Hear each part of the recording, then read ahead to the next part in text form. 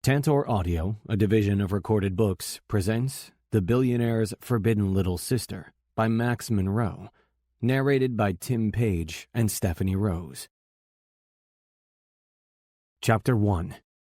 Theo. The late afternoon, early August sun reflects like glitter off the impressive glass panes of the skyline of New York City as the helicopter lifts off the pad on the roof of Cruz headquarters and makes a hard turn to head across the Hudson River to New Jersey. The scene would be the kind of luxury that movies are made of, the kind of thing gold-digging women dream of and powerful men exploit. It'd be a goddamn magnanimous showing of my wealth and status and paint a picture of me that would surely make it into tales of my legacy, if not for one thing. I'm not wearing pants. Yeah, weird. A button-down shirt, my suit jacket, calf-high black socks, charcoal gray boxer briefs, and a set of tanned legs complete my ensemble. I should probably explain, but I have to tell you up front, I wish the story were better. I wish I could tell you that I ran into a woman in some deliciously seductive location and promptly got lost in making her every sexual fantasy come true. That we're at the tail end of 72 of the wildest hours of my life, and she decided the perfect way to say goodbye was with a mid-flight blowjob. That the lush flesh of her lips is around the base of my dick, with the rest of its length down her throat. But the real story, as it were, is that I spilled my entire cup of scalding hot coffee on the crotch of my pants as I boarded this whirlybird, and as I'm due to fly out of Teterboro within the hour, headed for Italy, and my suitcase was already messengered over to the airport to meet me at the plane, it was either go pantsless or suffer from third-degree burns. I dial my assistant Carrie on the phone, and my pilot Pete, noticing my signal, patches the call through to my headset so I'll be able to hear over the sound of the whooping blades. Carrie answers on the second ring. "Mr. Cruz?" I laugh at his confusion. "Yes, Carrie, it's me. Who else would be calling from my phone?" "Sorry, boss man. You're supposed to be on a helicopter, and you only left 2 minutes ago. I'm surprised to be hearing from you off schedule." I roll my eyes at his mocking. I'm one of those rare types who thrives off a schedule inundated with work and borderline obsessive precision. Some might use the term workaholic, but I prefer to think of myself as someone who's motivated. "Yeah, well, I had an unexpected incident."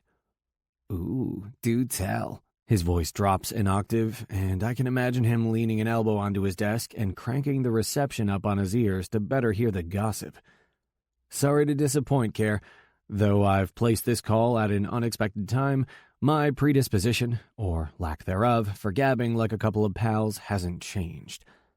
"Ugh, boss man, always the pooper, never the party." "Listen, Carrie, just have someone waiting for the chopper with a pair of pants." "Ooh, I take it back. Maybe you are a party." "It's a boring story, trust me." "No, I choose not to believe you. I'm going to picture you losing your pants while riding a magic carpet in the Arabian desert." I scoff as the helicopter swoops over a thick section of rich green trees interspersed with busy two-lane roads. "You're picturing Aladdin without pants?" "Don't judge my fantasies, Mr. Cruz." Carrie, my assistant of the last 5 years, is tall, handsome, and unfortunately for his many teasing efforts, some of which may actually border on sexual harassment, not my type. I like long legs, curvy hips, and a warm, wet pussy, and as much as he might be willing to try, he'll never be able to give me that. But he's also the only person who can manage my schedule with the care and precision on which I thrive. He's organized and forward-thinking, and besides all that, he's a truly interesting person. I don't know what I'll do without him if he one day decides to move on with his life. He's also, obviously, a pain in my ass. "Whatever, Carrie, just have the pants will be waiting," he interrupts, just barely covering the evidence of his giggle with efficiency. "Great. While I have you, I just got confirmation of your schedule for Positano." I'll be spending the next 10 days in Positano, Italy, one of the most beautiful places in the world, but this isn't the kind of trip that warrants leisure or fun. This is purely business, which pretty much sums up my life, visiting some of the most sought-after destinations across the globe, all in the name of work. God, I can't even remember the last time I took a vacation, saw somewhere just for the pleasure of seeing it, enjoying it, relaxing. No doubt it was years ago, before I graduated college, before I started Cruz nightlife, before I became responsible for a billion-dollar empire. But I hardly have reason to complain. I have a great life with great, somewhat overbearing friends, and because of my wealth, access to anything and everything I might want right at the tip of my fingers. Fantastic. Run it down for me. When you land, it'll be early tomorrow morning Italian time, and you have a full day of meetings scheduled. I suggest you try to get a little sleep on the flight so you can adjust to the time change swiftly. Thanks, Mom, I tease, and he clucks his tongue in a way that sounds a lot like fuck off. I ignore it and focus on my priorities. Who am I meeting with tomorrow? The first meeting is at 8 with Matteo Russo, and the second is at 9 with Stefano Alfonsi. Both are big Italian businessmen with deep pockets who just so happen to want a piece of the Cruz nightlife pie. Their investments would be helpful, but it's not necessarily wanted or needed. I'll just have to see how much sugar and honey they want to put on their proposition pies. And then, Carrie continues, you have a breakfast meeting with Franco Lugoni about delivery expediency, an 11 a.m. final walkthrough of Club Indigo, a meet, greet, and final instruction with incoming staff at noon, a 1 o'clock lunch meeting with Marco Luna, the club manager, a quick 3 o'clock drop-in with the resort manager to confirm your plans for club promotion allowances on the premises, and at 4:30, the owner of the company you're using for a complimentary private shuttle service wants to have a quick discussion about the contract. A wrinkle forms in my brow as he quits speaking unexpectedly. And then? My God, he says through a laugh. I'm getting to it, but unlike someone I know, I like to take a breath every now and then. I roll my eyes. I may not make the most extracurricular use of my time. I mean, I don't have a wife and 1.5 babies like most of my friends, but I'm breathing just fine. Carrie just likes to be dramatic about everything. You have the press coming to the hotel at 6 to gather some footage of you to air the next day. Why didn't we push that back to air in time for the opening? So you can work out kinks if they arise on opening night, boss man. Right, I nod. Good thinking. Jesus, Mr. Cruz, I've been with you long enough. I thought you'd know better than to question my excellence at this point. I shake my head, but I don't respond. His ego is big enough without my patting it. He doesn't seem to mind as he rambles on. After that, you're pretty much free until 8 when you need to be at Club Indigo for the big opening. God only knows what you, Mr. I work too damn much, are going to do with all that free time. I laugh at his merciless mocking of my one free hour of the day. I don't have a lot of downtime, but the point of my trip is efficiency. If I didn't schedule my every waking moment, this 10-day trip would easily turn into 20. I'm sure I'll be able to use it wisely. Dinner, perhaps, and maybe a little brainstorming to find some extra tasks for you to keep yourself busy with while I'm gone. I smirk to myself. You know, the usual. Well, you may have lost your pants, but at least you haven't lost your sense of humor. Maybe you'll be able to use that to find an exotic Italian beauty while you're there. I roll my eyes again, and somehow he senses it. Don't roll your eyes at me, Mr. Cruz. At this rate, I'm going to have to start scheduling dates for you and adding them to your calendar. I snort, but that doesn't stop him. Answer me this. If I put your wedding down for 2 years from now, will you order a bride off the internet just in the interest of keeping the appointment?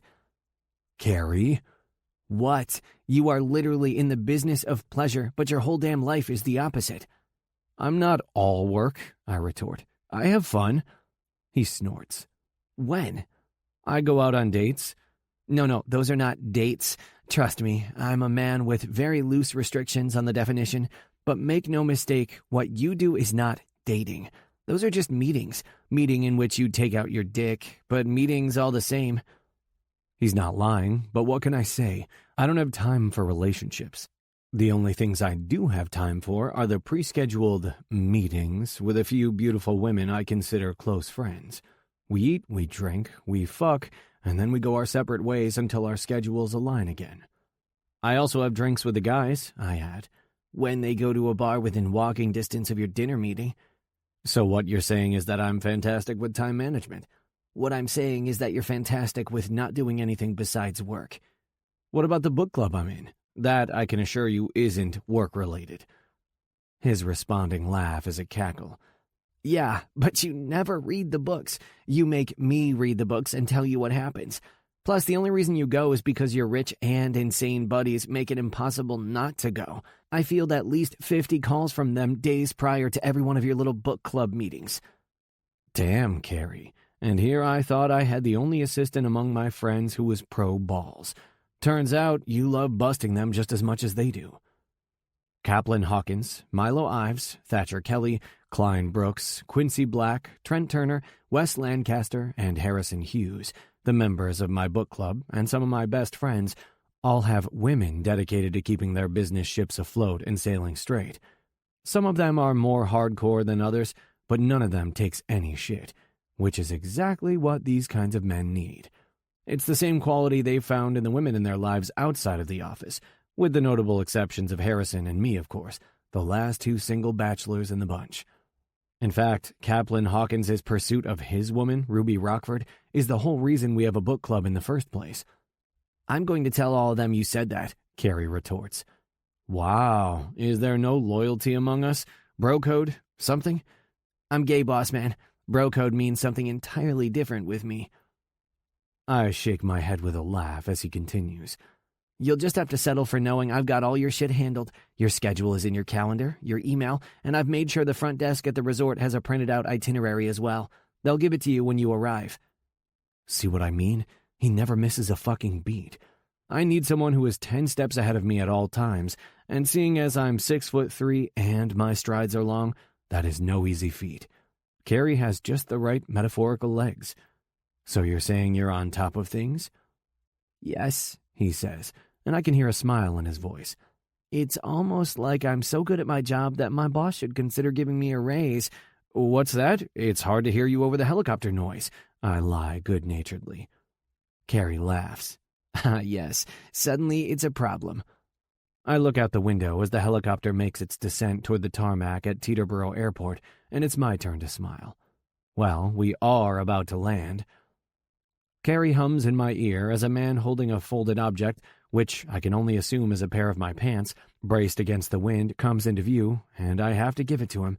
We never even got off the phone. I never heard Carrie make reference to my need in the background, and still, somehow, he managed to arrange for someone to be there with my pants. Maybe he does deserve a raise. "Thanks for the schedule," I say, and he hums again. "And I'll think about the raise," I add, and I click end on the call before he can offer one of his infamous sarcastic retorts. Lord knows he would if I gave him time. Still, I make a mental note to let my accountant know to make the change in his salary.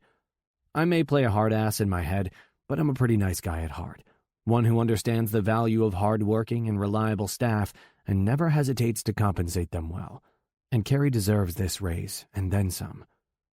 With practiced ease, Pete sets down the chopper on the pavement and makes quick work of shutting down the propellers and getting everything ready for me to disembark. He doesn't even question the situation as the man with my pants approaches, and instead climbs out to grab them for me, climbs back in, and passes them back. I swiftly cover my exposed legs and underwear, and then open the door to my side and exit onto the tarmac. As the August sun blares its angry rays at me, it doesn't take long for me to see the silver lining of my previously pantsless state. It was, at least, a brief respite from sweating my balls off. "Thanks again, Pete. Have a safe flight back into the city," I say, looking back to my pilot with a nod. A former Apache pilot in the Army, Pete affirms my goodbye with his usual salute from the skin just above his gold-rimmed aviators and immediately dives back into his pre-flight checklist.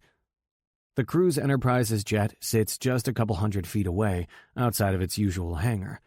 I head straight for it, thankful for the absence of traditional security that comes with a commercial airline, and am greeted by a member of the ground crew at the bottom of the stairs. "Welcome, Mr. Cruz." I nod and jog up the short flight and into the cabin. 4 pilots are aboard as a safety measure given the flight time anticipated, just under 10 hours, and I make a point to shake each of their hands before turning to the main cabin to take my seat. They seem to appreciate the gesture, and I take solace in knowing the people who are in control in the rare instance I can't be. Unfortunately, when all the formalities are completed and I'm finally ready to settle in, I don't make it more than 2 steps before stopping dead in my tracks. What the fuck? Stretched out on one of the cream leather benches, in a goddamn fluffy white bathrobe with slippers to match, mind you, is my older brother Brogan. The very last person I expected to see here. The last person, if I'm honest, I wanted to see here. "Theo, my man," he exclaims with a smile and lifts his glass of champagne in my direction. "I hear you're opening up a new club in Positano. What is that now, 10 nightclubs around the globe?" He wrinkles his nose and winks at me. "You little overachiever. If I didn't know any better, I'd think you were trying to become the favorite son and grandson." He downs the rest of the bubbly fluid and smacks his lips like a fucking heathen. I swallow hard against the annoyance in my throat and grit out a correction. 25, actually. "What?" 25 clubs, I elucidate. "And I think we both know I am the favorite." "Touché, brother," Brogan says through an amused laugh as I shuck my suit jacket, hang it up in the front closet, and make myself comfortable in one of the seats across from him. His bathrobe sash has come undone, and the whole swath of material is precariously close to opening completely. I hope to God he's got something on underneath it. He doesn't even wait for me to be fully settled before ruining his concession with a snide smile. "Though I'm pretty sure old Merle prefers to hear my wild tales of sex and debauchery rather than your boring work shit." Merle, our 90-year-old grandfather and the foundation of Cruz Resorts, is both a brilliant man and a dirty old bastard. He's the master of inappropriate behavior, and I guess his DNA is responsible for the bathrobe-wearing bachelor in front of me. Though my grandfather at least had the decency to live out a meaningful, successful life first. He built his company from the ground up, carried it through strife, lessons learned, and unparalleled success on his back, all so we as a family could carry out the legacy of what it's become now. When he retired, our father Luke took over, and upon my MBA graduation from the Wharton School at the University of Pennsylvania, I started Cruz Nightlife. It took a little while to get a portfolio of quality investors I could count on to elevate my clubs to the caliber I wanted them to be, but after a decade of work, I can honestly say I've gotten there. In fact, one of the first clubs we opened in New York is how I met Wes Lancaster and Thatcher Kelly. Wes, poised as an investor, surprised the hell out of me by going joint venture to create a neighboring club and late-night restaurant combination. It's one of the only ones in the world, designed entirely to round out the closing time experience. You've probably heard the phrase, "You don't have to go home, but you can't stay here." We added our own twist to it with, "We suggest you go next door." When Wes suggested we get Thatch involved in the money, my life as I knew it ended, and life with Thatcher Kelly as a friend began. He's overbearing, insulting, egotistical, and one of the best friends I never knew to hope for. Friendship with him pretty much led to the rest of my circle. It's also the reason I'm a member of a fucking book club, but I've finally convinced myself to get over that. Unless I want to change my name, give up my fortune, and enroll myself in the witness protection program, I'm stuck in it for life. Anyway, eventually Cruz Resorts and Cruz Nightlife merged into Cruz Enterprises, and now the entire family really is a part of the family business. Except, of course, the man in the bathrobe and slippers across from me. My older brother Brogan lives life by the seat of his pants, whenever he decides to wear them, obviously, and when it comes to money, he just eats away at the generous trust fund my grandfather bestowed upon us. His tales are wild, but his work ethic is non-fucking existent. "And did you say 25, Theodore? As in 25 nightclubs?" I nod and then sigh, knowing that by entertaining a conversation with him, I'm giving him an opportunity to take it somewhere I'll likely regret. I should have just pulled out my computer and used it and its implied work-related tasks like a human would use garlic against a vampire. I did. But not acknowledging the work seems just as unacceptable. With 25 locations in some of the most popular cities around the world and another 10 locations in the works, Cruz Nightlife is really starting to become a household name, and I'm proud to say I've been at the center of building it. My hours, my sweat, my work, they're responsible for employing thousands of people. "Well, I'll be damned," he says with a gleam in his startlingly green eyes. "Good for you, brother. Good for you. I mean, if you can get beyond the fact that you're wasting the best years of your life slogging away at an 80-hour-a-week job instead of enjoying yourself, you can at least say that you accomplished something," he says through a chuckle. "Seriously, just thinking about it gives me the shakes. but I'm super fucking happy for you if you're okay with it. My brother doesn't go with the societal flow. He's eccentric and impulsive, and when you expect him to take a seat at a table, he flips it instead. He's also quite gifted in giving the world's most backhanded compliments. Wow, I mutter. Thanks, Brogan. Your way with words is truly a gift. I know, right? He flashes a grin at me, completely impervious to my sarcasm, before turning his attention toward one of the televisions. He fiddles with the remote until he finds a channel that piques his interest, and I take his distraction as an opportunity to roll up the sleeves of my dress shirt to my elbows and loosen my tie. Champagne, Mr. Cruz? My flight attendant Laura asks with a smile. Her strawberry blonde hair gleams in the cabin lights, and a familiar kindness shines with equal intensity from her grayish-blue eyes. No, thank you, Laura, but I wouldn't mind a coffee. She grins. One coffee coming right up. While Laura heads toward the galley for my coffee, I begrudgingly move my focus back to the man I didn't invite on this work trip. I'd rather ignore him, but the constraints of my personality, while useful in business, don't leave ignoring another human being for a full 10 hours as an option. My older brother still lounges on the bench like he owns the plane. He doesn't, by the way, and his demeanor is a la the Fresh Prince of Bel-Air. Laid back, relaxing, all cool. The last I heard, he was in L.A. doing God knows what with some big-titted Hollywood adult film actress by the name of Clara O'Day. Her claim to fame is being able to handle any size. I know better than to bring her up directly, but I'm unavoidably curious how he made his way onto this plane of mine in the first place. So, I thought you were spending time on the West Coast. I start with a quirk of my brow. When did you get back in town? His eyes skate away from the TV briefly, just long enough to confirm I am indeed the one speaking to him, and then flit back to reruns of The Office as he answers me. Nah, the West Coast gets boring after a while. Everyone looks the same, talks the same, and all that kale gives me indigestion. He shrugs. I decided it was time for a change, so I grabbed my favorite cock ring, had a goodbye orgy with a few of my favorite West Coast women, and flew back east for a while. Goddamn, I wince. I really didn't need all that information. He shrugs. You asked. No, I didn't. I think I'd know if I asked to hear about your cock ring, for fuck's sake. That's interesting, he hums, tapping an annoying finger against his chin.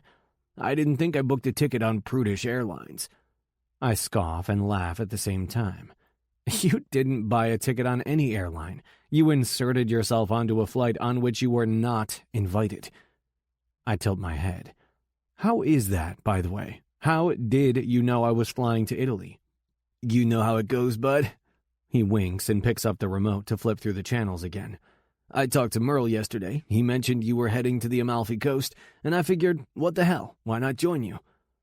It doesn't take a genius to figure out that Brogan is the complete opposite of me. An aging 38 to my vital 34, he is a true exception to the birth order rule.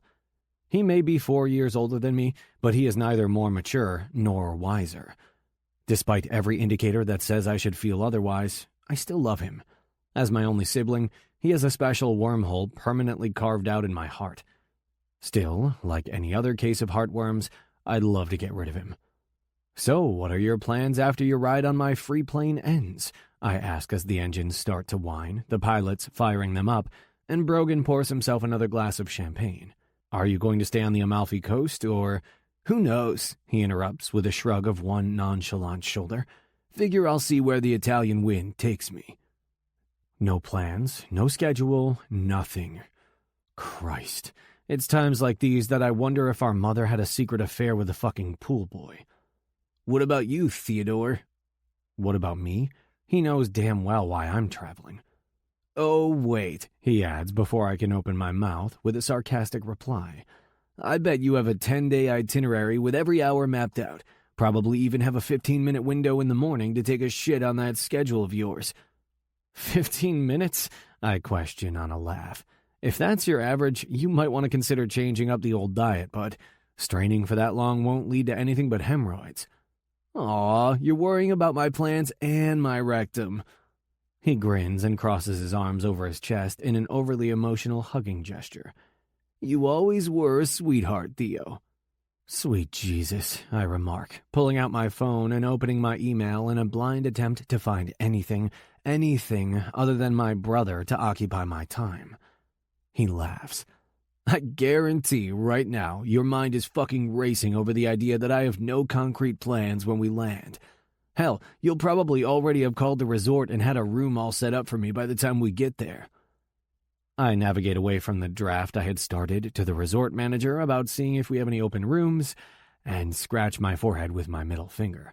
Fuck if I'm going to give him any indication he was right. Damn, Theo, you need to loosen up, live a little. Not everything in life has to be so fucking serious. He stands to his feet to rifle through the liquor cabinet and then makes his way to the mini fridge across from me. Have a drink, take a fucking chill pill and relax, he adds, tossing me a beer and grabbing one for himself. I'm relaxed, I counter, setting down the beer on the small table across from me. Or I would be if you just sit over there, I point to the other end of the plane, and shut up. He shrugs, struts down the aisle, and sinks into the seat farthest from me. Unfortunately, he's still in my line of sight as he pops the cap off his beer and pours nearly the entire thing right down his throat. Good God, I might as well be living inside the movie Christmas Vacation, only it's not Christmas, Chevy Chase is nowhere to be found, and Uncle Eddie is my fucking brother. It's not like I don't expect someone to have an after-work drink for shit's sake, but Brogan doesn't have a job, or know the meaning of taking the edge off. He'll jump right over the fucking cliff, guzzling booze until he passes out, which I guess may be a blessing in disguise. It's just all the bullshit I'll have to deal with before he passes out that's the problem. Thankfully, Laura returns, steps into the aisle right between my brother and me so I can no longer see his descent into oblivion, and sets my coffee next to the unopened beer. Sorry it took me a minute, Mr. Cruz. We're getting ready to get underway, and I didn't want to hold things up. I had to do my pre-flight checklist. I shake my head and smile slightly. Don't worry about it. Is there anything else I can get you before takeoff? No, I say in dismissal. I'm good. Of course, Brogan hears her question from the other end of the plane and inserts himself without shame. I need something, Laura Lou. She turns and makes her way farther down the aisle toward him. I sigh heavily in her wake. Sure, what can I do for you, Mr. Cruz? Despite my misery, I can't help but laugh a little. No doubt this is the only time Brogan has been referred to as Mr. Cruz in his adult life. Can you put a few towels and shampoo and shit like that in the bathroom for me? I'd like to take a shower. Of course, Laura nods. Is there anything else I can get you before takeoff? Brogan taps his chin. You wouldn't happen to have any Oreos and milk back there, would you? Jesus H, I've entered the kindergarten twilight zone. It's apparently time for snacks now. I can only hope nap time is next. Laura nods again. We have both in the galley. Brogan grins and slaps his knee. Fantastic. I swear to God, if he starts asking for fruit snacks and M&Ms, I'm going to throw his eccentric ass off this plane, but not until we hit peak altitude. Do you want them now or after your shower? Laura asks kindly, and the utter insanity of her question makes my head throb. Just bring him out and I'll decide, he says, and puts his slipper-covered feet up on the backward-facing seat in front of him. I sigh. This is going to be a long-ass flight. We're not even off the fucking ground yet. Laura brings out the cookies and milk, but thankfully my phone chimes from inside my pocket with the sound of a text message before Brogan starts gorging himself on them. I dig it out and open the alert to find it's a message inside an ongoing group chat with a few of my closest buddies. Cap. Book club tonight. Be there or be square, losers. Ah, hell. The Billionaire Book Club. About a year ago, our weekly poker night turned into a literary spectacle, all thanks to Cap wanting to get laid. In the end, though, the joke was on him. The motherfucker up and fell in love and is now engaged to be married. Despite a good 75% of us attending under protest, for some unknown reason, the Billionaire Book Club has lived on. Between the lot of us, we own billion-dollar hedge fund companies, tech companies, media conglomerates, world-renowned hotel chains and resorts, one of the most prominent law firms in North America, and the New York fucking Mavericks. The outside world would be shocked to find out we read romance books on a bi-weekly basis. Wes, The fact that we're still having book club after you somehow managed to get Ruby to fall in love with you makes zero fucking sense. I grin. My thoughts exactly, Wes. Thatch, the first rule of book club, Whitney, is that you don't fuck with book club. That's sacrilegious, and I will not fluffing tolerate it. Wes, maybe we should change the name to the Billionaire Book Cult. We're one step away from mandatory matching outfits anyway. Thatch, very fluffing funny. Cassie would never allocate the funds to build a Thatcher Kelly altar for you fools to worship at, and we can't have a cult without an altar. Klein, right, that's the reason we shouldn't have a cult. Thatch, and you bastards better have read the book and come prepared to discuss it tonight, or else. Wes, or else what? Thatch, don't test me, Wes. Wes, calm your tits. I'll be there, and I read the book. Klein, did you read it, or did you make Winnie read it and give you the rundown? Wes, does it really matter? Klein, LOL. I have to smile. I wonder how many of us, statistically speaking, are actually reading the books. 50%? Maybe? Thatch, Wes, how many times do I have to tell you that you can't have your wife reading the books for you? Fluffing hell. Cap, Wes, I hate to be the bearer of bad news, but you're getting awfully fucking close to getting the boot from book club. Wes, oh, no, what will I do without book club? I laugh to myself.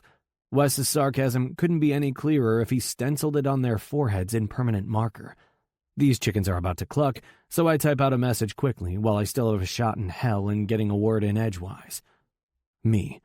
I can't be there for the next 2 weeks. I have a club opening in Positano. On a plane right now as we speak. Cap. What the fuck, Theo? Wes. You lucky bastard. Thatch. I expect that you'll keep up to speed on the nightly reading, Theodore. I would be really fluffing disappointed if you came back from your Italian getaway and hadn't read a single word. Cap. Speak for yourself. Just this once, I'll be disappointed if he comes back and knows anything about these books at all. Get out there and get your back scratched, young man. Good God.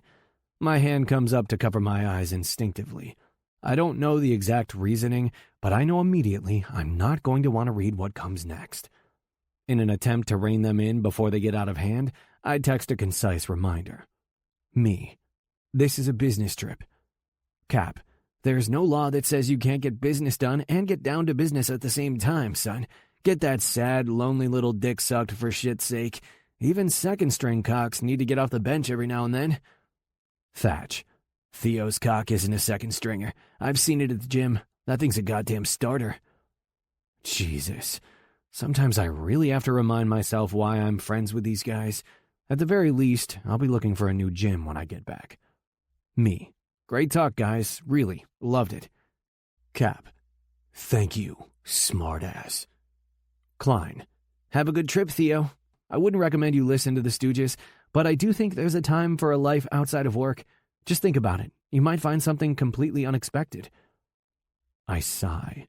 It's one thing to ignore the circus clowns, but it's usually another to ignore Klein Brooks. He's acted as a guidepost for almost every single one of these guys, and for good reason. He's thoughtful and mature, and I've never known him to make statements on a whim. If he thinks I need to lighten up, God, maybe I do. Chapter 2. Lena. My tits are taped, my hoo-ha's waxed, and if I take a full breath tonight, it'll be a bloody miracle. My friend Pippa lists off in her thick English accent. I reckon I'm all set to get pissed tonight. I laugh, pull the last stroke of eyeshadow across my lid, and then toss down the brush on the bathroom vanity in front of me, as Pippa repeatedly squishes her boobs together with the heels of her hands. I glance down at my own breasts and shake my head. Perky C-cups that look fantastic braless is about the only thing my witch of a mother passed down to me. I turn toward Pippa and lean a skirt-clad hip into the countertop. Have you ever been pissed, as you put it? I've never even seen you pick up a drink in the 9 months I've known you. Pippa Parker is the first friend I made in Milan when I showed up for my 1-year course at the Milano Institute of Fashion at the beginning of the year. She had wide eyes, a nervous smile, and as it turns out, a big, welcoming heart. She's a lot younger than me, 21 to my 28, but when it comes to knowing what she wants, she's light years ahead. She's been planning her attendance at the Milano Institute of Fashion since she was a little girl. Besides all that, I've never heard someone laugh the way she does, and she does it often. Her energy has been a much-needed reprieve from the self-deprecation I've been struggling with as I try to find my way in the world, as I try to prove to my vapid mother that I'm more than a flaky woman who has nothing to rely on but her looks. I'm not sure how I'll feel when we go our separate ways after spending all this time being two peas in an Italian-flavored pod. We're roommates, study buddies, pretty much everything to each other over here. Well, no, but I figure tonight is as good a night as any, she responds, and I quirk a questioning brow at her. What? It is, Lena. We're done with classes. All we have left are our internships. We're on holiday, for bloody sakes, and for once in my life, I want to celebrate. You have a point. I agree. I mean, we are supposed to be letting loose before internships start. Exactly, she winks. Show me how it's done. Show me how to be like Lena Hawkins, life of the party. Pippa? No. Now, I know you've been on your man ban or whatever the hell you like to call it, but we're on the Amalfi coast of Italy, for Crike's sake. Let your hair down, drink, dance your tight little arse off, and show me how it's done. Grant me access to your witchcraft. I roll my eyes at her theatrics, but do her the friendly courtesy of considering what she said. I am, in fact, on what I've been calling a man ban. When I made the decision to go to fashion and design school in Milan, I promised myself to do it differently, to stop flitting through life expecting the answers and focus to come to me, and instead put my energy and hard work into making it happen. As much as my mother would like me to find a rich man to settle down with like she has, I can't stand the thought of being a secondary character in my own life. I want a career, a purpose, a life that has not one shred of a similarity to the life of my mother, Victoria Hawkins. And men, well, they are my ultimate distraction. I left New York with a trail of boyfriends and breakups littered and scattered behind me, and I didn't want Milan to be like that. Don't want my future to be like that. I'm done with the emo feelers, the past-hardened, tortured souls, and the free-thinking dreamers. One day, when I'm ready to take my love life back by the horns, I need a guy who knows who he is. A guy who's steady and reliable and doesn't dance around decisions like I have in the past. Someone who keeps my heart in flight and my feet on the ground. Someone who's invested in making me my own hero, instead of a damsel they can save. Up until now, I've stayed true to myself and the ban and the future I'm fighting to create. I haven't flirted or flounced or fucked at all. But Pippa's right in a way, and tonight is definitely worthy of uninhibited celebration. I need to let go and let loose, and in the process, maybe even teach myself that I can have a focused, attentive, purposeful life, and have fun at the same time. I shrug. All right, Pip. For one night and one night only, I'm prepared to lift the man ban just for you. But you should prepare yourself. I'm aces at negotiations. Pip snorts. Negotiations? Flirting, I clarify with a little smirk. I mean, flirting is one hell of a negotiating tool when it's used right. That sounds a little more like manipulation. Meh, I wave her off. When women receive equal pay, aren't penalized in their careers for having babies, and aren't criticized as being unladylike when they speak their minds or express their sexuality, I'll stop using my skills at flirtation for selfish gain. Until then, manipulative or not, I'll keep doing what I do best and not feel the least bit guilty about it. I shimmy my braless breasts as an exclamation point to my words, and Pippa's snort is loud enough to wake the dead. "Bloody hell! Are your tits loose?" Pippa grabs my shoulders and turns me to face her for further inspection. I shuck her hold and grab my purse so we can get this show on the road. The taxi was supposed to be downstairs almost 10 minutes ago. Pippa follows my lead, but she doesn't do it without comment.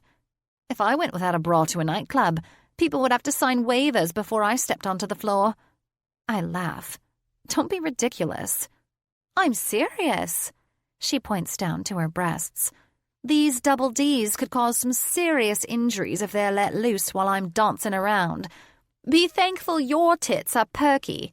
All you'll have to worry about is a line of wankers gagging to shag you."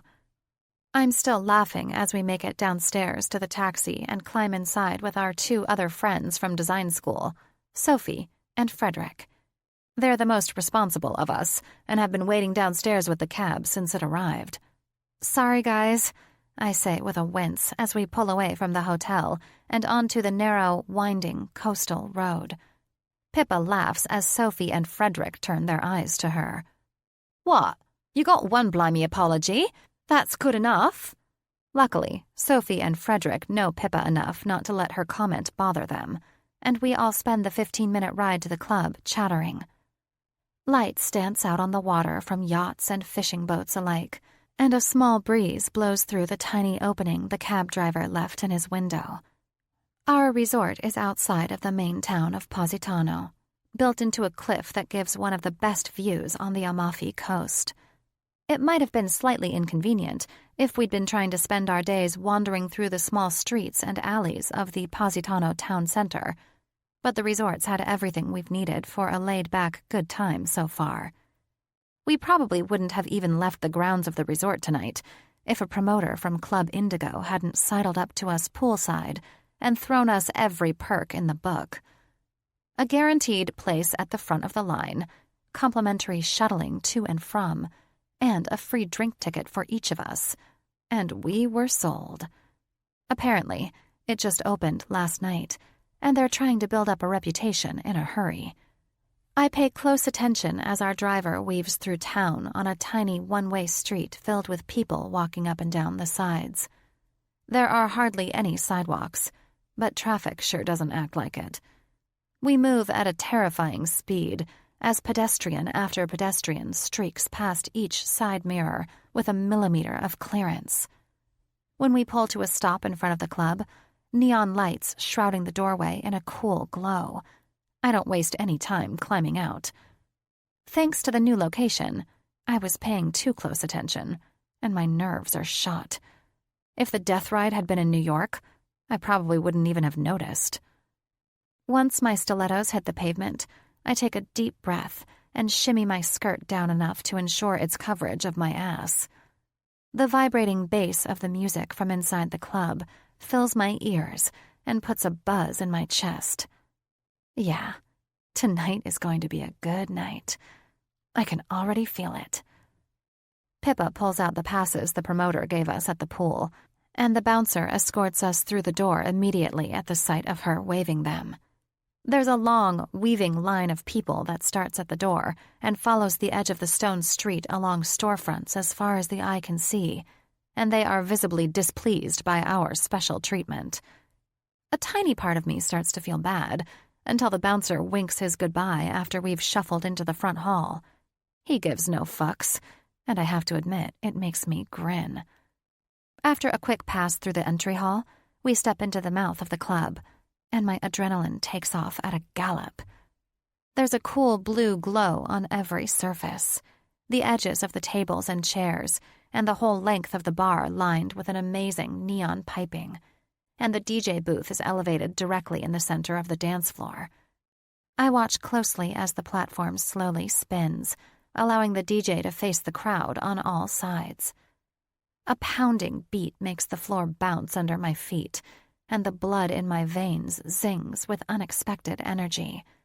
It's fucking perfect. And as with anything worth attending, the word has apparently gotten out. Wall-to-wall people ebb and flow against one another, and the large bar that runs the entire length of the wall on the right side of the massive space is inundated with customers. 6 bartenders work tirelessly, and still, people are stacked 3 rows deep. I never expected this kind of a showing for a club residing in the small, otherwise quaint town of Positano. The whole freaking population of the town has to be on the dance floor. Bloody hell! This is nothing like the discotheques near uni. I grin at Pippa. Maybe that's a good thing. A place like this in Milan probably would have cut into our work ethic a little. She nods enthusiastically and turns back to continue our push through the crowd. It's impossible to move without brushing against people, and the whole sensation is intensely electrifying. My skin hums, and a tiny dot of sweat forms in the middle of my boobs. It's the kind of thing that could easily feel claustrophobic or overwhelming, but the vibe is completely energizing. Everyone is considerate and welcoming, and I don't even feel a little bit threatened. Honestly, it reminds me a lot of a nightclub in New York called Monarchy. Not in music choice, really, as this place is focusing in on late 90s, early 2000s stuff so far, and Monarchy favors grassroots hip-hop, but in the feeling it gives me, like I might never want to leave. In fact, I don't think I've ever left Monarchy before 4 in the morning. God, it's been forever since I've been there. Suddenly, the thought of home makes me miss it. As a result, despite the difficulty walking and texting in a crowd like this presents, I pull out my phone to type a quick message to my very best friend back in New York as I follow the group to the bar. Me. Hey, maybe baby. Sorry to interrupt your bone session with Milo, but I wanted to say hi. Maybe. Hi, LOL. And it's 4 p.m. here. You're not interrupting a bone session. Why the hell not? If I were in a committed relationship, I'd be boning at all hours of the day. Oh, God. Can I take your excess horniness as an indication that the man ban is still going strong? I haven't had sex in 9 months. And I passed all of my exams. Things are grand in Italy, honey. Though I kind of decided I might lift the ban tonight. Well, it's good that you're sure of yourself at least. Ha ha. Yeah, thanks. I can feel your support. Come on now. I'm not going to tell you what to do. You have to make the decision for yourself, right? Fine. I'll think about it.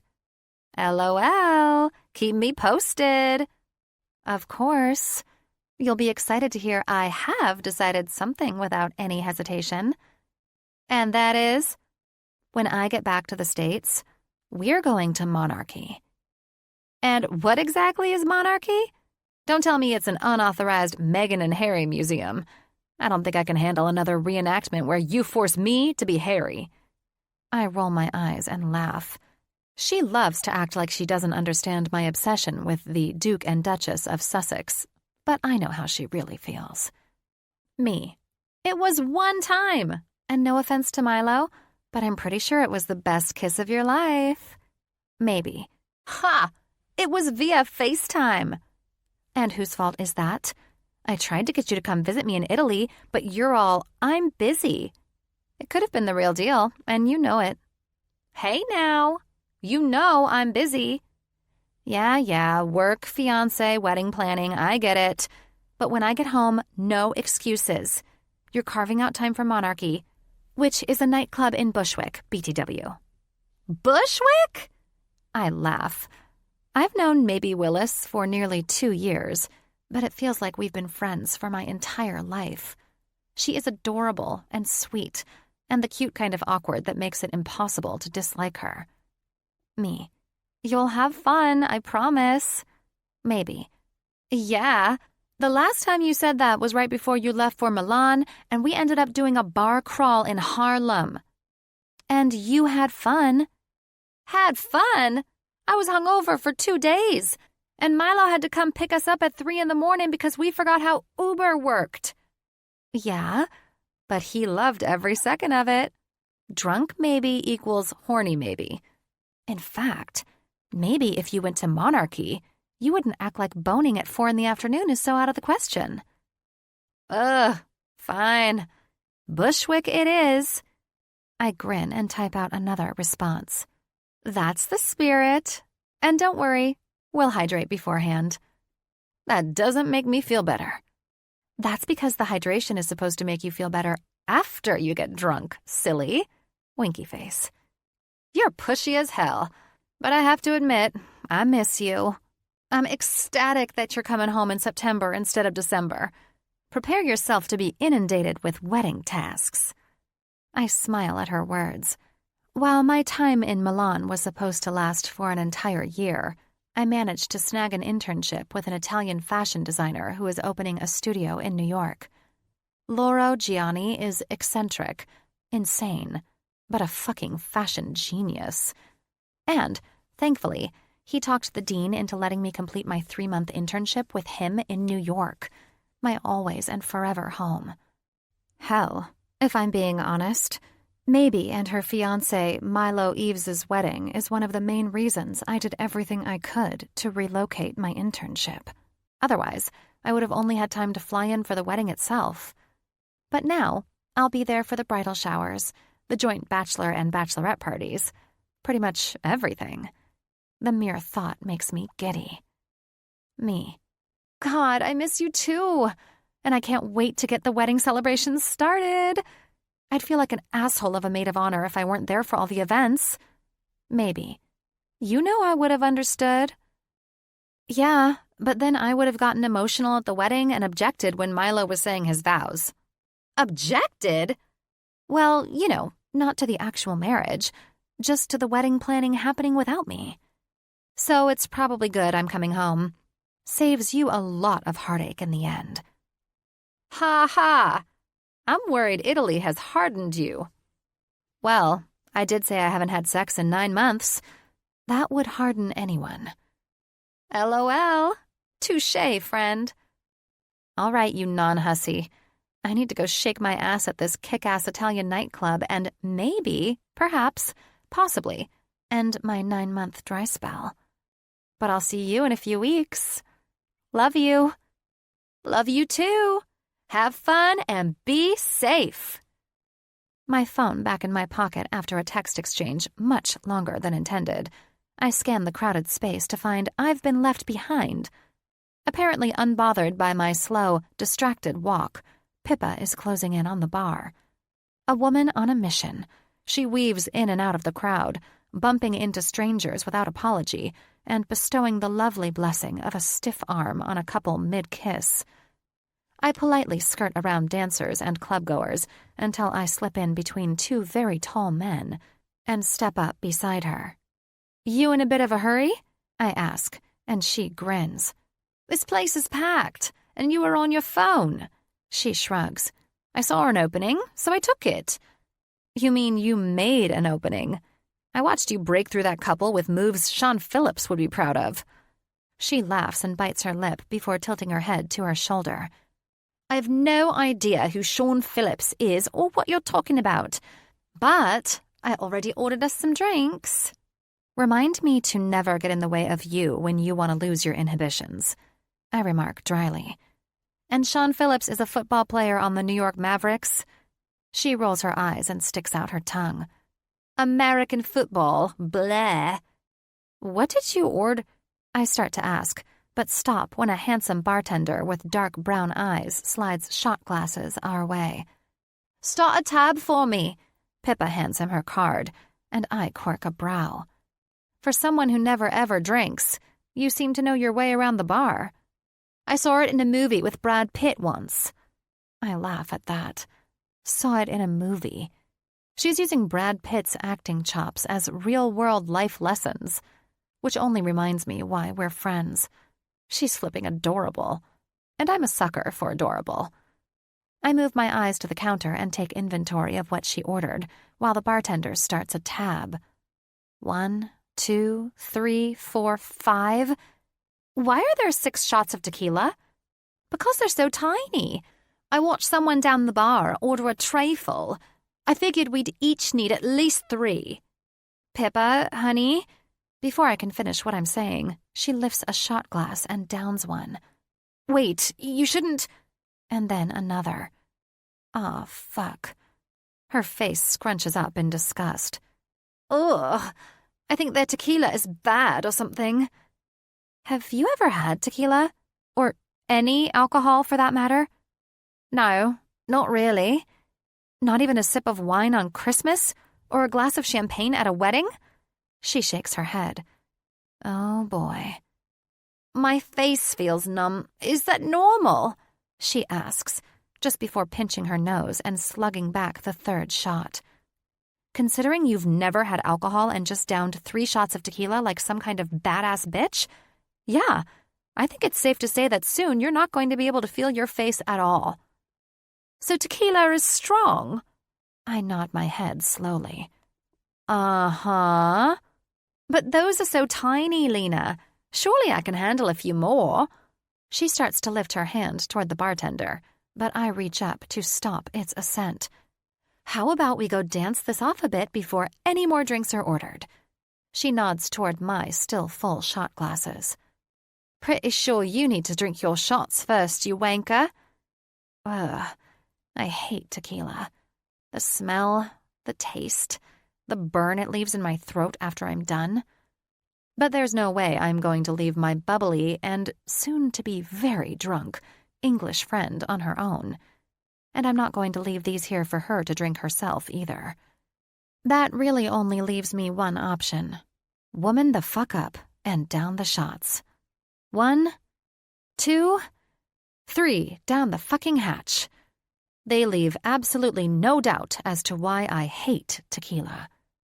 Good Lord, I mutter and look around for some salt and lime, only to come up empty-handed. You didn't get any limes with it?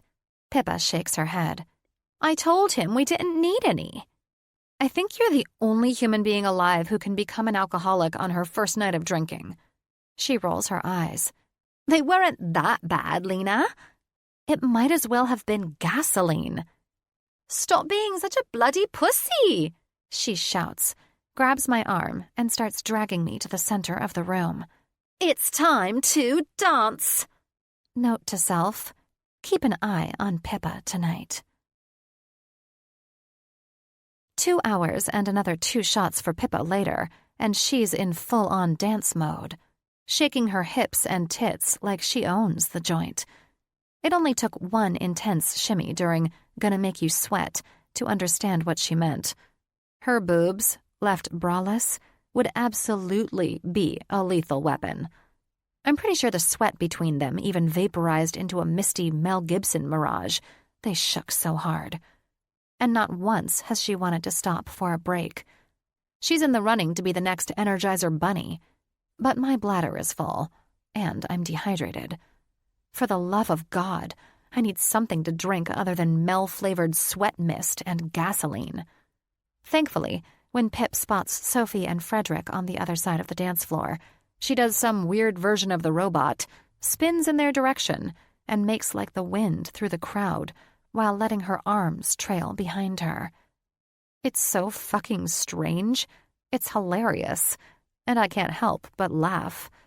Sophie feels the same, covering her mouth comically as she spots Pippa. I wave my hand, hoping to get her attention, and by some miracle, she spots me through the strobing lights and writhing bodies. I jerk my chin and swipe a hand across my chest before tapping the skin next to my eye and doing the walking symbol with my fingers. Sophie nods, interpreting my baseball-esque code, regardless of its lackluster delivery. If I were on the other end of things, I'd be waffling between second and third base right now, trying to figure out what to do. "I've got her!"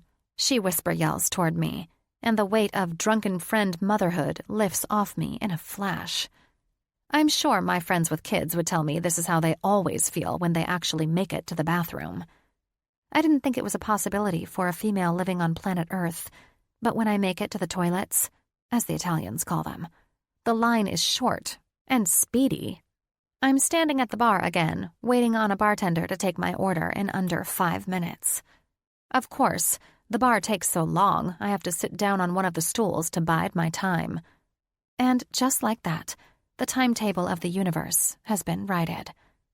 While I wait, I glance back toward the dance floor to check on Pip, the dancing queen, who is now showing off her twerking skills to a cute 20-something guy.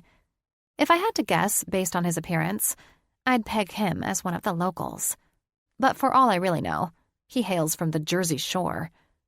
Thankfully, Sophie and Frederick are sticking close to Pip's side, and her dance partner of unknown origin isn't getting too handsy. All is well.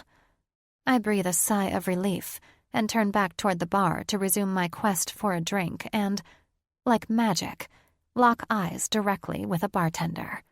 Thank God. He jerks his chin up to head my way, and I climb to stand on the rung of my bar stool with glee. But when he's 5 steps away, his attention swings back to a point down the bar, and immediately he diverts. What the hell? I glance down at my perky, tight-nippled breasts and frown. How in the hell did he see these fuckers and not come in for the landing?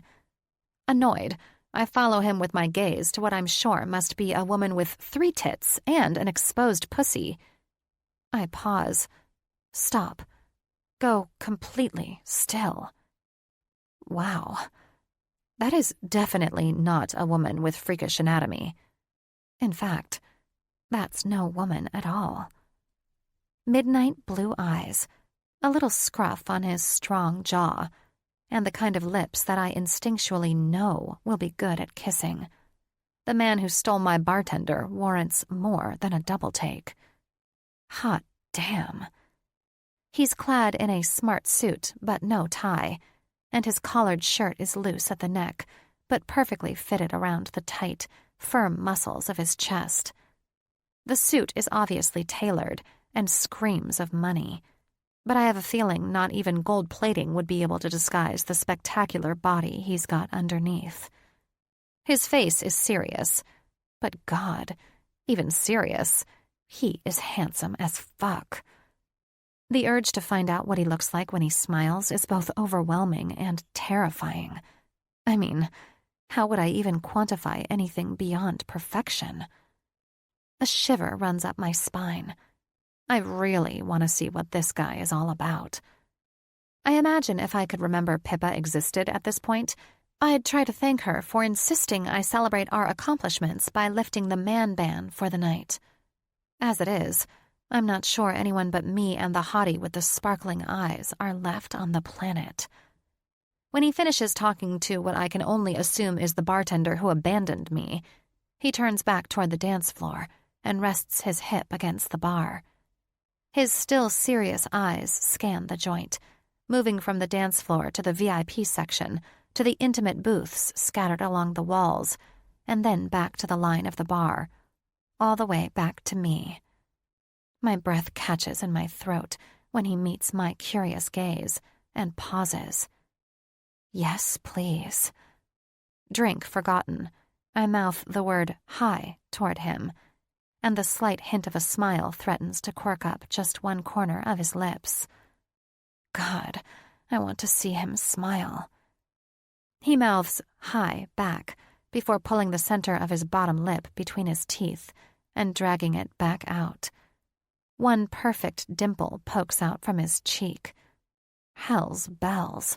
That's one dangerously sexy look.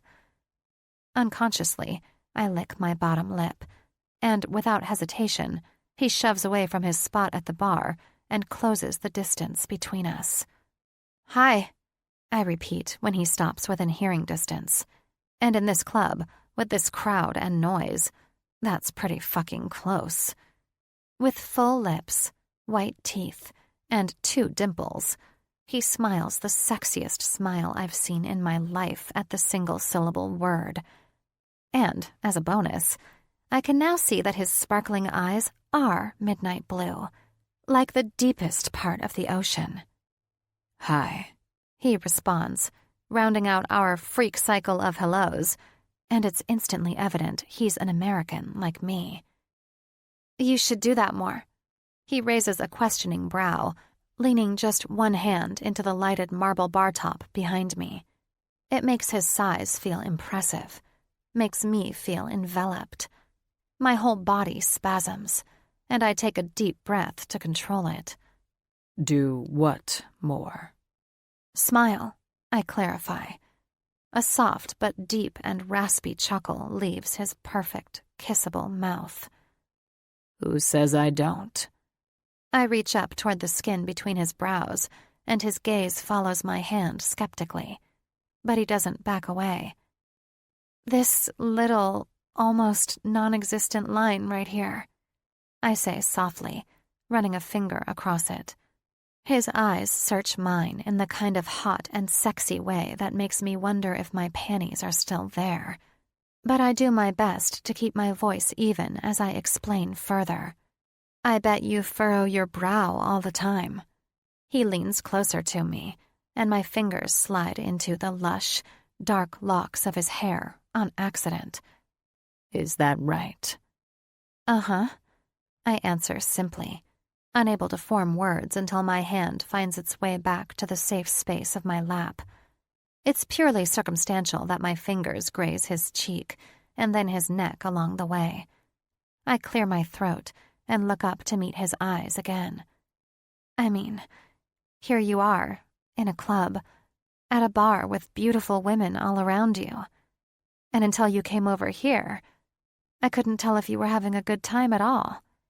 He laughs a little and then asks, You know what's funny? Completely oblivious to the answer, but equally eager to find out, I shake my head. Neither could I. And now? I challenge with one inquisitive eyebrow. Now, I definitely am. I smile then, allowing a cascade of goosebumps to cover my arms from my shoulders to my fingertips. God damn, he's trouble, and I like it. In fact, I like it way too much. Well, in that case, I pause and bite down on my bottom lip. Since you stole my bartender, I think it's only fair that you buy me a drink. He searches my eyes, a small smile once again lighting his own. Stole your bartender? Yep. Plucked him right from my braless grasp. He laughs again, shaking his head and fighting like hell not to look down. I'm immediately impressed by his level of self-control. 9 out of 10 of the men I've been with in the past would have focused in on my buzzword and failed to look away from it for the rest of the night. But not this guy. He's interested. I can tell by the way his pupils have dilated. But for now, he's content to focus on my eyes. Irony at its finest, as that simple behavior actually increases his chances of seeing my nipples later.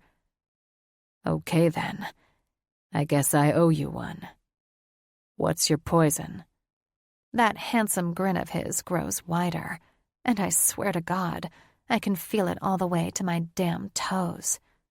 Tell him gin and tonic because it will taste good when you get him to kiss you later. My horny, sex-deprived subconscious instructs. The other side of my brain, the rational side, suggests something low in alcohol content, something that promotes good decisions. I think it over for a brief moment, scanning the features of his too handsome face and landing on his luscious, smirking lips once again. The answer pours out of me like a benediction. Gin and tonic, please. Chapter 3. Theo. With unruly blonde curls, bright blue eyes, and the kind of body that deserves a standing fucking ovation, this woman has my attention. This isn't usually a game I play, a game I even remotely have the time for while I'm observing the efficiency of one of my new clubs on its second night of opening.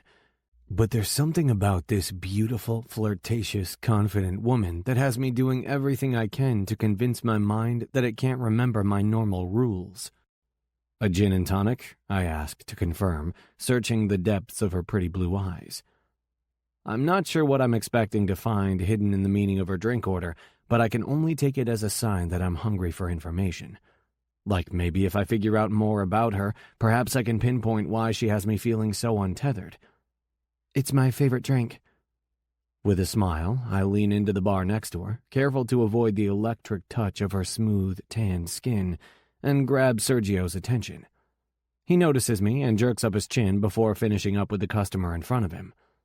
She hums deep in her throat, a mix between a laugh and a groan, and my cock jerks unexpectedly in my pants. Fuck. Get it together, Theo. So it's confirmed, then. You do have some kind of voodoo magic cast on the bartenders. I laugh at her assertion, but avoid explaining my powers just yet. It's not that I don't want her to know I own the club. It just feels like the wrong time. I'm Theo, by the way, I say instead. Lena, she returns, holding out a slender hand in the minimal space between us. Honestly, her arm is folded in an impressive showing of origami. It's like an aluminum swan filled with takeout, or a fancy seating card at a charity event, but prettier. The simple, awkwardly succinct gesture makes me smile yet again. So much so, I'm not even entirely sure I've given her name the focus it likely deserves, but there will be more time for that later. I'm determined now to make sure of it. When Sergio makes it over to us, I don't wait for him to greet me before ordering our drinks. A gin and tonic for the lady and a whiskey neat for me. Lena's beautiful neck elongates even further as she turns to me with an excited smile. Whiskey, huh? I nod, and my eyes latch onto the small tattoo on her shoulder. It's a cartoon butterfly, and it's fucking smiling. It might be the most oddly adorable tattoo I've ever seen in my life. And like my own personal treasure hunt, my gaze manages to find 2 more tattoos in record time. A little black heart on the inside of her right wrist, and a colorful peacock feather just below her collarbone. While tattoos aren't normally my thing, tattoos on this gorgeous creature only make me more fascinated by her. You know, there's a lot to be said about a person's choice in drink, Lena says, and I meet her steady gaze again. Is that right? Oh yeah, trust me, I've spent enough time in enough places, around enough people, to have an honorary degree. A PhD in drinking? She shakes her head, a low, gritty giggle peaking with each turn. A PhD in people. All a PhD in drinking gets you is liver disease. A smile starts at my face, but I swear to God I feel it all the way in my chest. As a man in my industry, I've spent the last decade of my life in nightclubs, observing all kinds of people, drinking all kinds of drinks. I'm well versed in my own findings, but the intensity with which I'm curious about what she's going to say suggests the opposite. If it's beer, they're laid back. They don't want anything too high maintenance, and they don't want to lose too much control. I nod, but she bites her lip and holds up a finger. Or they have no idea what drinks are, or what drinks mean, or where to begin, so they just order the easiest thing on the menu. I laugh. And what about wine? Confidence and classiness. They usually don't change their drink, no matter the venue. They know what they like and stick to it. She points down the bar over my shoulder, and I twist around to follow her direction. See her? She asks. With the vodka? I nod without turning around and watch surreptitiously as a redhead puts a straw to her lips and sucks down half of her glass. Those who prefer vodka are a good time. They love going out, they're not about to fuck around, and they will most likely be the last one to go home at the end of the night. I turn back around just as Sergio slides our glasses between us and retreats to helping the rest of the thirsty mob. Lena jerks her head at my glass and hums meaningfully. And whiskey? Well? Her eyes are mischievous as she asks, Are you sure you want to know? I laugh. Go ahead. Tell me, what's my whiskey mean? Let's just say it goes really well with a lack of smile. Hey, I contest. I've been smiling a lot. Don't tell me you haven't noticed. My eyes follow the line of her delicate neck to the silky skin of her cheeks and stop at her mouth, full, pink, and downright kissable fucking lips as she wraps it around her straw and takes a sip. 5 minutes ago, I was consumed with a million different details and responsibilities related to this club. The bar, the kitchen, the security, the waitstaff, they're all fluid features, best managed with a close eye and willingness to change. Even after this many years opening clubs, it's impossible to get it right on the first night. Hell, it's impossible to work everything out in less than a week. She turns back to the bar, brings her straw to her mouth again, and sways her body to the music. What she doesn't do is continue, and I'm not letting her off the hook that easy. And what about gin and tonic? You don't think I'm going to let you analyze everyone else, including me, and then just move on before you tell me about yourself, do you? She shrugs slyly. A woman who drinks gin and tonic? I nod again. If she spots you at the bar and sparks up a conversation with you, consider yourself fucking lucky. I laugh out loud. Noted. She waggles her brows and then shakes her head. I'm kidding. I put a finger to her lips, and just as I intended, she stops talking immediately. No, don't take it back. It's true, and you should own it. She jerks her head a little as her eyes search mine. I hold them just long enough to feel warmth pour out of her and wash straight over me. Then I grab my whiskey and take a sip. So, Lena, where are you from? Sorry, I don't give out any personal information to strangers. She shakes her head as she licks 2 drops of gin off her lips, and once again, my cock takes notice. With no more than the prompt of my surprised brows, she continues. Statistically speaking, let's say this club has 1,000 people inside it, she says. That means that at least one person in this room is or will be a murderer. For all I know, that person could be you. Now, it wouldn't be smart of me to give my personal information to a future murderer, would it? First of all, I think your statistics might be a bit off. They're very off, in fact. I raise a challenging brow. And secondly, you already told me your first name. Well, I never said I was some kind of statistical genius, she challenges. And how do you know it's my real first name? I don't even second guess it. Lena is her first name. Just as I suspected before, the chance to appreciate her name further has arisen, and the verdict came in quickly and without contention. Those sexy 4 letters ooze from every pore on her curvy little body. Okay, Lena, I say, leaning forward to whisper into her ear. Answer me this.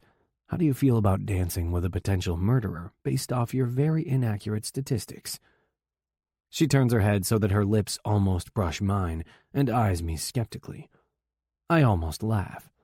I'm not one, by the way, a murderer, past, present, or future. I step back and hold out a hand. She doesn't hesitate to place her hand in mine, and I take the gift in similar regard. My steps are swift and sure as I lead her out onto the dance floor, spin her around, and get a quick look at her long, tanned legs and black leather skirt before pulling her body against mine. A seductive beat blends her heartbeat with mine. I slide my hands down her arms and settle them on the supple fabric at her perfect, gently rounded hips. Lena moves exactly how I imagined she would, and my fingertips squeeze reflexively with every confident, sexy sway. She is sex and sin and lust and seduction all rolled into one, and I have never felt more present in a moment than I do in this one. Normally my brain is going a mile a minute, obsessed with work, planning and plotting, and always looking 5 steps ahead to the future. But not right now, not here, not with her. Right now I'm a man dancing with a woman, one who screams trouble and spontaneity and wild, passionate sex. Everyone wanted me to let go and live a little, and I'm finally starting to agree. I thrive on control and order, but with Lena, not knowing exactly what's coming seems like it might be a good thing. From the booth at the center of the room, the DJ shouts something to the crowd, and everyone throws their hands in the air and shouts their excitement. The song switches over to a house remix of Bad Guy by Billie Eilish, and the thumping, addictive beat is the perfect excuse to pull Lena even closer, sliding my leg between her thighs. She grinds her hips against me as she sings along to the song, her full lips doing an erotic dance with each word of the lyrics, and I can't stop my gaze from flickering down to her mouth. God damn, I want to taste her. She leans forward and starts to whisper the lyrics into my ear, and the warmth of her breath sends a shock straight down my chest, across my abs, and right into my dick. She sings about being the bad guy, about doing what she likes whenever she wants, and about being good at being bad. It's like she's trying to warn me, but I'm well past rational thinking at this point. Instead, I slide my hand beneath her chin and move her gaze to mine. And instead of saying anything, I prove to both her and myself that I can be the bad guy too. Lips to hers, I take her mouth in a kiss. soft and slow at first, until I feel the vibration of her moan, and then so deep I can taste the gin all the way on the back of her tongue. Fuck me. Chapter 4. Lena. Flirtation is a staple of my existence. I've used it on every man I've ever had in my life, including my father and brother. Of course, it's a different kind of flirtation with your family. Otherwise, it'd be creepy. But I've been doing it forever. Most families wait with bated breath for their children to roll, crawl, walk, and talk. But about the same time I was reaching those milestones, I was creating a new one of my own. And it's gotten me a lot. Men I've wanted, compassion from my brother, material possessions from my father. It's only in the last 2 years that I've realized it's also gotten me a ton of things I don't want, too. Heartbreak, stalkers, miscommunication, an overly protective brother, and a father who spoils me too much, to name a few. I'm fortunate to have a dad who's nothing like my mother, but the need for parental support from somewhere has put an emphasis on his need to take care of me that doesn't exactly endorse independence. It's been a bumpy ride on the flirtation roller coaster, but tonight, when I honestly expected it the least, I've crested a hill and ended up right here, in this moment I can hardly believe I'm living. Theo kisses me with the kind of reckless abandon that spurs a deep throb between my thighs and commands my lips and tongue with a confidence I've never known from a man. Usually, I'm the one putting on the show, the one making an effort to entice and pleasure. But Theo has shown me in under 20 minutes that it's entirely possible to have it the other way around. The realization feels almost as life-changing as the kiss. Heart-pounding, breath-stealing. It's the kind of kiss I both fear and worship at once. My mind dances with visuals of what he looks like beneath that suit of his. Mental slide after perfect mental slide of firm, heavy muscles beneath tanned, toned skin. Fuck. I want him. All I need is one night to feel uninhibited pleasure and orgasm-assisted self-discovery. I mean, what could it hurt? Technically, I'm on vacation, and it's not like spending a night in the sheets with him is going to derail my career plans. I'm about to start my 3-month internship, and when I'm done, I'll graduate and be another step closer to following through with my career goals, becoming a fashion designer, and having my very own line of clothes in stores. One night with the best kisser of my life isn't going to get in the way of that. Yep, I'm definitely going all in. Theo starts to lean back and, firmly rooted to the side of the fence I've chosen, I can't stop myself from pulling his mouth to mine again and kissing him even harder. Giving 9 months' worth of pent-up arousal the permission to exit means I lose myself in the feel of his lips and tongue quickly, and I moan when his hands move to my hips and then to my ass, gripping the pliant flesh and keeping my body pressed against his. I can feel his cock beneath the zipper of his slacks, and my body screams at my brain to move things along faster. I'm a millisecond away from taking one tiny breath, long enough to suggest he gets us the fuck out of this club and into my hotel room, when a far too familiar voice comes over the speakers, over the song, and starts screaming. "Hello!" the voice shouts. "I'm bloody pissed, and it's chuffing awesome!" Oh shit. Pippa. I pull away from Theo's lips and look toward the DJ booth to find my now very drunk friend in a tug-of-war with the DJ over the microphone. She is giggling and grinning and completely oblivious to the fact that she should not be up there, and that the DJ is about 2 seconds away from strangling her. Mid-pull, she leans toward the mic again and shouts, "Put your hands in the air if you're pissed like me and you just don't care! Everyone say ayo. Surprisingly, the crowd joins in on her shenanigans and exclaims their enjoyment through hoots and hollers and, you guessed it, ayos. The DJ, though, is none too thrilled. Oh, fuck, I mutter, glancing back at a beautifully disheveled but altogether confused Theo. My lipstick has left the evidence of our passion on his lips, and his hair looks like we made it all the way to the bedroom. And he is still the hottest guy I've ever laid eyes on. That's my friend up there, I say with a bashful point. He glances toward the DJ booth and smirks. Kathy, karaoke? I laugh and nod. Well, good news is she's enjoying herself. I snort. Yeah, probably a little too much. I tuck my hair behind my ear and worry my lip over giving in to what I know I have to do. My friend's safety comes before my horniness, whether I like it or not. I think I need to go get her before she gets arrested. I've seen way too many true Hollywood stories about getting arrested in a foreign country. I'm not sure how in the hell she got away from Sophie, but that doesn't matter now.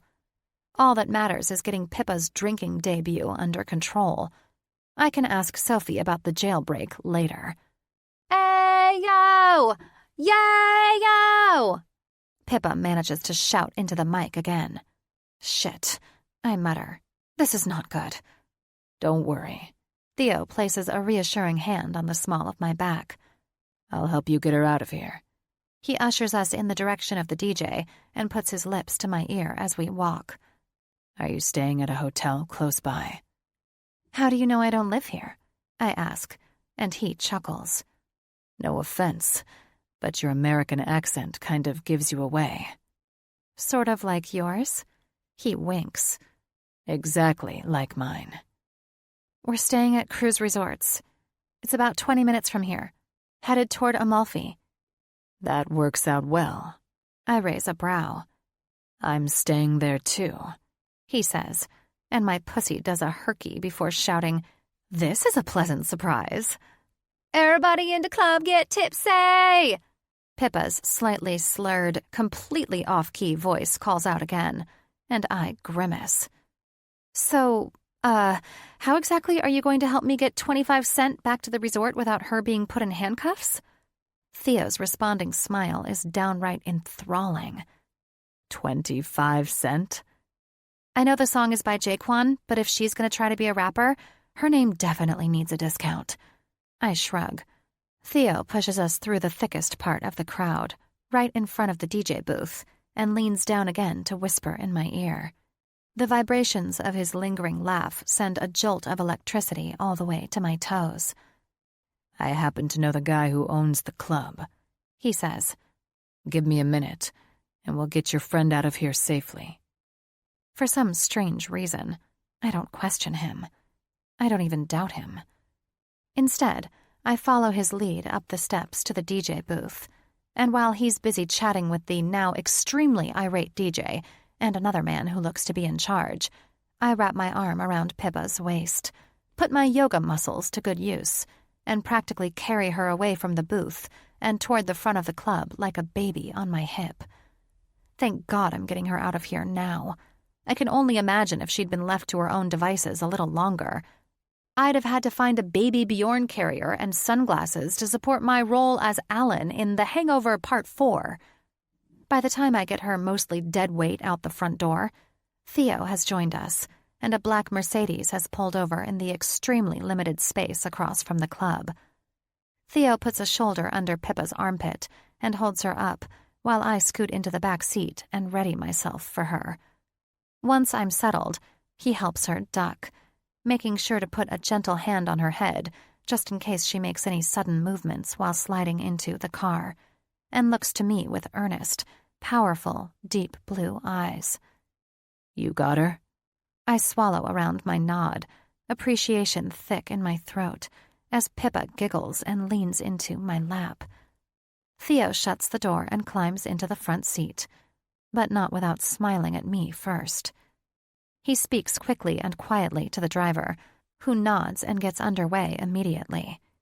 I send a quick text to Sophie to let her know we left, pull Pippa deeper into my lap, and run my hand through her blonde hair, hoping it'll help to calm her down.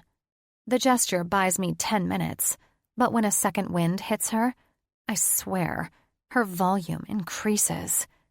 "You guys!" Pippa shouts. "I had the time of my life." I don't know what made her think of the song from Dirty Dancing, since there's no music playing in the car, but I'm starting to wish someone would put this drunken baby in the fucking corner.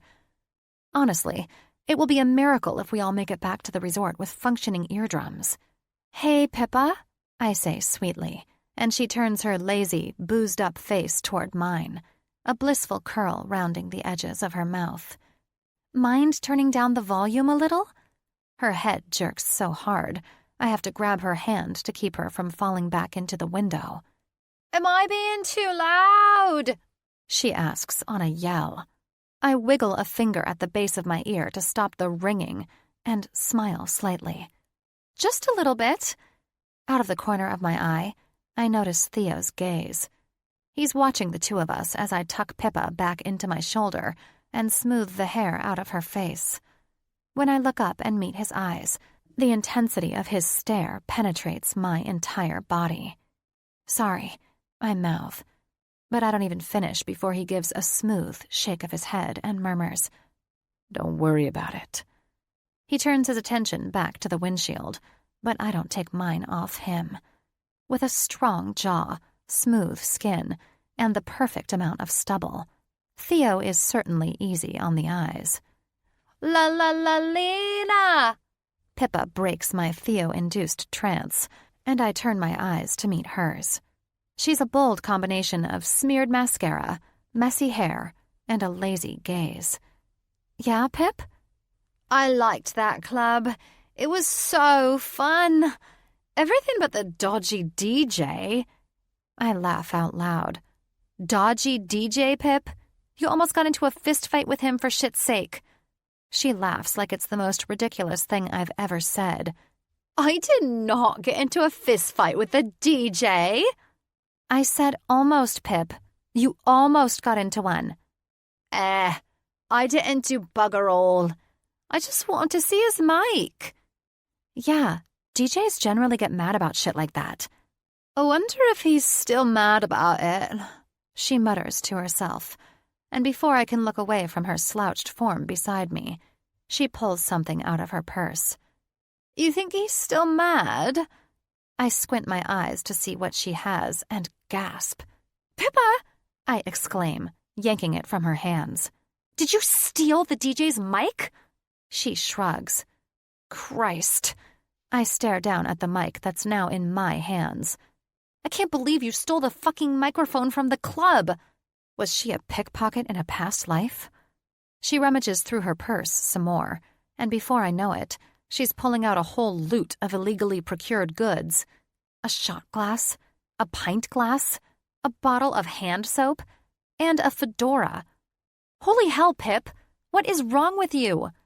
Theo's eyes move over Pippa's haul, and a slow smirk spreads across his perfect mouth. "It's like Mary Poppins' bag of theft back there." Oh, God. He's hot and funny. I'm in trouble. Pippa, apparently, notices him for the first time and drops her voice to a comically loud whisper. "Lena, who is the bloody fuckable gentleman in the front seat?" A laugh that I can't hold back escapes my lips. "I don't know, Pip," I say with a sly smile aimed right at the man in question. I'm really starting to wonder that, too. Chapter 5. Theo. "Pippa, for the love of God, hold still," Lena mutters as she wrestles her friend's Frankenstein arms that are swinging wildly in front of her. She's been forced to perform athletic skills worthy of the contestants on American Ninja Warrior just to unbuckle her friend's seatbelt, and frankly, it's remarkable to watch. One long, tanned leg draped up and over a tangled rope made of their arms, Lena breaks her friend's hold on the seat in front of her and huffs a breath. I bite my lip to withhold a smirk and do my part by holding the car door open and out of the way. "I can't," the drunken thief by the name of Pippa says, eyes closed, her arms doing some kind of rhythmic movement to whatever beat is playing inside her head. "I'm doing an interpretive dance. I'm calling it coitus preparedness. It loosens the body and clears the mind for a very complicated sexual position called the flying eagle." I grin, and Lena growls. "You should try it, Leany Bean," Pippa snorts through a laugh. "Don't you Americans love eagles?" I have to cover my mouth with a hand as Lena passes her small black handbag to me over her shoulder and manhandles her friend's arms. "God damn it, Pip, you're still in the car." "I am?" "Yes," Lena almost shouts. "I'm trying to get you out of the car, but for the love of God, you have to stop moving your fucking arms." "I can't help it, Lena. It's the dance of your people," she shouts, and then proceeds to dive straight into a rendition of Wind Beneath My Wings. "I can fly higher than an eagle, Lena." "You need a little help?" I ask, finally, when Lena puts her hands to her hips and heaves a deep breath. I didn't want to intrude, or worse yet, offend Lena by insinuating she couldn't handle the situation on her own, but it's becoming alarmingly clear that even Hulk Hogan wouldn't be able to move this woman before she's ready. Lena looks over her shoulder to meet my eyes, her cheeks brushed delicately with a crimson smudge as a result of all her effort. Her eyes sparkle with both determination and desperation, and all of it combined makes her look alive. It's so uncharacteristically caveman of me, but I can't help but wonder how impressive a showing her features make when she comes. I don't know if it's her eyes, or her smile, or the perfectly curved lines of her body, but she is hands down the most erotically beautiful woman I've ever seen.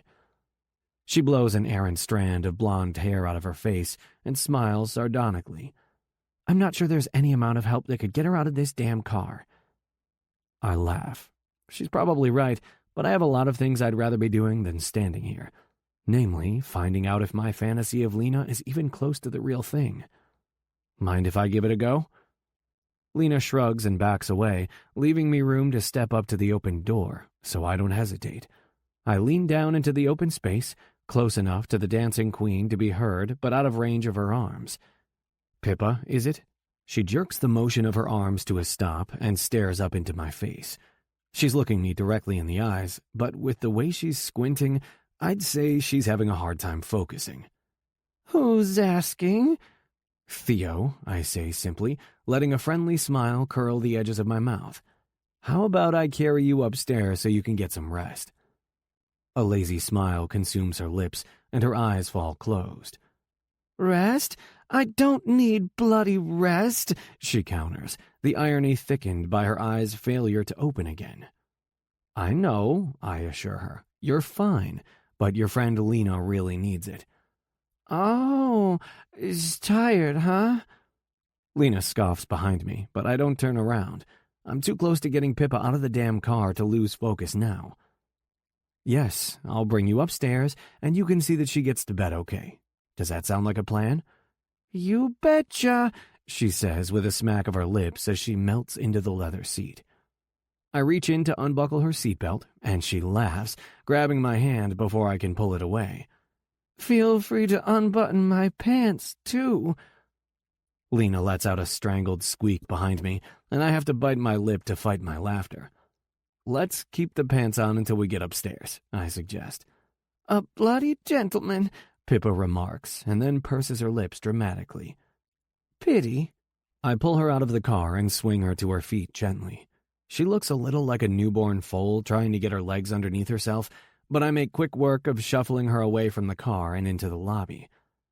"Oh, thank fuck," Lena whispers as we scoot by her, leaning back into the car to grab Pippa's shoes, purse, and stolen goods from the back seat before shutting the door. Once I have Pippa's arm over my shoulder, and with her eyes half closed, the two of us wait for Lena to join us against one of the hotel's carved marble pillars, an attribute of the original architecture from the 1930s when this building was a single-family villa. When Positano became one of the most exclusively sought-after vacation destinations in the world, a home away from home for the who's who of the elite, in the 1950s, my grandfather, Merle, bought the villa from the family who owned it and started transforming it into a cruise resort's staple. It's been through several renovations and many updates since, but the original character of the building remains in place today. Lena joins us and slides Pippa's other arm over her shoulder, but before we start moving, my phone rings loudly from its spot in my pocket. As much as I don't want to answer it, I know I have to. "I'm sorry," I whisper to Lena over her friend's head, propping my side of her body weight against the pillar and stepping away so I can put the phone to my ear. Lena nods her okay and then does her best to arrange her friend's weight in a way that won't drag her to the ground. I'm tempted to keep watching her, but I know that if I do, I won't hear a damn thing whoever's on the other end of the phone has to say, and since the number shown belongs to the club, I know it's best to concentrate. "Yes? Mr. Cruz?" "Yes," I repeat, this time as an answer. "This is Marco, the manager at Club Indigo." "Fuck. I'm sorry to bother you, but we have a problem. La Polizia are here. They are threatening to shut us down, saying we're over our maximum count." "Shit. I've spoken to them, and they've agreed to hold off, but only temporarily. They won't leave until they speak to you." I glance down at my watch quickly. It's an hour and a half from closing, but even a small amount of time lost in this first week would have catastrophic consequences. I have to go back to the club. I close my eyes and take a breath, and when I open them again, I'm ready to do what I need to do. "All right, Marco, thank you. I'll be back in 20 minutes. "Yes, sir," he agrees as I pull my phone away from my ear and end the call. When I look up, the front desk manager is behind the counter, so I snap my fingers to get his attention. He jumps into action and meets me halfway. "I have to run back to the club, but I need you to do a personal favor for me, Lorenzo." He nods immediately. "Yes, sir, prego." "I need you to help my friends over there up to their room." "Yes, sir," he agrees. "I want you to do it personally, Lorenzo. Their safety is very important, and I trust you to see to it." He nods warmly. "Prego, sir." "Thank you." He turns to head toward Lena and Pippa, but I grab his elbow gently and pull him back. "Please, will you call me when you get them settled and are assured they have everything they need?" "Yes, sir," Lorenzo agrees. Good. I turn back to the girls first this time, leading the way so I have a chance to speak with Lena before Lorenzo approaches her unexpectedly. I don't want her to feel startled. "Lena," I say, just loudly enough to get her attention. When she looks up, I continue. "I'm so sorry to do this to you, but I have to go. Lorenzo is going to help you get Pippa up to your room and get you settled." She looks skeptically behind me to the man she doesn't know, and I take the opportunity to lean forward and put my lips to her perfect, heated cheek. "You don't have to worry. I've been here many times and know Lorenzo very well," I say in a small lie of omission. "You can trust him. I would not leave if I didn't." I wait for her to nod, and then I step away to let Lorenzo drape one of Pippa's arms over his shoulder. When they go to stand her up, she withers under the weight of her own sleepy body, so Lorenzo scoops her up and into his arms. My whole body rages against the action, but with careful control and one last smile at Lena, I turn back to the front door and walk out of it straight to my car. I'm a man of many obligations, and as much as I'd like it to, the possibility of one night with a magnificent woman doesn't make them quit calling. Chapter 6. Lena. In a completely disappointing turn of events, Theo kissed me on the cheek, made sure I had someone to help me get Pippa to our room, and said goodbye at the door of the resort last night. I think it stung the most because I didn't expect it. After all our heat at the club, his commanding presence as we rescued Pip from a stay in an Italian prison, and his company on the 20-minute drive all the way to the resort, I never imagined he'd get back into the car and leave. But he did, and maybe that's why I'm awake now. Only 3 short hours after going to sleep, courtesy of the drunk and puking rapper 25 Cent, thinking about the way his subtle stubble felt rough against my skin. I glanced down at my chest, still dewy from my quick shower, and follow the trail of tiny red blotches from my collarbone to my shoulder. I put my fingers to the skin and press in, trying to recreate the feel of his lips. God. I shake my head. I've got to snap out of my Theo-induced fog and get back to reality. For all I know, I'm never even going to see him again. Determined, I make a cup of coffee with the fancy resort Keurig, sit down on the sofa, and flip on the television. An Italian news channel is the first option I come to, and since I don't understand a word they're saying anyway, I grab my phone from the coffee table to text my big brother about the most important item on my to-do list this morning: Pippa's post-inebriation care. Lord knows, once she wakes up, she's going to need it. Me. What is Vicky's hangover cure? I know it's a Bloody Mary, OJ, ibuprofen, pancakes, and bacon, but I'm pretty sure I'm forgetting something. What is it? Victoria Hawkins, if nothing else, taught me the basics of both alcohol abuse and the best ways to cover it up. It's just been so long since I've lived under the same roof. Hell, I haven't even spoken to her since before I left for Italy, that some of the details have grown hazy. Cap. Jesus. You do realize it's like 1 a.m. in New York, right? And where in the hell are you right now? Did you get fucked up last night? Don't worry, I'm in a foreign country as I'm supposed to be. And no, I did not get fucked up last night.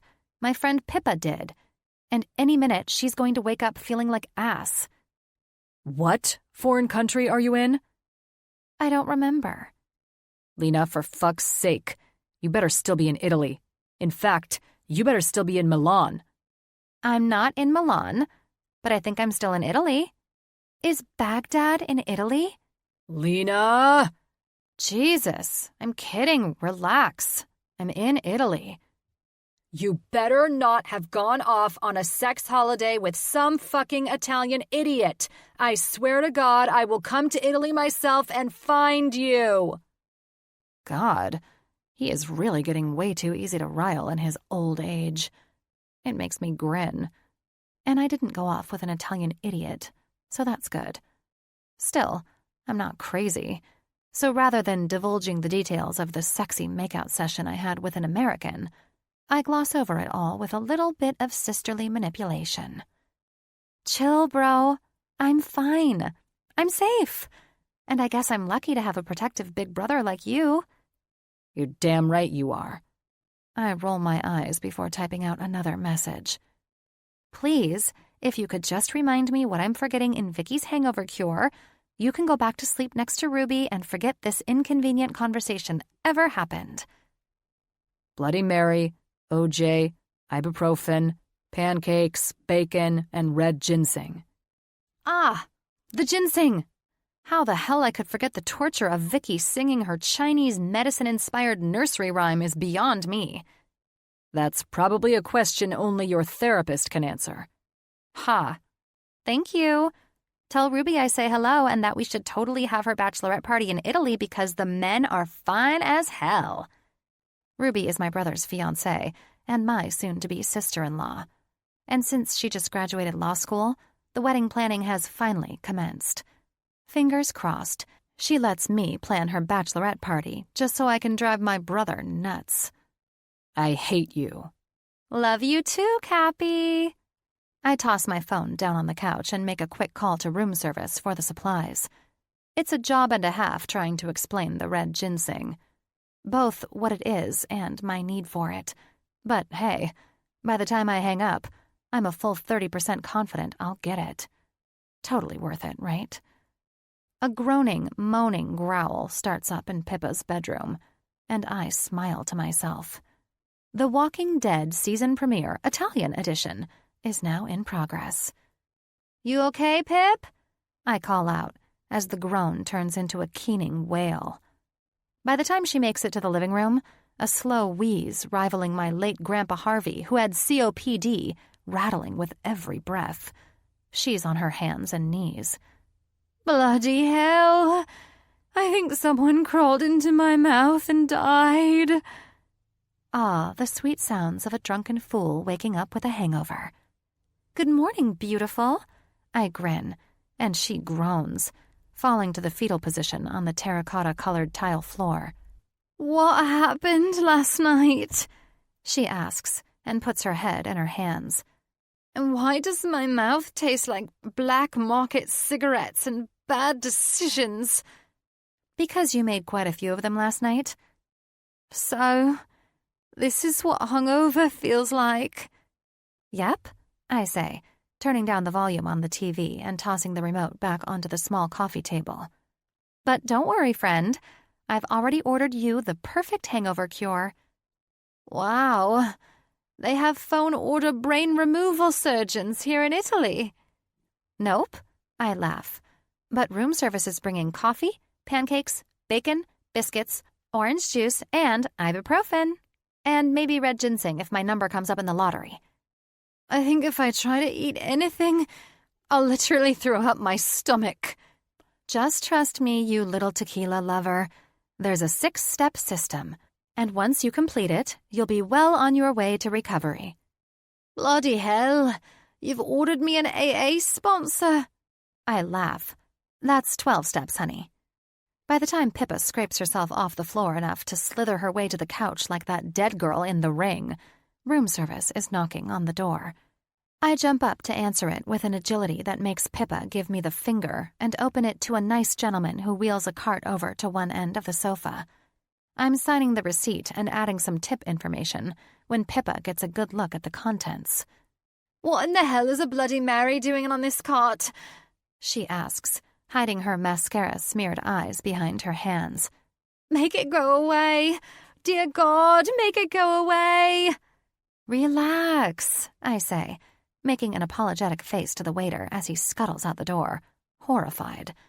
Door closed, I crush some red ginseng, dust it into the drink in question, and hold it out to my suffering friend. "Just keep your eyes closed, hold your nose, and drink this sucker down like you're bonging a beer." "I've never bonged a beer, Lena," she shrieks, shaking her blonde hair with faux rage, and then grabbing the sides of her head in regret. I hide my smile behind my hand until I can get it under control. "Okay, then. Suck it down like you were sucking down tequila last night." She groans. "Never say that word again." "What word? Tequila? Surely you don't mean tequila?" "Lena!" she cries. "Fine, fine," I say, and bite my lip to hold back my laughter. "I won't say that word again, but I'm not going to leave you alone until you down this Bloody Mary, drink the orange juice, take the ibuprofen, and eat at least 1 pancake and 2 slices of bacon." God save the chuffing queen. Why are there so many things to do right now? "Because it's the only way to prevent you from spending the day on the sofa." "That plan doesn't sound bad." I plop down on the couch and nudge her with my elbow. "We're on vacation, Pip. There's no way I'm going to let you spend it holed up in the hotel room with a raging hangover." God, I hate you. "No, you don't. You just think you do. But after you do this, you're going to love me forever and ever, amen. I promise." She groans, sighs, groans again. And then she opens her eyes, a fighting light making them glow like freaky blue orbs, downs the Bloody Mary like a champ, and digs into the breakfast accoutrement like Diamond Jim Brady. "That a girl?" I say, chancing the safety of my fingers by reaching in front of her to grab a pancake and a piece of bacon from my plate. "I'm so proud of you." She glares. "If I puke this back up, I'm going to make sure I spray it around the room like a fire hose to ensure you're suffering." "You won't. Promise." We both move to the sofa with our pancakes and bacon to finish eating, but it isn't until we're almost done that Pippa's previously blacked-out memories start to trickle in. "Why do I feel like I need to go to the confessional?" "Probably because you've taken up a life of petty crime." "What?" I count off her loot on my fingers. The DJ's microphone, bar glasses, freaking hand soap, someone's hat. You stole a bunch of stuff last night, and I honestly have no idea why. "Bollocks," she mutters, and searches my eyes for a long moment. What in the hell could I have possibly wanted with someone's hat? I shrug. You did sing a few lines from Do You Want to Build a Snowman? Could be related. That's my go-to when I'm drunk. Frozen? I nod. Sounds like I had a bloody twisted childhood, doesn't it? She gasps and snaps her fingers suddenly. Wait, why do I remember seeing you with a guy? Oh shit. Avoid. I shrug off her question and put a glass of orange juice to my lips. Sometimes drunken memories don't make any sense. Lena? She says my name, more suspicious now. I remember a man. I remember you with a man. Stunning showing of genetic inheritance, too. Rugged jaw, toned arse, and a holy huge wanker. I nearly choke on my juice and have to wipe it from my chin with the back of my hand. You did not see his wanker. She smiles. Ah, so there was a man then. Okay, I admit with a beleaguered sigh. There was a man, but there's not much of a story. You were a bit of a cockblock last night. She cracks up. I was? I nod, and I can't hide my smile. You were going for some sort of performance award, I swear. Oh, hell. Sorry about that. I wave her off, squashing down any lingering vestiges of disappointment with a third piece of bacon. It's no big deal. I shouldn't even have been in that situation anyway. Why the hell not? She argues. It's okay to have fun with someone, Lena. It doesn't mean you're going to throw your whole bloody life away. He was... I don't know. There was something about him that made me feel... She widens her eyes when I don't finish the thought. Made you feel what? Horny? Nauseous? I mean, at least give me a direction here. Invested, I supply. He was too damn tempting. And where is this guy now? I shrug. I don't know. She stares at me. I throw up my hands. Well, I know he's staying at this resort, and I know his first name, but that's pretty much all I know. He left after he got us back here safely last night. What's his name? Theo, I remark. An unexpected butterfly takes flight in my belly as I say it. Theo. She tests his name on her tongue like she's sampling a fancy wine. Yeah, I think you should try to track his sexy arse down and finish what you started. How about you worry about finishing your breakfast so we can head down to the pool? I say, trying like hell to change the subject. Sophie already texted and said she and Frederick are heading down there early. Pippa snorts. Yeah, okay, I'll let this conversation slide for now. But don't think I'm going to forget about it. Just eat your fucking pancake. Pippa's responding smile is the size of her Mary Poppins bag of theft. And just like that, I'm thinking of him again. Fucking hell. I need to get it together. Sun, sangria, and friends. That's what I need to focus on for the rest of the day. Chapter 7. Theo. I wake up to the awful sound of my phone ringing. Son of a bitch. I reach out to slam my hand against the resort nightstand to find it, and I have to squint my eyes just to make out the name on the screen. Incoming call, Wes. Something must be wrong for Wes to be calling me this early. He's level-headed and mature and totally capable of managing shit on his own, and there's no way he'd call me just to bullshit at this hour. I scramble to get the call answered by the third ring. Fuck, it's early, I mutter into the receiver and shut my eyes quickly. Theo? Wes asks with a good-natured chuckle. You okay, dude? Yeah, I say with a sigh. I just had a late night last night. You must have. If my math is right, it's got to be like 10 a.m. your time. What? I ask, panic making me jerk to sitting so I can get a good look at the clock. Yep, 10 after 10. Shit.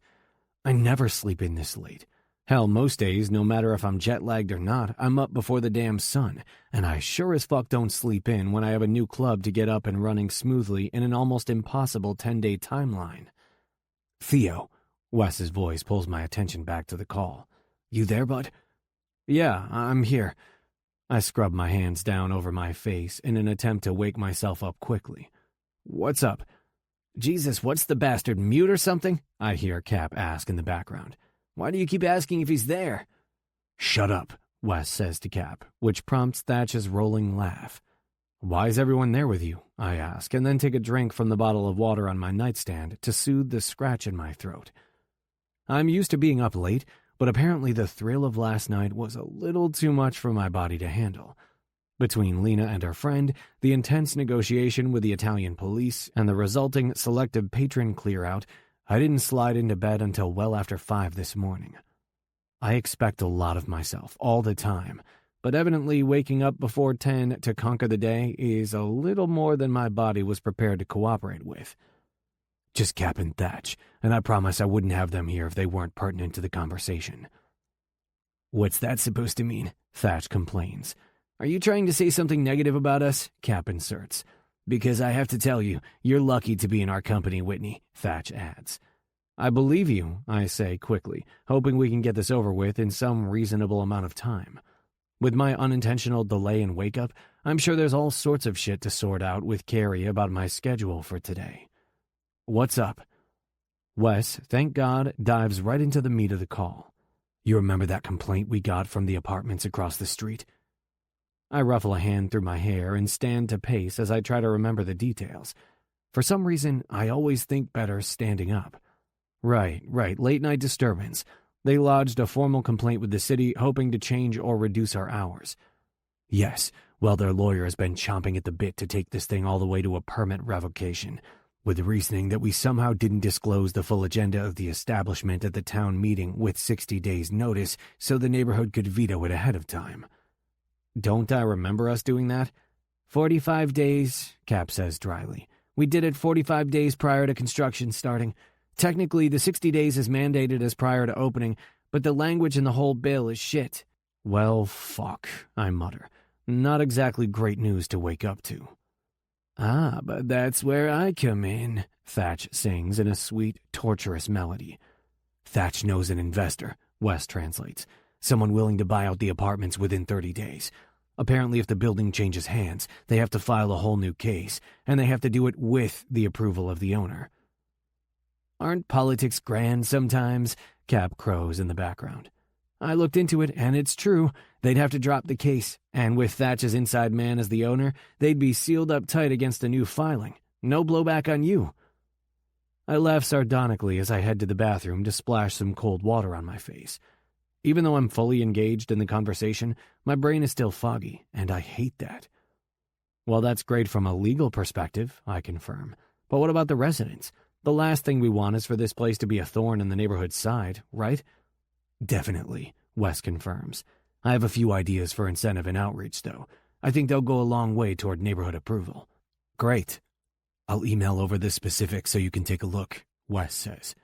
Sounds good, but don't feel like you have to wait to start implementation. I trust your judgment on this, I reply. How come Theo never tells me he trusts my judgment, Thatch? Cap asks in the background, and I roll my eyes. You know, he never says that to me either, Thatch adds with a laugh. Wes and I both ignore them, but that doesn't stop Cap from taking the phone from Wes, physically, if the sounds of a scuffle are anything to go by, and commandeering the conversation. Did you get the email I sent you? Considering I'm just waking up, it's safe to say no, I did not. Fucking hell, Theo, he mutters. I sent you the list for book club. I furrow my brow. The what? The list of books you need to read while you're in Positano swinging your dick around and sleeping in until fucking noon. I mean, you act like you're there on business, but it sure as fuck doesn't sound like it to me. Pretty sure I'm here opening a club, but okay.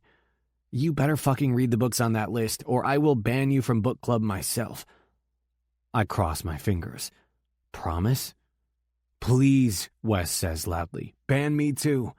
That's cute, Cap retorts. You know you'd both be crying like fucking babies if I gave you the boot. I'll make a mental note about the email, Cap, I say in an effort to move this along and get him off my back. But I really have a lot to get done this morning, so can we wrap this up, you think? All right, fine, but you have to at least tell us why you were up so late last night. I can literally hear the smile in his voice. A sexy woman, perhaps? No way I'm telling this guy even an inkling of information about the sexy woman from last night. He'd spread that shit around like chlamydia, and nobody likes chlamydia. It was just a late night at the club. He laughs. Sure it was. I know you're tied down to one woman and spend your nights reading romance novels and watching rom-coms on Netflix these days, but nightclubs haven't changed. They're still open late. Now I really know you're full of shit, he guffaws. You can't bullshit a bullshitter, sweetheart. Deflection is the first sign of a liar. You're right, Cap, I say sweetly. But do you know what the first sign of the end of a conversation is? What? I hang up the phone without another word, and immediately I receive a text message from him. Cap, you'll pay for that, Theodore. That's a promise. I don't bother to respond. Caplin Hawkins is a vortex, and I don't have time to get sucked in any more than I already have. I toss my phone onto the bathroom counter and brush my teeth, and then I turn on the shower.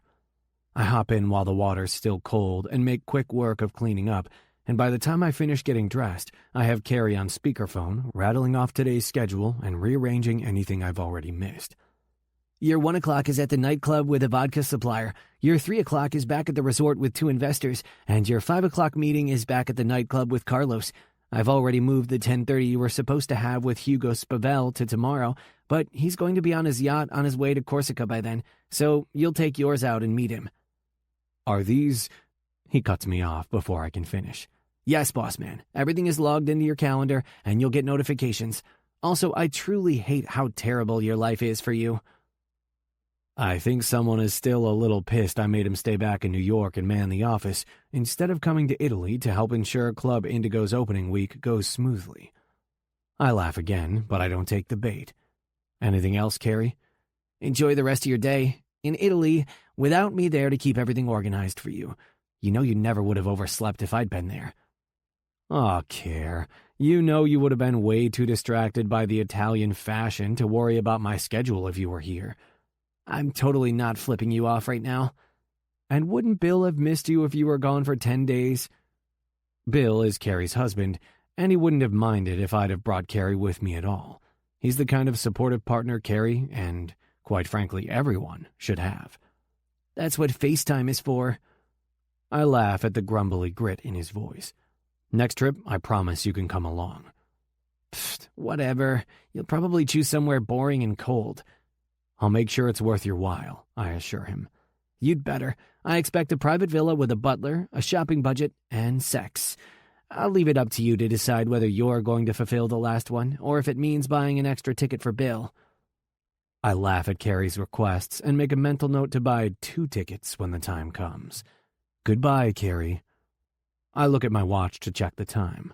Since it's only a little after 11, I have time for some quick breakfast on my balcony before I have to make my way over to Indigo for my 1 o'clock meeting.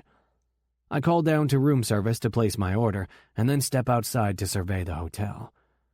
I scan the rooms below, the restaurant on the 2nd level, and then move my gaze to the pool just 2 floors down. It's lively this morning, already crowded for a weekday, and service seems to be running as it should. I turn to head back inside until my breakfast arrives when I spot an all-too-familiar face, an all-too-familiar curvy body. Right there, in a bright pink bikini and spread out gorgeously on a sun chair, is the woman who has been on my mind since I left her last night. Lena. My heart jumps in my chest and my dick stirs in my pants, and on impulse, I grab a piece of paper and scribble across it in what I'm hoping is legible scrawl. And then, with one quick call down to the lobby for another favor from Lorenzo, I make a move. Because I know, when it comes to the wild blonde with the long legs and blue eyes full of trouble that I know nothing else about, opportunity has a timeline. It's now or never. Chapter 8. Lena. When Pippa and I finally make it down to the pool, our gang of fashion and design school misfits has already found their chairs near the water. are well into their second sangria and are deep in discussion about something ridiculous, I can tell. "I don't know," Sophie says and takes a hearty sip of her wine. "Haven't you heard? Once you pop, you just can't stop?" Frederick nods. "Well, that's how I think of Brazilian-cut bathing suits and my ass." They both dissolve into fits of laughter and then shade their eyes to look up at us as we come to a stop next to their chairs. "Well, well," Frederick remarks immediately to Pippa. "If it isn't Harry Houdini himself." "What?" Pippa questions with a laugh. "What are you talking about?" "Your escape act last night," Sophie shrieks. "One minute you were there, and the next you were gone. I'm surprised you're even accomplishing basic human functions today." She shifts her pink lens sunglass-covered eyes to me and grimaces. "Sorry, by the way." I wave a hand and shake my head. "Don't worry about it. If you saved me a chair, all is forgiven." Sophie nods enthusiastically while sucking back another slug of sangria and points to the chair on the other side of Frederick. He speaks for her since her mouth is full. "We saved you both one. Just move the towels."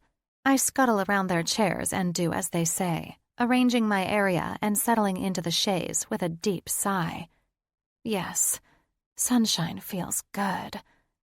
I take a deep breath, close my eyes, and stretch out, while Pip gets her chair turned in the right direction next to me. "What are you guys talking about?" she asks as the legs of her loungers scrape across the concrete. "We were just discussing bathing suits with low to no ass coverage," Sophie explains. "Yay or nay kind of thing. I think if you have the ass, you let the cheeks out." Pippa snorts. "There is no bloody way my pasty white arse is ever seeing the sun. I refuse to subject anyone to that kind of torture." I crack one eye open to look at them as Frederick waves a hand in the air. "Ladies, beauty is subjective, which means some people will love Pip's pasty ass, others will prefer more of a tanned ass, and some don't want to see any ass at all." "So what are you trying to say?" I quirk a brow, and he smirks.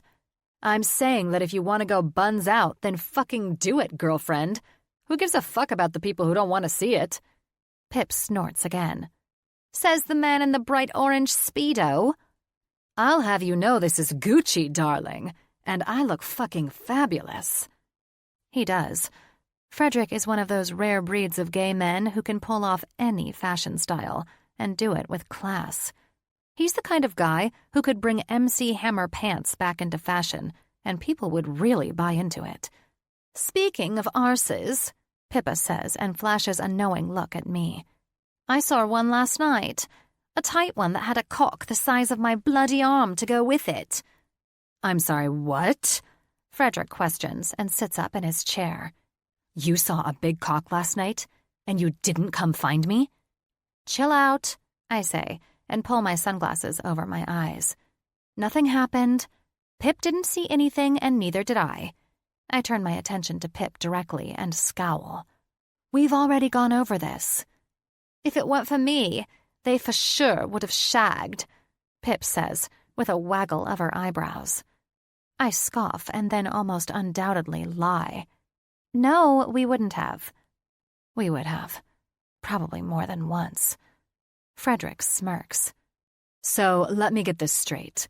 The girl who declared she was on some kind of a man ban when she arrived in Milan has officially dropped the ban and is now accepting penis?" "I'm not accepting penis, as you put it, you lunatic." I laugh. "I gave myself one night, and nothing happened. So it's back to reality." He laughs hard, a dramatic hand clutched to his chest as he doubles over.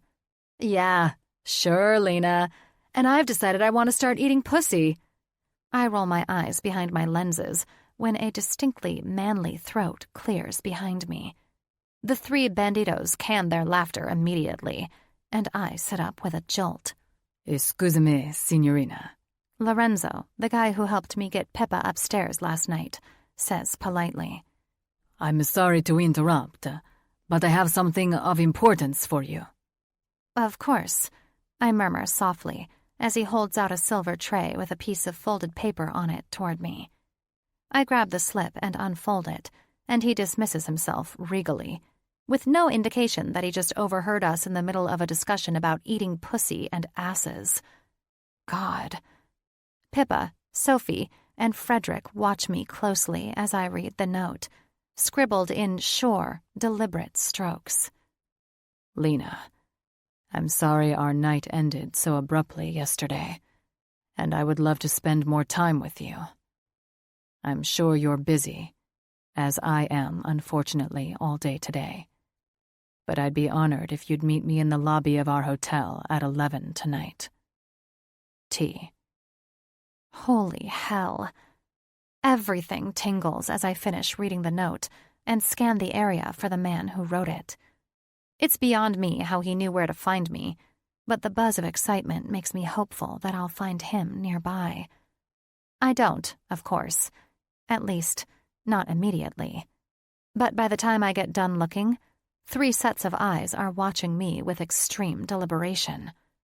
Well, Frederick finally says, bugging out his eyes. What does it say? I shake my head, but my mouth, curled into what I'm sure is an exaggerated smile, tells a whole story for me. Your silence is saying everything right now, honey, Sophie chimes in, and I flip her the bird. She giggles, and Pippa snorts. I shrug. So, maybe I should drop the band for one more night. Pippa hoots, and Frederick fans himself, while Sophie's face spreads into a smile.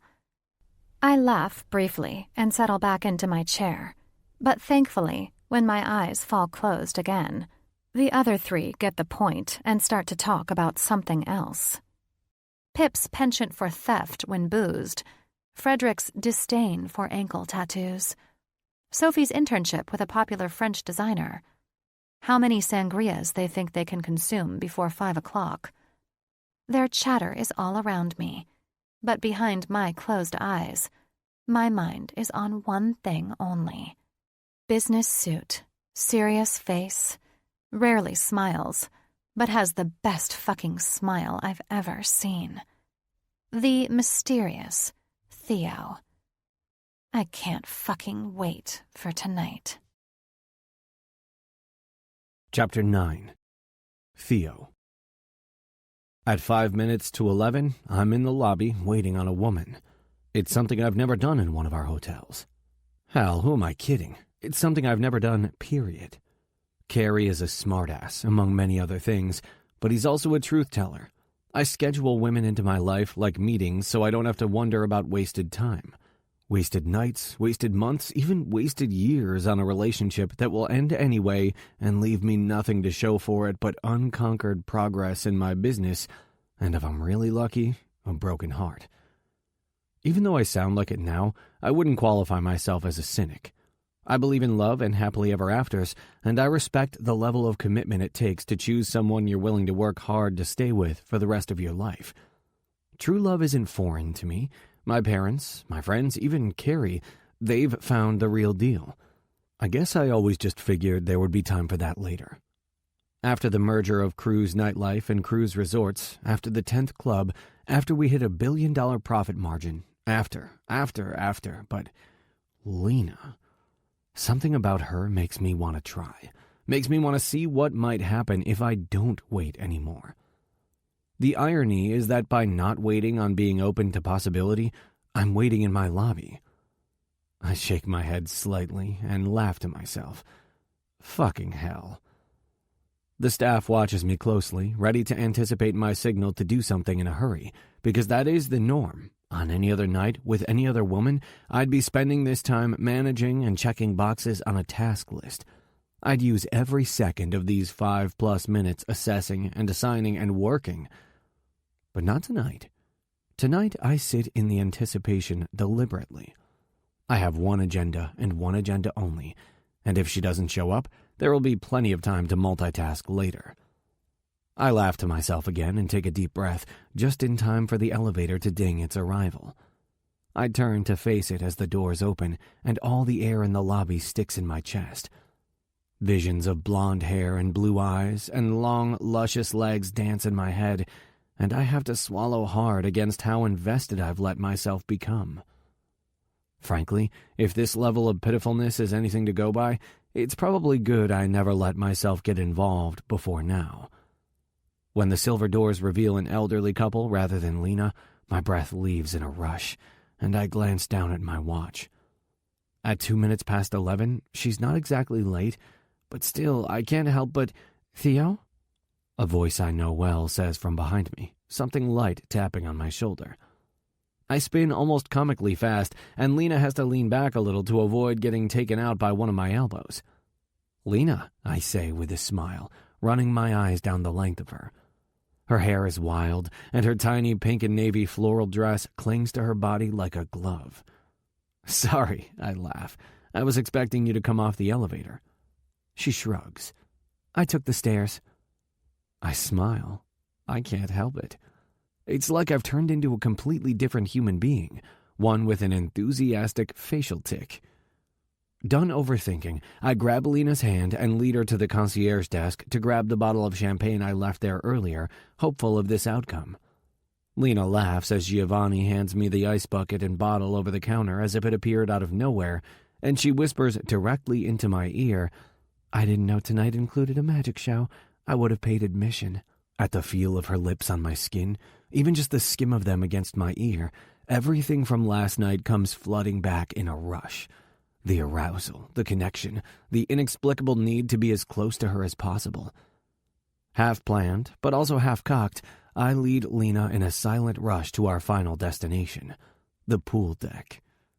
The area is quiet and private now that it's closed to guests because of the late hour, and we are the only two out here. I'm thrilled to find it's fucking perfect. Side by side, we sit on a lounge chair, taking sips of champagne from the now open bottle.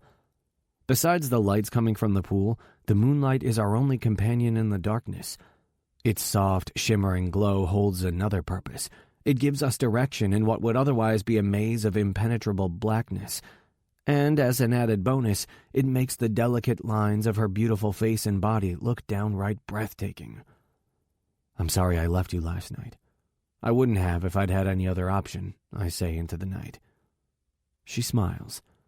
I can just see the hint of it in the reflection of the aqua light of the pool. "You don't have to apologize. You went above and beyond as it is. I never would have helped some stranger take care of their friend during a Miss Hannigan impression."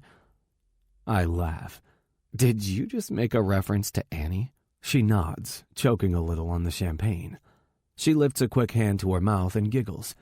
"I have a friend back home who's an expert obscure reference maker. I've picked up a thing or two from her." "A friend from home, huh? Where is home?" I search the ripples of sparkle in her eyes while I wait for an answer, her top teeth chewing intently on the flesh of her pink bottom lip. "Lena?" I prompt when she doesn't come out with one.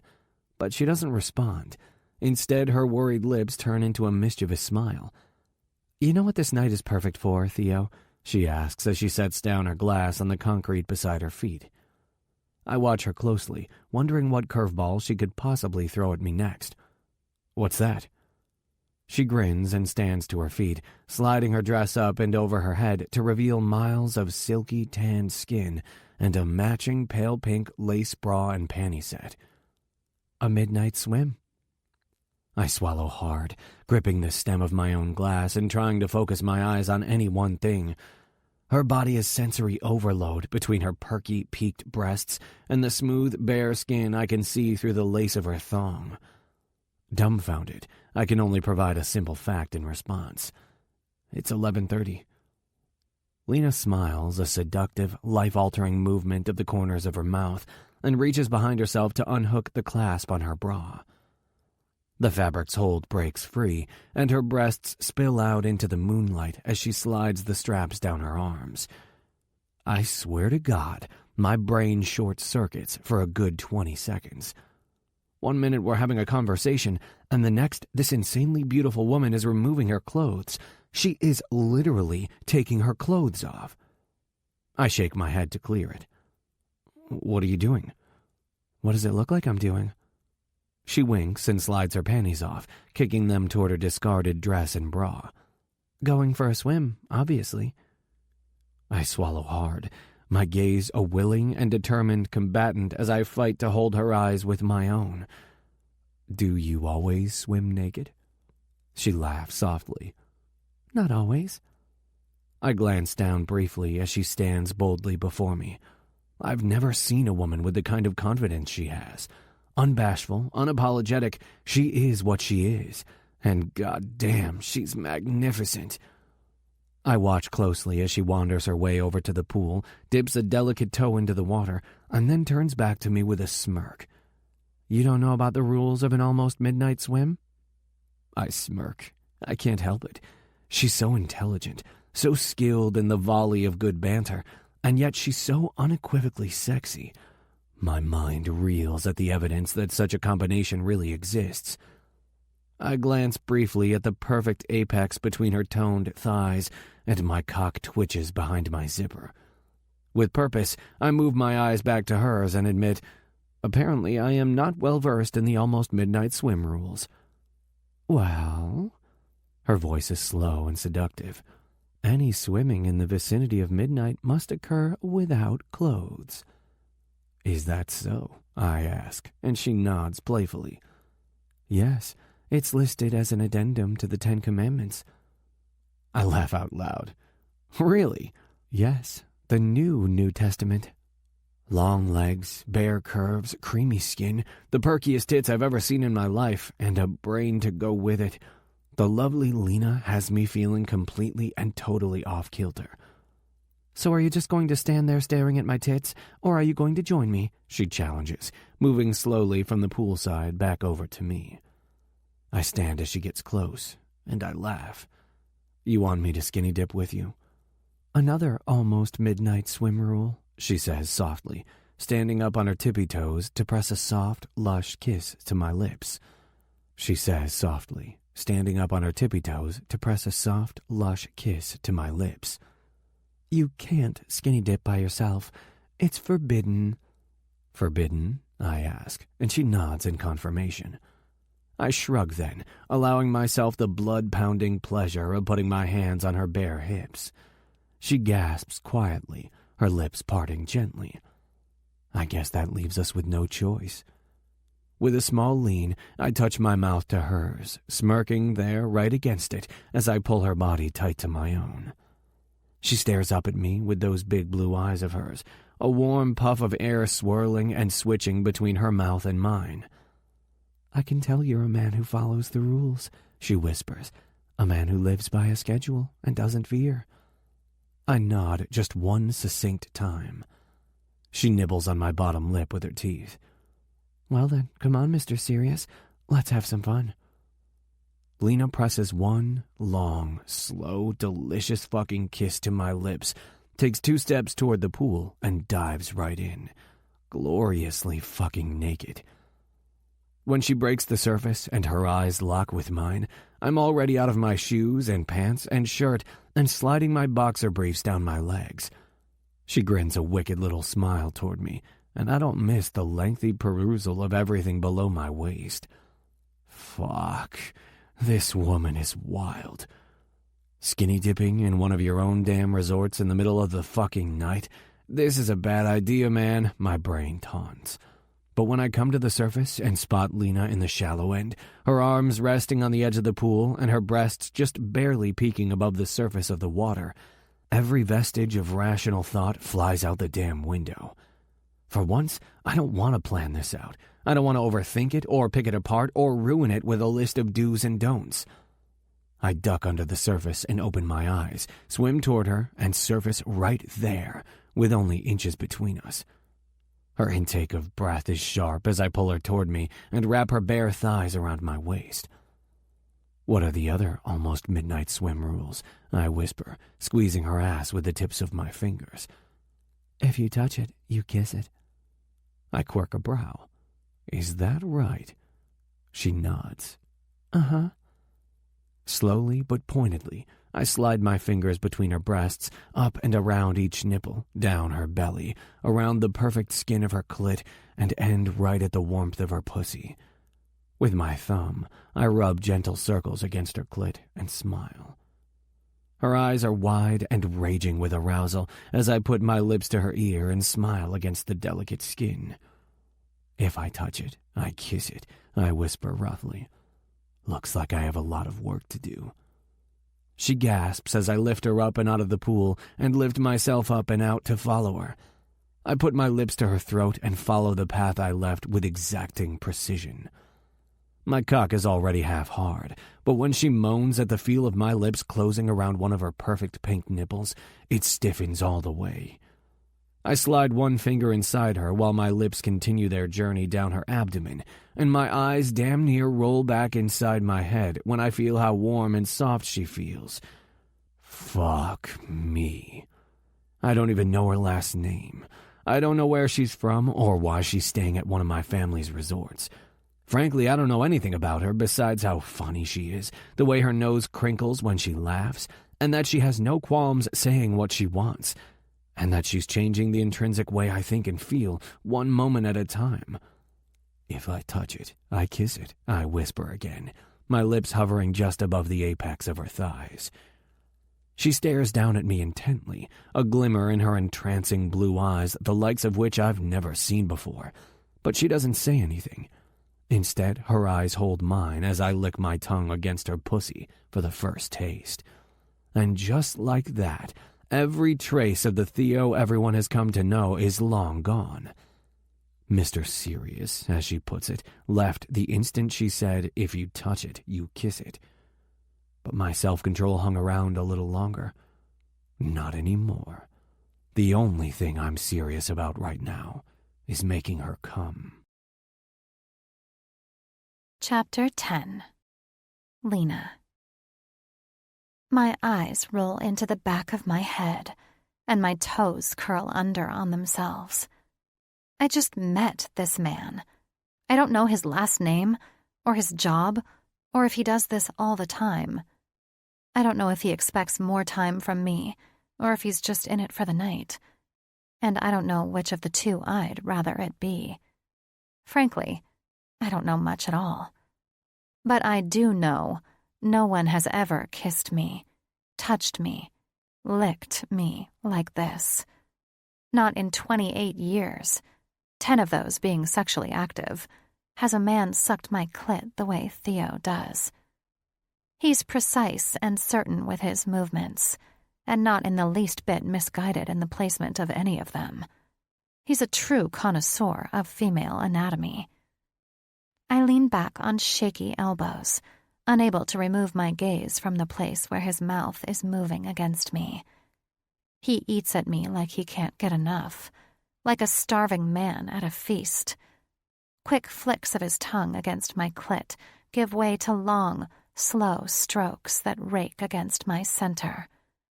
My body feels heavy, rooted inexplicably to the moment, and the roughness of the pool deck at my back electrifies my skin.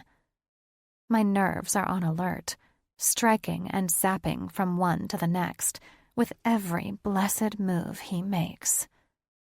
He slides his fingers up my thighs, and mesmerized, I watch the way drops of water trickle off my skin in their wake.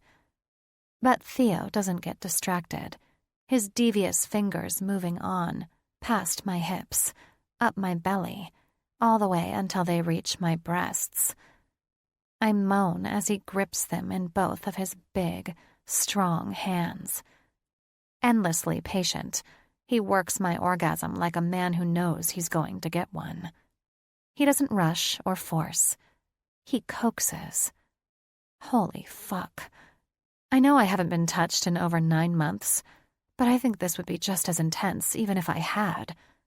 He's created a constant ache, a living, breathing desperation inside me to feel myself explode into a million tiny pieces of bliss. My thighs shake and my pulse races, and I see the slightest hint of a grin on his lips. Everything around me disappears. The pool, the resort, the fucking moon. Right now, it's just him and me. Theo and me and his perfect mouth, and the intense pleasure that's building and building and building inside me. I'm slowly flying higher and higher and higher toward an unknown destination. I'm scattered, blissfully out of control, and I reach down with both hands to grip the wet and silky strands of his dark hair. "That's it," he whispers against me. "Come on my tongue, Lena."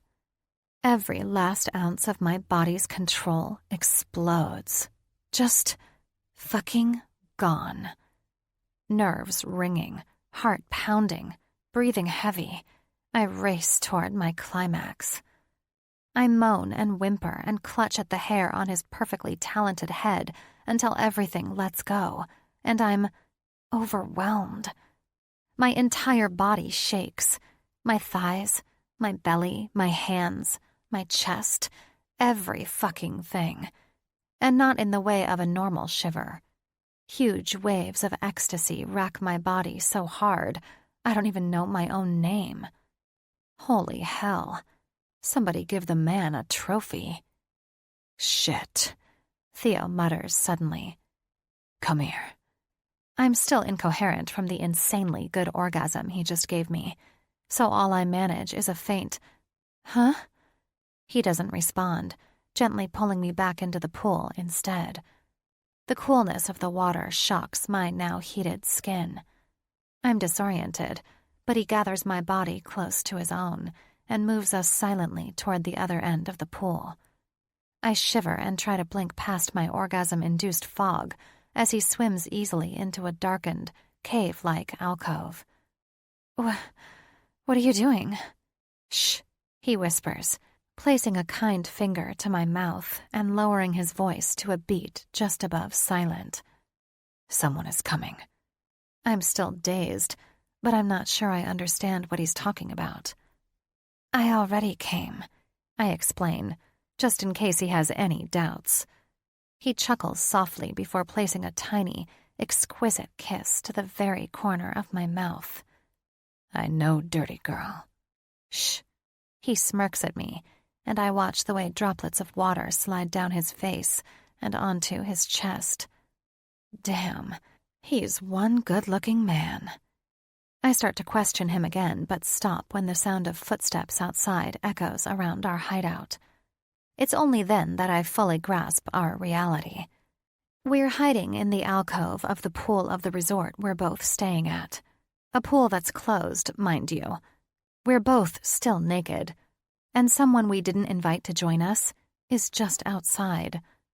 My lips quirk up into a smile, and a tiny laugh escapes my lungs. "What?" he asks, and when my eyes move their way down his body to his very visible and beautifully well-endowed cock that's just kind of bobbing around in the water, the hilarity of our situation grabs me by the throat. I lift a hand to my mouth as giggles start to spill from my lips. "You'd make a horrible spy," he says, and his eyes are bright with amusement as he watches me try to hold back my laughter. "I'd make a horrible spy?" I ask, and nod toward his penis. "Pretty sure you couldn't get that thing past anyone. I mean, it's great. Fan-fucking-tastic. But surely it's too big to go unnoticed. James Bond wouldn't have gotten anywhere if he had that dangling between his legs." He really does have a great penis. Thick and big in all the right places. I'm tempted to dunk myself underwater and use that thing like a breathing tube on a dive mask. Says the girl with her tits out. "And my pussy," I retort. "You can't forget about that." "Oh, trust me, Lena," he says, and leans forward to whisper into my ear. "I could never forget about that sweet-as-fuck pussy of yours." Good God. He sure knows all the right fucking things to say at the right fucking moments. It's like he's quiet a lot because he doesn't believe in wasting words. If he's going to say something, it's because it needs to be said. Or, more accurately, it's too damn good not to be said. And it makes everything he does say far more impactful, especially for a chatty girl like me. I think whoever was coming might have left because I don't hear, I start to say, but he lifts a finger to my lips and squeezes the tips of his fingers meaningfully into the skin of my bare hips. "Excuse me, sir." A very English, very female, very familiar voice shouts. "I'd like a beer and a burger." Oh no. Pippa. Jesus, is she drunk again? "And I'll be right here in this chair while you make it, sir. Please and thank you." The sounds of metal scraping along the ground shrieks into the otherwise quiet of the night. "Sir, did you hear me? I'd like a beer and a burger." "Miss, the bar and kitchen are closed." A male voice with a thick Italian accent finally responds. He seems fairly patient given the circumstances, but if I know Pip and her penchant for beating a dead horse, the compassionate nature of his mood probably won't last long. "What the bloody hell? How are they closed?" "It's after midnight, Signorina. The kitchen closes at 10:30. "It's 3 in the morning?" "No, Signorina. It's 12:20. "Well, it looks like old Pippa is about to get an early start on her day, then," she says, drunkenly ignoring the kind soul. Theo meets my eyes, a smile lighting up his whole handsome face. "And I'd like to change my order. I'll have some eggs, bacon, and black coffee." The resort employee's responding beleaguered sigh can probably be heard from 10 miles away if the wind is right. "Like I said before, the kitchen is closed. It won't open again until 6. "Blimey, what in the hell are you doing out here if they're closed?" "Because I work in maintenance, Signorina," he explains. "Oh," Pip says, finally getting the message. At least somewhat. "I guess I'll just wait it out then. Right here in this cozy lounger." "That's more than 5 hours away," he replies sensibly, before realizing there's nothing sensible about Pip in her current state. "You know what? Never mind. Please, enjoy yourself. But do not get in the pool, okay?" Pippa shrieks and then laughs. "There's a pool out here?" Oh, Jesus Christmas. I let my head sink into my hands, and Theo wraps his arms around me. I'm not sure if it's in comfort or as a precautionary measure to keep me from going out there and murdering my once again inebriated friend. But whatever the reason, I love the feel of it. He's big and solid and warm and smells just right. I never put much thought into what my dream man would smell like before now, but this has to be it. Fresh, clean, with a rich cologne that has only the faintest hint of vanilla. He's not overpowering in the slightest, but his scent is distinct enough that it keeps you coming back for more. The sound of footsteps moving away from us fill my ears, and I know it's time I step in and help my drunken mess of a friend. I pull back from Theo's hold enough to look him in the eyes, and I can feel the edge of my mouth turn down into a small frown. I think I probably need to get her back to the room again. Theo nods, his eyes swirling with a dark kindness. He's a good guy with good intentions, but if I had to guess, I'd say he's as disappointed to see the night end this way again as I am. "I'll help you."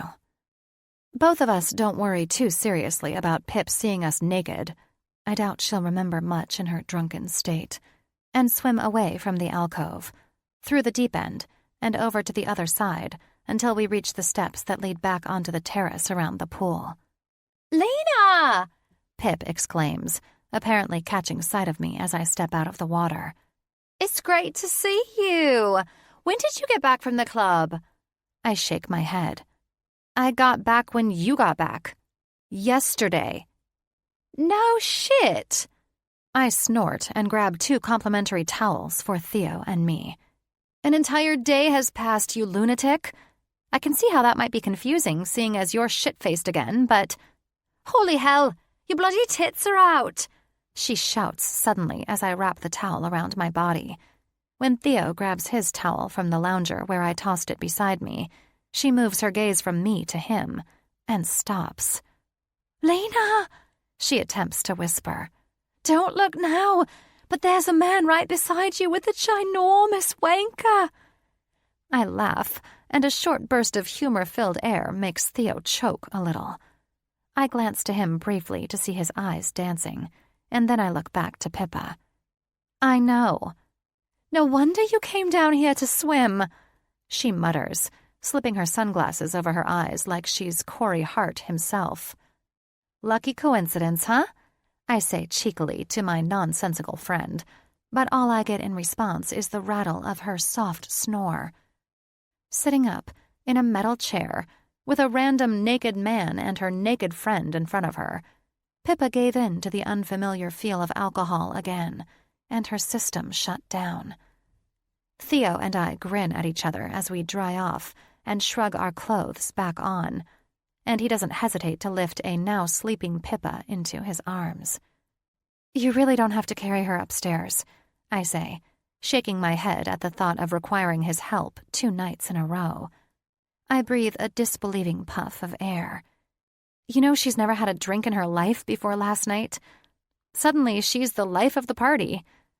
Theo's stride doesn't balk, despite my dismissal, as we make our way toward the inside of the resort. He surveys the lines of her young face and then looks back at me. "I guess that explains why she can't hold her liquor at all." He cocks his head and smirks at me. "And how exactly did you plan on getting her back up to the room?" "I don't know. Teleportation?" I shrug and laugh softly as we step inside the elevator together, and the silver doors close in front of us.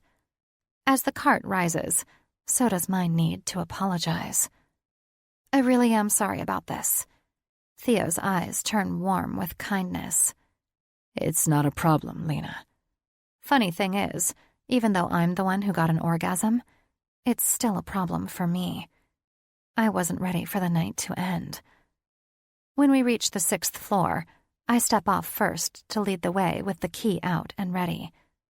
The door unlocks on the first try, something I seemingly can never do in hotels. And with my direction, he carries Pip into her room and lays her gently on her bed.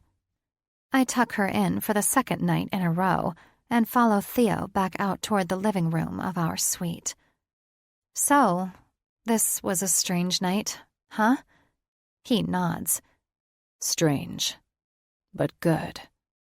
"Yeah, I agree. Most of it was really, really good."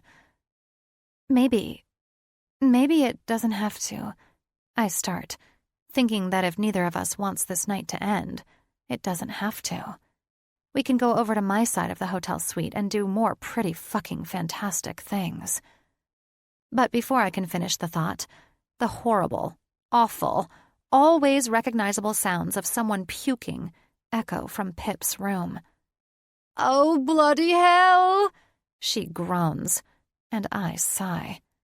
And poof, just like that, all of the Theo fantasies rolling around inside my head disappear into thin air.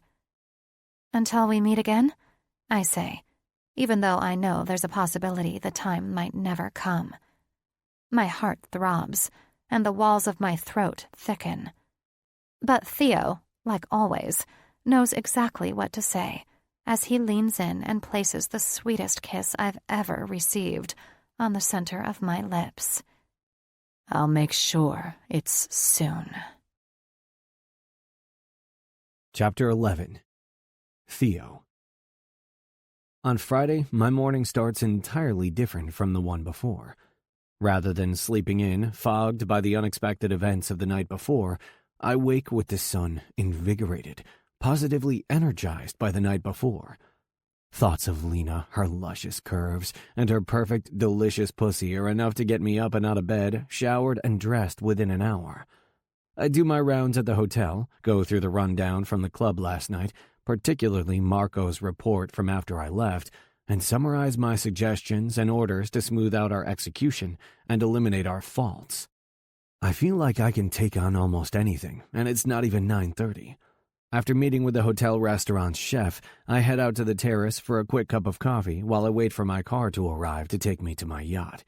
It'll take a 2 to 3 hour jog to get out to Hugo Spavel's yacht on its way to Corsica, but the meeting with him is well worth the effort. Hugo is known for his innovative ideas in the world of tourism. He's an investor on every major coastline and in every city center on the planet. He sees the value in things before anyone else, which is probably how he owns such a large portion of the damn globe. Just the fact that he has an interest in meeting with me could mean huge things for Cruz Enterprises. I straighten my tie and put my black-framed sunglasses over my eyes as I step through the open French doors in our main hallway and out onto the terrace. It's a beautiful morning on the Amalfi Coast, and the sky is a mesmerizing shade of cloudless blue. Little ripples sparkle like glitter in the pristinely aqua shallow waters in front of the colorful town of Positano, and boats bob up and down like ornaments.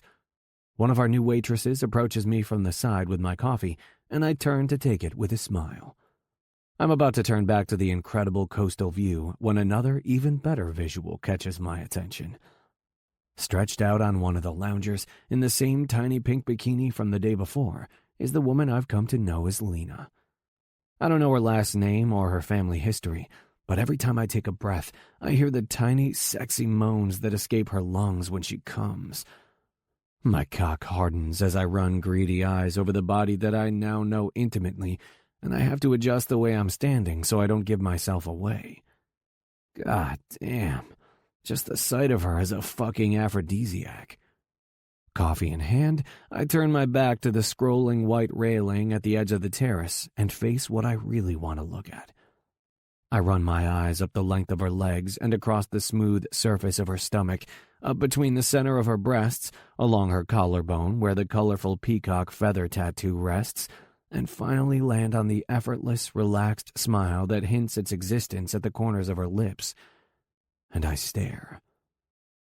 I wait, locked on the rosy pink hues of her flesh, until the weight of my focus lands on her squarely enough to call her attention. When she meets my eyes behind her sunglasses, I don't miss the surprise that forms a little O on her full lips. That's right, honey. I'm watching you. What started as shock quickly morphs into something else, and a slow, seductive smirk crests her mouth. She lifts her hand to give me a little wave, and my feet take on a life of their own.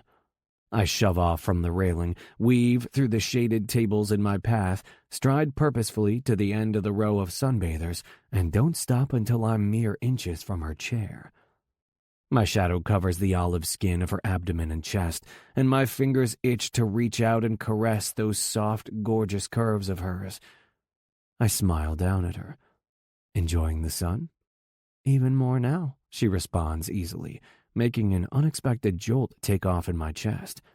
Hello. A tanned man with a thin mustache and a glass of orange juice in his hand calls toward us. I glance at him briefly. With the way he's staring at me, it's hard not to, but I don't wait long before bringing my gaze right back to Lena's soft lips. Lena, honey, the man says, determined to get her attention. Are you going to introduce us to your handsome friend, or what? It's only with another glance that I realize Lena's friend Pippa is with him, grinning at me and her good friend like a lunatic. But Lena ignores both of them completely, lifts herself to her feet at the side of her lounger, slips on her shoes, puts a hand to my bicep, and leads me away from her friend's curious eyes and ears. You don't want to introduce me to your friends? I ask cautiously, and she laughs. Trust me, it was for your benefit. She tips her sunglasses down the length of her nose and runs her eyes up and down the length of my body, and likely my suit. You heading somewhere important? I have a business meeting, I explain. With an outward curl of her lip and a tug on the fabric at my chest, she pouts. That's disappointing. My pulse thrums. Is it? Did you have a fun night, Theo? She asks instead of answering directly. I smile. I can't help but smile when I'm thinking of my mouth on her. My answer is evident in the lines of my face, so I counter by throwing the question back at her. Did you? Definitely. The sexy way the word rolls off her tongue has my gaze fixating on the way her soft, full lips move, and before I know it, before I can even process the possible consequences, I'm doing something completely out of character. Come with me then, I say. She freezes, and her teeth come out to worry the flesh of her bottom lip. To a business meeting? I find myself laughing at her shock. If she only knew how much I'm shocked myself. Do you trust me? Her blue eyes light up in surprise. Yeah? I laugh at the uncertainty in her voice and give her hands a squeeze. Meet me in the lobby in about 20 minutes. Bring everything you'd need to spend a day on the water. A day on the water? She scrunches up her nose. Like on a boat? I smirk. I guess you'll just have to wait to find out.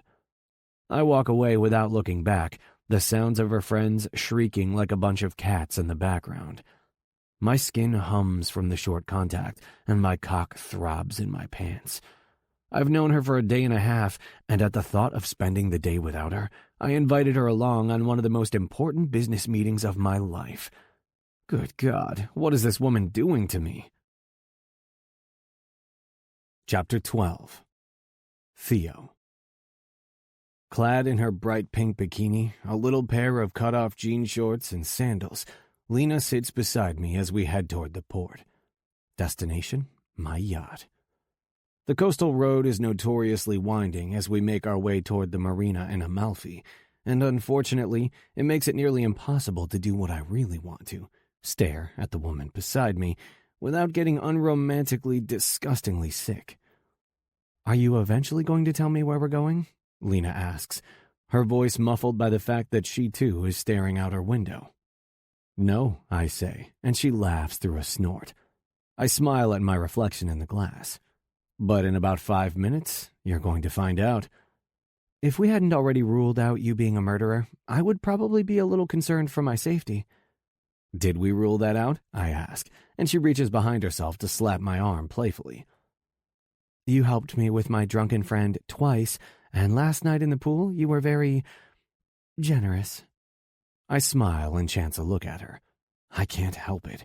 Her blonde hair is cascading down the center of her back, and her grin reflects clearly in her window. I don't think murderers are that generous. Don't paint me as such a hero, I say with a laugh. I assure you what happened in the pool was just as enjoyable for me as it was for you. She smiles. Me too. Or, well, it would have been. She stutters. If I would have had the chance to reciprocate. I mean, I enjoy giving too. Her eyes close self-consciously in the window, but before I can explore that conversation further, or all the sexy promises I hope to cash in on, my phone vibrates in the pocket of my jeans. I pull it out to find a message from my assistant.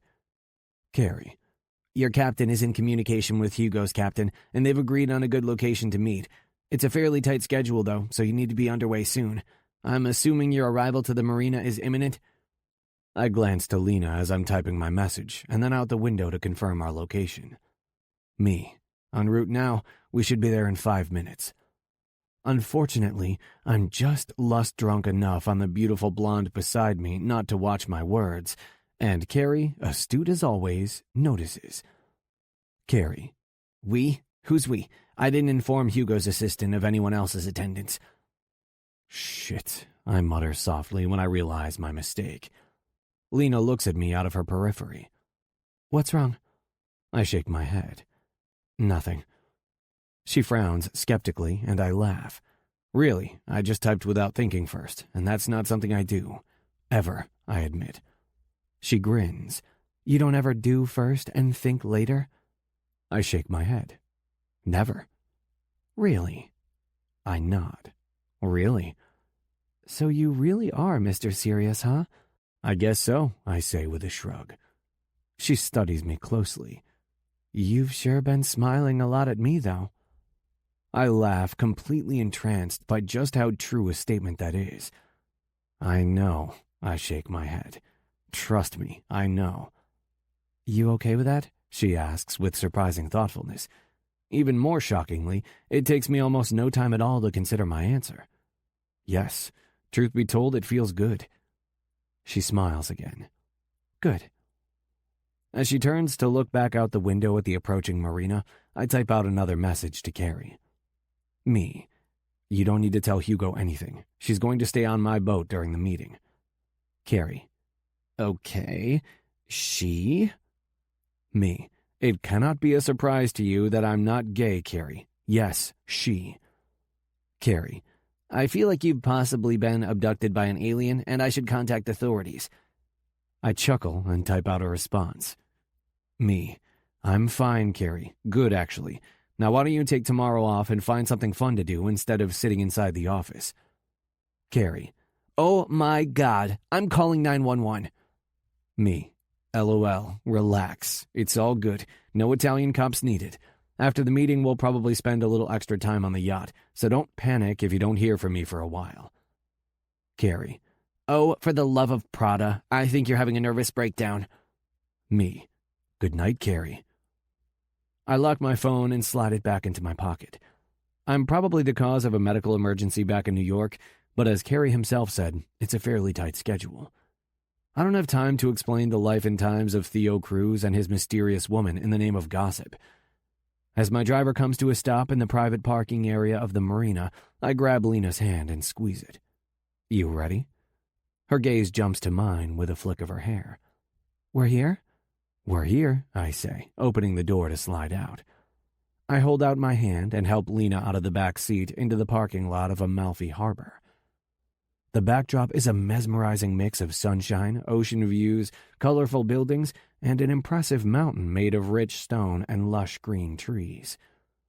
God, it's beautiful, she whispers, turning around in a circle and tangling our arms in a knot. I chuckle as I spin her free and lead the way, her hand still tucked into mine, onto the wooden slatted dock. So we're really at a boat dock, she says observantly, and I can't help but grin. Yep. Down the stairs and out to the very end of the row, I lead her to a collection of yachts, specifically a large white one with the words Business of Pleasure written along the back. She spots the moniker instantly. Business of Pleasure? I wink. Yep, it's my yacht, one I bought 5 years ago but rarely have the time to enjoy. I'm pretty sure my brother has been on it more than I have, and I've never once given him permission. As we get closer, I see the 5-man crew that Carrie called last minute to handle the boat is already there and getting things ready. Theo! Mario, today's captain and a close friend of mine in Positano, grins at us from the edge of the boat as he finishes prepping her for the water. Aren't you a sight for sore eyes? His thick Italian accent makes me grin. It's been at least 1.5 years since I've seen him. How have you been? Good, he says. And even better since I can take this beauty on the water today. Signora was going to go into some form of depression if she didn't get any action soon. It's good to see you, I chuckle. Lena, this is Mario. Mario, this is Lena. He makes a show of kissing her hand and helping her onto the yacht, and she smiles. Nice to meet you. Bellissima, he comments, and I roll my eyes. I can say with certainty the pleasure is all mine. Charming Italian bastard. Mario eventually turns back to me. We'll be underway shortly, signore. Once we arrive, the tender will transfer you to Signore Spabelli. I nod. Out of the corner of my eye, I notice Lena's eyebrows draw together minutely. Mario quietly heads toward the stairs, and a few of the other crew members follow his lead. With expert finesse, Mario maneuvers us out of the tight marina, and it doesn't take long before we're moving into open water. I lead Lena toward a cozy sitting spot on the top deck to watch the action. We've only been sitting for a couple seconds when she notes, "So you have a little money?" I shrug and bite my lip nonchalantly. I guess you could say that. She snorts. We're on a yacht that seems a lot like your yacht. You definitely have money. And what about you? Tell me about yourself, Lena, I implore, resting a hand on her thigh. Silence stretches between us, and I don't miss the way a little wrinkle forms between her brows. You okay? Yes, well, no. She shakes her head and then turns to look me directly in the eye. I'm sorry, Theo, but the only way for this to work for me is if there isn't any personal stuff involved. No personal stuff? I ask skeptically, and she cringes. God, that sounds terrible, doesn't it? No, I'm just trying to understand what you want. I haven't felt the way I feel with Lena, well, probably ever. I don't want to hold anything back, to shortchange any opportunity. But something is very obviously troubling to her, and if doing this with her means doing it under some kind of less than ideal circumstances, I'm still willing to do it. To be honest, I'm starting to think not doing it at all is the only unacceptable option. I grab her hand. So this thing, whatever we're doing right now, comes with some rules then? I guess you could say that. Okay, I agree cautiously. What are the rules? You're really okay with this? I nod. Lena, I start to admit that I'd do just about anything to spend more time with her, even if I don't agree with her restrictions, but I stop myself and gloss over it instead. I'm okay with it. Okay then. She grins and holds up one finger. Give me 1 second. I frown slightly as she hops to her feet and grabs something from her bag on the bench across from us. When she sits back down beside me, she notices and smooths the line between my brows with her finger. I grab her hand on its descent and kiss the back of it. It's then that I see a pen and a small notebook in her other one. You planning on doing a little journaling? I tease softly, and she rolls her eyes. She scrunches her face into a silent, mocking laugh and opens the notebook to a fresh page. You and I are going to nail down some rules. All right, I agree, a low ache in my chest making me breathe a little heavier. In the end, though, I attribute it to the salty sea air and ignore it. At the top of the page, she writes, "The Italian Rendezvous Rules." An Italian rendezvous? I question with a smile. That's what we're calling this thing? Yep, she says and puts her pen to the paper again. Rule number 1, no last names. From now on, you are Madonna and I am Beyoncé. No surname needed. I shake my head. Madonna? Really? Well, she huffs through a laugh. I couldn't think of any guys who go by one name. What about Sting? Bono? Fabio, for God's sake? She bites her lip and shrugs. Sorry, I only brought a pen, and I already wrote Madonna down. I tilt my head skeptically. You have a whole notebook full of blank paper. Start over. No can do. That's a rule. That's a rule? An unspoken one. Lena, rule number 2, she exclaims, cutting me off. No personal stuff. And by no personal stuff, what exactly do you mean? No talk about where we live, what our jobs are, any details about our family and friends, and no exchanging phone numbers or email addresses. Oh, and no referencing your friend Kristen with the false teeth and the pearls and the third nipple or anything else distinguishing enough to trace. Damn, you're a rule tyrant. She grins. That's high praise coming from you, Mr. Serious. I just laugh and decide to chime in with a rule of my own. Rule number 3, lots of sex. She laughs at that, but doesn't hesitate to write it out, adding in parentheses, variety of positions and penetration depths, and exploration a must. Any other rules you want to add?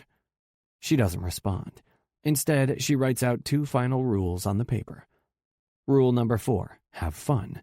Rule number 5, at the end of 7 days, we say goodbye. Have fun? I ask, and she smiles. Girls just wanna, Theo. I shake my head, trying to muster a smile as I swallow around the last rule, the one that makes me feel like there's a knot in my stomach. I search her eyes for answers as I say it out loud. At the end of 7 days, we say goodbye. Yes, she confirms. I'm here for 5 more days. We finish what we started 2 nights ago. And what exactly did we start, Lena? She taps the top of the page with her pen, and each word that leaves her mouth is with a slow and seductive curl of her tongue. A sexy Italian rendezvous. I nod.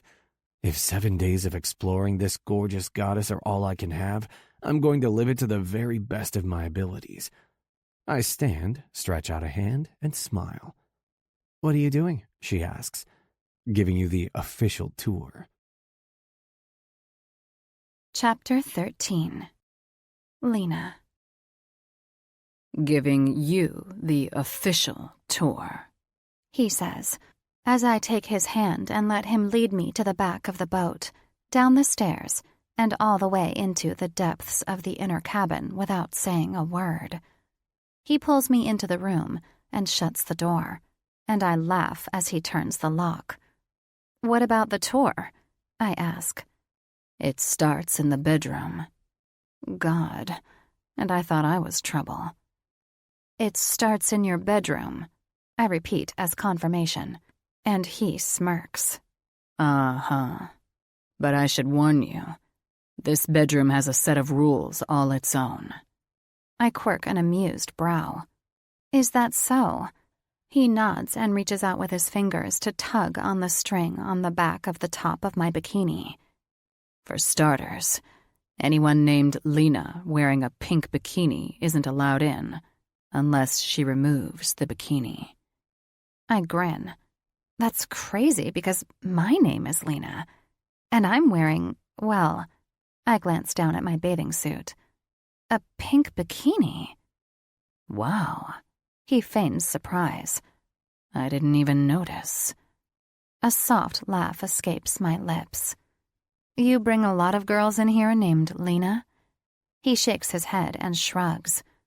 I've never brought any girl into this room. I narrow my eyes. Be serious. I am, he says, and as much as the idea of it is fucking crazy, the honesty in his voice is undeniable. I've had this boat for 5 years, yet I rarely ever find the time to use it. Jesus Christmas. You better believe if I were a guy with a boat like this, I'd be bringing bitches in here to bang left and right. You mean to tell me this room, that bed, has never been used for anything but sleeping? He nods.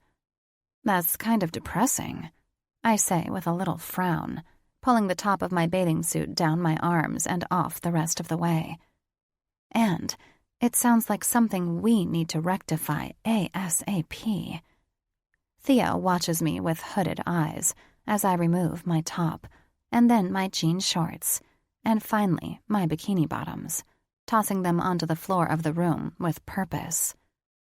Looks like someone is good at following the rules. He hums and slides one hand up my arm. Goosebumps follow the path of his fingers, and I shiver. I lean up on my tiptoes and press my lips to his. You like a girl who follows the rules, Theo? In this case, he says, and a million different sexy promises lay silent on his lips. Yes, I definitely do. As I stare up into his now heated gaze, sexual tension wraps around us like a cocoon. It is everywhere, all around us, and my breaths go from relaxed to panting in the blink of an eye. He is fully dressed, and I am completely naked. Fuck if it isn't the sexiest conundrum I've ever experienced. Neither one of us rushes it, instead allowing it to marinate, stretch out, consume us further. He rakes his gaze down my face, along my collarbone, and onto my naked breasts. They move up and down with each stuttered breath, arousal settling in and piquing my nipples. He watches me intently, so much so, each blink of his eyelashes feels like a smooth caress on my already aching skin. God, this is sexy. He's showing me he wants me without a single touch, turning me on with nothing more than his eyes. I don't know how much longer I can stand here without acting on impulse, without pushing my body against his and kissing him without inhibition. He must feel the tension in me, feel the upcoming shatter in my self-control.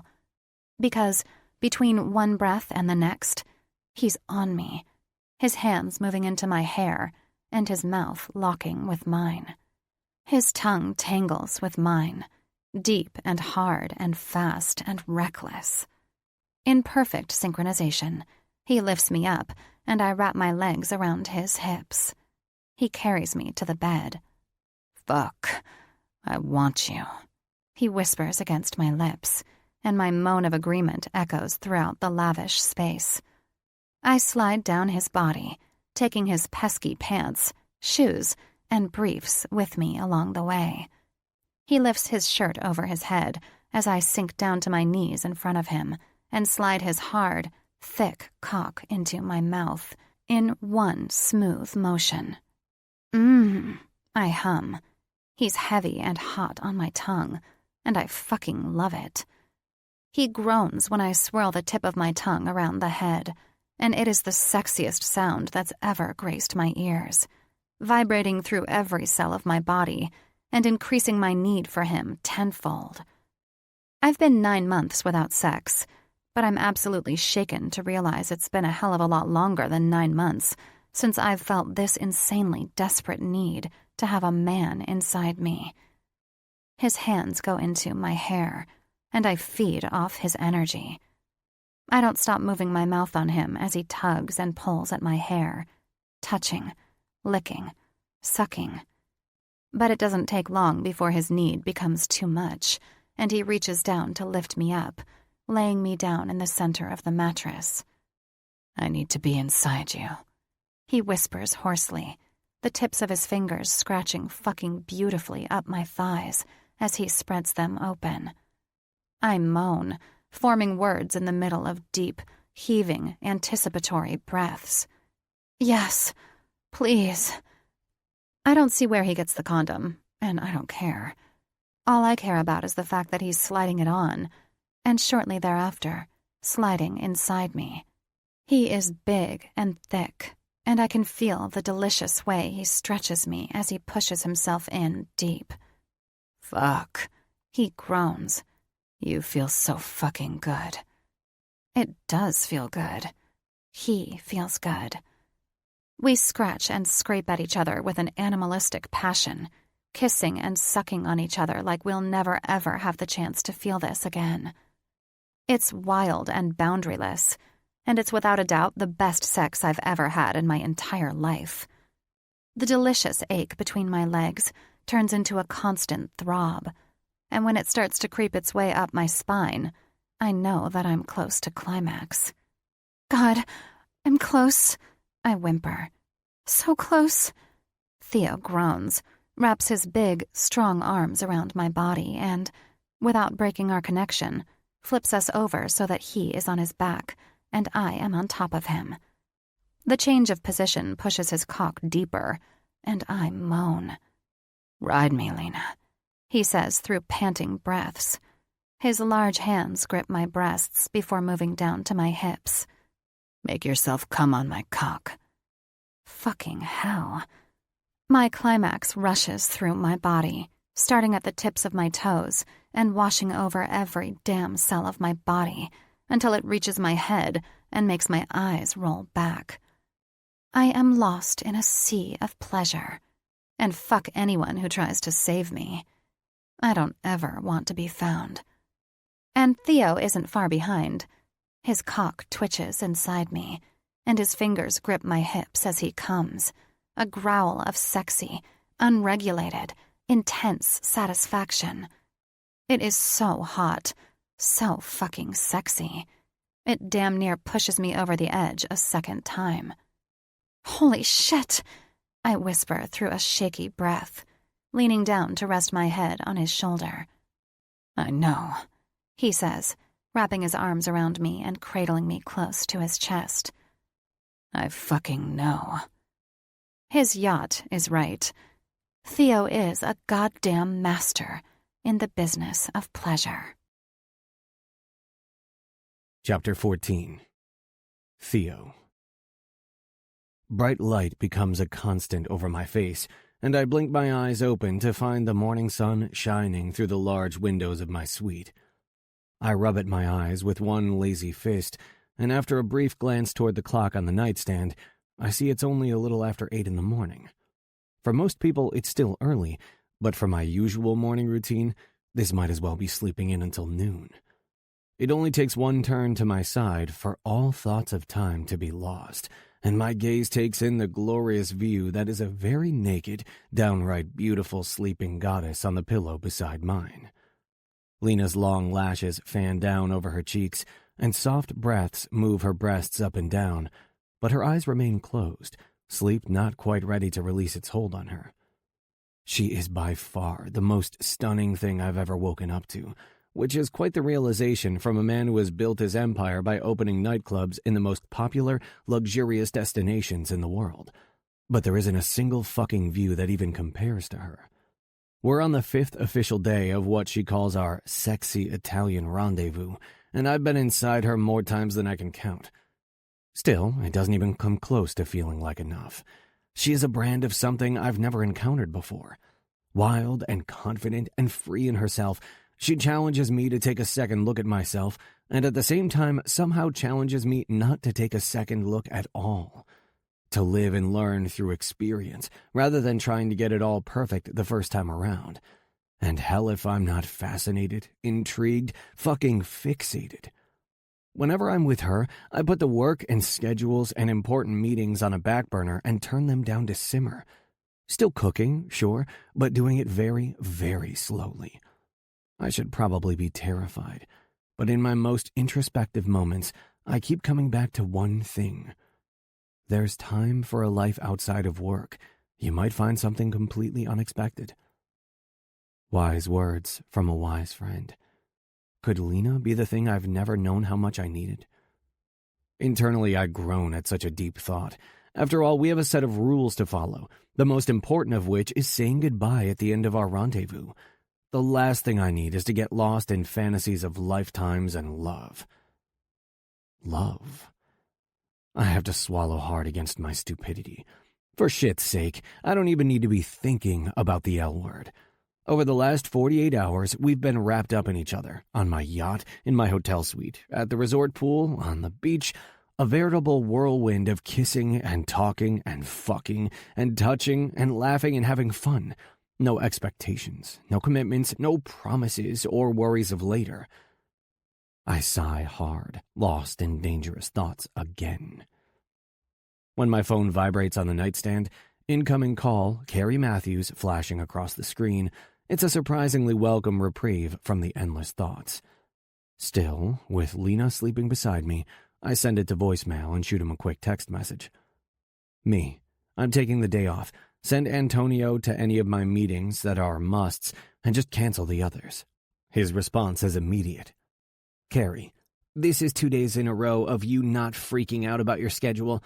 You promise you didn't, hit your head or something? I grin. My assistant never fails to be dramatic. Me. No head injuries have occurred. Carrie, you're not suffering from a stroke, are you?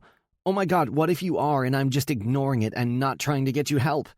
His next texts come in rapid fire. Carrie, what's your name? Carrie, what month is it? Carrie, Beyonce or Lady Gaga?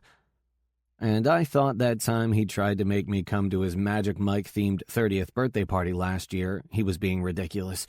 I mean, I obliged by sending him a Magic Mike-themed telegram to the office on his actual birthday, but knowing I'd stick out like a sore heterosexual thumb in his and his husband Bill's crowd of friends, I'd kindly declined the invite. But this little neuro exam via text, well, Care just reached a new level of absurdity. Me. Theo Cruz, August, and since you haven't shut up about A Star is Born for the past year, you probably want me to say Lady Gaga. But again, I oblige before sending one final message. Me. Now go away. I'll check in with you tomorrow. Carrie. This has to do with the mystery woman, doesn't it? God, I'd pay money to see what she looks like. I set my phone back on the nightstand, despite its incessant buzzing, and ignore everything else. I have no desire to explain Lena to Carrie, and even if I did, I'm not sure I could. I don't have the slightest grasp on my feelings myself. Lena stirs beside me, and when she flutters her eyelashes open, I turn on my side and press a soft kiss to her lips. Good morning. Morning, she whispers back. Her voice is the perfect mix of sleep and sex. What time is it? A little after 8. Ugh. She groans and shields her eyes from the sun with a lazy hand. It's too early. Yeah, well, we forgot to close the curtains before we went to bed. A secret, flirty smile kisses her mouth. I guess I shouldn't have been so insistent about you fucking me against the windows, huh? Personally, I think the fucking was well worth the consequence. Me too. She winks, blows me a kiss, and stretches her arms above her head. The way her full breasts bounce with the gentle movement has my cock threatening to take notice. So what's on the agenda today? I mean, surely we can't stay holed up in this room all day. And why's that? Because we're out of fucking places. I smirk. Out of fucking places? Yep. She nods and giggles, throwing her head back in faux ecstasy. We have fucked on every surface in this place. I laugh as she cocks her head forward to look at me again. And this suite is big. I'm impressed with us, really. I almost offer up a list of other rooms in the hotel we could access in the name of fucking places, but stop myself because of rule number 2 on the list. No personal stuff. Telling her I own the hotel has to apply. So I take it you're requesting a change of scenery? Uh-huh. You feel like taking a little drive? I ask. Probably about an hour or so. She turns over onto her belly and rests her head in her hands, and she bends her legs behind her as she curls her toes. And where exactly will that drive lead us? It's a surprise. Another one? She pouts. Come on, Theo, just freaking tell me. Nope. I shake my head, playfully slap her ass, and hop out of bed. Now I'm going to take a shower. Feel free to join me, but no matter what you decide, your cute little ass better be ready in about an hour. I'm in the shower for all of 2 minutes before she steps inside and meets me beneath the warm spray. Without a word, she sinks to her knees and takes my cock in her mouth, letting her tongue do the rest of the talking. Holy fuck. I'm in big, big trouble. A little after 11, I pull up my favorite Porsche, that I almost never get to drive, to the gated entrance that leads to my villa in Marina del Cantone. Located in the little fishing village of Sorrento, it's about 45 minutes away from Cruz's Amalfi Coast resort. It's a gorgeous place, one I spent far too much money on to almost never visit, mind you, but today I get to share it with someone, with Lena. Is this it? She asks, and her blue eyes grow wide with excitement. For the love of God, tell me we are finally here. For the entire 45-minute drive through the notoriously curvy roads, she never stopped badgering me with questions of where I was taking her, and I never stopped giving her vague answers. I'm not sure, I say, and reach out over the driver's door to tap in the security code for the gates. Seriously, Theo? She slaps my arm with her hand. You said it would take about an hour, and I'm pretty damn sure it's been that long. She groans. Just tell me already. Okay.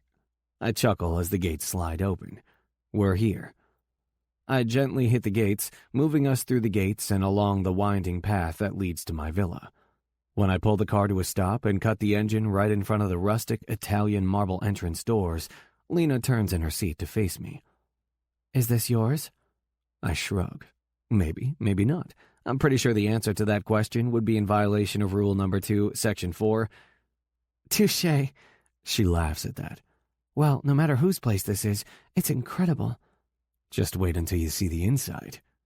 I wink, unbuckle my seatbelt, and hop out of the car. After rounding the hood, I open her door and help her out of the passenger seat. Her eyes are still wide as she takes it all in. When I unlock the front door and we step inside, her eyes are everywhere, looking up at the high ceilings, running along the marble tile floors, peeking through the all-glass doors that lead to the terrace with the incredible ocean view. Theo, she whispers and looks up to meet my curious gaze. This just might be one of the most beautiful Italian villas I have ever seen. I quirk a teasing brow. So you've seen a lot of villas then? Or maybe you have a villa of your own somewhere? Nice try. She nudges my arm with her elbow. How about you go explore on your own for a few minutes while I check in with the staff? Staff? She questions, and I shrug. The villa is pretty big, and whoever owns it, I say while flashing a secret smile, probably doesn't have time to, keep it maintained. I'd tell you more, but some insanely bossy woman basically made me sign an NDA and give a blood oath I'd follow her rules. All right. You don't have to turn me into Matthew McConaughey. I get it. She smirks. I'll go mosey around for a bit then. See you in a few. I lean forward and place a soft kiss to her forehead. She grins up at me, presses one firm kiss to my mouth, and then turns on her heel to begin her own personal tour of the villa. I'm halfway through the living room and making my way into the kitchen when I hear a screech and the words, "Oh my God," come from the direction Lena just took. What the fuck? Lena, I call out, coming to a stop and turning around. Are you okay? Yes. No, I don't know, she calls back. but each word that leaves her lips gets closer to my ears. I break into a run and slam right into her as she comes rushing out of the hallway that leads toward the master's suite.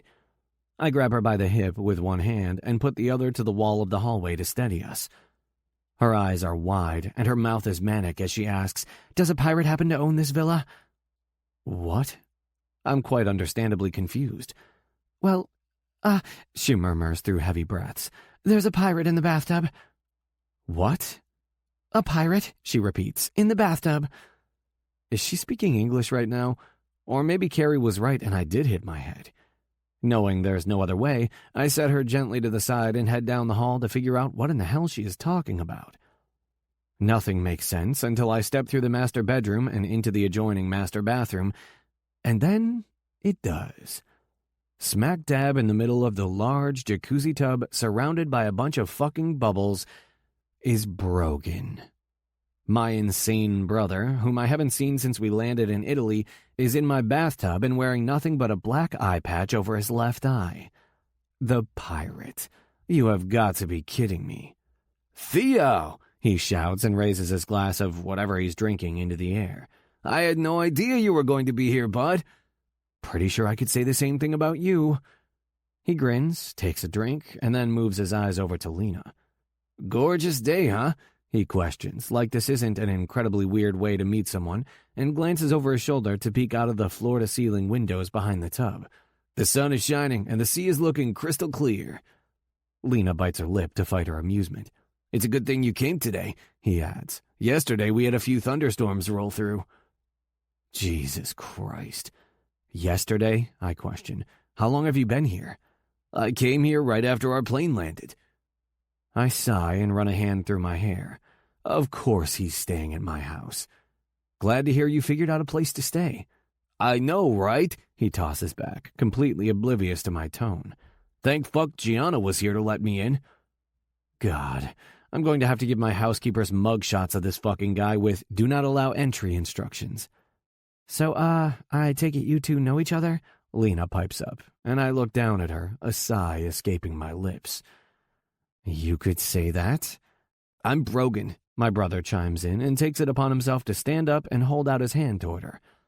Water and bubbles drip off his body and onto the floor, and Lena squeaks out her surprise when those damn bubbles start to reveal far more than either one of us wants to see. "Oh God," she mutters and places a hand over her eyes. "I mean, it's great to meet you, Brogan." She clears her throat and uses the other hand to blindly search for his.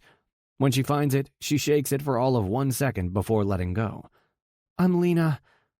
"It's a real pleasure," my brother says. Not a care in the fucking world that his dick is halfway through its bubble circumcision. "For fuck's sake," I mutter, snagging a towel from the shelf behind me and launching it toward his chest. "How about you put your dick away, yeah?" He glances down, sees his pirate sword, shrugs it off, and then leisurely wraps the towel around his waist. "I'm Theo's brother, by the way," Brogan adds, "but you can just call me Bro." Bro? Now he's going by Bro? The annoying thought is instant, but it's quickly replaced by another, far more important one. Shit, this certainly goes against the rules. My back tenses in realization, and I brace myself for her reaction to finding out something that is, without a doubt, personal information. I'm surprised when a soft giggle escapes her throat, and I look down to find her smiling at my brother. "So let me get this straight. You're Theo's brother?" She scrunches up her nose as a laugh threatens to spill from her lips. "And you go by Bro?" The bro man nods proudly. "It's something new I'm trying, but I think we can all agree it has a nice ring to it." Lena's tickled gaze meets mine, and I sigh. "Yeah, trust me, I know." "Okay then," I say, making the executive decision to end this situation before Brogan can spice it up even more with his eccentricity and take Lena's hand into mine. "While finding you in the bubble bath has been a real fucking treat, we're going to leave you to the rest of your fun and go grab some lunch on the terrace." "That sounds like a plan, Theodore," Brogan smiles, "and I'll see you guys at lunch in a few." See you guys at lunch? Christ, he shouldn't even fucking be here. My patience completely gone, I don't waste any time leading her out of the bathroom, through the master bedroom, and into the hallway. But by the time we reach the main living room area, Lena can't hold herself together anymore. Holy shit! Laughter spills from her lips like a waterfall. What in the hell just happened? Good God, I cringe, slightly unsure whether she's amused or my brother's antics have caused her to go temporarily insane. I'm sorry you had to be subjected to that. Subjected to it? Are you nuts? It was fantastic. I'm pretty sure I'm going to be laughing about this for the rest of my life. Her laughter is contagious, the sound of it almost certainly the undiscovered ingredient in the next breakout antidepressant, and before I know it, a smile is threatening to consume my face. A pirate in a bubble bath who happens to be your brother Brogan, who also happens to go by Bro. She rattles off the events, giggles spilling from her lips between each word. Yeah, this might be one of my favorite days ever. Her words hit me straight in the chest, and all thoughts of strangling my brother disappear into thin air.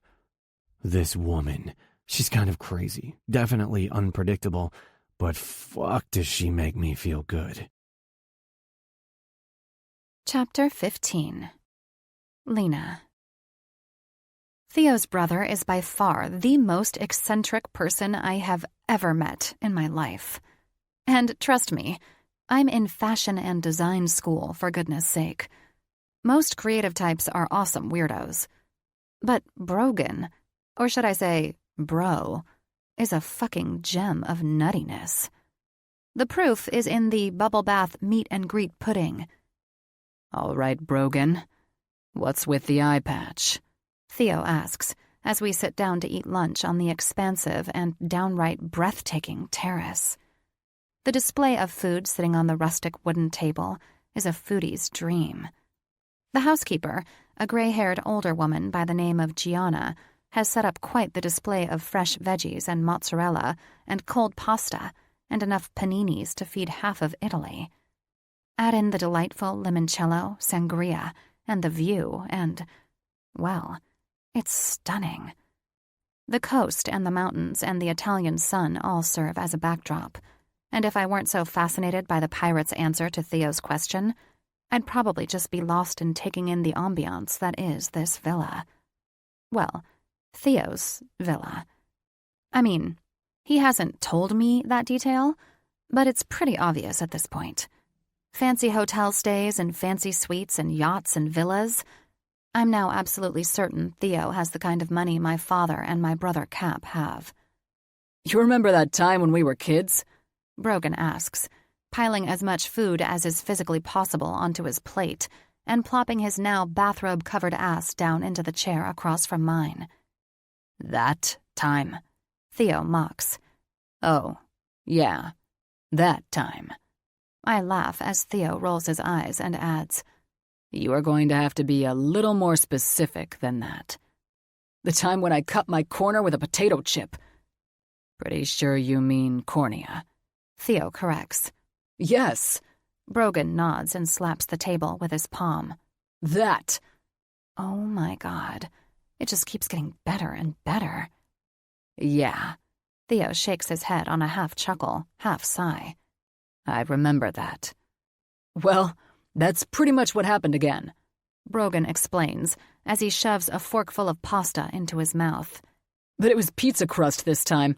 No big deal, though. He adds as a few crumbs shoot out past his lips and back onto his plate. Just gotta wear this for a few days and then I'll be all set. How does one man go about cutting his cornea with pizza? Brogan might literally be the 8th wonder of the fucking world. Christ. Theo scrubs a hand down his face. When did this happen? Yesterday, after Gianna made me some pizzas in the wood-burning oven for dinner. By the way, Theo adds, and sarcasm drips from his voice. I'm so glad you found a place to stay. Dude, the pirate grins. Me fucking too. I almost forgot how nice your villa is. Your villa. The words resonate in my mind. So, I was right. This is his villa. Hell, he really does have the kind of money my father and brother have. Honestly, Theodore, Brogan continues, it'd do you some good to spend more time up here. Ever so slightly, Theo clenches his jaw. but when he forces a bite of pasta into his mouth, he masks it by chewing. It doesn't take a genius to figure out the brothers have an interesting relationship. I glance between the two of them, and if it weren't for their obvious genetic likeness, same jawline, same eye shape, same nose, I never would have guessed that they're related. Where Theo is all put together and not a weirdo, Brogan is a fucking weirdo, and appears to make his decisions based solely off impulsivity. God, Vicky would absolutely despise him, which, honestly, kind of makes me like him more. If Brogan ever walked into my mother's house, she'd lose her fucking mind. Literally. She wouldn't know what to do with this bathrobe-wearing pirate. His less-than-casual style and oblivious, zero-fucks-given attitude goes against pretty much everything that's a priority for her. Toss Brogan into one of my mother's vapid, fake dinner parties, and I honestly think she'd spontaneously combust like a vampire after being stabbed with a garlic steak. If only it were possible to make that situation occur. There are so many questions I want to ask, so many random thoughts I want clarification on. But I realize that every single one of my questions is personal. Every single one of them goes against our rules. Pretty sure you mean your rules, since you were the one who was so obstinate in establishing them in the first place. My brain taunts, and my chest grows tight with discomfort. Son of a bitch. I do not need to be feeling things. This is a rendezvous, not a freaking relationship. Not serious, just fun. End of story. I lift my glass to my lips and wash down the foolish thoughts with a sip of Gianna's homemade sangria. Distraction mode officially engaged. It's the perfect mix of sweet and sour, and exactly what I need to keep myself out of my own damn head. So, Lauren, where are you from? Brogan asks, and I look around the table to see who he's talking to. But it's only the three of us. Me, Theo, and his brother, who is now looking at me as if he's waiting for a response. Her name is Lena, numbnuts. Theo corrects. No shit? Brogan asks with a tilt of his head. Are you sure it's not Lauren? A very unladylike snort escapes my nose. Pretty sure my name is Lena. Man, I really thought it was Lauren. This guy, I swear, he's too much. Unless my parents have been lying to me since birth, my name is Lena. Ah, well, miscommunication, I guess. He brushes it off around a mouthful of food. Anyway, where are you from? Theo grins at me with a gleam in his eye, and I laugh. Sorry, bro, but there's no specifics. Brogan's eyebrows shoot to his forehead. What does that mean? It means exactly what you think, I say without hesitation. Theo and I are just enjoying time together. A rendezvous, so to speak. So, let me get this straight. Brogan looks back and forth between us. You and my type A brother are just living in the moment? Yeah, I shrug. I guess you could say that. A loud laugh leaves Brogan's lips, and he slaps a hand down onto the table. Well, fuck me sideways and call me Susie. That's about the most surprising thing I've ever heard. Theo just rolls his eyes, but his brother doesn't let up. His laughs turn into cackles, and he can't seem to get himself together.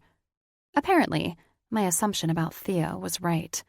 He is Mr. Serious. Yeah, until he's with you. My stupid brain starts to latch on to that idea a little too much, and I have to change the subject quickly before I get lost inside the fucking landmine that is apparently my own head. Thankfully, Brogan has reined in his laughter and resumed eating his lunch, like he didn't just turn into a lunatic for 5 minutes straight. So, how long do you have to wear that eye patch? Theo asks, thankfully changing the subject, and Brogan shrugs. A few days, I think. Hell if I know. The doc was giving me all of the instructions in Italian, and I don't speak the language, so it was kind of hard to really get the gist of what he was saying. Theo's brows rise to his damn hairline. Did he know that you don't speak Italian? Brogan shrugs again. Not sure. It's my turn to laugh. You didn't tell him? Nah. He waves his fork in the air. He was on a roll, and I didn't want him to slow down. Got me in and out of there in less than an hour, which, I gotta say, by emergency room standards, is fucking impressive. Theo and I share a knowing smile, while Brogan abruptly jumps up from the table and heads into the kitchen to do God knows what. So, your brother is interesting, I whisper, and he smirks. Yeah, that's a good word for him. You two are quite the contrast. I think about my older brother Cap and me. Both a bit wild, both spontaneous, both fully capable of speaking our minds. We are more alike than I'd care to admit. But we're also very different.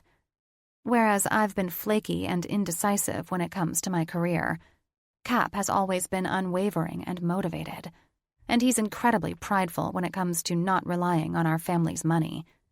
When he turned 21, he outright refused his trust fund, and once he set his sights on going to law school, he fucking did it. And not only that, but over the years, he's established himself as one of the top corporate lawyers in the country. I've utilized my trust fund and the generous high school graduation gift that is Jovial Grinds, the coffee shop my father bought me when I was 18. It's located back home in Chelsea. And for a few years, all I did was pick up shifts there while I flitted about from one career idea to the next. But now, I'm trying to be decisive. I'm trying to follow through with my dreams of becoming a fashion designer. I'm trying to start a life for myself, without the help of my father and his penchant for always making things easy on me financially. For the last 9 months, I've been resolute in my path, focusing solely on classes and my career and staying far, far away from distractions. And yet, here you are, getting distracted again.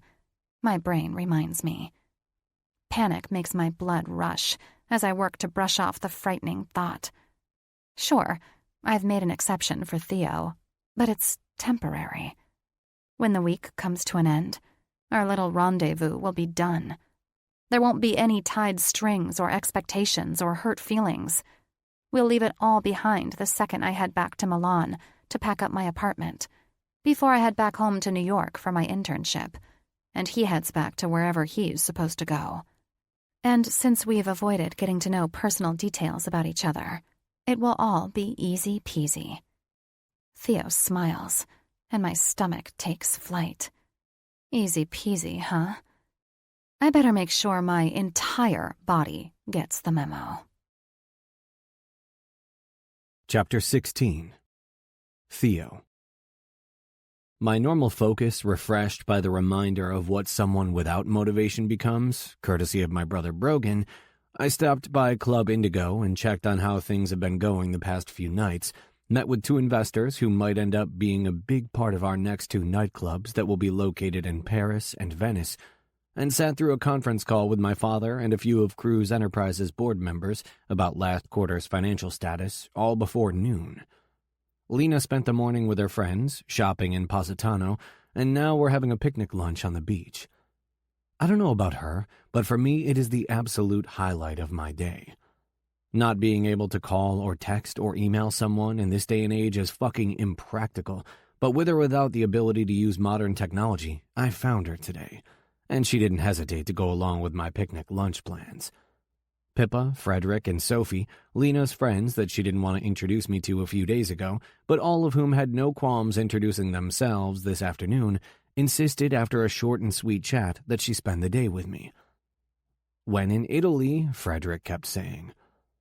With the basket of food in my hands, nicely put together by the hotel staff, I lead her down the long staircase from the resort to the beach.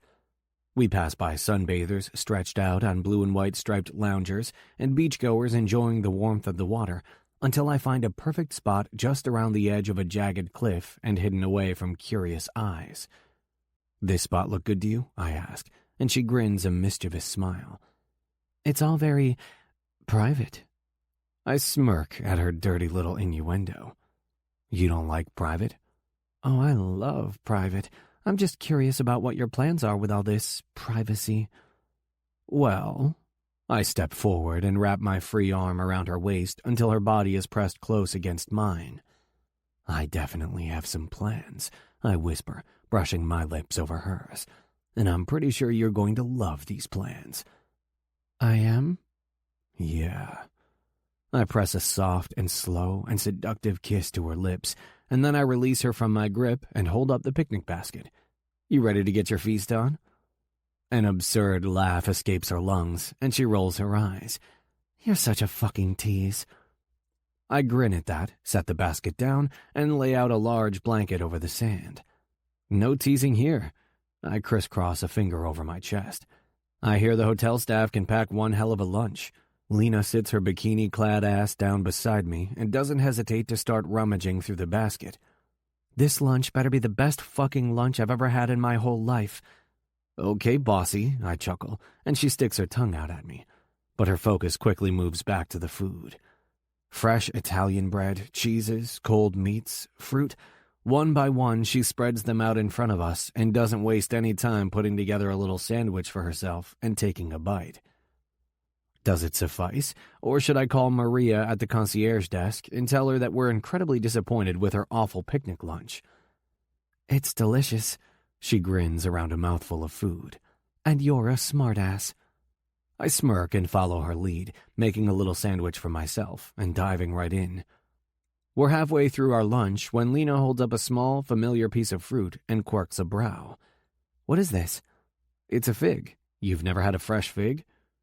No. She shakes her head. Have I been missing out? Most definitely. I take it from her hands and peel the outer layer until the sugary, sweet goodness is revealed. Here, give it a try, I say, and hold it toward her mouth. A smile kisses her lips as she takes a bite. Holy shit, she says around a moan. That's really good. I guess Maria pulled through after all then, I tease. Lena laughs, steals the fig from my hand, and proceeds to make a show of eating it while not sharing it with me. Wow, this is so good. It's too bad it's the only one in the basket, huh? And you say I'm a smartass. I reach out and tickle her ribs until she squeals. Okay. She raises the white flag and holds the fig toward my mouth. I'll share if you stop tickling me. I lean forward, take a bite, and then press a teasing kiss to her lips. Thank you. You are so generous. I am generous. Probably the nicest, most generous woman you've ever met. You're definitely the most fascinating woman I've ever met, I admit succinctly. She searches my eyes as if she doesn't quite believe me, and I nod my head. You really are, Lena. There is no doubt that you're something special. Her blue eyes turn soft. You really think that? I shake my head. I know it. My words seem to take both of us off guard, and unexpected silence wraps around us like a blanket. The crashing of waves and lapping of water against the sand seem impossibly loud in the void. My mind starts to race with thoughts of what I've just said and how she makes me feel, and the stark reality that our week together is coming to an end very soon. Tomorrow, in fact. My chest constricts at that realization, but before I can fully grasp how I feel about it, before I can try to understand my sudden melancholy, Lena's voice pulls me back to the present. Can I ask you a personal question? I search her eyes, hoping to find a hint of regret. Maybe she doesn't want to stick to the rules anymore either. Like, how personal? Well, it's more of a vague personal question, I should say. She pauses, biting down on her bottom lip, and I kind of hate that this normally confident woman looks so uncertain right now. As long as it's all very vague, I joke, ignoring the stabbing pain in my chest in an effort to put her at ease. I mean, I have rules, you know. Lena rolls her eyes at that. Very funny. I wrap my arm around her shoulders and pull her closer to me. You can ask me anything. Ask me everything. When she doesn't respond, I add, seriously, Lena, even if it goes against the rules, you can ask me knowing that I'm not going to put pressure on you to do the same. She nods and just kind of blurts out, do you have a girlfriend? I draw my eyebrows together. Does she really think I'd do that? No. Do you have a wife? I shake my head. Disappointment that she doesn't know these things already threatening to creep in. No girlfriend, no wife, no baby mama, Lena, I assure assertively. I wouldn't. That's not the kind of guy I am. A smile crests her mouth. Okay, that's a relief. She shrugs. I don't have any of those either, by the way. No baby mama, I tease, and she laughs. Nope, no wife either. Well, that's good news, I say softly. I'm not all that well versed in handling scorned women. So you're not the kind of guy who has a trail of broken hearts behind you? No, not really, I admit. I'm more the kind of guy who doesn't have time for relationships from the start. Any women I've spent time with know from the beginning that I can't give anything more than friendship. Friendship is an odd word to use for sex, but okay. I chuckle. Hey now, I was trying to be a gentleman about it. Well, you are incredibly gifted at friendshipping. I'm actually creating up a BFFs Forever bracelet as a parting gift for your penis. You know, for all the fantastic friendshipping he's been doing this week. She giggles at her own sarcasm, and I can't stop myself from gently tackling her to the sand. With her back to the ground and my body hovering over hers, I tickle her ribcage and belly with my fingers and spur more giggles from her throat. It's music to my fucking ears. If you're not careful, I say, looking down at her with a devilish smirk, I'm about to friendship the fuck out of you right here on this beach. You promise? She challenges.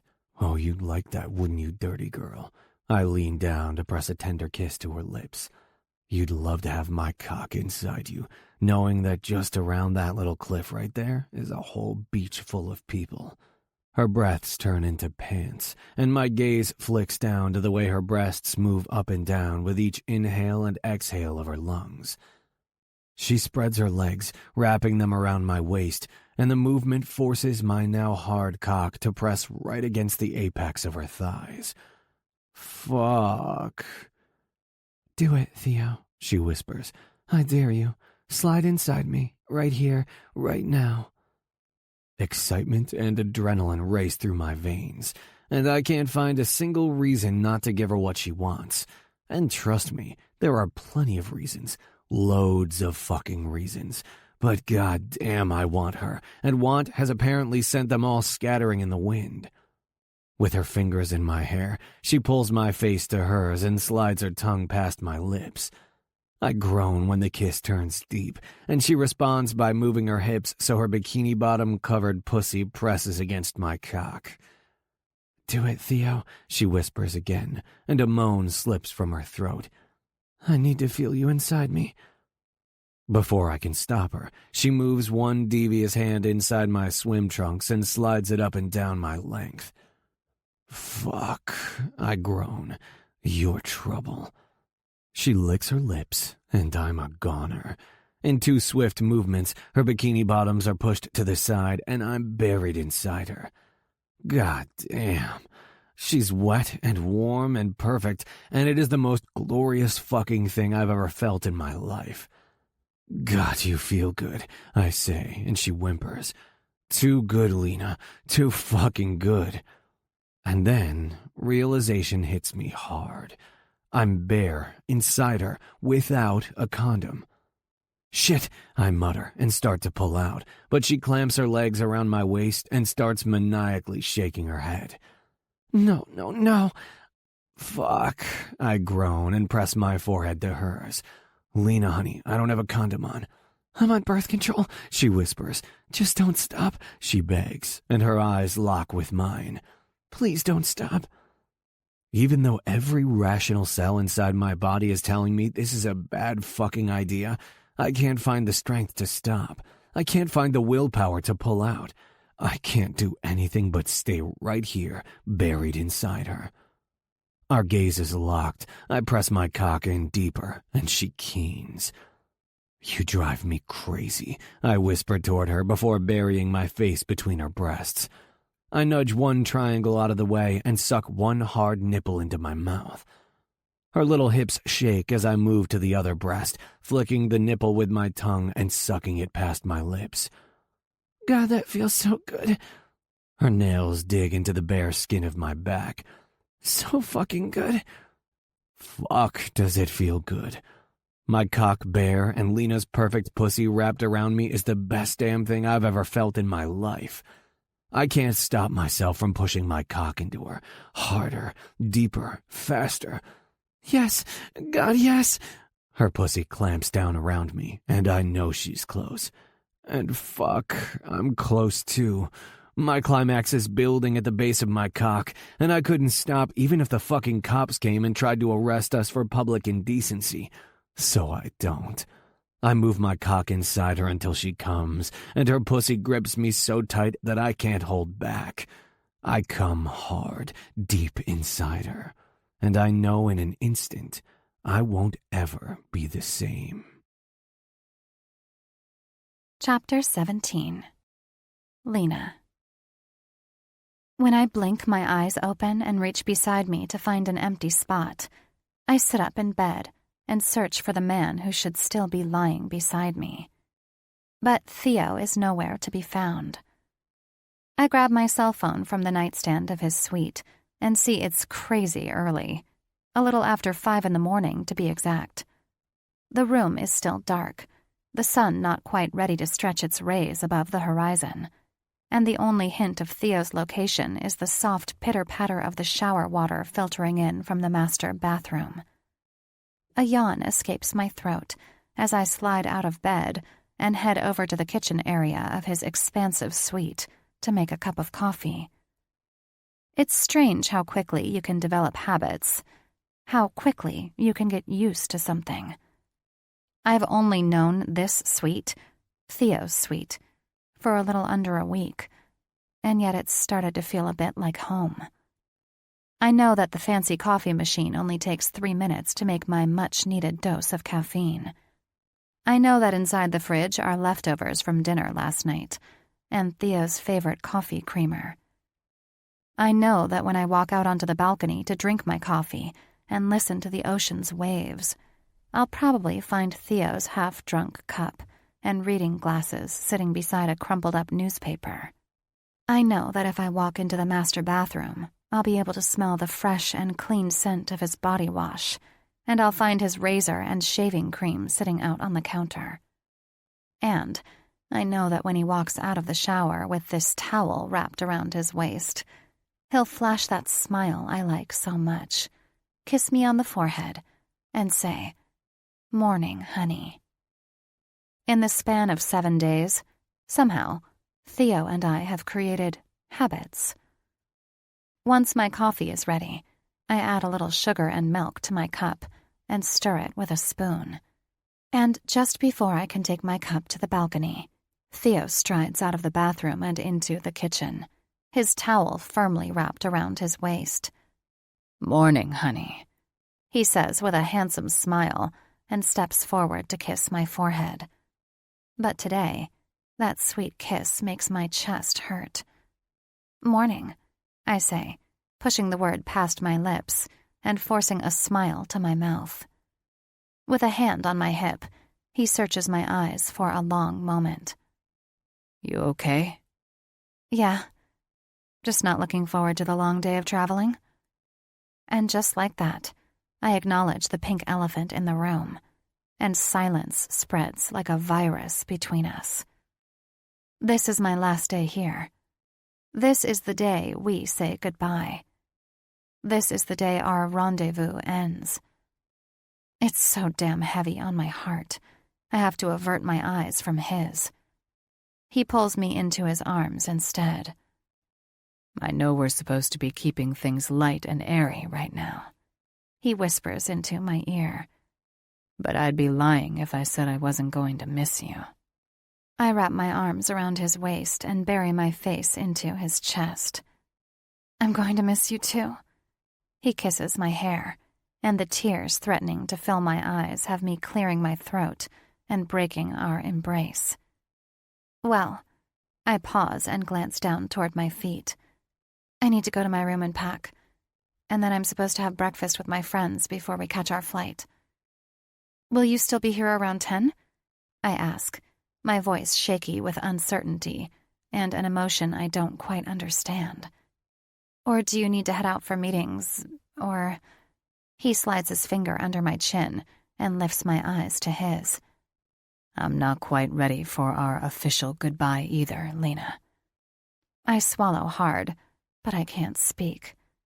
When I don't respond, he smiles kindly. I'll be here at 10.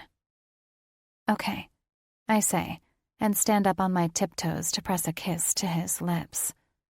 I'll see you back here then. He nods toward my full cup of coffee on the counter. No coffee on the balcony this morning? No. I shake my head and push a little smile I'm not really feeling to my lips. I figure I should probably do the responsible adult thing and make sure I'm all packed and ready for my flight.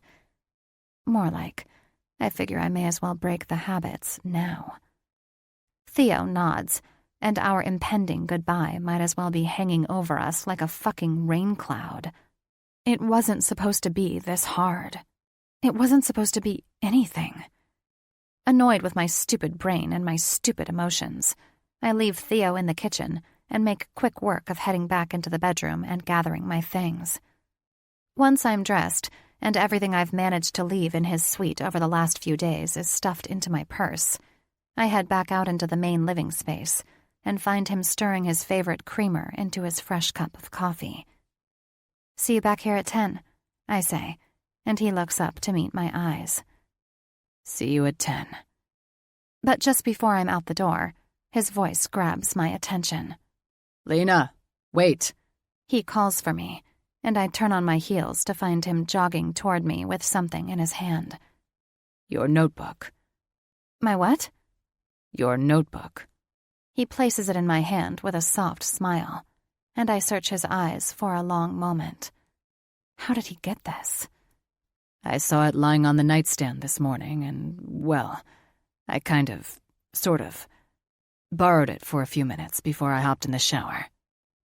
You borrowed it? For what exactly? Journaling? Very funny. He smirks. And no. I guess I just wanted to take one last look at those rules of ours. One last look at our rules. And a visual of one particular rule on that list flashes in my brain. Rule number 5. And at the end of these 7 days, we say goodbye. Time to face the fucking music. Chapter 18. Lena. You know, if it weren't for the fact that your suitcase was here, I would have completely forgotten you were even on this trip. Pippa's knowing smile consumes her entire face, and I roll my eyes. Don't be so dramatic. I laugh and toss the final and 7th pair of shoes into my suitcase before diving into the 5 stacks of clothes lying across the floor of our suite. I didn't wear half this shit, and yet I thought it was a good idea to lug it all the way to the coast with me. One day, I swear, I will be like those chicks who can travel the globe with a simple fucking carry-on. Me? Dramatic? Pippa snorts. I think not, you little sex pot. I am merely stating facts. You met a sexy as fuck man with a tight arse and a big willy, and you pretty much disappeared for a week. I did not disappear, I retort, even though I damn well know I did. The past 7 days, I've seen my friends maybe 3 times, and all of them lasted for no more than a few hours. You are so full of shite, and you know it, she calls me out. I've spent the last 5 nights being Frederick's wing woman. Hold the phone. I eye her knowingly. The girl who spent the first not 1, but 2 nights here drunk cock-blocking me was able to be someone's wing woman? Yes, she states firmly. And, for your information, that girl is a fantastic wing woman when alcohol isn't involved. But I guess you wouldn't know that, since you've been MIA all week. Okay, yeah, I finally agree on a guilty sigh. You're right, Pip. I've been a bit of an MIA biatch this week. I'm really sorry. Oh, don't be crazy, Lena. She waves me off with a nonchalant hand. You don't need to apologize. I'm just pulling your leg. Truthfully, I'm bloody glad you had a good time, and you finally let yourself have a little fun with the opposite sex. Promise? Promise, she says, and throws the last of her clothes into her suitcase. Plus, I'm super excited that my first trip to the States will be for your wedding. I laugh. Outright. Don't be ridiculous. This was just a fling. She rolls her eyes. Uh-huh. Sure it was. It was, I add. A rendezvous with rules, actually. And what were the rules? She tosses out in hilarity. No missionary, daily blowjobs, and you must eat my pussy every 2 hours. I grin. While those are great rules, they are not the ones I'm talking about. Enlighten me. Just no personal shit. No last names, no locations. Just fun. She searches my eyes for something. What? Are you being serious with those ridiculous rules? I swear to you, I say.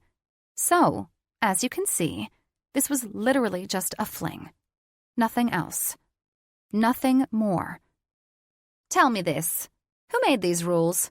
You or him? I sigh, admitting coarsely.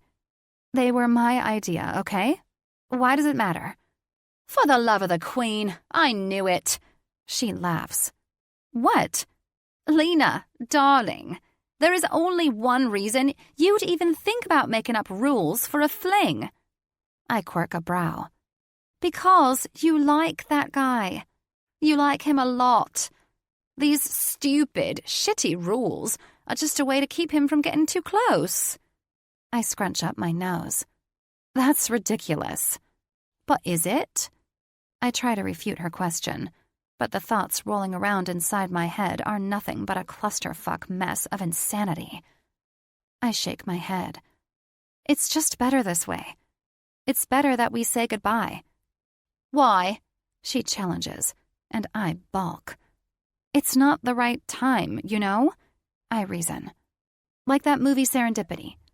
I'm Kate Beckinsale, and he's John Cusack, and maybe we're destined, but it's not time yet. Pippa rolls her eyes. Yeah, either that, or next time you see him, he's going to have 2.5 kids and a wife named Wendy. My chest squeezes. God, I hope he doesn't marry Wendy. Cripes, don't give yourself an aneurysm thinking this over, she finally says when the silence stretches out too long. It's okay if this is all an exercise in self-preservation. And it's also okay if you decide to, take back the whole rules thing and try to stay in contact with this guy after today. I start to open my mouth, a retort already on my lips, but she holds her hand up in the air. Just think about it, Lena, Pip says. No pressure from me. No pressure from anyone. Just think about it. And whatever you decide is 100% your business. Okay? When I don't say anything else, can't say anything else because, fuck, I can't understand what I'm thinking right now. She changes the subject. And, now that we have that settled, mind sitting on this suitcase while I try to zip it up? Of course. I grin, equal parts amused by the fact that she managed to bring more shit on this trip than me, and relieved that she's not going to hound me on the whole Theo subject. Pretty sure that pain in your chest isn't relief. Just as quick as it comes, I shake off that thought and sit on Pippa's suitcase and tell myself I'm just being weird. I have a lot of big changes heading my way in the next few weeks, a lot of pressure from my upcoming internship, and surely that's all this is. Just a little cold feet about the future. I pull out my phone and glance at the clock. I know it's quickly approaching 10. And sitting there on Pippa's suitcase, it hits me. This week has been one of the best of my life. But it's not for the reasons I anticipated. It's not because I got to travel with my closest friends from school. It's not because I got to relax and laze it up under the Italian sun. It's because of Theo. Which is insane. This was just a fling. A rendezvous. A week of fun with no strings attached. but why does it feel like more? I try to dislodge my brain's crazy thoughts, but it feels impossible. I don't know the answer to any of my mind's questions. All I know is that saying goodbye doesn't feel good. It feels fucking awful. But goodbyes never feel good, do they? I mean, who really wants to say goodbye? "You okay?" Pip whispers toward me, finishing the zip and standing to put her hands on her hips, and I nod my head. "Uh-huh. You sure?" "Positive."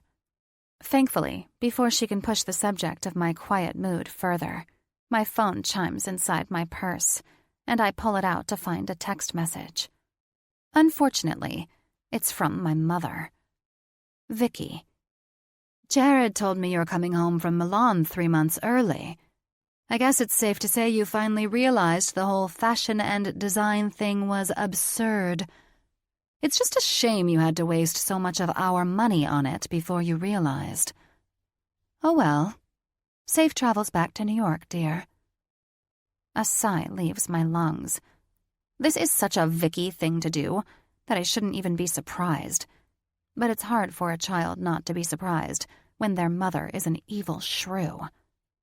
Most moms are encouraging and supportive of their kids, but not Vicky. She is the epitome of condescending, and I'm certain there isn't an affectionate bone in her surgically enhanced body. I take a screenshot of the message and send it over to my brother, Cap. Me. "Our mother is so lovely, isn't she?" He responds a moment later. Cap. "You know what this means? "What?" That you need to keep fucking killing it. And one day soon, when you achieve your goal and have your own fashion line, you design something really fucking awful just for her to wear." "Can I borrow one of your plaid shirts?" What do my plaid shirts have to do with anything? "Consider it inspiration for what I designed for Vicky." And to think, I was sitting over here feeling bad for you and trying to give you a little pep talk. Jesus. "Hey, Cap." What now? "Love you." Love you too, you little asshole. I slide my phone back into my purse, and even though Cap's words of encouragement did help a little, Vicky's words still sting like a bitch. Will there ever be a day my mother doesn't consider me an epic failure? Will there ever be a day she won't just assume I'm not going to follow through? I know I have flaky tendencies, and I know I haven't had the best track record of truly knowing what I want to do with my life. But for fuck's sake, can't Vicky ever believe in me? Probably not until you prove her wrong. And I will fucking prove her wrong. Fashion is my passion. It's what I know I want to do with my life. And I'm so damn close to getting to where I want to be. So close. Which is exactly why I can't afford any distractions. I can't take any risks. I can't do anything but keep my nose to the ground, and when I get back to New York in a few weeks, my focus needs to be on one thing and only one thing. My internship with Laura Gianni. I glance back at my phone, and the numbers have never shown more clearly than they do now. 9:30. 30 minutes to a goodbye I have to say. The pit of my stomach grows deeper and deeper, and suddenly, I realize the truth. The only way I'll say goodbye is if I don't say it at all. I hate what I'm about to do, but it's what I have to do. "I'll be right back," I whisper to Pippa, and she nods. Away from her and the bags, I head to my side of the room and grab a piece of hotel stationery and a pen. With no more thought at all, I'm putting words to the paper. Theo, this week has been amazing. I could expand on what exactly was amazing. But since I'm leaving this note with the lady at the front desk, I figured I'd save you the embarrassment of her knowing that you are aces at oral and have a fantastic cock. Winky face. Oh, whoops. Oh well. Just know, I'll never forget our sexy little Italian rendezvous. Honestly, I'll never forget you.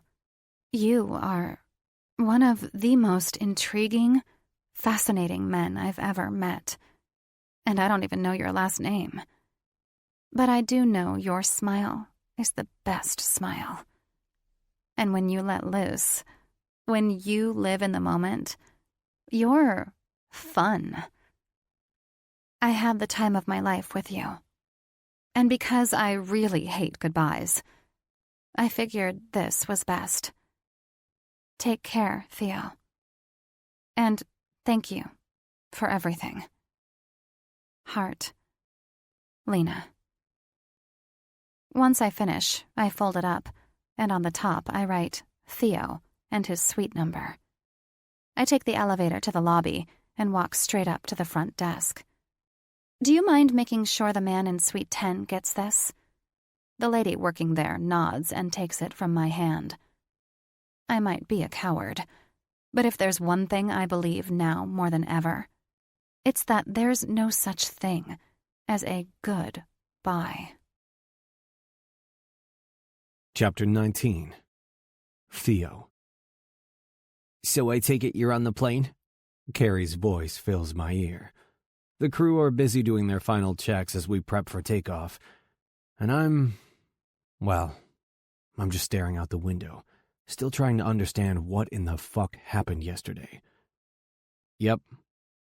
It's all the response I can manage around all the confusing thoughts rolling around in my head. Well, that's good news, he huffs out into the receiver. Not gonna lie, you've been different the last week. I thought maybe you weren't going to come back. That perks my ears up for the first time in 24 hours. You mean you wish I weren't going to come back? Hey, just because I daydream about your early retirement via unfortunate elevator accident doesn't mean I want it to happen. Christ, remind me not to assign any maintenance-related tasks in any of my buildings to you. Carrie laughs. So tell me, how was Italy, you bastard? He questions. I am all ears on what got you to temporarily drop the workaholic act. Bastard, I say through a laugh. I love how easily you can call me that without feeling the least bit insecure about losing your job. Because I know your life would fall apart without me, he retorts. If it weren't for me, you'd actually have to go to Nordstrom's, buy your own suits, and then you'd have to physically take those suits to the dry cleaner, all by yourself.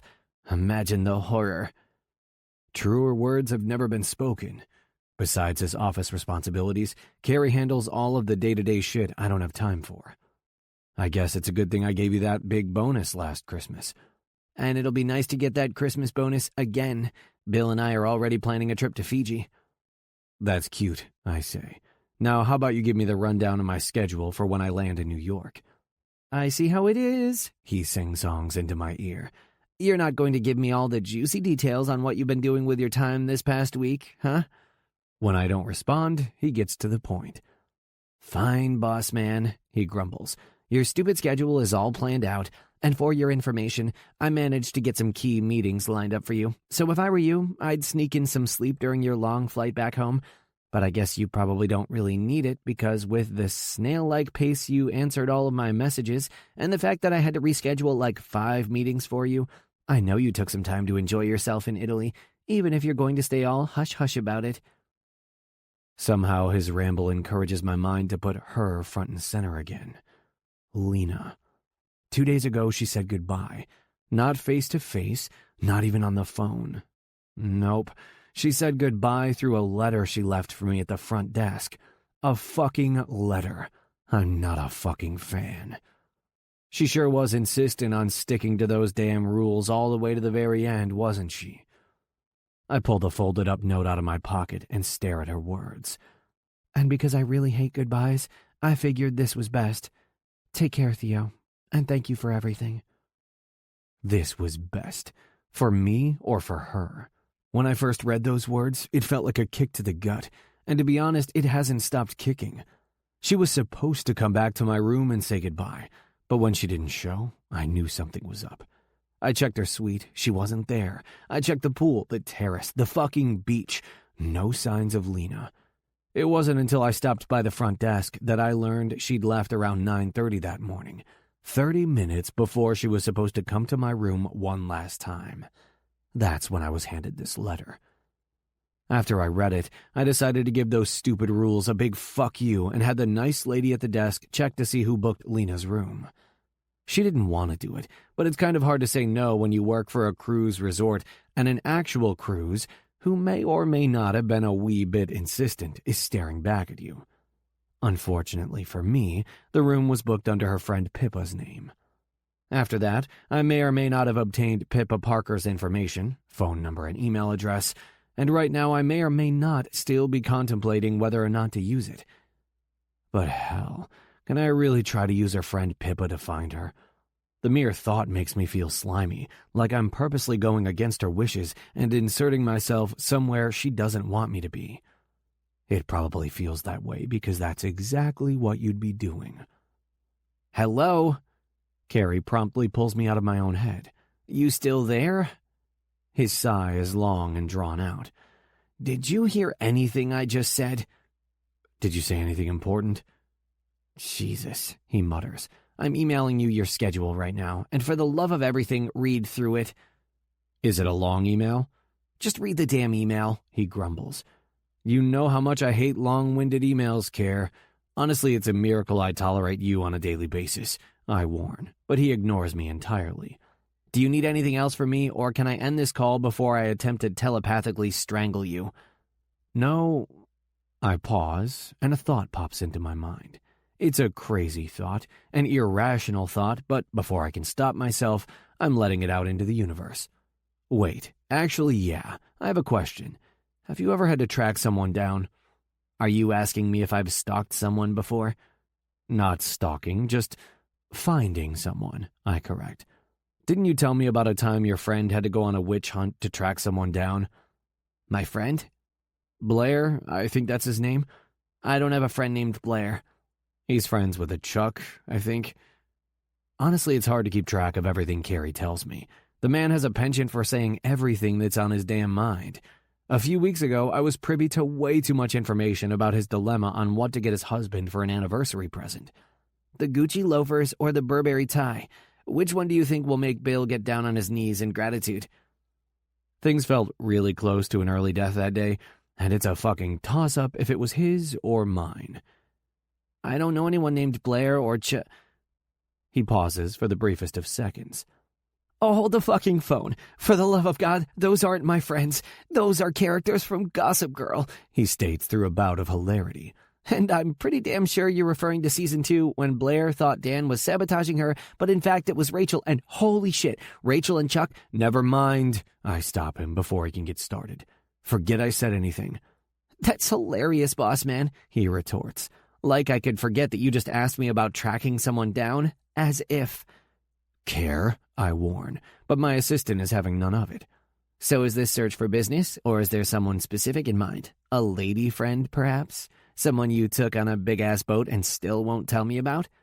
Fucking hell, there's no search. Why in the hell did I even ask him? He's never going to let this go. Oh, but there is, he replies, and the glee in his voice can't be missed. And I think we both know this isn't business. The Theo Cruz doesn't have to search people out when it comes to interested investors and clients, so that leaves us with only one possibility. Seeing as he's on his own personal roll, I don't need to respond. Hell, I don't even think I'm a part of this conversation anymore. I think you're going to have to go to the interwebs, boss man, and try to find her that way. Interwebs? I question. And do what? Google her? I don't even have her last fucking name. Instagram, Facebook, Twitter, the interwebs. It's basically instant access to everyone's friend of a friend of a friend. A modern-day 6 degrees of Kevin Bacon, if you will. Are you seriously suggesting I start a Twitter account right now? No, I'm not, because you already have a Twitter account. I furrow my brow. What? How do I have a fucking Twitter account? I started it for you over a year ago. The app is on your phone. He sighs. Sweet Lucifer, do you listen to anything I tell you? I listen to at least 20% Care, and I think we both know that's a damn miracle with the way you ramble. Funny, he retorts. Now tell me who. I'm not telling you anything else, so don't bother asking. God, you're never any fun, he huffs out. Goodbye, Carrie. I hang up the call, and even though I know using something like Twitter to locate Lena is about the most absurd thing I could ever do, I managed to locate this stupid app on my phone. One tap to my screen, and I'm in. A few swipes of my fingers later, and I'm actually contemplating doing it. And before I know it, contemplation turns into something that looks a lot like action. At Theo Cruz. Say you hypothetically met someone, but you don't know their last name, or where they live, or basically anything personal about them, and you decide you want to see them again. How do you go about finding them? God, I sound like a lunatic. I'm seconds away from deleting the tweet, but apparently I'm not the only lunatic in the Twitter sphere. Instantly, replies start pinging in. At Sarah Strong. Is this someone a woman? Wink face, wink face. At realish_Mike. Tweet out what you do know about her, dude. Let us help you find her. At Bag of Dicks. You can find anything on Craigslist, man. Yeah, Bag of Dicks. Pretty sure I'm not going to find Lena on fucking Craigslist. But tweet it out? Would that work? I mean, Caplin Hawkins fell in fucking love, so yeah, stranger things have happened. More replies keep coming, but I ignore them, and since I'm already this deep into my insanity, I focus on the task at hand, finding the elusive Lena. At Theo Cruz. To the wild, beautiful woman I met in Italy with the extensive knowledge of almost midnight swimming rules, I think it's time you tell me your last name so I can buy you a drink in the city and bar of your choice. I keep it vague, but give just enough information that if she read it, she'd know instantly. Oh yeah, you're a real modern-day, smooth-talking Sherlock fucking Holmes. It's official. I've lost my mind. And unfortunately for me, because the universe is so fucking wonderful, it ensures that nameless Twitter strangers aren't the only ones to see my proverbial breakdown. At Get Thatched. Dude, what is happening? At Cap_E_Tan. This is the best fucking thing I've seen all day. Of course those fuckers would chime in with some kind of opinion, but do I care? I probably should, but truthfully, if that tweet helps me find her, then it'll be worth all the bullshit razzing they toss my way. Elusive Lena and I have some unfinished business. Too bad, unless you want to turn into a psycho and call her friend Pippa, finding her feels a lot like searching for a needle in a fucking haystack. Chapter 20. Lena. 10 hours on a flight home from Milan does absolutely nothing for my physical appearance. My hair is a rat's nest of curls. There are dark circles under my eyes. And although my mouth feels drier than the Sahara, my body has somehow managed to retain a gallon's worth of water in my ankles. Someone stick a fork in my sausage ankles. This chick is DONE done. Once I step off the plane, the traveling madness continues. First, I walk 10 minutes in the wrong direction. Then, it takes me exactly 70 billion hours to get through the line at the passport check and convince the ICE agent sitting behind the glass that I am not in a drug cartel or some kind of illegal substance smuggling mule. Thank you, JFK, for making everything run so smoothly. While I appreciate their diligence with security, I really would just like to find my damn bags and get the hell out of this airport before the swelling that's now migrated to my calves doesn't burst through my favorite pair of good American jeans. Khloe Kardashian is right, by the way. These suckers hug your hips and ass like it's no one's business. Once I spot my bags on the carousel, I wrestle them off the spinning ramp, toss them onto a cart, and maneuver my way through the chaos that is baggage claim until I slip through the exit doors victoriously. When my brother is nowhere to be found at pickup, I plop my ass down on a bench and shoot him a text. Me. Where are you? My flight landed an hour ago, dude. He responds with a voice message. Yeah, but you have to get through customs and get to baggage claim before I can pick you up. I blow my hair out of my eyes and type another message. I'm through customs and baggage claim. Now I'm waiting outside for you like some kind of degenerate vagabond with a suitcase cart. Hold your horses, drama queen. I'll be there in 5. Drama queen. I'll fucking show him drama queen when his tardy ass gets here. As I wait for my ride, I see a few missed text messages I must have received during the flight. One from Maybe that demands I call her when I get home, and another one from Pippa telling me to let her know I've landed in New York safely, which I do. Me. My feet are so swollen they could be used as flotation devices, and I look like I haven't slept in 2 weeks. But I'm officially in New York. She responds a minute later. Those intercontinental flights are always a bloody bitch. Tell me about it. Says the girl who just flew in a cozy first-class pod. You don't know what bad is until you're flying coach, sandwiched between 2 middle-aged men who smell like onions, and the only options to pass the time are to watch a movie you can't hear over the damn plane's engine, or sleep sitting straight up like a fucking vampire. The pods aren't that great. And vampires? I've never had a chance at a transatlantic Edward Cullen. Who's really been missing out? Me or you? I can assure you, the men I've spent my flights with don't look anything like Robert fucking Pattinson. Your sense of reality is just distorted from all your flying on Hawcom's private jets. I can't deny that since well before I could talk or walk, I've been spoiled with luxury and the kinds of things most people never get to experience. No doubt, having a father who owns a billion-dollar media conglomerate, otherwise known as Hawcom, certainly makes things easy. Probably a little too easy, if I'm being honest. Hence my whole being 28 years old and finally focusing on creating a career for myself thing. Okay. I get your point. I'm a little spoiled. LOL. Pretty sure you mean a lot spoiled. Luckily, despite the golden spoon that's been in your mouth since the day you were born, you're one of the kindest, most generous girls I've ever known. I wouldn't have survived the first 9 months in Milan without you. Or your drunken week on the Amalfi Coast. Definitely wouldn't have survived that without me. Don't be a wanker. I'm trying to be serious. Aw, are you getting emotional, Pip? I was. Too bad you're a pisser. I miss you too, Pip. I know I just left yesterday, but I've gotten used to having your British boobs around. Same, you perky-titted whore. But I know you're going to kill it at your internship. Seriously, New York Fashion Week won't know what hit 'em next weekend. Next weekend. Holy Italian cannoli. I'm basically hitting the ground running. Starting tomorrow, I'll be in Loro Giano's studio, helping him with final preparations for his big runway show. I'm nervous. Incredibly nervous. But mostly, I'm excited. I feel like I've been waiting my whole life for something like this. God, I love you. And, Pip, you're going to do big things with Vivian Weston. Big fucking fantastic things.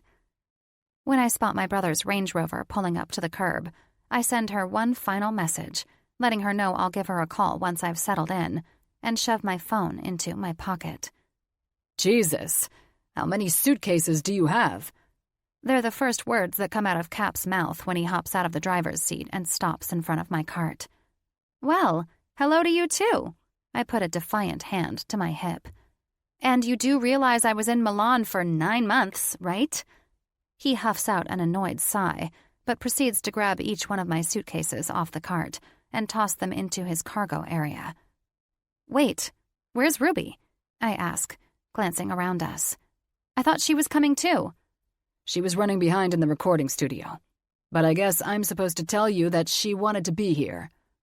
Ah, and you say it so sweetly. Get in the fucking car. Cap shuts his liftgate and smirks. Please and thank you. A sarcastic retort is on the tip of my tongue, but with the long flight and the near shakedown at customs, my energy to banter back and forth with my brother is non-existent. So, I flip him the bird and get in as a conciliatory measure. So, let me get this straight. Ruby is still doing the narrating thing and is now a lawyer too? I ask, as he turns the steering wheel and slides the Rover back onto the road. Yeah. He nods, but his voice sounds a little sad about it. My Ruby is a bit of a workaholic. Aw, is she not making enough time for you? He rolls his eyes. For your information, she makes plenty of time for me. And since she decided to go into corporate law, I see her every day at what is now our office. Thank you very much. I smile. I can't help it. Damn. It's just all so hard to believe, bro. Bro. That single word, one I've used 1,000,000 times, all of a sudden has a whole other meaning. What's so hard to believe? Cap asks, but I'm too busy giving myself a mental lashing to really hear him. For fuck's sake, don't go there, Lena. Do not think about him right now. Hello? My brother's voice grabs my attention. What's so hard to believe, Lena? I blink out of my stupor and try to remember what in the hell I was even talking about. Shit. What's so hard to believe again? Oh, right. Like a light bulb, my original train of thought shines brighter than all of the racing, confusing things that are cluttering up my head.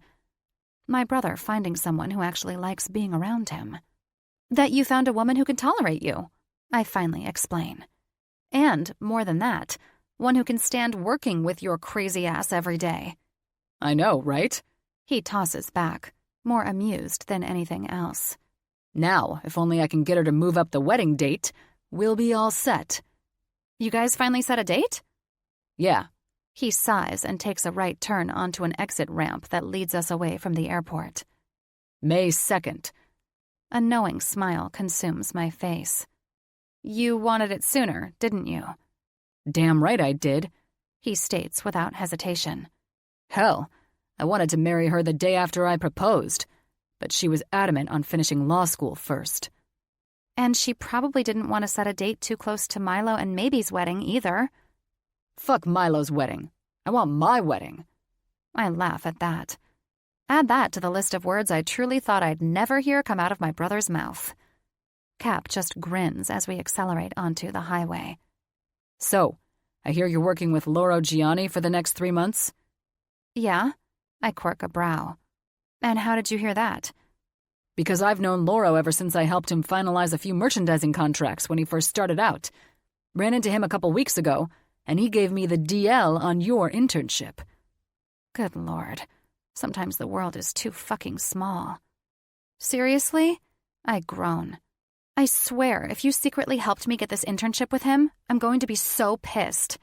Relax, sis, he says. I didn't do shit. You got this all on your own. When are you going to start realizing you're fully capable of handling your own shit without any help from me or Dad? I shrug. You gotta stop letting Vicky's venom infect your fucking head. I know he's right, but hell, it isn't easy silencing her constant disapproval. Anyway, I just wanted you to know that since I know Lauro, I managed to snag some Fashion Week tickets so I can be there for the big show. Really? Of course I did, he responds without hesitation. You might be a pain in my ass most of the time, but that doesn't mean I don't want to support my baby sister. Let me guess, I say, and a knowing smile crests my mouth. Ruby had a part in this. He narrows his eyes. Does it really matter how I came to the conclusion? My smile grows. Nope. It only makes me more thankful that you managed to find a woman I adore. Ruby Rockford is unquestionably your better half. Pretty sure you mean Ruby Hawkins. Nope. I snort. I definitely meant Rockford. You two aren't married yet. And you're probably going to get a hell of a lot of joy out of reminding me of the fact for the next 8 months and 2 days. Oh my God. You even have a countdown. I cackle. That's adorable, Cappy. Now, just so I have the details straight, is she going to be wearing the wedding dress, or are you? Shut up, he mutters.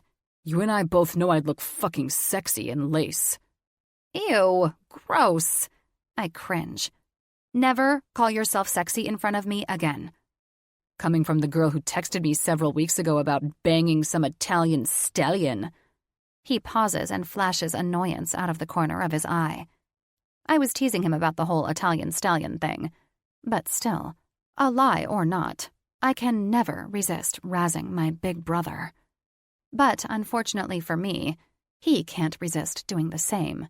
Right now, as he jumps straight into singing his own horrible rendition of Sexy and I Know It. Someone flipping save me. I can only handle one damn chorus before I'm slapping him on the shoulder, holding my ears and shouting, "Oh my God, stop!" Cap laughs. Karma is a real bitch, isn't it, sis? Karma is a real bitch, isn't it? I mimic his aggravating voice, and he just keeps on laughing like a fucking hyena. Eventually, though, the idiot settles down. I have a question. When you texted me a few weeks ago about Vicky's hangover cure, he starts and glances at me out of the corner of his eye. Where were you? In Italy? Where in Italy? Where is this coming from, you psycho? And are my whereabouts really any of your business? Yes, they fucking are, he retorts.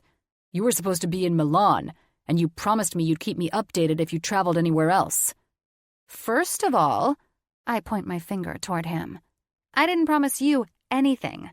And secondly, you do realize I'm 28, right? Pretty sure that means I'm fully capable of handling myself?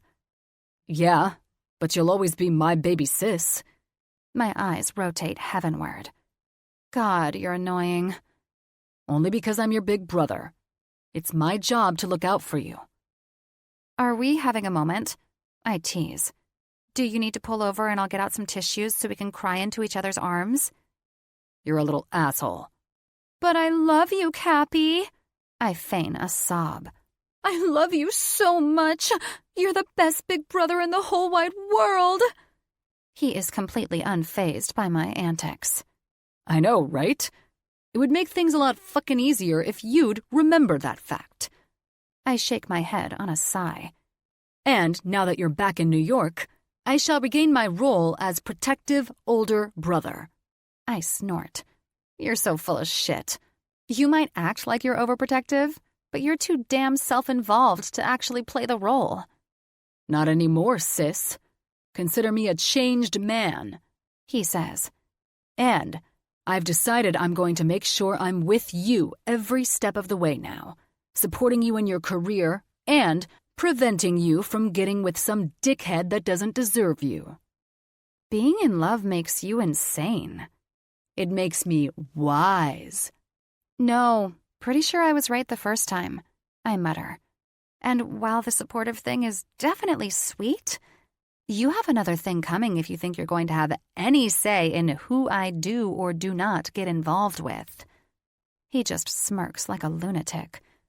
Instead of engaging in this crazy conversation anymore, I lean forward, turn up the radio, and stare out the window while Cap heads in the direction of my loft in Harlem.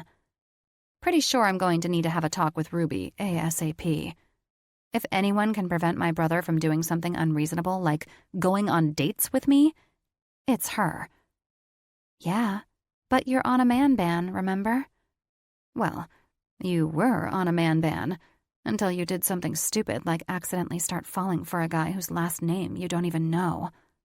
Fucking hell. When is he going to stop popping into my brain like a freaking jack-in-the-box? It's been over 2 weeks since I wrote Theo that cowardly note and left Positano without uttering goodbye. Yet the time hasn't lessened the pain of my actions. I still feel like an asshole.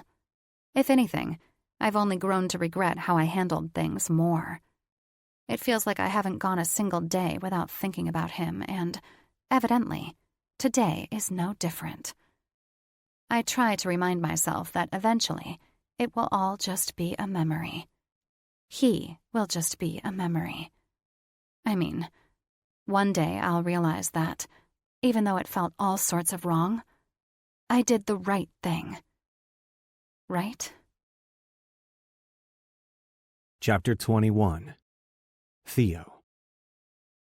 After this morning's conference call with the team that's heading up the Paris Club, I ran across the street to get some fresh air and grab a cup of coffee from Macchiato Espresso Bar, an establishment a few blocks from my office.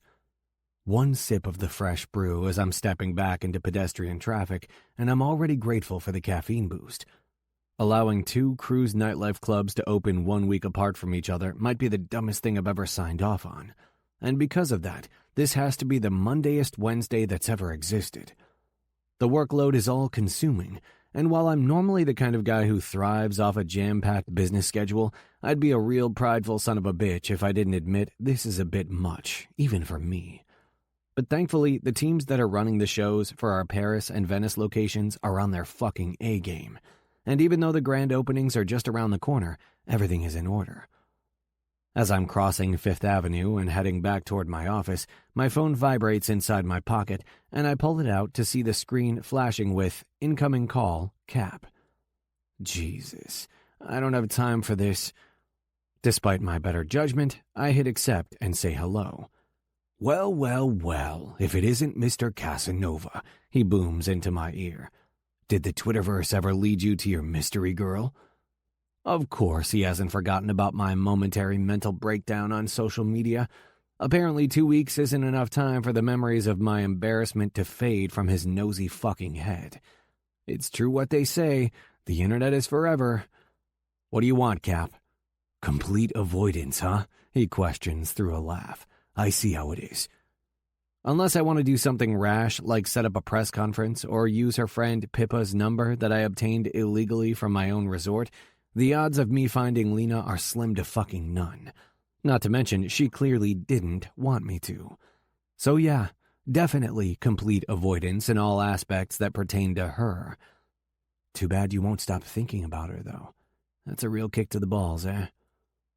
I shake off my bastard of a subconscious and focus on the priority, keeping this conversation with Cap short and sweet, which will be a monumental feat because Caplin Hawkins never keeps anything short and sweet. While I'd love to sit here and gossip with you, I have a meeting to get to. I step inside my office building and head toward the elevator. So if this conversation even has a point, I'd get to it soon. Book club, tonight. You coming? Yeah, I'll be there. Good, he says. I trust that you've done the reading. Yes, Mom, I lie. Note to self, get Carrie's notes on whatever book I was supposed to read before I leave the office tonight. Oh, and don't make any plans on Saturday. Why? Because you and I have plans, bud, he says, and his voice is far too cheery. Instantly, my brow rises suspiciously. We're gonna bro out and shit. Bro out? I question. What are you even talking about? Just wear your best suit, and I'll pick you up at 3, sweetheart. It's gonna be epic. I narrow my eyes and sigh. What are you trying to rope me into?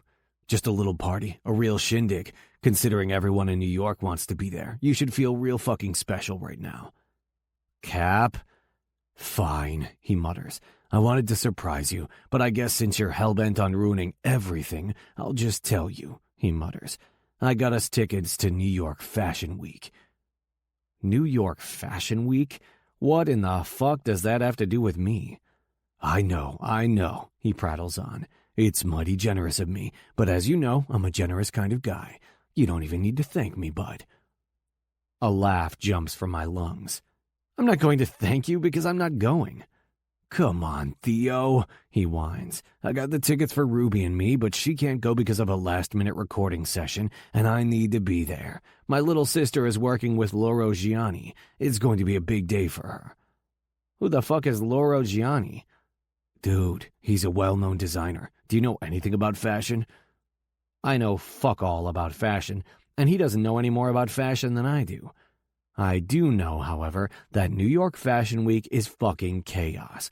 The crowd is massive, and there's bound to be about 100 too many paparazzi and journalists in attendance.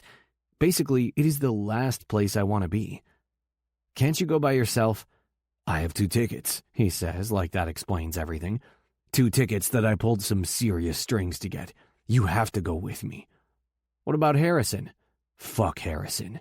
Or Thatch, or Klein. I'll name off every single one of our goddamn friends if I have to. Or Milo. I bet Milo would love to go. Milo wouldn't love to go, but hell, I'll throw anyone under the bus at this point. Ah, Theo, but you're the one I want by my side, not any of those clowns. I stop just before I reach the elevators, already knowing the truth behind his words. Let me guess, everyone else said no. Do the logistics really matter? You're such a dick, I mutter on a sigh, running a hand through my hair. And now I'm hanging up on you. Wait, Cap says. Before you go, I'm curious if you've seen Merle's latest Facebook post. My grandpa's latest Facebook post? I scrunch my brows together and step onto the elevator. I didn't even know he had a Facebook. Oh, man. Cap's laugh booms again. You are missing out on some serious gems, my friend. Your Grandpa Merle is a riot. How do you even know about this? Has it been on the news or something? Me and Merle are Facebook friends, dude, he says, like it's the most normal thing in the world. You aren't? I'm related to him by blood and obligation. I don't need to troll social media to connect with him. You're doing an admirably convincing impression of a social media hater for someone who took to the Twitterverse 2 weeks ago when you were searching for your mystery girl, he retorts, and I mentally flip him off. Goddamn bastard and his elephantesque memory. Anyway, your dirty grandpa is a fucking legend. They should have cast him instead of Robert De Niro in that movie. Cap, anywho, I gotta run. See you tonight, and I can't wait for our date Saturday, lover. And then he ends the call. Motherfucker. I grip the back of my neck and take a deep gulp of air into my lungs before releasing it on a long exhale. I swear, causing migraines in 10 minutes flat is Caplin Hawkins' superpower. Once the elevator reaches the 20th floor, I head toward the conference room. But on the way, I can't stop myself from pulling up the Facebook app and searching Merle Cruz. His profile picture, a shot of the two of us when we went fishing in the Bahamas 2 summers ago, is instantly and undeniably recognizable. Honestly, everything seems in order until I go to his timeline. Merle Cruz. Just started a new bra company. Ladies, if you're interested, just send me a picture of your breasts, and I'll let you know if I have your size in stock. What the fuck? Merle Cruz. Just bought some pants from Nordstrom's, and they're like a cheaply made castle. No goddamn ballroom. Merle Cruz. My email just said there is a woman on Facebook waiting to flirt with me. I'm here, honey, and my big dick energy is engaged. Big dick energy? How does he even know about that saying? And of course, my asshole friends Cap and Thatch show up in the comments in nearly every one of his posts, fucking encouraging my grandfather's behavior. Caplin Hawkins. Let me know how the bra business turns out, Merle. Maybe I'll buy a few shares. Thatch Kelly. Merle got swag. Yes, you do. The conference room is filled with expectant staff by the time I step inside, but I don't hesitate to send out a text message to Mr. Inappropriate before we get started. Me. Love how you've pulled me into your Facebook schemes by having me in your profile picture. He responds almost instantly. Grandpa Merle. Theo, you have no idea how many messages I get because you're in my profile picture. You're the perfect wingman. Wingman. For the love of everything. Me. And big dick energy, is that really your go-to? Grandpa Merle. I can't help it if the Lord blessed me with a big dick. Now he's bringing God into this. I swear old age has only made him more nuts. But he gives me no time to respond before hitting me with yet another ludicrous text. Grandpa Merle. Hey, by the way, do you like Tinder? I'm thinking about giving it a shot. My grandma would come out of the grave and strangle him herself if he started trolling around on Tinder. Me. If I ever find out you're on Tinder, I'm taking your phone. Grandpa Merle. What about Match.com? I think Courtney and I would get along real nice. Winky face. Me. Who is Courtney? Grandpa Merle. The pretty blonde in their commercials. I'm pretty sure she's been looking for the last 2 years, Theodore. Surely she's ready for Merle's brand of BDE. Oh, for fuck's sake. Just shoot me now. Me. No dating sites, Grandpa. Grandpa Merle. Buzzkill. 30 faces stare back at me, heads bobbing mindlessly like the seagulls in Finding Nemo, ready and waiting for me to get the show on the road. But when I get an idea about a possible way to track Lena down, I can't move on without trying it. I head back to the Facebook app and type Pippa Parker into the search bar. Immediately, a long list of Pippas populates, and my head spins. How many fucking people can be named Pippa? It can't be that common. I hurriedly scroll through about 50 of them, but when none of their profile pictures ring any bells, I realize Pippa must be insanely fucking common. What color hair did she have again? Brown? Blonde? Or is she a redhead? Fuck. The details of Lena's friend are too damn foggy, and unless I want to start messaging each of these strangers in an act of privacy breach, I'm in the same damn place I was when I left Positano, with no last name and nothing but that fucking goodbye letter. I look up from my phone again to find my employees still sitting there, patiently waiting for me to do something. Shit. I put my phone in my pocket on a deep inhale and refocus my energy on something that will get me somewhere. More work. Between that and Cap's insanity and my grandpa's penchant for trouble, this day is a real motherfucker, and it's only noon. Yeah, and tonight you get to deal with more Cap at book club.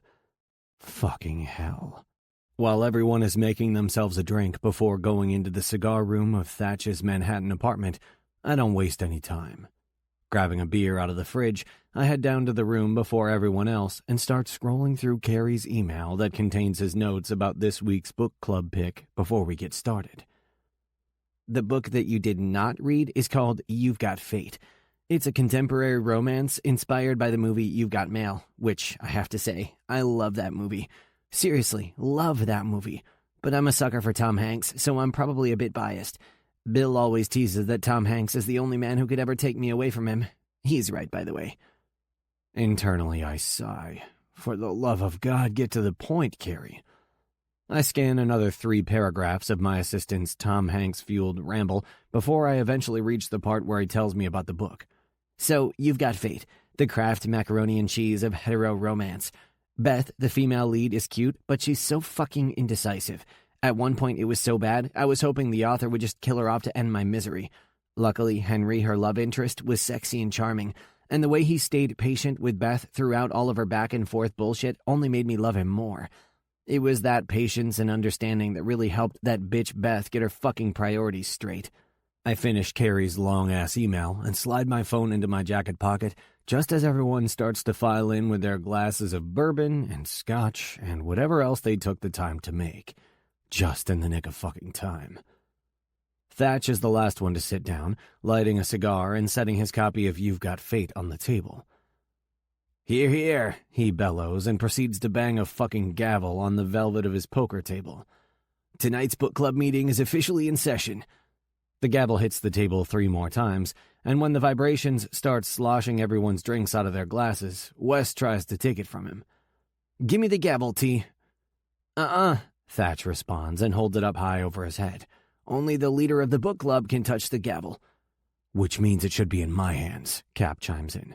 I started this book club, you asshole, not you. Thatch tilts his head to the side. But did you really start the book club? If I do recall, it was my idea. This has been an ongoing battle between Cap and Thatch since this book club was started over a year ago, and no one but these 2 bozos cares about who started this whole charade. If anything, we're all secretly hoping they'll grow tired of it and stop forcing romance books down our throats. That's probably why Quincy Black, one of the nicest men alive, has decided to stop speaking at these things almost entirely. I'm betting he's hoping that one day he'll be able to just stop coming without it going noticed. Either that, or he's in a perpetual state of almost sleep because he's a parent to a toddler. Whichever it is, I haven't outed him. In fact, by some miracle, no one has.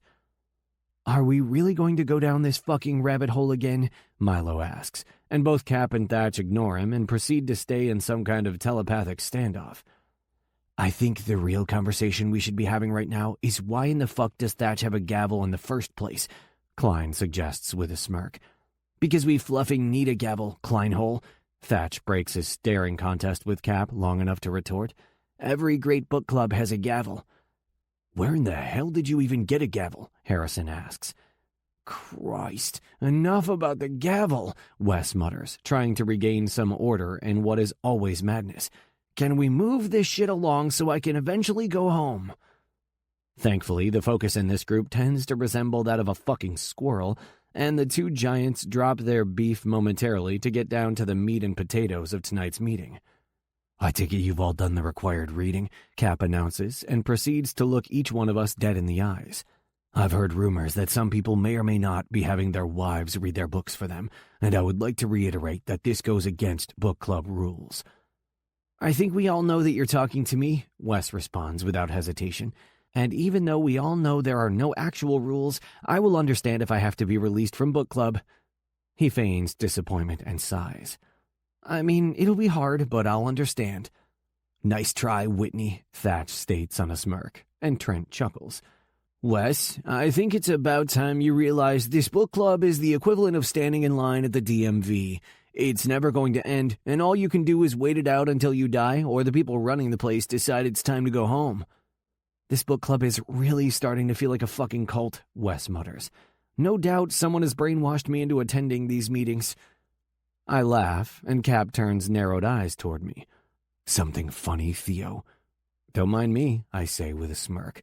"I'm just sitting here waiting for us to discuss the book you all but forced me to read while I was on a fucking business trip." "From what I hear, you're waiting on more than just that," Thatch says with a little wink. "Did Twitter help you find your mystery woman yet?" Oh, here we go. Cap's smile is bigger than his damn head. "Yeah, bud, how goes the search?" "What search?" Milo asks, and I roll my eyes. "There's no search." "Oh, there's a search," Cap jumps in. "A pathetic search, but a search. Can we just get back to—" I glance down at the book in front of me. "You've got fate?" Fuck me. The books these bastards pick. "You'd love that, wouldn't you?" Cap smirks.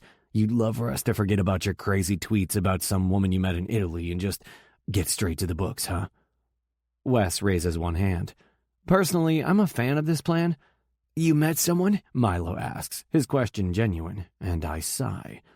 "I did, sort of, but it's in the past." "In the past?" Thatch hops right back in. "Those tweets didn't seem like it was in the past."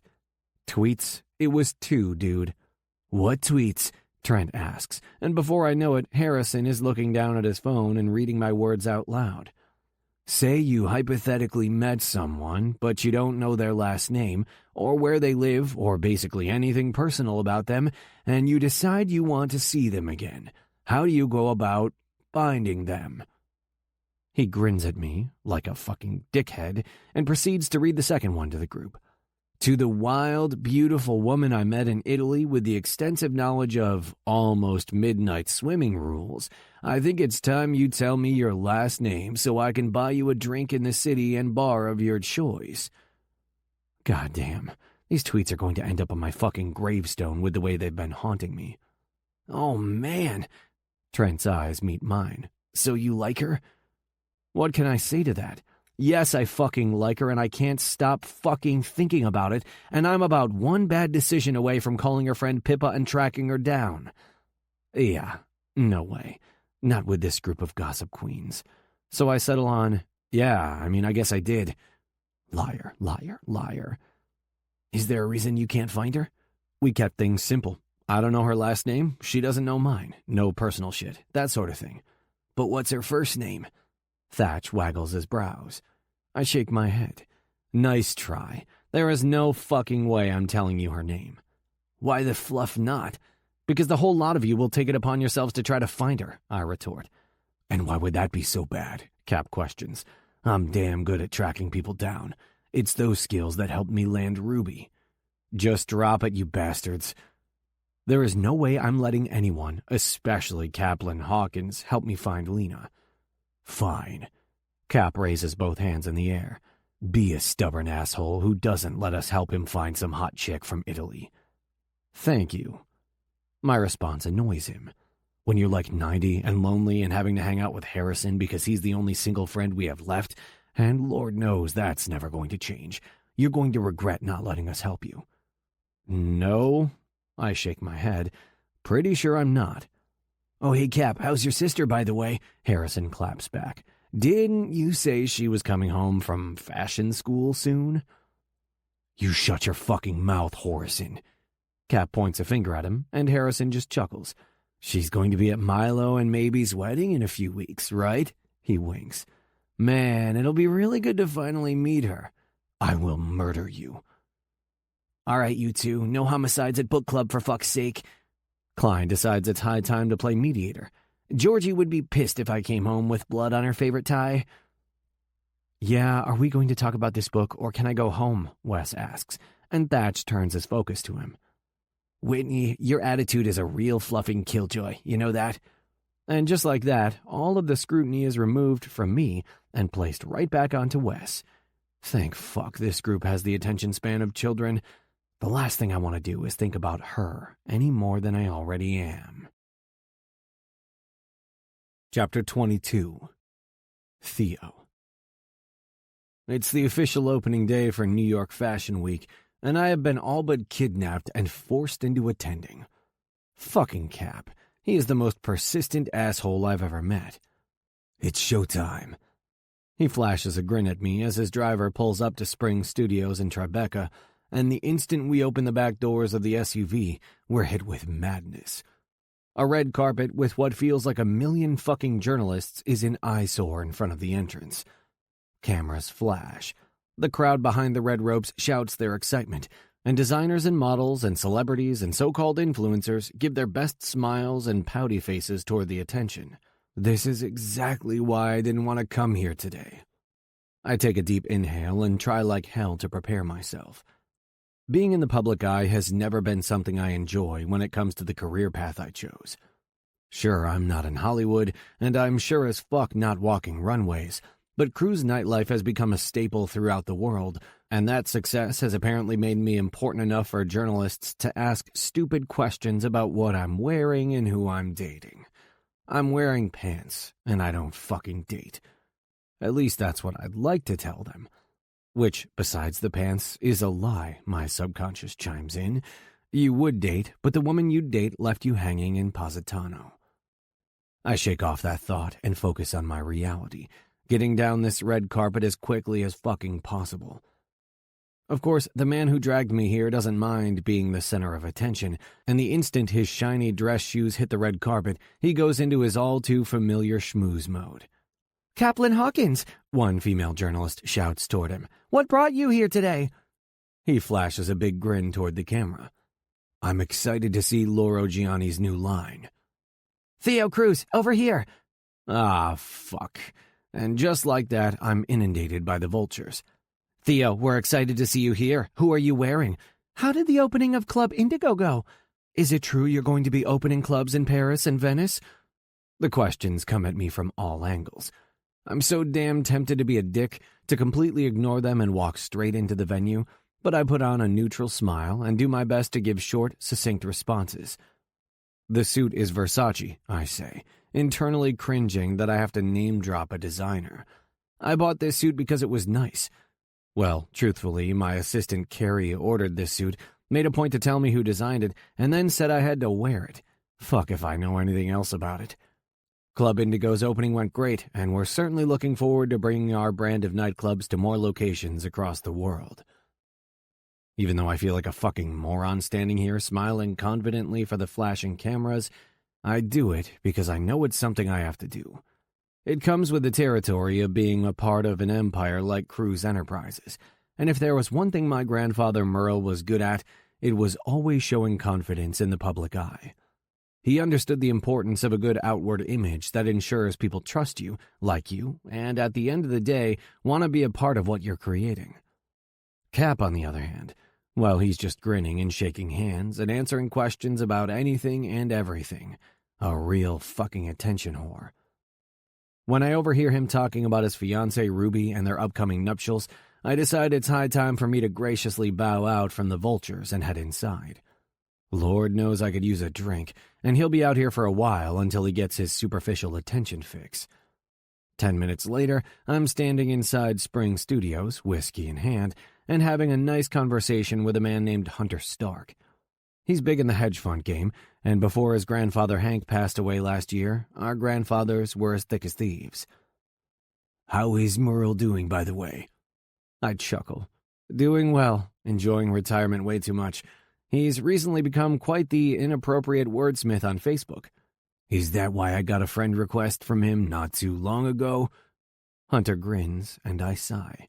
Whatever you do, do not accept. Hunter chuckles. Ah, man, now I'm curious. Don't do it, man. I shake my head on a laugh. It's times like these that I miss seeing your grandfather over at Merle's. Surely Hank would have helped keep his ornery ass out of trouble. Hank wouldn't have done shit except to encourage the bad behavior. His smile is reminiscent. Those two were always trouble together.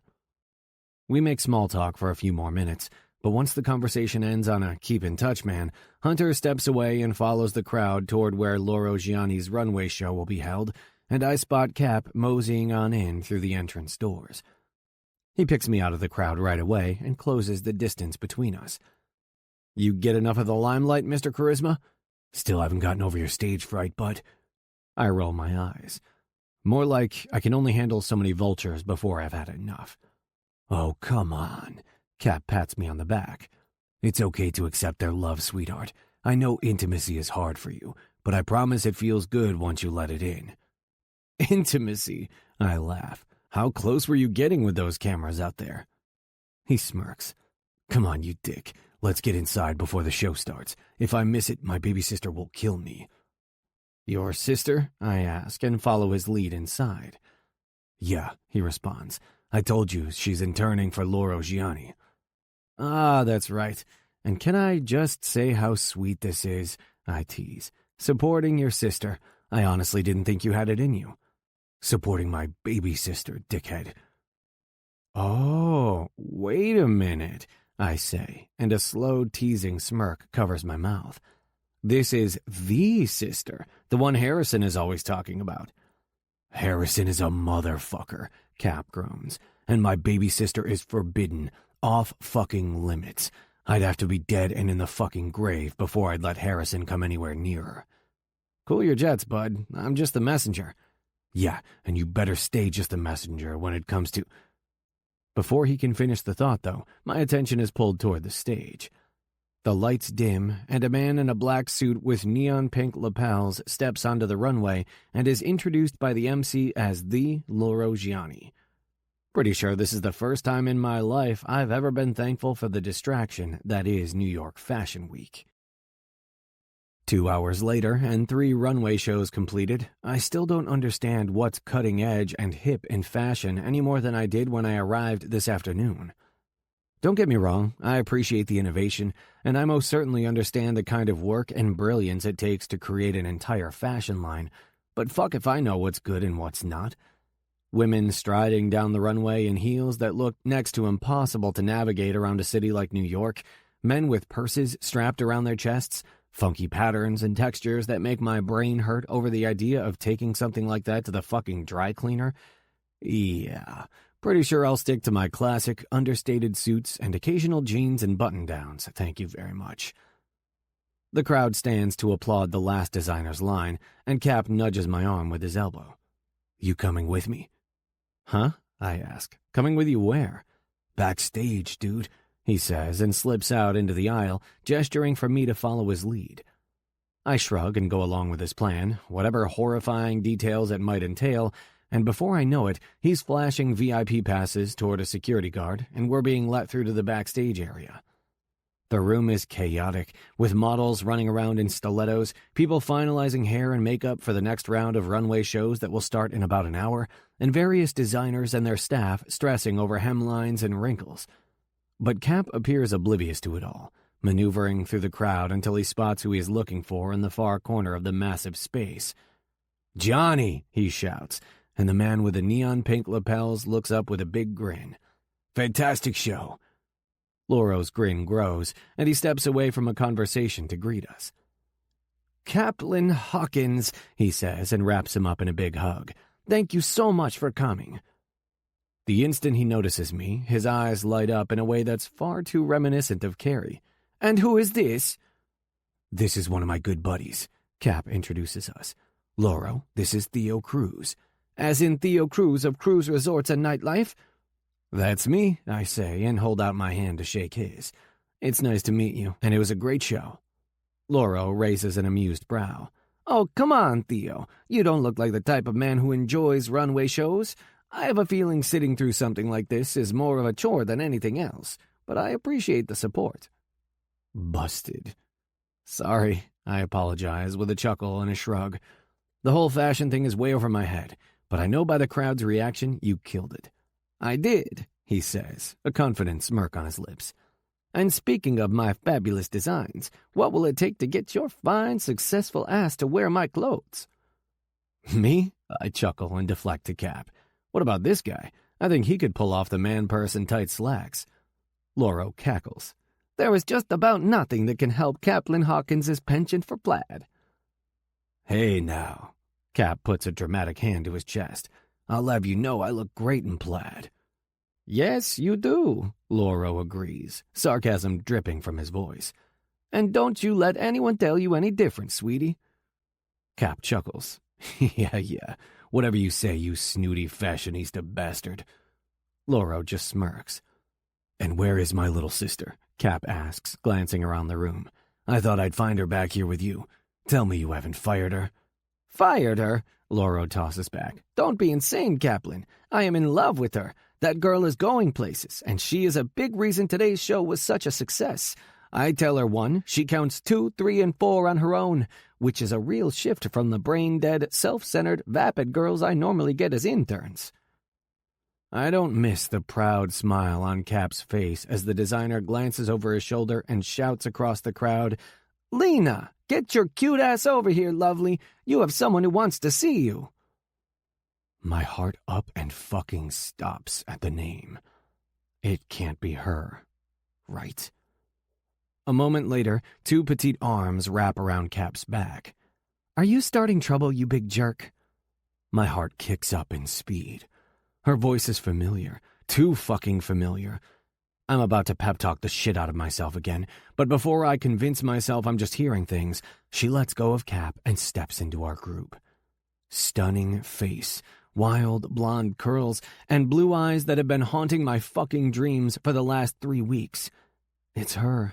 It's Lena, the woman I met in Positano, right here in the flesh. I forget all human function, but it's the damnedest thing. The world rages on around me. Don't be ridiculous. I was just here waxing poetic about you to Lauro. He really was, sweetie, and so was I, Lauro winks. And now, if you'll excuse me, I need to mosey about for a bit. The designer leaves, or at least I think he leaves. I'm too busy trying to come back from the dead to compute the logistics of his exit. Proud of you, sis. Cap wraps his arm around her, pulling her close to his side and sending my brain reeling. Proud of you, sis. This is Cap's sister. Lena, the Lena, my Lena, is Cap's sister. Right then, like she can sense the shock and confusion radiating off me, as she goddamn well should since I'm currently living through emotional Chernobyl, she looks away from her brother, and her gaze meets mine. I don't miss the way her eyes go wide, or the way her full pink lips part in surprise. It's impossible to. She can't believe I'm standing here either. What in the ever-loving fuck? Chapter 23. Lena. 1 minute, I'm flying high off Lauro's successful runway show. And the next, I'm plummeting from the sky and smacking straight into the proverbial fucking ground. Holy mother of designer heels and unexpected men. It's him. I'm backstage at New York Fashion Week after one of the most exciting experiences of my life, and yet I feel like I'm outside my body, hovering over myself and trying to discern reality from fiction. It can't be him, can it? I'm tempted, damn near seconds away from reaching out with my index finger and poking his chest just to test the truth. But my brother's voice pulls me from my trance-like state. Lena, this is Theo, one of my best friends. He introduces us. Theo, this is my baby sister, Lena. Lord Almighty, this is real. He is real. I know I should say something. I know I should, do something with my mouth right now, form actual words. But fuck. It's Mr. Serious. Mr. Business of Pleasure, who gave me a whole fuck of a lot of pleasure 3 weeks ago. It's painfully handsome, dimpled cheeks, I don't need a fucking introduction because I still can't get him out of my head. Theo. He is right here, standing in front of me. And I'm pretty sure this is what a nervous breakdown feels like. Numb limbs, sweaty palms, shaking hands, racing mind. And a complete inability to do anything but just stand here, staring at him. What are the odds that the man I left behind in Positano, my sexy Italian rendezvous, is one of my brother's friends? Pretty sure he said, best friends. Oh, sweet mother of insanity. When the silence stretches out too long, my brother starts to glance between the two of us. And that's when I somehow find a way to push words past my lips. Theo, wow, it's, I pause. It's what, Lena? Fucking insane? Crazy? My mind races with a million different responses, but what is probably the worst response for this moment slips past my tongue. It's, nice to meet you. It's nice to meet you? Good God, like I didn't just spend an entire week with this man? Like I somehow managed to forget about him. Like I haven't been thinking about him every single day since I wrote that awful goodbye note. What the hell, Lena? What is wrong with you? Basically every fucking thing. Vulnerability and insecurity tighten my chest, while my brain struggles to grab a hold of a single emotion. Nerves prickle the skin of my arms, and guilt and shame are so present, my stomach feels like it's twisted into 1,000 tiny knots. Fuck, I'm a total chicken shit. But instead of reining in the lunacy that I'm just tossing out like candy on Halloween, I punctuate my crazy, completely untrue statement by holding out my hand toward him. Oh yeah, Lena, that's real nice. Theo blinks 3 times, looks at me, looks at my hand. Then, after a barely there sigh leaves his lips, he gently wraps his hand around mine and shakes it. And hell, it's painful how good just a simple touch from him feels. Yeah, he says, clearing the cobwebs from his throat and letting go of my hand. It's nice to meet you too, Lena. I've heard a lot of great things about you from your brother. The way he says it is all wrong. His lips are in a firm line, his jaw is tight with tension, and his normally warm blue eyes are arctic. Yep, it's official. I am an asshole. But seriously, what else was I supposed to do?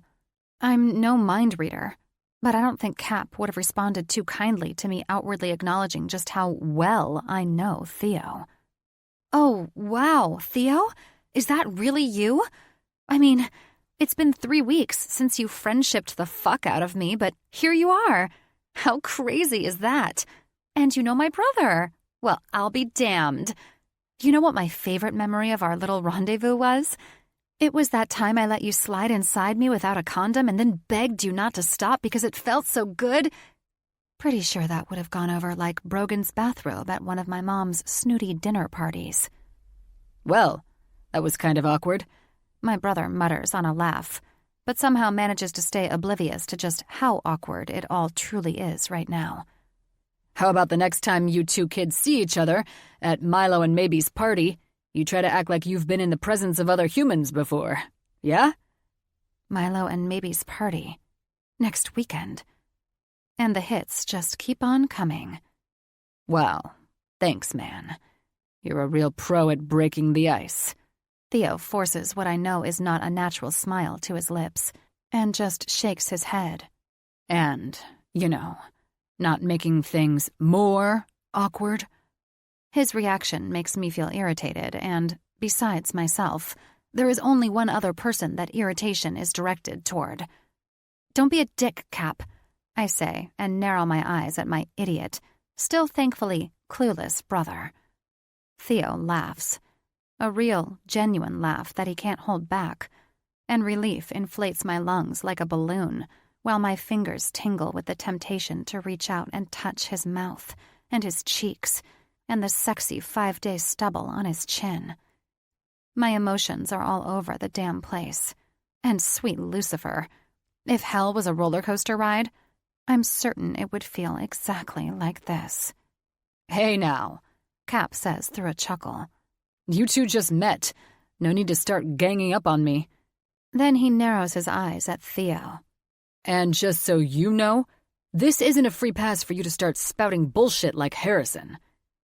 I have no idea who Harrison is, but I'm strung up too tight to ask. Every cell inside my body might as well be a live wire that's seconds away from sparking into flames. I look between Cap and Theo and repeat that circuit a good 3 times, trying to find something to say. But the words don't come. Lena, darling! Laura's voice fills my ears, and I glance over my shoulder to see him waving me over. Come over here for a minute, lovely. When I move my gaze back to Cap, and then Theo, I open my mouth to say something, but all that comes out is a pathetic, Looks like you need to get back to it. My brother chuckles and wraps me up into another hug. And I'm damn proud of you, sis. He whispers into my ear before letting me go. Thanks, Cappy, I whisper back. But when I meet Theo's eyes again, there really isn't anything else I can do besides continue on with my ridiculous lie. It was nice to see you, Theo, I say, but my gaze locks with his, and I don't hide the apology that sits on my tongue. Fuck, I'm so sorry. You too, Lena, he says, but his words are so damn neutral that I can't discern what he's thinking or feeling. I can't decide if he's pissed or apathetic, or if he's been thinking about me like I've been thinking about him. I can't tell anything. Until he drops a bomb of a reminder. And I'm looking forward to seeing you again, he adds, next weekend, at Milo and Maybe's party. His smile is knowing, and his eyes, well, they are knowing too. Wordlessly saying that this conversation will be resumed then, next weekend. Holy shit.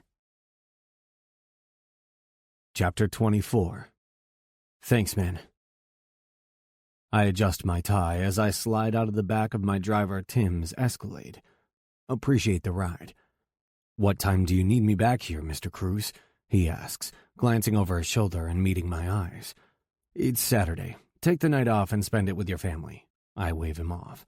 I'll get a taxi home. You sure, boss? Positive, I say before shutting the door.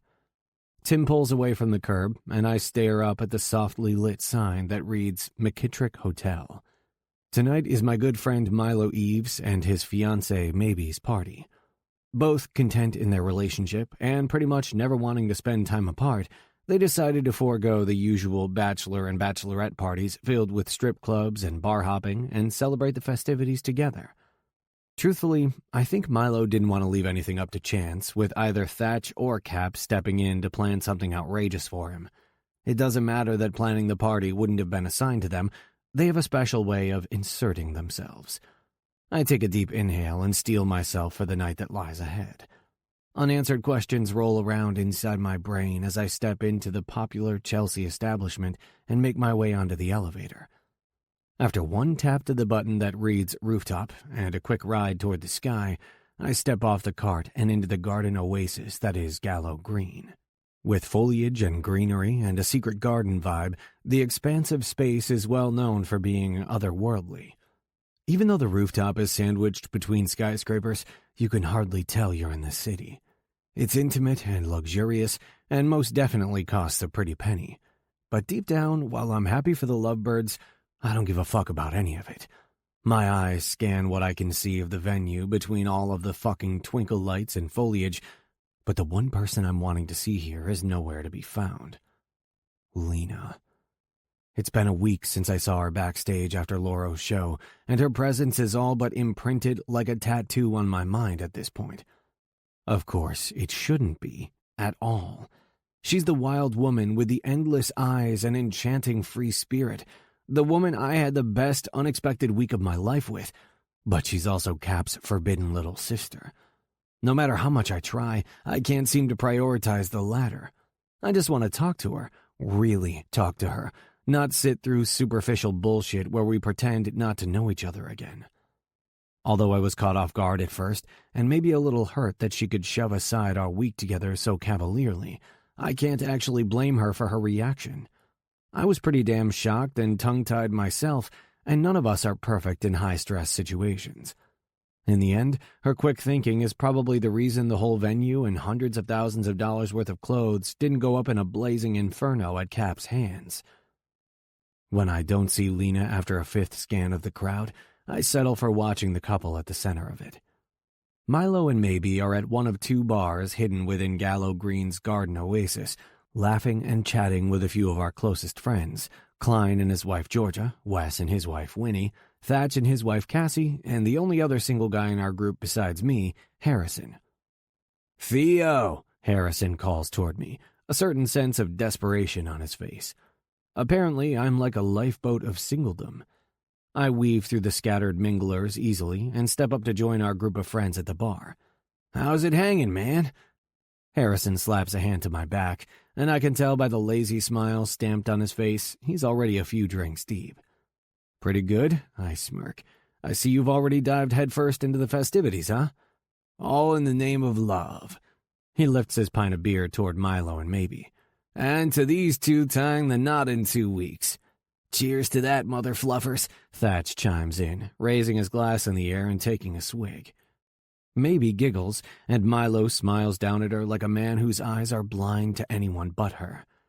"Aw," Georgia coos, going all heart eyes as she watches them. "You guys are so adorable. Aren't they adorable, Klein?" "The cutest," he says, an amused smirk cresting his lips. Thatch sniffles. "God damn, I feel like I'm in the middle of a fucking rom-com, right at the mother-fluffing end when the guy gets the girl and everything works out." "Aw, T," Cassie grins and pats a gentle hand to her big sentimental ogre's back. "No need to get emotional, honey." "Can't help it, crazy. You know I'm a sucker for an HEA." "Yeah," Wes snorts. "We all know about your love for HEAs. Hell, the fact that I even know what the fuck HEA stands for is because of you, you sensitive bastard." Winnie grins, and Thatch looks at Wes, his emotions switching from happy tears to downright mischievous. "I think now is the perfect time to make an announcement," he says and lifts his glass toward Wes. "I have decided that Wes Lancaster has earned a lifetime membership to the Billionaire Book Club, and because he lets his pretty wife do most of his reading, Winnie Lancaster is an official honorary member." Winnie giggles. Wes groans. "You're such a dick." "Oh, I love you too, Whitney, you broody mother fluffer." "What the hell?" Cassie spits. "Why don't I get to be an honorary member?" "Because you, honey, are a sex pusher who barely leaves my cock alone long enough to let me read." "Pfft, whatever." She raises a knowing brow toward him. "Like you'd want it any other way." "Damn straight, crazy." He wraps his big arms around her and pulls her close to his chest. "And tonight, when we get home, I'm going to show you just how much I love your love for the supercock." "Promise?" He nods. "I swear on the supercock, honey." "If you break that promise," she pauses and kisses him hard on the mouth, "then I will break your dick." I grimace at the visual, but Thatch takes it all in stride, laughing and kissing his insane wife on the lips. 2 psychotic peas in a pot of crazy. That's Thatch and Cassie Kelly. Thankfully, their banter is entertaining enough that no one expects me to make any witty remarks. I'm too distracted to put a sentence together, let alone say something intelligent. I glance back to the door again. I am pathetic, but still no Lena. Jesus, get it together, man. I run a hand through my hair and give myself a mental kick in the ass. It's time to become an active participant in this party. Milo is my friend, and he deserves my focus during the celebration of his upcoming marriage. Right? I glance to the door one final time, and then heave a deep sigh. Fucking hell. Thankfully, one of the bartenders grabs my attention and asks me what I want to drink. I order a whiskey, and upon acceptance of the glass, lose myself studying the amber liquid and crystallized ice cubes in a defiant attempt to shun the door's allure. And the night pretty much continues on in that manner, My group of friends chatting and laughing it up while I try like hell to act like I'm having fun. More people arrive. Maby's brother Evan and his wife, Quincy Black and his wife Emery, who also happens to be Milo's cousin. I have a short burst of hope as I remember the fact that Milo is about to marry his best friend's sister, but it doesn't last long. After the arrival of some of Milo's work acquaintances, and Trent and his wife Greer, Cap, and Ruby show up and blow a hole right through the center of it. Because Cap isn't Evan. Cap isn't anyone but himself. He laughs at something one of the other guys says, winks, and then flips the bird the way only he can. I try to imagine telling him about my week with his sister, and my chest tightens like a vice. Yeah, that conversation would flop like a fish out of fucking water. But then I catch myself looking behind the group to see if she's finally arrived. Fuck, I feel like I'm playing with fire here. Congrats, you guys. Greer pulls Maybe into a big hug. I can't wait for the big day. Girl, me too. I'm so excited. Ruby joins in on the hug, and Maybe giggles while Emery focuses on getting a drink from the bar while occasionally smiling in their direction. I can't believe it's only 2 weeks away. It's a full-on girl love fest, and Cap is having none of it. Hey now, he chimes in. What about our wedding, little Ruby? She reaches out to playfully slap him on the chest. Oh my God, stop being so dramatic. Of course I'm excited about our wedding, you idiot. An amused, devilish smirk crests his lips. You know what I think, doll? What do you think? I think since we're both excited about it, we should move up the date. Cap, she sighs. Not this again. May 2nd isn't that far away. Not that far away. It's a fucking year away. More like 8 months, Ruby mutters, and Cap looks down at her with a little glint in his eye. One day soon, I'm going to whisk you away in the middle of the night, take you to an undisclosed but very gorgeous location, and give you no other option but to marry me right then. That sounds like a kidnapping, she teases, and he pulls her tight into his arms. Don't worry, Ruby. I know a good lawyer or two. You're insane. Yeah, well, you only have yourself to blame, he retorts and kisses her forehead. You made me this way. Before you, I didn't give a shit about marriage. Ruby's responding smile lights up the room. I love you, she whispers toward him. And I love that you want to marry me right now. Yeah? Yeah, she says. But the wedding date is set, and you're going to have to hold your horses. He winks. Yeah, we'll see about that. She winks right back. We will, in 8 months, on May 2nd. Harrison starts laughing his ass off, and Cap looks away from his fiancée to narrow his eyes. Fuck off, Harrison. Before I go do that, he pauses and winks. Where is your sister? I thought I'd get to see her here tonight. All of a sudden, Harrison's penchant for joking about getting with Cap's sister feels a hell of a lot more personal. Probably because you didn't just joke about it, you actually did it, you bastard. Shit. I swear to God, Cap responds with narrowed eyes. If you go anywhere near my baby sister, I will end you. She's forbidden, asshole. Got it? Every time you even come near her, your ass better picture her in the middle of a pit of poisonous snakes and bounce like a fucking coward. Forbidden. That word does nothing to help the unease that's creeping into my stomach. So what you're saying is she's forbidden fruit? Harrison waggles his brows.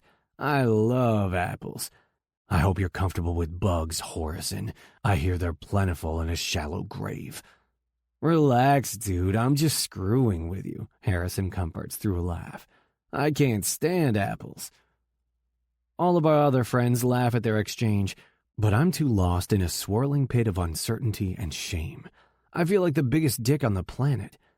If Cap knew, if he really knew what went down between Lena and me in Positano, I'm pretty sure he'd end me. Just straight up homicide my ass with little to no regard for mess. I can already see the headlines now. New York man murdered by his best friend because he accidentally went against bro code. The judge has offered the murderer leniency, though, because everyone knows you don't mess with a man's sister. If anyone cares, the funeral for the dead asshole will be held next week. Son of a bitch. What did I get myself into? I'm the last fucking guy Cap would ever expect to do something like this, and yet I did. Unknowingly, sure, but it happened, and I can't fucking take it back now. You mean you don't want to take it back? and if you had the chance, you'd do it all over again. Fuck. You know, Cap, Maybe chimes in with a knowing smile. I'm pretty sure you don't have to worry about Lena. She can handle herself. Who shouldn't have to worry about me? With the amount of times I glanced at the door tonight, it's completely ironic, but Lena's arrival takes me off guard. And just like that, my heart tries to make its departure from my chest. Those gorgeous blonde curls, those big blue eyes, the full pink lips, and that body, clad in a form-fitting black dress with a plunging neckline and stilettos that elongate her legs, have all sorts of delicious memories filling my head. God damn. Just start planning out my funeral now because I am so fucked. Closed casket, okay?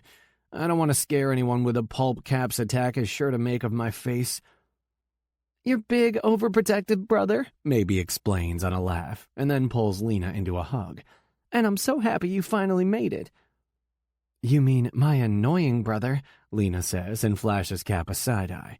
And I'm sorry I'm late. I wanted to get here sooner, but there was a bit of a dress emergency at Laura's studio. Maybe takes it all in stride, not the least bit concerned. Hey, I'm just happy you're here. But Harrison, the tipsy idiot, steps up with a confident, albeit teasing smile. Hello, Lena. I'm Harrison. Harrison? She asks, testing his name on her tongue. I'm pretty sure I've heard about you. All good things, I'm sure. No, Cap chimes in. Not good things at all, you fucker. Harrison chuckles. Don't believe a word he tells you. I'm one of the nicest guys around, a regular Boy Scout. My lips press into a firm line at his words. Suddenly I'm not a fan of Harrison's teasing bullshit either. Lena feigns disappointment. Aw, well, I guess it's too bad I've never been one for Boy Scouts, huh? What I meant to say was, Harrison quickly changes his tune. I'm nice, but I'm not that nice. I'm the bastard who is going to shut the fuck up before I put my boot up his ass. Cap cuts him off, and it's in that moment that Lena's eyes meet mine. Curious, a little nervous, she searches my gaze while her brother lays into Harrison. As thrilled as I am by Cap's razzing, I'm having a hard fucking time focusing on any of it. All I can do is stare back at her. I mean, what am I supposed to do here? 1,000 different scenarios roll around in my mind, and not a single one of them is going to work in our current situation. I can't ask her if she ever looked inside her notebook again and saw that I wrote her a little note beneath the rules. I can't ask her why she didn't come to say goodbye before she left. I can't ask her why she wrote that fucking letter. Hell, with her fire-breathing brother just a couple of feet away, I can't do anything but offer a neutral hello and a good to see you again and prepare to stand there when she does the same. So instead, I don't say anything. I drink my whiskey and listen to the chatter around us and try to act more engaged in the goings-on than a man in a coma. At least, that's what I pretend I'm doing. In reality, I'm mostly watching her out of the corner of my eye, wondering what's going through her head. Is she just as confused as I am? Does she regret not saying goodbye? Does she regret being with me in the first place? God, I have so many questions, and all the while it feels like she's doing her best to keep her distance from me. When music filters in through the greenery and most of the couples head toward the dance floor, I start to wonder if she's going to avoid me the entire night. I make my way out to the terrace, desperate to escape my overactive mind and the crowd of happy couples. I take a deep sigh, lean into the railing, and close my eyes. My lungs feel heavy and my chest aches, but the unexpected tap on my shoulder cures both in an instant. Hi, Lena says, her voice hesitant and unsure. It's so unlike the confident, outspoken woman I met all those weeks ago. Ivy and roses and twinkle lights encase us in their shadows, and a sliver of a crescent moon leaves us just enough darkness to ensure our privacy. We're alone, just her and me and every complicated emotion between us. Suddenly, I feel the best I've felt in the last 3 weeks. Hi, I say back, rubbing the tips of my fingers together to keep myself from reaching out for her hand. So, this is all unexpected? I nod. It is. Did you, know who I was? She asks, and I can easily read through the lines. I didn't know you were Cap's sister. Yeah, she sighs. I didn't know you were, friends with him. Besides the beat of live music filtering in through the foliage, silence is the only thing filling the space between us. It stretches its arms, cocooning all of the unsaid words and questions and confusion that are unable to leave either of our lips, until she whispers, I'm sorry, Theo. I open my mouth to offer an apology of my own, but she holds up a hand. I'm sorry about the note and the whole not saying goodbye thing. She looks so damn genuine, her eyes wide and apologetic. I find myself wanting to remove the discomfort from her face, to offer her some sort of salve despite the shitty way Italy ended. It was a dick move, I tease, but I guess in a weird way, in some alternate universe, pod person, alien invasion of your brain type of way, I kind of understand. A little smile kisses her lips, and I can't stop myself from closing the distance between us, stepping toward her until we're as close as two people can be without touching, which, of course, makes the urge to touch her overwhelming. I reach out and brush a few of her silky curls behind her ear, and her eyes flutter closed, a shaky inhale of air into her lungs disturbing the air between us.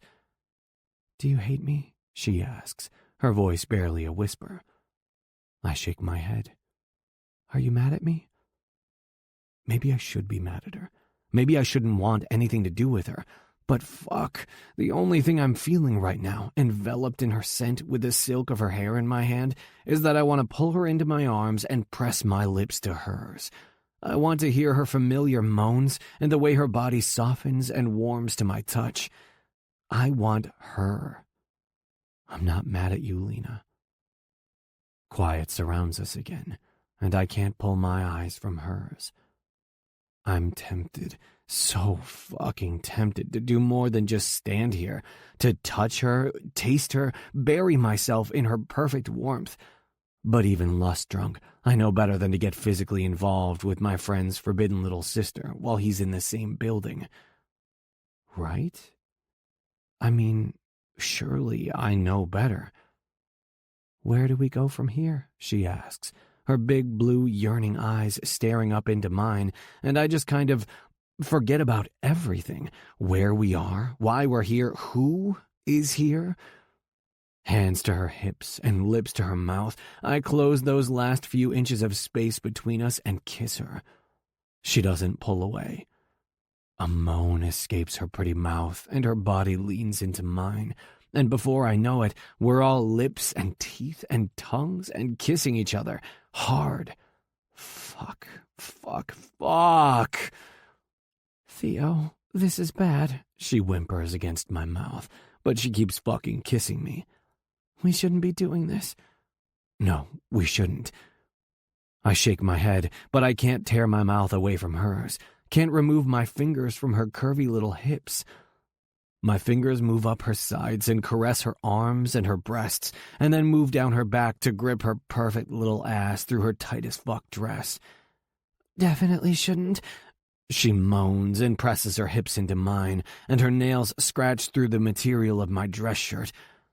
Theo. I feel like an addict, fresh out of rehab, who's just got his hands on his next fix. I know I shouldn't give in. I know I should say no, but yeah, fuck. 2 steps back, she leads me onto the couch behind us, and it doesn't take long before her thighs are straddling my lap and her perfect breasts are in my face. I slide the material of her dress down with my teeth, revealing one pert, hard nipple. I don't hesitate to wrap my lips around it, sucking it into my mouth while she grinds against me. We've gone mad, insane. We're playing with fire right now, but fuck if I'm looking for water to put out the flames. Theo, she moans again and pulls my mouth back to hers. I'm so close to sliding my cock out of my pants, pushing her panties to the side, thrusting inside her and losing complete control. But the music stops for a brief moment, the laughter of my friends filtering into my ears through the newfound silence. And I realize just how foolish this is right now. We might be temporarily hidden from anyone's eyes, but we're not alone. We are in a public place, at a fucking party. one that is being attended by people we both know, including her overbearing, overprotective, overly crazy big brother. Lord almighty. Shit, Lena, I mutter, and it takes everything inside me to pull my lips away from hers. Not here. Not like this. Chapter 25. Lena. Oh my God. What am I doing right now? I look at Theo and then down at our bodies. I'm in his lap. My thighs are spread, and my dress is in absolute disarray. Oh my God. My freaking boob is out, for fuck's sake. And I'm at Maybe's freaking bachelorette party. Oh, holy hell. I mutter, and quickly remove myself from the man who is apparently my ultimate temptation. Not only did he have the power to break my ironclad, months-long streak of no sex, but now he just had me seconds away from riding him like a cowgirl in the middle of a party. Shit. Off his lap and with my hands manically adjusting my dress, I put space between us, while I try my damnedest not to look like a woman who has lost her freaking head, which feels next to impossible since my wits are scattered all across this fucking rooftop terrace. Holy shit. That was... He sighs, running a hand through his hair. It was... Fuck. I don't know what that was. Insane! I whisper-yell. It was fucking insane! We are insane! Fuck. He shakes his head and grips the back of his neck. Fuck, fuck, fuck. It's safe to say I'm not the only one who feels like they've lost their freaking mind. This, I whisper and put a hand to my mouth. But the instant my fingers touch my lips, all I can do is remember how good his mouth felt on mine. Oh my God, what is wrong with me? What is wrong with us? He doesn't respond, but how can he? We both know we were just seconds away from taking it a little too far. Taking it a little too far? You almost had freaking sex in the middle of a party. One where your brother is an attendee. Oh, mother of horny, reckless, bad decisions. I've really fucked up. And that's saying a lot coming from a girl who spent the first 27 years of her life impulsively fucking up a lot. God, I don't want to be this person anymore. I don't want to be the girl who can't be clear-headed and rational, who can't do anything but dive headfirst into spontaneity without thinking about the consequences. I've been working so hard to not be that girl. This was bad. This is bad. Yeah. Theo shuts his eyes and puts his head into his hands. This was definitely the opposite of good. If I felt anything other than mania right now, I might find it funny that a man as brilliant as Theo couldn't come up with something better to say. As it is, all I can focus on is escape. Given the choice of fight or flight, I am a fucking airplane. I think I should go, I whisper toward him, turning to leave with a whip of my hair and a plant of my heel. He stands to his feet quickly and lays a gentle hand to my cocked elbow. Lena, wait. His words hit me straight in the chest, and the genuineness in his eyes when I look back to meet them steals my breath. Fuck. The temptation to go back to him, to kiss him again, is almost too strong to resist. But the fear of what might happen if I don't walk away right now wins out. I'm so sorry, Theo, but this is just too much, I whisper. I should definitely go. And then I do the only thing I can do. I walk away. Again. Chapter 26. Lena. I may be the girl who usually arrives late to the party, but damn it, I always leave last. I don't check out early. I'm all no sleep till Brooklyn, and I certainly don't head home before freaking midnight. Yet here I am, sitting on my couch, watching Bravo. Sure, I love Andy Cohen, but this is not how my night should have ended. I should still be partying it up with Maybe and celebrating her and Milo's final days of singledom before they officially tie the knot in 2 weeks. Yeah, but you most definitely shouldn't be having sex with Theo, like you almost did in the middle of said celebrations. A million knots clench my stomach, and I slap a bare palm to my forehead. Question. Dear God, what was I thinking? His answer. You weren't. Yeah, pretty sure the fact that my dress was practically around my waist and one of my tits was in Theo's mouth is evidence of that. Could you imagine if someone had seen you? If Cap had seen you? Oh, fuck. The knots grow thicker, and I stand up from the couch and pace my living room. While Andy Cohen waxes poetic about Jennifer Lawrence, I pound my feet back and forth across the creaky hardwood floor until my jerk of a downstairs neighbor, otherwise known as Larry, who smells like incense and patchouli, bangs something against his ceiling and startles me to a stop. Jeez, what are you doing up there? Running a freaking marathon? Slow your roll, bro, I shout back and pound my feet to punctuate my statement. If you don't mind, I'm in the middle of a nervous breakdown up here. Yeah, well, could you break down a little quieter? We're trying to have a meditation sesh down here. A meditation sesh. For the love of everything. No, I can't, I yell back. My life has gone to shit. Nothing is that bad. Oh, Larry, you fucker. You have no idea. Yeah, well, thanks a lot for the TED Talk, I scream at the top of my lungs. But I just found out I've been fucking my brother's best friend. By accident. Silence. Then. Okay. My bad. By all means, carry on. Yeah. Even my lazy, constantly pot-smoking neighbor understands my dilemma. And that dude's brain is probably so fried that, besides rolling blunts and cleaning his bong, he doesn't understand much of anything these days. With Larry's disruption no longer a distraction, my pacing leads into the hallway, which leads into my bedroom. And when I've done about 45 laps around my bed, I throw my back onto the mattress, grab a pillow, and scream into cotton for about 2 minutes straight. By the time my voice is hoarse and my lungs are tired, I toss the pillow off my face. And it's then that I spot my notebook on the nightstand. The notebook, I should say. The one that traveled all the way to Milan and Positano and back.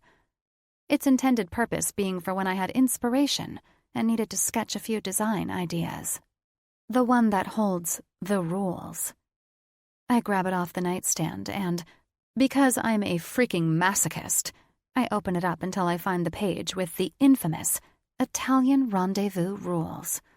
It feels like ages since that day on his yacht happened. But I can remember it like it was yesterday. The wind in my hair, the sun on my face, and Theo's handsome face smiling back at me. 1, 2, 3, 4. I scan the rules scrawled over the page with my eyes, until I reach the end. But it's not the end. Just below rule number 5, more words fill the page. Words that I've never seen. Words that I didn't write. Lena, I don't think I'm a fan of these rules anymore. Especially rule number 5. I'm not ready to say goodbye yet. And I hope, when you get back home, wherever that may be, you'll realize you weren't ready to say goodbye either.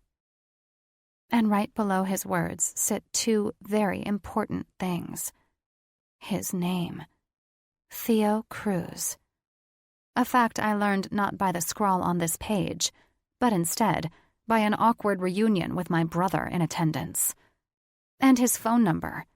The code to future, unmonitored contact. My breath gets all caught up in my lungs, and my heart feels like it's going to pound right out of my chest. All this time, all these weeks, and I've had, deep down, I really wanted a way to contact him, to see him again. Now, what do I do? My subconscious rolls her eyes at my naive act. She knows what I'm going to do, and so do I. The exact thing his friendship with my brother says I shouldn't. Chapter 27. Theo. When I glance down at my watch and see it is nearing 2 a.m, a deep sigh seeps from my lungs. Thank fuck. For the past several hours, I've put on a show of a man who is thoroughly enjoying himself, but in all actuality, time has flowed like fucking molasses.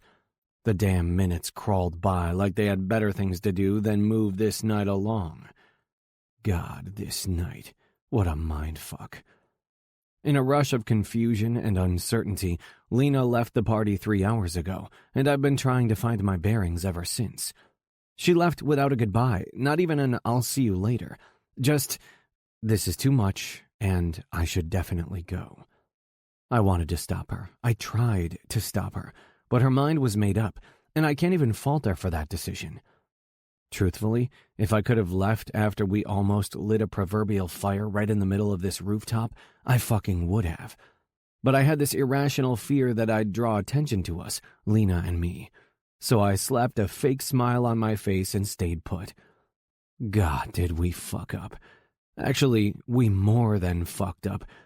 Hell, I don't even want to think about the worst-case scenario consequences that could have occurred had we not stopped ourselves from taking it too far.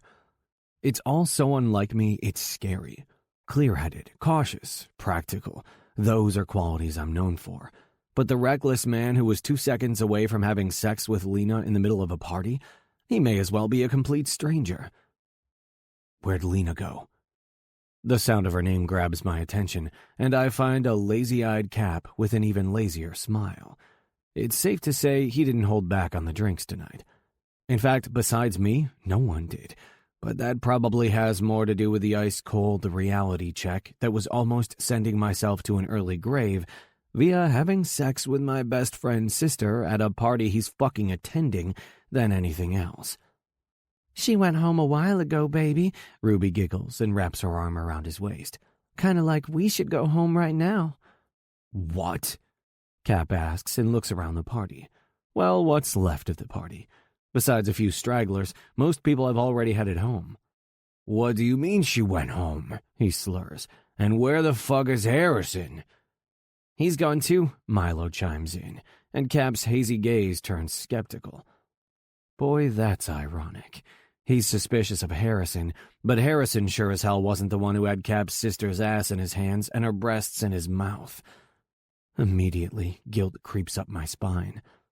God, I feel like such a bastard right now. But you can relax, man, Milo adds with a chuckle. I saw him sneak out with one of the waitresses after her shift ended. Come on, Cap. Stop worrying about your sister, who you know is perfectly fine, and take me home, Ruby whines. My feet are killing me. Aw, my pretty little Ruby, Cap slurs, apparently too buzzed to remember what he was just talking about. And like his drunken, oblivious state is some kind of win for me, a silent breath of relief jumps from my lungs. Immediately, I hate myself for being this thrilled over my friend's inebriation. But still blitzed and clueless, Cap wraps his arm around his fiancée's shoulders and leans down to place a kiss to her lips.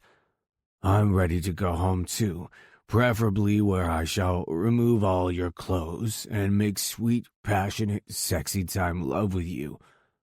Ruby rolls her eyes and giggles. I'll be shocked if you can manage to stay awake for that long, but I'm up for trying.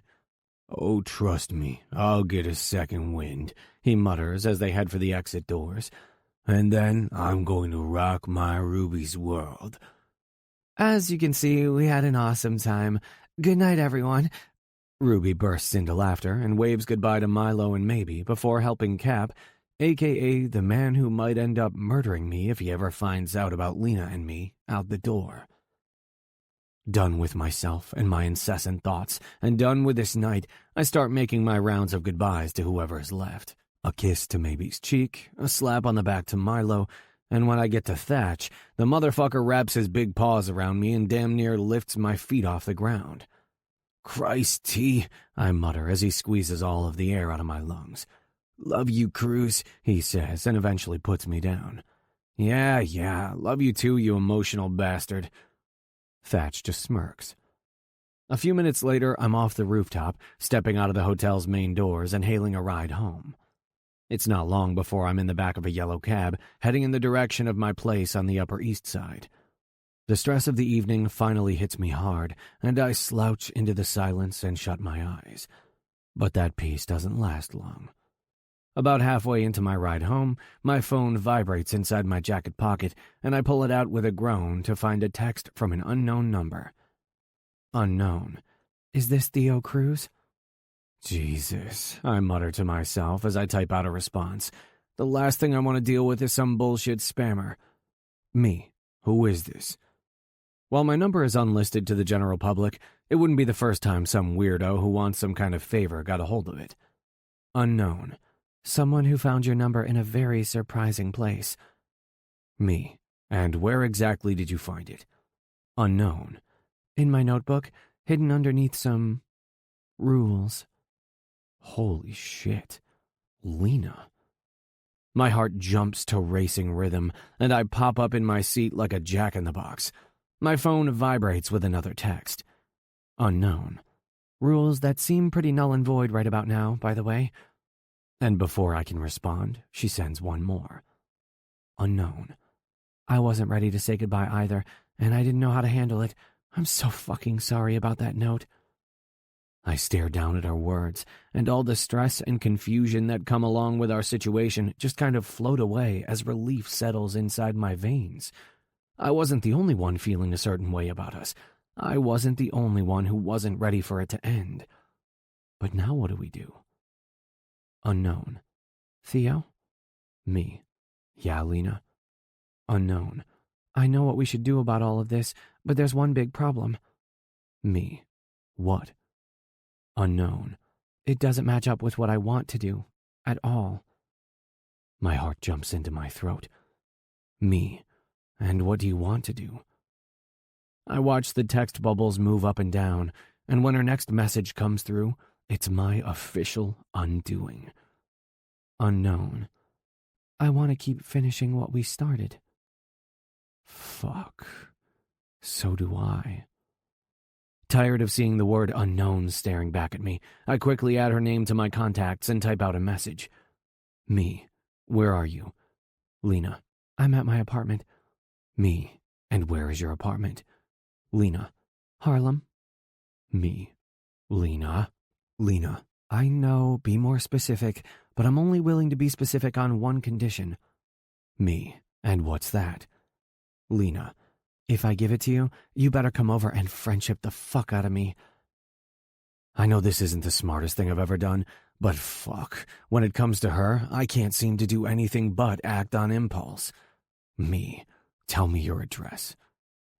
A minute later, her address is staring back at me, and even though we're about 1 block away from my place, I lean forward toward the taxi driver. I hate to do this to you, man, I say, and he meets my eyes in the rearview mirror. But do you mind taking me to Harlem instead? I swear a very generous tip is in it for you. A change of plans? Something like that. He smiles knowingly. Harlem it is, sir. 20 minutes. That's how far away Lena Hawkins lives from me. We are inside the same city and 20 fucking minutes apart. The irony of it all isn't lost on me, but my focus is otherwise busy tossing the friendly cabbie my expensive fare plus a very substantial tip. He grins at the wad of cash I place in his hand. Thank you, and I hope the change of plans works out well for you. I chuckle. Yeah, me too. And then I jump into action. Long strides across the pavement and up to the entrance door of her building. One press of my finger to the button that sits above the last name Hawkins, and her voice is filling my ear. Theo? It's me. Jesus, what took you so long? I smirk. Let me in, Lena. The door buzzes open, and I'm off to the races, jogging up the 3 flights of stairs until I reach her door. But just as I lift my hand to rap my knuckles against the wood, it swings open, and there she is, my Lena. Damn. She reaches out with one hand, grips the material of my dress shirt, and pulls me inside. The collision of bodies is spectacular. All grabby hands and panting breaths and passionate insanity. Fucking hell, you drive me crazy. I kick the door closed with my foot and lift her into my arms by her ass. She wraps her arms around my neck and presses her mouth to mine, kissing the hell out of me while she whispers against my lips, "Like you should talk. It took everything inside me to walk away from you tonight." Fuck. I groan and kiss her hard. This is probably the worst idea we've ever had, but I can't seem to control myself around you. "Ditto," she says through a moan. "Now if you don't get me to my bedroom and put your cock inside me in the next minute, I swear on everything I'm going to fucking lose it." With 10 steps through her living room and another few to her bedroom, we're right back to it. Right back to kissing and touching and losing ourselves to each other. Right back to where we were before she left Positano. Right back to finishing what we started. Chapter 28. Lena. 2 hours ago, Theo was at my door. And now, we're lying in my bed, sleepy and sated, just quietly enjoying the way it feels to be this close to each other again. Déjà vu hits me as I trace my fingers across his chest, lightly brushing my nails against the toned skin in the very same ways I found myself doing all those weeks ago. He responds just how I'd expect, by running his fingers through my hair, starting at the top of my head until he reaches the ends of each strand, and the loose curls bounce away from his palm. Habits. They're back, and I'd be a liar if I said I didn't like them.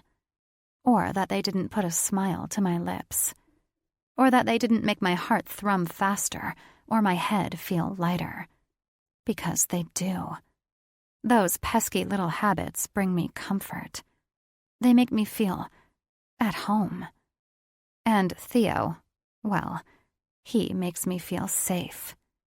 Like I can just forget about everything. Forget about the stress and responsibilities that come along with my internship.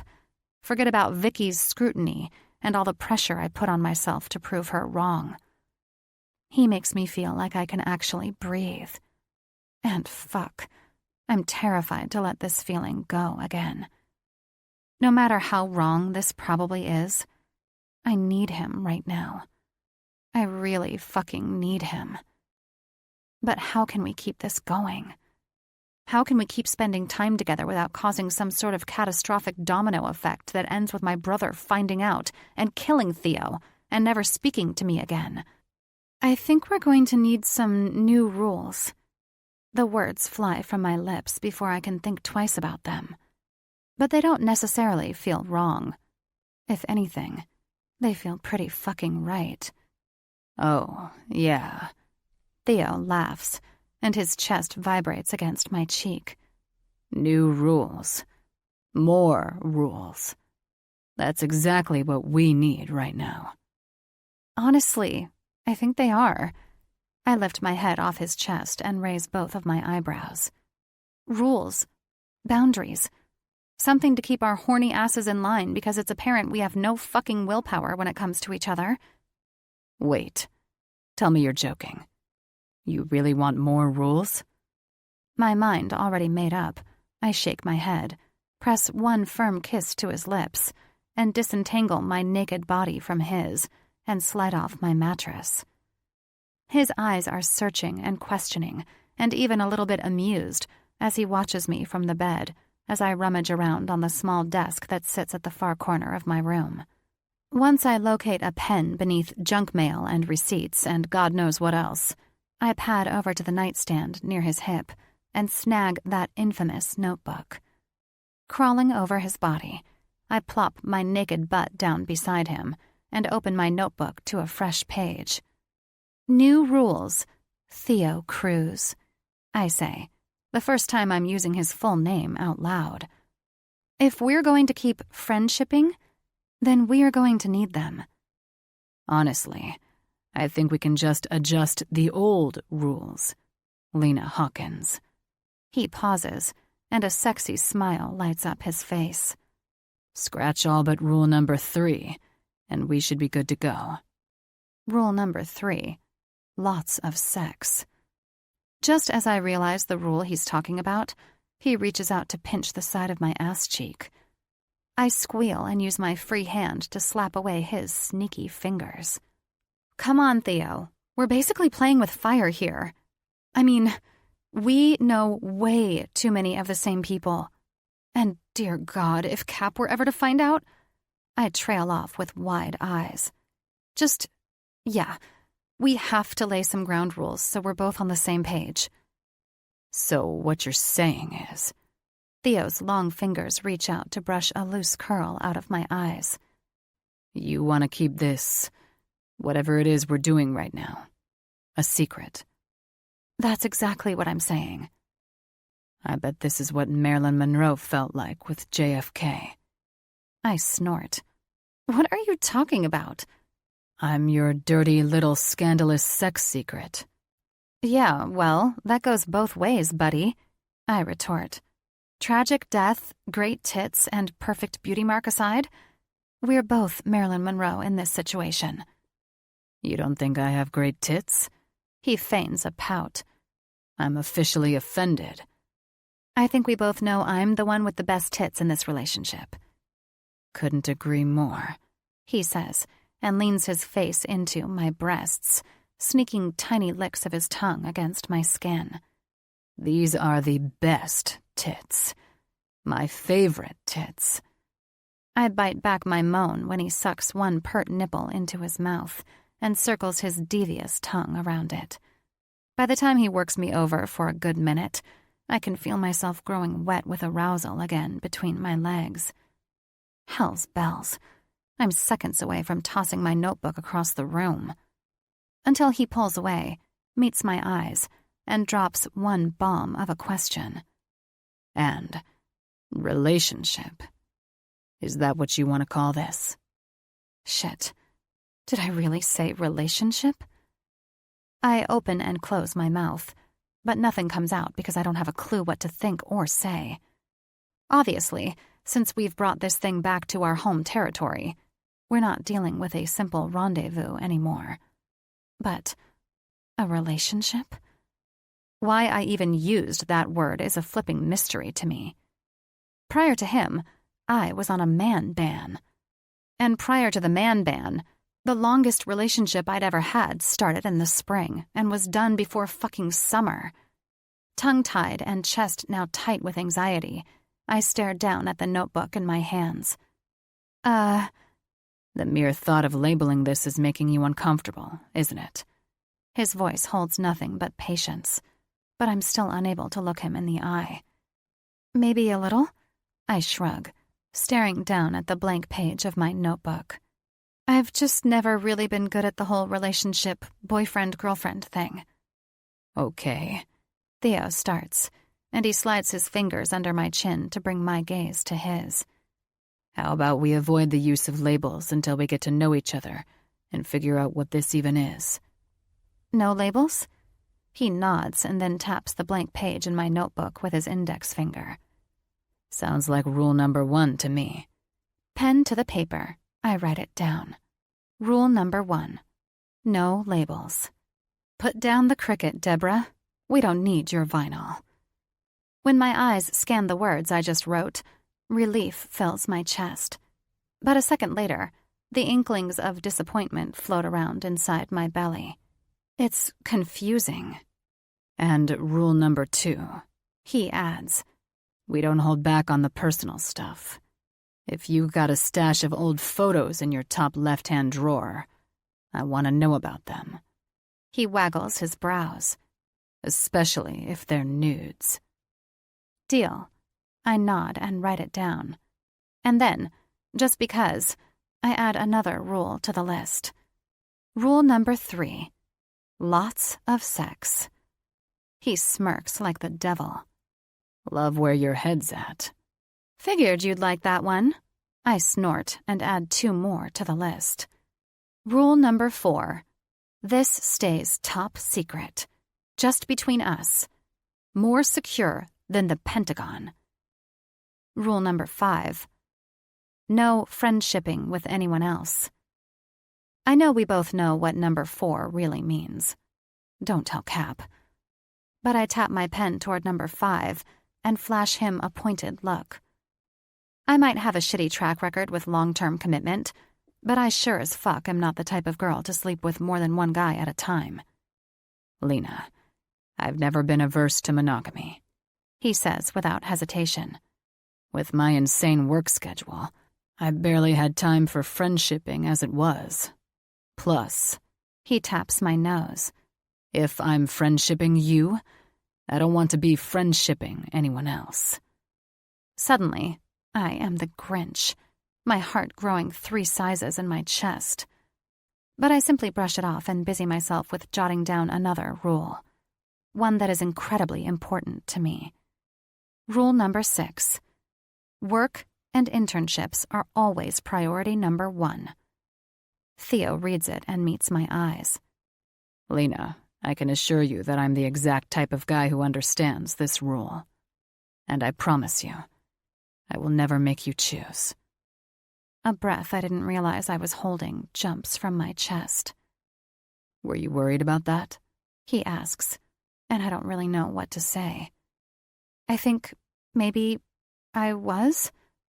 Your internship, your career. It's important to you, isn't it? It feels like one of the most important things I've ever done for myself, and one of the only things I'm so close to finally getting right. He searches my eyes for a long moment. For someone so confident, so worthy of being confident and proud of herself. That's kind of a self-deprecating thing to say. I'm a complicated girl, Theo. I try to laugh it off, but he's having none of it. Why don't you think you've gotten anything right? Well, I kind of have a track record for being indecisive and incredibly impulsive, I say, staring down at the notebook in my lap. I wheeze a laugh. Hence almost having sex during my best friend's party tonight? Normally, this is the point in the conversation where I'd change the subject, but there's just something about Theo, about this moment, that makes me want to open up to him. So, I look back up at him, and I do. And even though my father and brother are insanely supportive, my mother, Vicky, well, she's what some, all, might call scrutinizing and judgmental. My fingers fiddle with the edge of the notebook paper. I've never really been her favorite kid, if you know what I mean. Truthfully, I've always been more of a constant disappointment and irritation to her than anything else. That's fucking sad, he mutters on a sigh. I hope you know, if your mom is that way with you, that says everything about her, not you. I let his words sink in for a long moment as I try to comprehend if there's truth in them. But the complexities of Vicky's and my rocky relationship and the sudden seriousness of this conversation is making me feel claustrophobic. Can we, continue this conversation another time? A soft smile touches his mouth. Getting a little too deep, huh? Yeah. A surprised laugh hops from my throat. I'd prefer to keep things light and airy for the duration of the evening, please and thank you. He chuckles at that. Consider us easy fucking breezy from here on out. Well, after one last rule. Have at it. I hand him the pen and stare down at the page as he jots something down. Rule number 7. Even if the truth hurts, no lies to each other. We don't need to elaborate on this now, but I like that you told me when things got too uncomfortable for you. And I want to keep it that way, he says, and sets the pen down on top of the notebook. Tell me you know I'm a safe space, and we can get back to our regularly scheduled programming of easy fucking breezy. Okay. You're a safe space. I smile, and he smiles right back. And with no pressure, no deep questions, no heavy conversation, Theo really does just leave it at that. God, this man, he really is kind of wonderful. Chapter 29. Theo. I swear to God, you need to leave. I look up from the screen of my desktop and find Carrie standing at the threshold of my office. The sun has set, and the only light inside the room comes from the glare of the computer and the lamp on my mahogany desk. One quick glance at the time confirms it's just a little after 7. Shit, I didn't realize it was this late. You! He points at me, and then he gestures his thumb over his shoulder. Go, now, or else. Or else what? Or else I will strangle you and your insane friends. I smirk, already knowing full well what's caused his sudden need to get me out of here. Who called this time? Who hasn't called? He retorts, and waves both hands in the air like he's all of a sudden taken a liking to air traffic control. Thatcher, Caplin, even Wes, I'm done with fielding your calls. I tilt my head to the side and squint my eyes. But isn't that sort of your job? Work calls are my job, not calls about your little book club. And speaking of book club, y'all need to have a come-to-Jesus talk with Thatcher. I know that big bastard has chosen the last 2 picks, and I can only handle so much fucking cheese before it turns me lactose intolerant. So I take it you didn't like the book? Are you really asking me that right now? He quirks one perfectly sculpted eyebrow and crosses his arms in front of his chest. Did you even read my notes? I skimmed them. Truthfully, I opened his email this morning, but when I saw the length of his wordy notes, I clicked right out of that fucker and decided I'd give it another go later.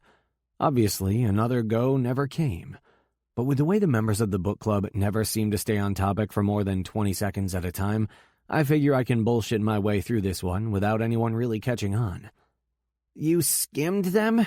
He repeats on an exasperated sigh. I skipped Real Housewives trivia last night at Bar Social so I could finish that damn book, and you just skimmed the notes that stole 2 fucking hours of my life? Well, you do have a tendency to ramble, Care. I pause and shrug. But before he can respond with what is most likely a smart-ass retort accompanied by jazz hands, the phone on his desk starts ringing. Oh, hell, he mutters on a sigh and shakes his head. Yeah, okay, I've had enough. Your time here is up, boss man. He points toward the hallway again. Because I swear on Barbara Streisand's performance in Hello, Dolly, I cannot field another Gossip Girl-style call from your romance book-loving buddies without breaking something. But I thought you loved Gossip Girl. I do love Gossip Girl, but I hate your friends, he corrects. Hate is such a strong word, Care. Yes, and it is the exact right word for this situation. He runs a hand through his perfectly coiffed hair. If you don't step away from your desk and head to Thatcher Kelly's apartment in the next 5 minutes, I'm going to invite half of the Kinky Boots Broadway cast over here to make you insanely uncomfortable. You wouldn't. Try me, he challenges with a little raise of his brow. I'll have 10 boisterous gays obsessed with Liza Minnelli here in less than an hour. Broadway tunes and kinky fucking boots will be all up in this joint. I'm tempted to call his bluff, but hell, Carrie Matthews isn't one to bullshit. And considering his husband Bill is a Broadway choreographer, I know he has the right connections to bring his threats to fruition. Fine, I mutter, click the mouse to send an important email his way, and dramatically lift my hands away from my keyboard. But I'm expecting you to review that email I just sent you and make sure everyone on the board is in the loop regarding merchandising plans for Paris and Venice. Consider it done, he says, and then pointedly gestures over his shoulder again. Now get out of here before I have to hire a hitman to kill off your idiot friends. I laugh at that as I stand up from my chair, toss on my jacket, and slip my cell phone, wallet, and keys into my pockets. Damn, Care, you're cutthroat. Oh, darling, you have no idea. He grins wickedly. Tyra Banks and those bitches on America's Next Top Model ain't got nothing on me.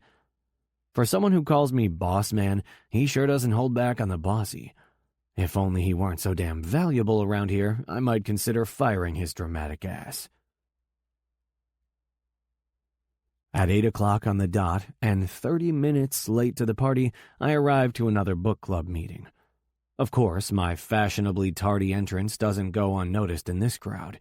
The only thing that's ever gone unnoticed is Quincy's silence, and I'm pretty sure that's only because most of us, other than the big mouths, Thatch and Cap, are enjoying seeing how long it'll last. Maybe I should start a pool with the rest of the group for when they think he'll put a mannequin in his place at the table. I'm betting soon.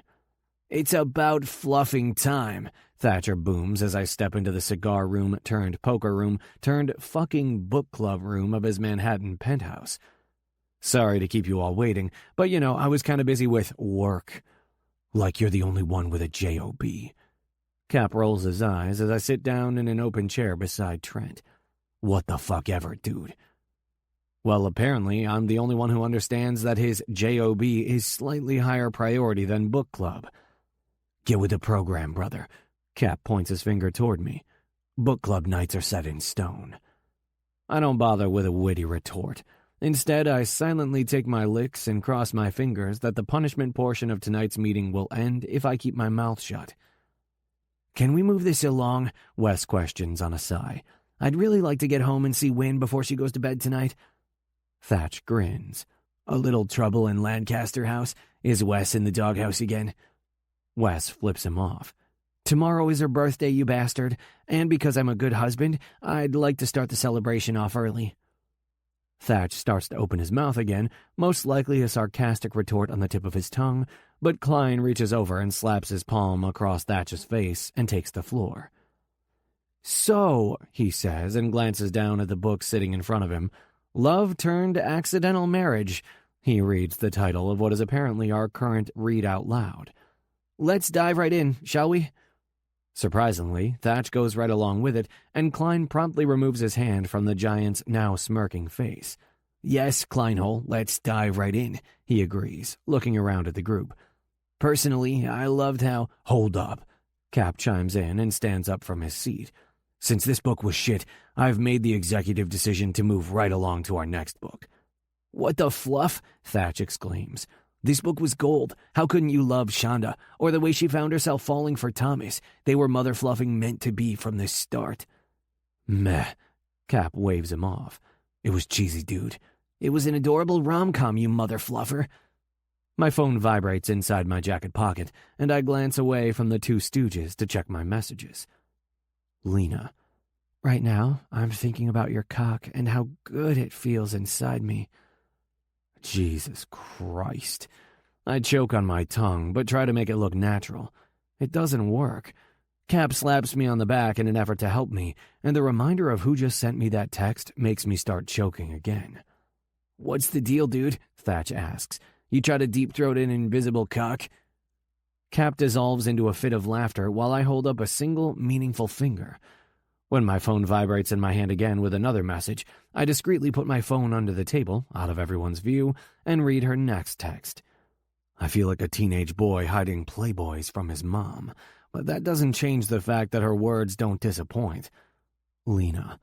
"My legs around your back, my tits in your mouth. Doesn't that sound nice, Theo?"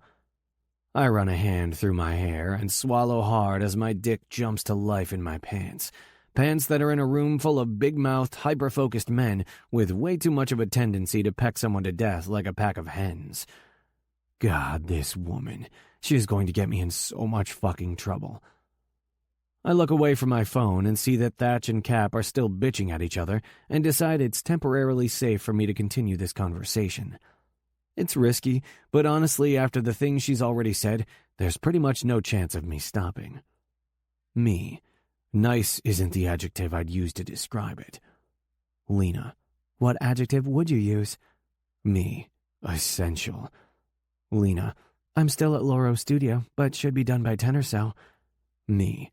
"I see you're taking rule number 3 seriously." Lena. "Very seriously. I'm a conscientious friendshipper. They'd give me a badge if they made one." Me. "Sex Scouts of America." Lena. "It's a very exclusive organization."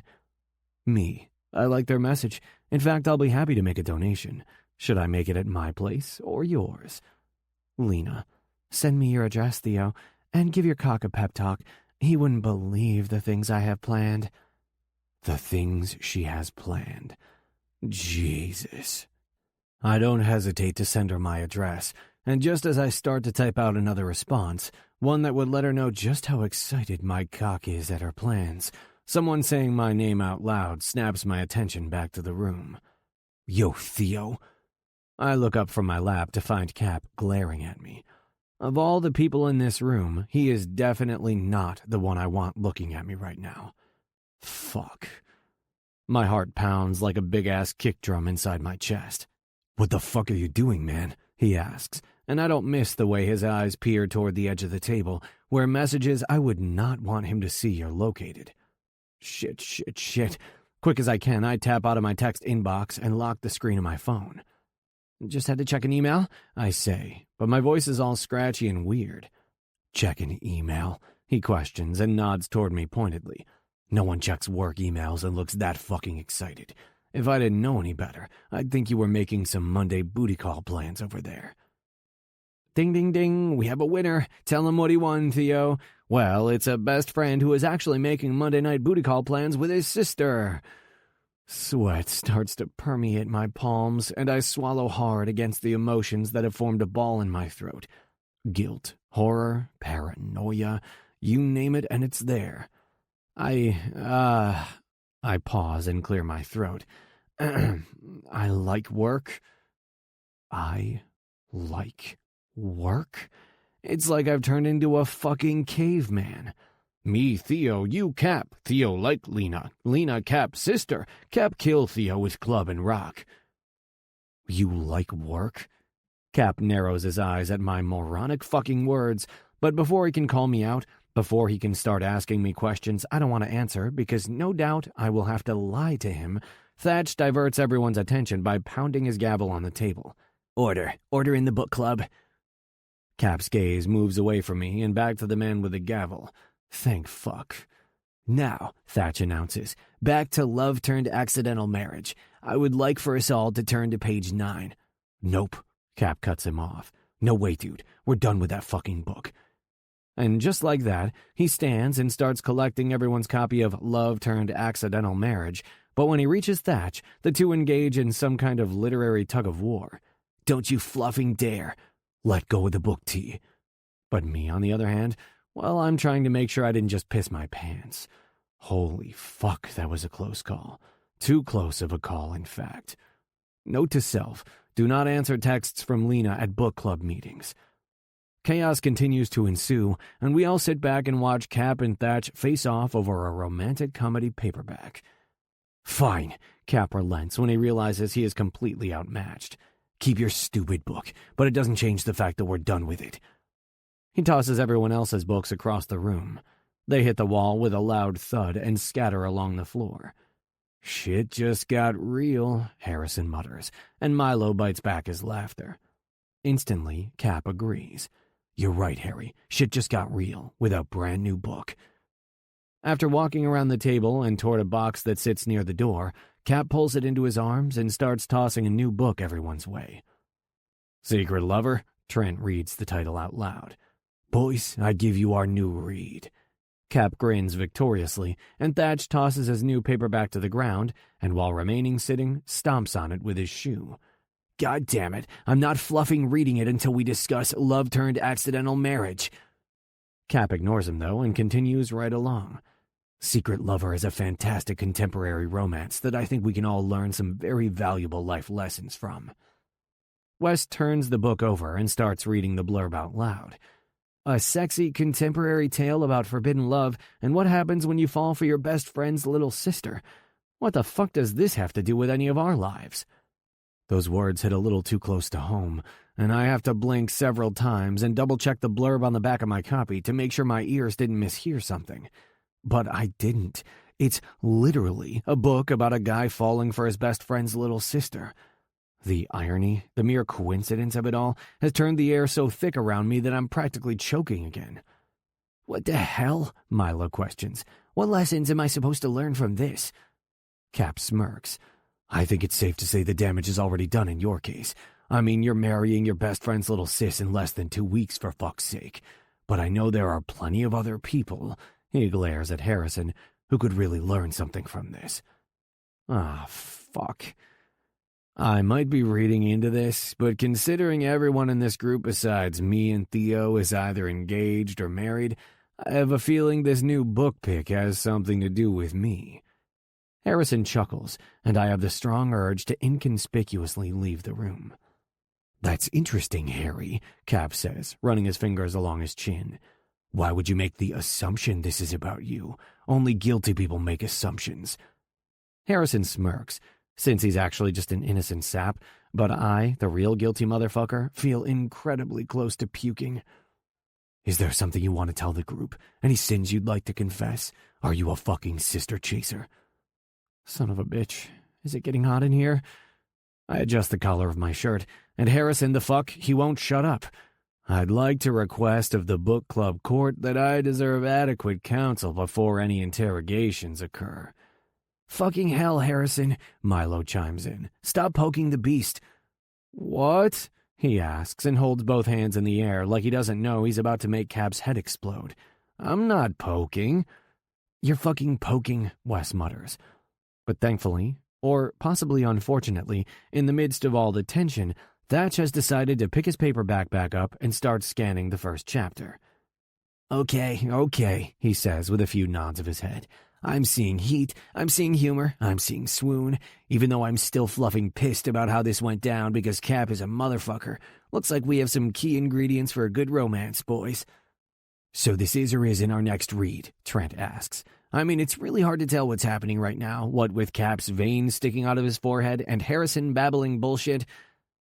Sadly, I think it's our next read, Klein answers with a shrug. I mean, it might be the end of book club, but yeah.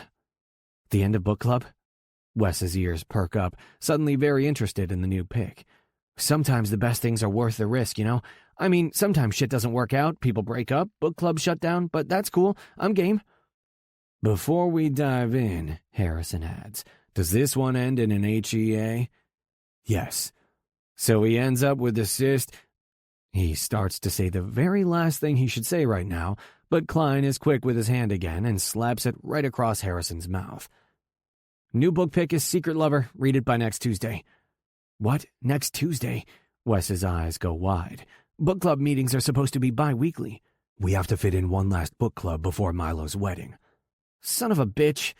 I can't make it, Harrison chimes in. I'm going to be in L.A. for a few business meetings. If you know what's good for you, you'll be there, Cap says firmly, and Harrison laughs as he looks around the room to scan the seriousness of faces. But I literally can't be there, and I'm not canceling a business trip for a book club, dude. You'll be there, Cap repeats. You know what? I think I might have a business trip next week, too, Wes says, but Thatch ignores him completely. Instead, he picks up his stupid gavel and slaps it on the poker table. Book club is officially adjourned until next week. Another meeting finished. Another book, one that revolves around a guy falling for his best friend's little sister to make Carrie read. Sheesh, talk about a little too close to home. Pretty sure you mean a little too close to your home. You know, the one where Lena will be tonight. I'm not sure if I should be disappointed or concerned for my sanity that the thought doesn't make me any less excited about seeing her. Chapter 30. Lena. All right, I think we can call it a night, Laura says, and I check the time on my phone to see it's 9:30. You sure? I ask, even though, secretly, I'm hoping he doesn't change his mind. All day, we've been busy in his Tribeca loft turned studio and workspace, working through inventory of his new line that just graced New York Fashion Week's runway and piecing together the right outfits to showcase in his high-end boutique in Soho. The day started out with me, Laura, 20 of his staff, and 10 models. But now, we're the only 2 left. Oh, lovely. I'm certain. He winks. Let's reconvene tomorrow after we've both had some rest. I grin, nod, and glance around the vast space. It's a mess of beautiful Gianni pieces, accompanied by accessories and Polaroid photos of the models wearing our favorite styles so far. I'm just going to organize this. No, you're not. He shakes his head. You're going to leave everything just like it is, and we'll deal with it tomorrow. You do realize it's my job to do this. It's your job to do it tomorrow. Considering I'm your intern and you're the Loro Gianni, famous fashion designer for people like freaking Jennifer Aniston and Taylor Swift, I think you might be going way too easy on me. What were you expecting? A little more Devil Wears Prada? I snort. Actually, yeah. 5 years ago, I probably would have been, he says with an amused smile, showcasing his perfectly white teeth. But I'm getting old, lovely. Hell, I'm 42, and I don't have it in me to play Cruella de Vil. 42, I retort. That's not old. When you've been stuck in the world of judgmental and uber-critical high fashion, it might as well be 90. I roll my eyes heavenward. You act like you are disappointed I'm not riding your ass. I mean, I expected at least shouting about impossible Starbucks orders. 2 a.m. calls asking me to find stilettos that don't exist. You know, something. I tease, and he smirks. But I guess if this laid-back, not bitchy at all Gianni is what I have to work with, then I'll deal with it. His grin is bigger than a 1960s beehive. I'm so sorry this internship is such a chore for you. I feign a cavernous sigh. You have no idea, Loro. No idea. He chuckles, stands up from his seat, and slips on his purple velvet Prada jacket. Now, if you don't mind, I'm going to call my driver and get my old but still fabulous ass home. You need a ride to Harlem? Nope. I shake my head. I'm all set. If I were going to my loft in Harlem, I would have taken him up on the offer. But I'm not going there. I'm going to the top-secret location that is Theo's place on the Upper East Side. I've never been to his place, but there's no doubt that Theo Cruz, billionaire heir to Cruz Enterprises and owner of Cruz Nightlife, lives in one of those New York apartments that would give Frederick from $1 Million Listing a big fat commission check boner. But his luxury apartment is unimportant. I'm just excited to see him. A little grin starts to quirk up the corners of my mouth when I think of tonight's possibilities. Theo and me alone, with nothing but time to explore. Yes, motherfucking please. While Loro stands near the floor-to-ceiling windows of the large loft to call his driver, I grab my favorite Burberry trench coat off the back of my chair. But just as I'm slipping it over my arms, I get an idea. A good idea. A brilliant idea. One that makes me damn near giddy, and, if I'm being honest, hella horny. Oh yes, that's exactly what I'm going to do. 30 minutes later, I'm stepping out of a taxi and being greeted by a doorman standing outside the massive building where Theo's place is located. I tell him my name, and he doesn't waste any time leading me toward the elevator nestled inside the palatial, mostly marble-encased lobby. 20 floors up, I'm stepping off the elevator and standing directly in front of Theo's door. I wrap my knuckles against the wood and swallow past the excitement that's bouncing around inside my throat.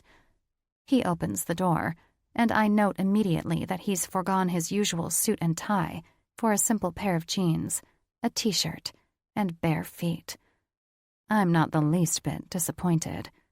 Theo Cruz looks fine as hell. Well, hello, he greets as he opens the door to his apartment, and my heart kicks up in rhythm at the sexy smile that sits on his lips. Hello. I wink and step inside, my favorite black stilettos tip-tapping across the marble onyx floors of the massive entry.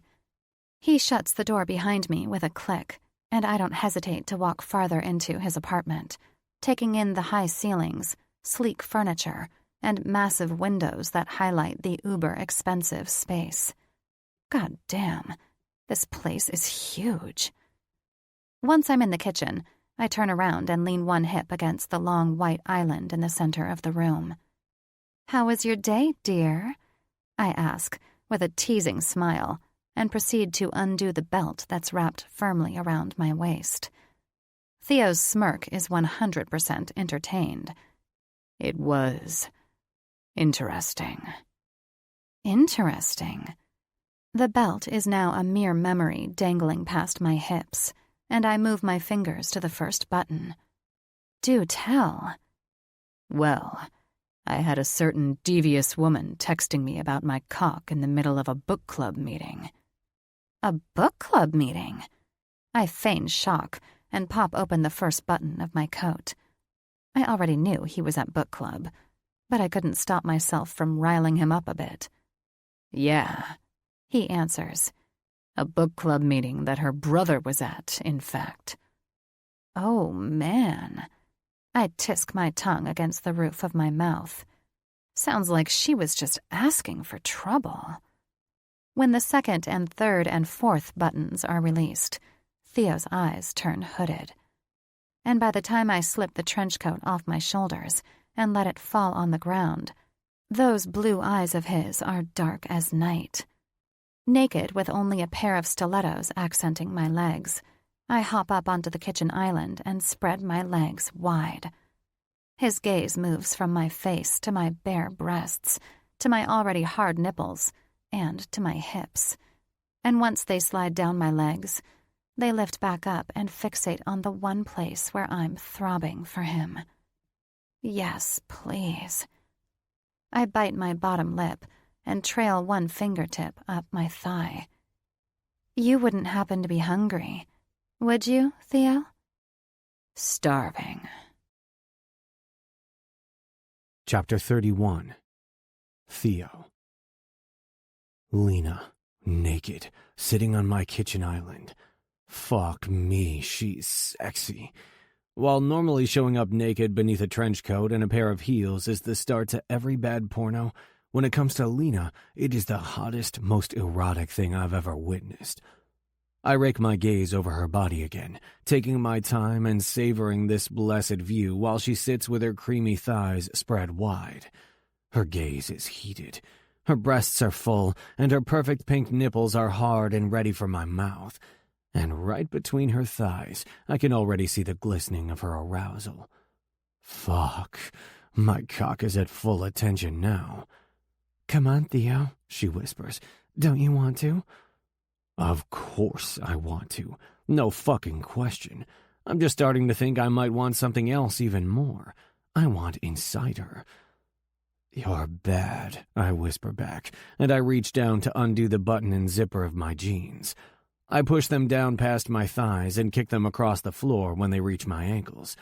And you know what happens to bad girls. She bites her lip and shakes her head. They get fucked.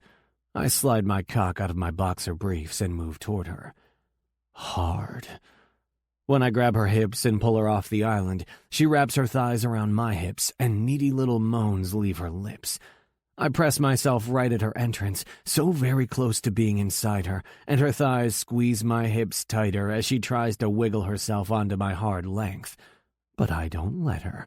Instead, I just stay right there, almost inside, but not, relishing the delicious tension and desire that's growing between us.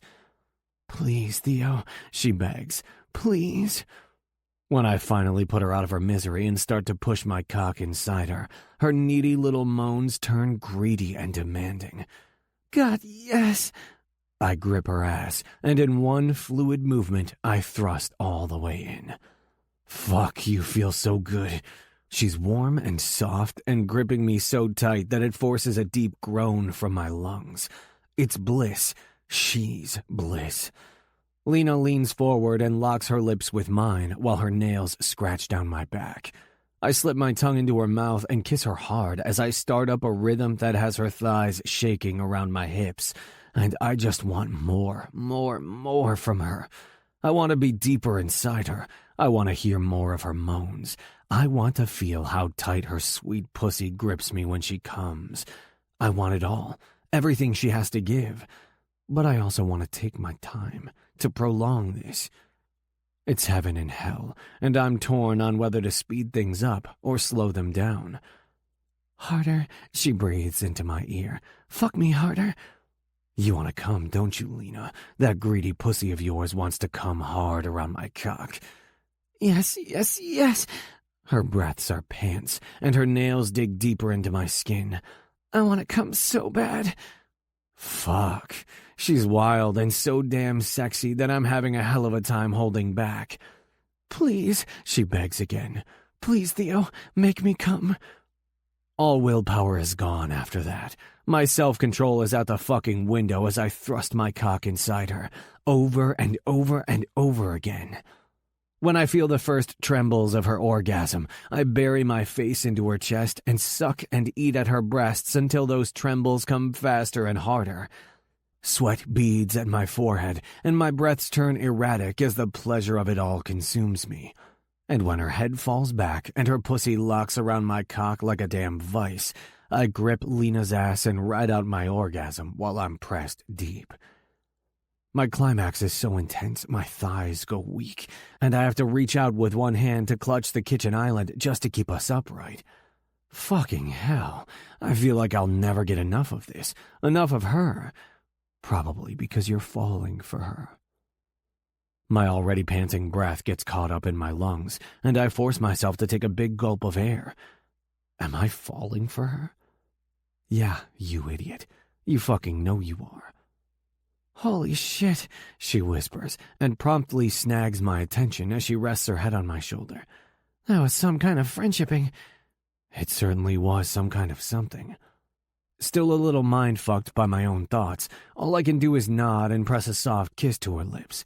But she's otherwise and thankfully distracted as she disentangles herself from my body and doesn't seem to notice what has to be a weird-as-fuck expression on my face. I swallow against the confusion that's coiling itself inside my chest and wreaking havoc in my mind, and I try to act like a man who hasn't just realized he might be catching real feelings for the woman in front of him. Catching feelings, also known as falling in love. I swallow again and promptly push the thoughts out of my head. With her stilettos now firmly on the ground, she looks up at me with a secret little smile. I'm such a big fan of our friendshipping, Theo, that I'd like to do more of it tonight, after you feed me dinner. I glance at the clock on the stove and see it's nearing 11. You didn't eat? I ask as I adjust my boxer briefs, and she shakes her head. We were too busy in Laura's studio. Hell, I didn't even eat lunch today.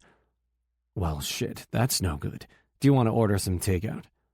Yeah, she responds, but then immediately takes it back. Wait, no takeout. Cook something here, then. I have a better idea. Her face lights up. Would you like to see my coffee shop? Wait, what? I step back in surprise. You have a coffee shop? I do. It's in Chelsea, and the kitchen holds all of the ingredients for the best panini sandwich you'll ever taste. Is it still open this late? It's not. Her smile is mischievous, and she waggles her brows. But since I own it, I just so happen to have a key. When I pull my BMW to a stop in front of Jovial Grinds, it's just a little after midnight. The street is bare of pedestrians and cars racing to get to their next destination, and the only signs of life are the street lamps that hang over the sidewalks.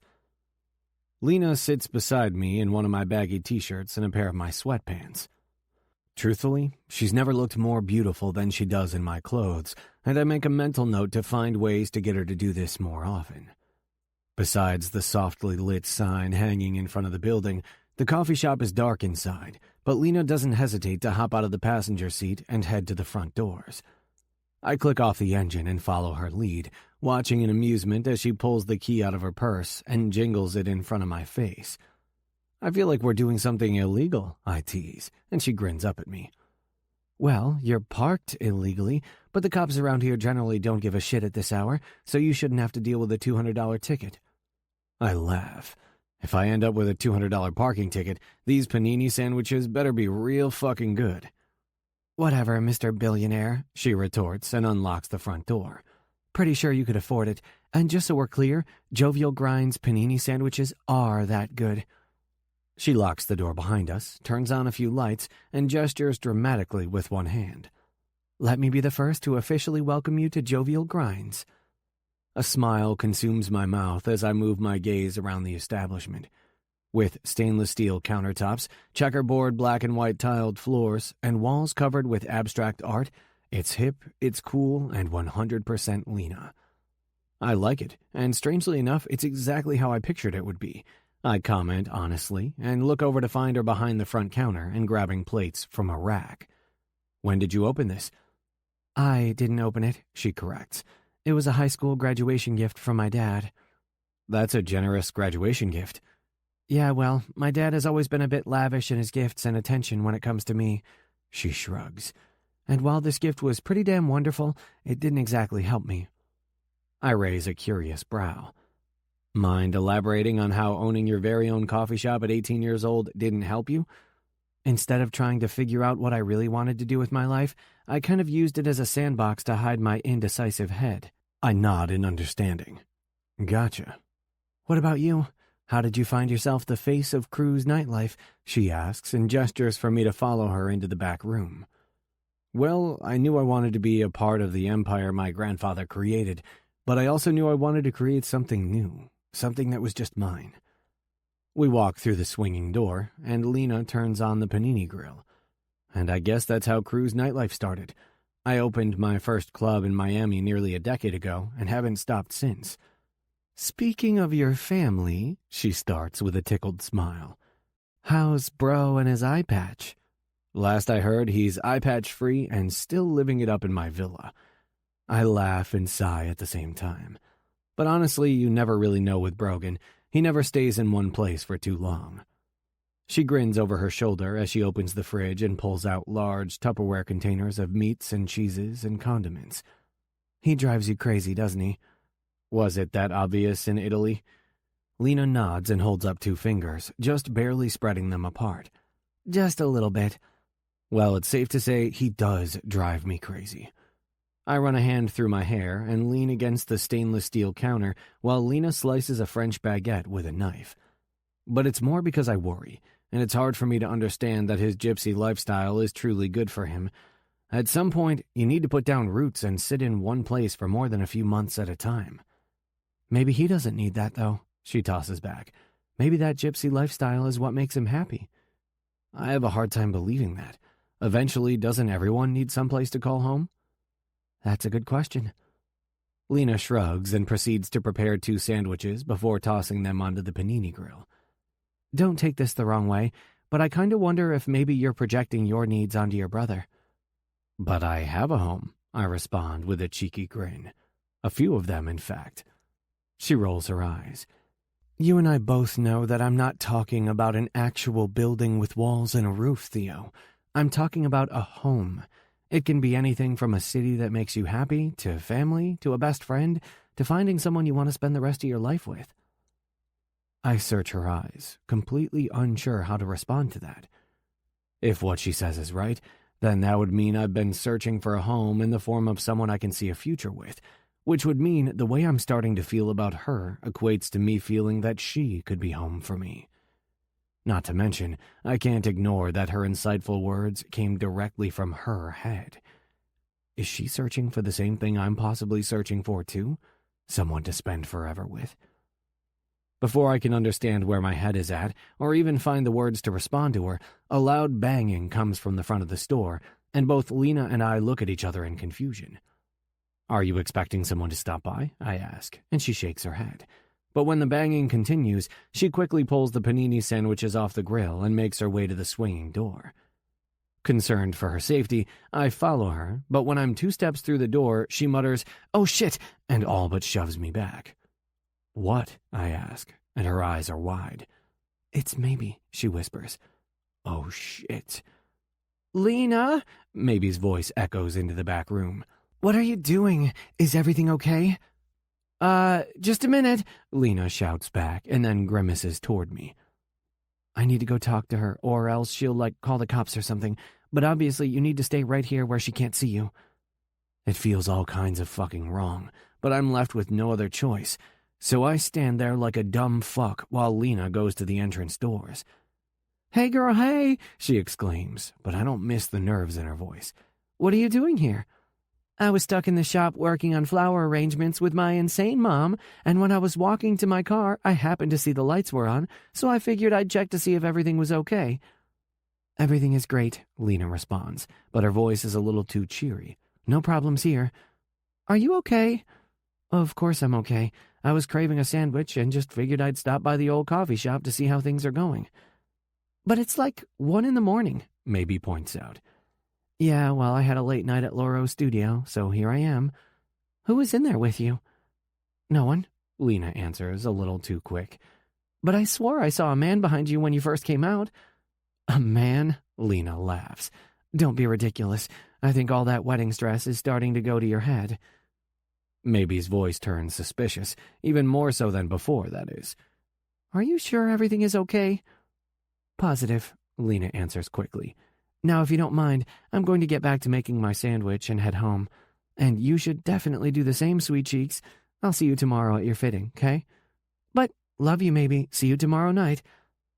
Shortly after that, I hear the sound of the front door closing, and moments later, Lena appears through the swinging door. We both just look at each other until she breaks the silence with, "Talk about a close fucking call." I laugh. My thoughts exactly. Do you think she bought it? I cringe. Well, I'm probably not going to start calling you James Bond. Hell's bells, Lena mutters through a groan. She's going to ask me so many damn questions tomorrow night at her bridal fitting. Keeping shit secret is a hell of a lot harder than I thought. Says the girl who was texting me about my cock when she knew I was in a room with her brother. Lena winks. You can't deny it worked out pretty well in the end, though. Thoughts of her showing up to my place naked beneath a trench coat fill my head. You make a good point, honey, I admit with a sneaky smile. Feel free to text me about my cock anytime. I'm adding that to the rules, she teases, and I chuckle. Yes, do that. She grabs the panini sandwiches and tosses them back onto the grill. How about we take these sandwiches to go? Afraid someone else is going to stop by? No. She shakes her head, and her smile turns devious.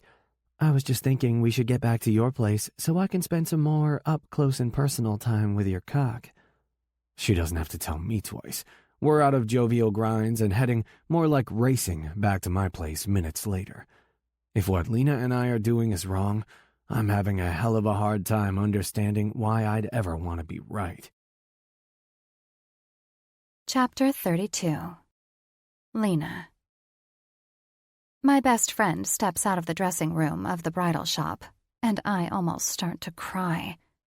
Tonight is her final fitting, and since I was in Milan for the others, it is the very first time I get to see her wedding dress. It's downright stunning. A soft white in color, with tasteful sequins sewn throughout. The dress has a strapless bodice that fits tightly around her chest, her belly, her hips, and thighs, until it starts to flare out around her knees. Look out, Ariel. Maybe is the perfect bridal mermaid. She stares at her reflection in the mirror, her fingertips brushing along the material. Maybe, I say through a tearful smile, and rise from my chair to stand behind her. You look so damn beautiful that I'm regretting the fact that I didn't put on waterproof mascara. She giggles and looks at me over her shoulder. You think Milo is going to like it? Like it? I roll my eyes and laugh. Honey, he is going to shit himself when he sees you walk down that aisle. Big, Great Dane-sized feces everywhere. Ew, gross. A line of disgust forms between her brows, and I laugh as I swipe 2 fingers below my eyes. Oh, you know what I mean, I retort and grab both her hands.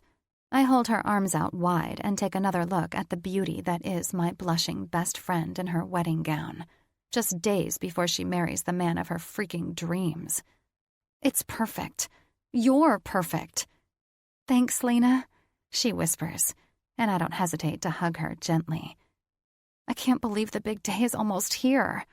Me either, she says through a giggle as one of the bridal shop employees examines her hemline closely. I feel like there's so much to be done, and I'm running out of days to do it.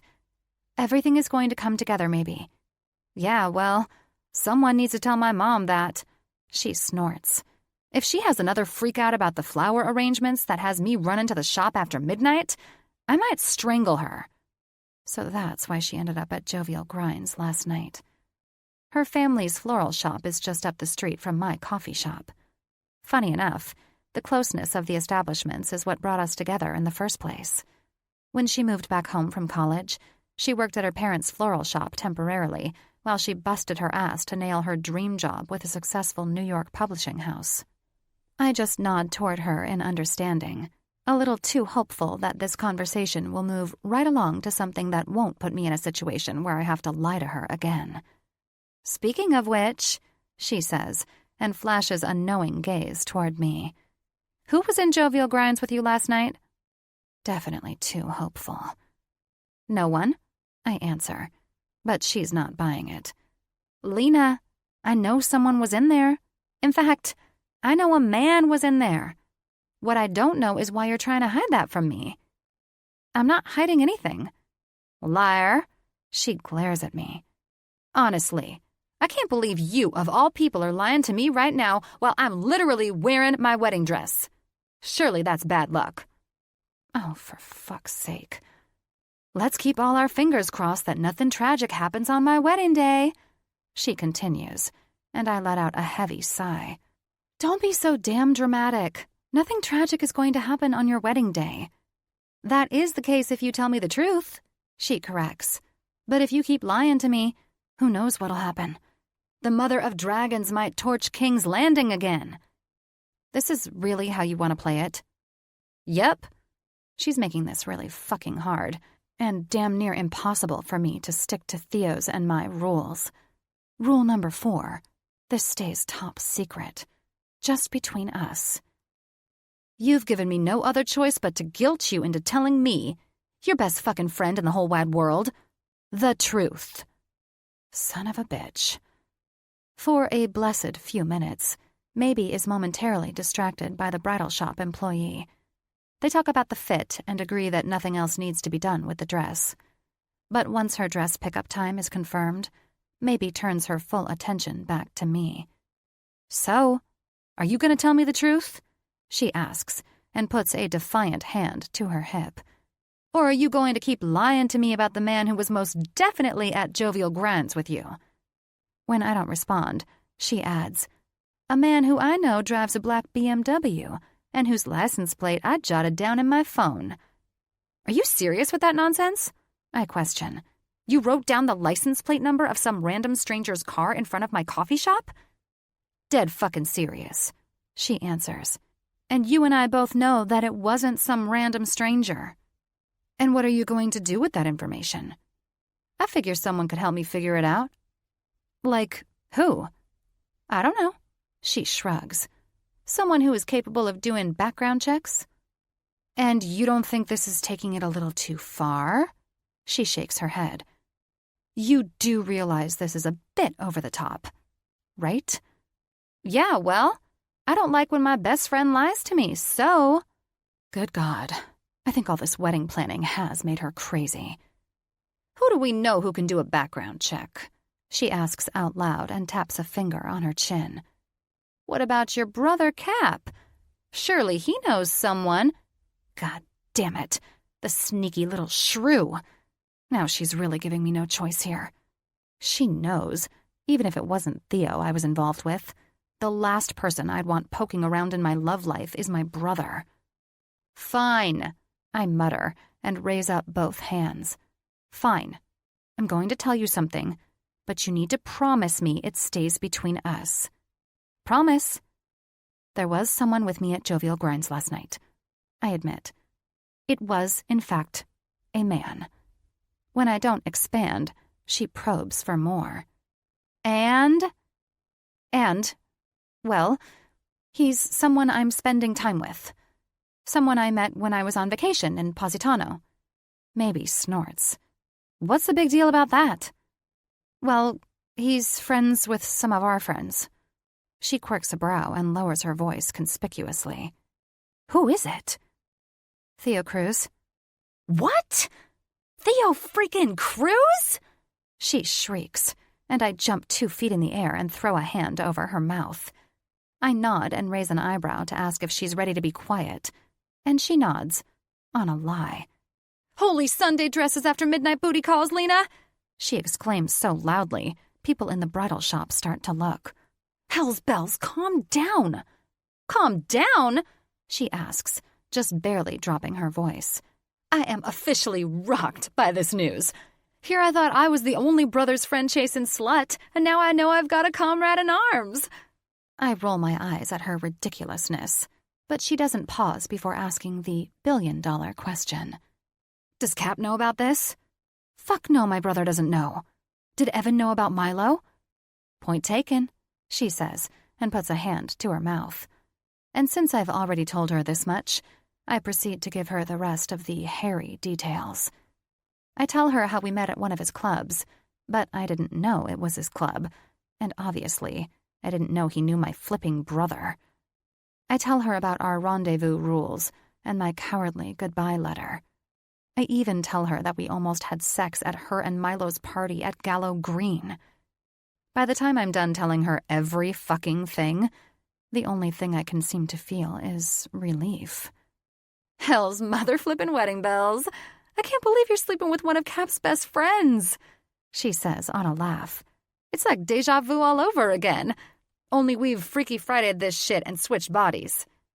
The irony of it all isn't lost on me. The only real difference between Maybe and me in this situation is that she'd known Evan's best friend, Milo, her soon-to-be husband, since she was a kid. So, you guys are secretly dating each other right now? Yeah, I shrug. I guess you could say that. Do you like him?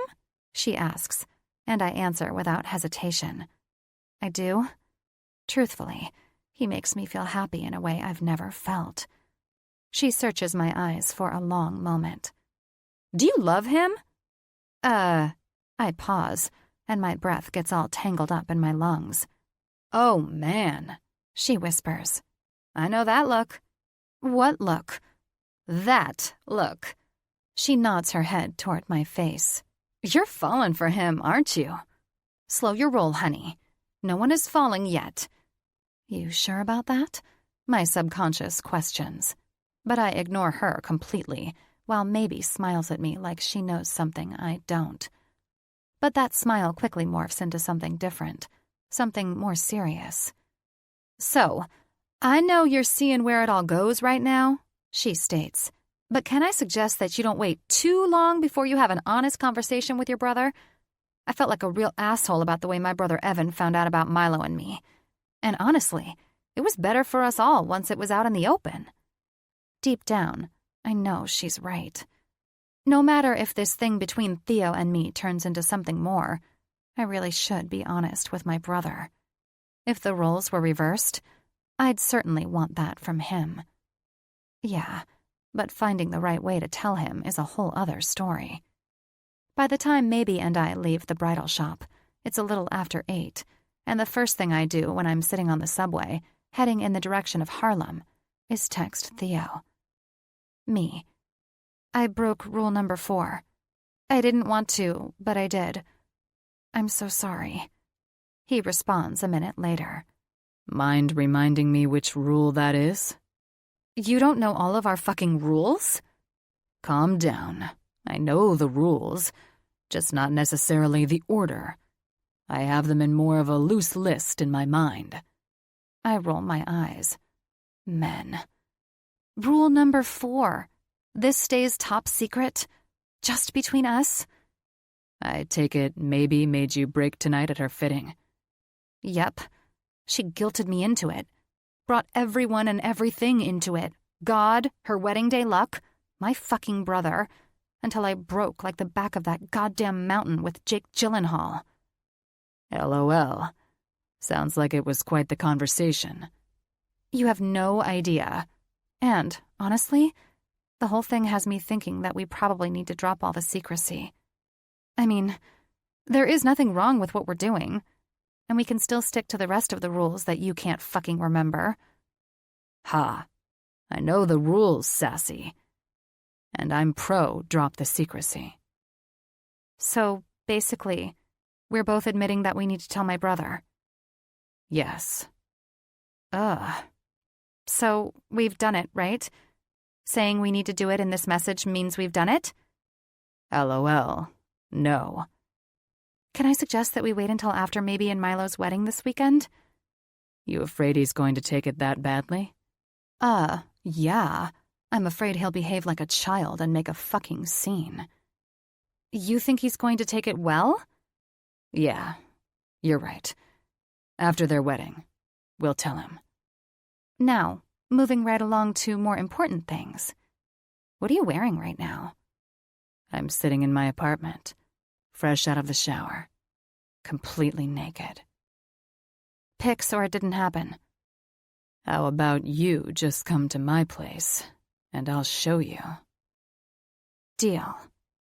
A naked Theo? Count me the fuck in. It doesn't take me long to get off at the next stop, switch trains, and head in the direction of Theo's apartment. And just like that, my night takes a turn for the fantastic. Chapter 33. Theo. "Where the fuck is Harrison?" Cap questions as he takes a seat beside Milo. He glances at his phone. "He's already 10 minutes late." "As are you," Trent kindly points out, but Cap ignores him entirely. "That fucker better be here." Another night in Thatch's cigar room, another book club meeting, more of Cap's bitching, so basically nothing is new, other than the fact that I know telling Cap is inevitable, and waiting for the results said revelation feels like waiting to step on a landmine. "I'm pretty sure he already told you he was going to be in LA, I remind him, but he flips me off and proceeds to tap the screen of his phone and put it to his ear. When no one, presumably Harrison, answers his call, he lets out an exasperated sigh. Now he's ignoring my calls, the fucker. "LA is 3 hours behind us, man," Klein updates. "He probably can't answer his phone." Like my calls are even optional. All 6 of us share a look that says, "We try to ignore your calls pretty fucking often," while Cap demon dials Harrison a few more times. "Well, while he's busy with that nonsense, I'm gonna grab another scotch," Klein says with a smirk, and gets up from the table to make a drink at the small marble bar in the back of the room.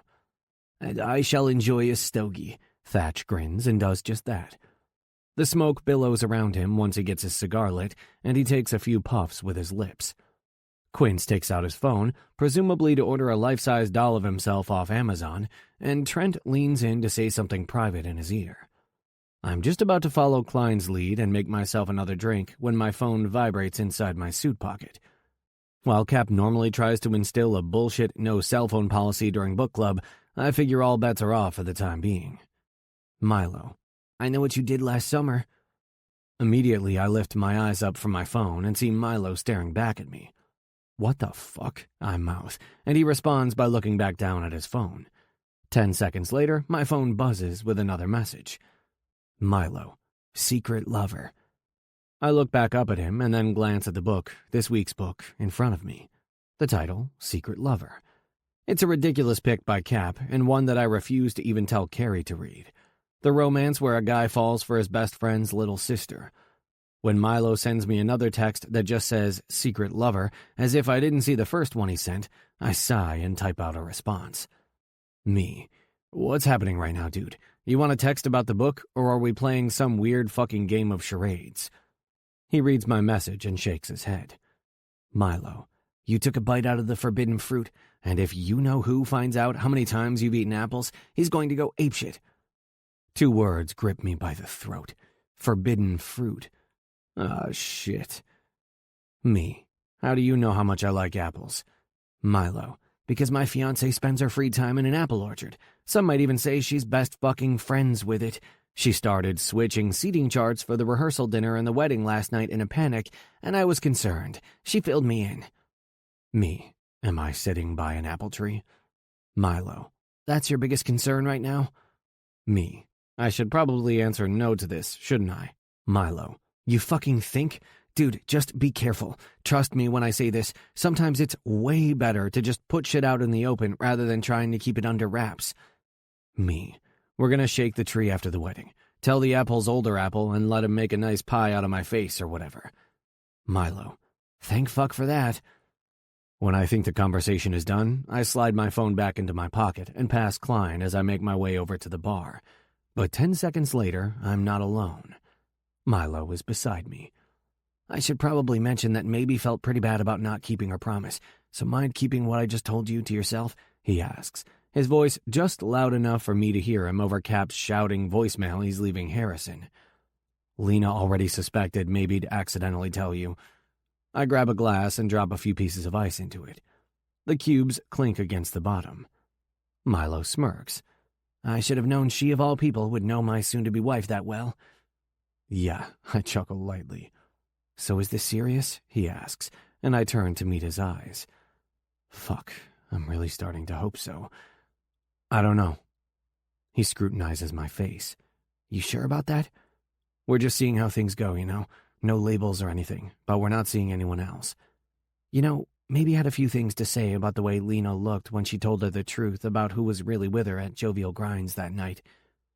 It's my turn to scrutinize his face. Are you going to expand on that or leave me hanging here?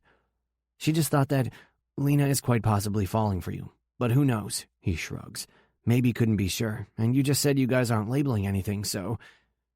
Milo pauses and pours himself a glass of bourbon, but I'm too busy trying to understand what he just said to respond. Lena is falling for me? Hope blooms inside my chest, and I stare down at the glass of whiskey in my hands, and my heart pounds rapidly, damn near pushing itself through my ribs. Could she really be falling for me? Earth to Theo! Cap's booming voice grabs my attention, and I look up to find him, Milo, and the rest of the guys sitting at the table looking at me like I've gone temporarily insane. I know that glass of whiskey is real fucking interesting, but mind bringing it over to the table so we can get this meeting going? Milo's eyes meet mine, and I don't miss the knowing smirk that crests his lips. Fucking hell, that bastard. No doubt he said what he said for a reason. Are we getting this meeting going? I clear my throat and head back to the table. It was hard to tell with all the voicemails you were leaving for Harrison. Yeah, well, that fucker isn't answering my calls, and I think we all know why. Wes squints his eyes. Because he's on a business trip? No, Cap snaps. Because he didn't want to be here when we talked about this book right here. He points to his paperback copy of Secret Lover. Because he's a guilty fucking sister chaser.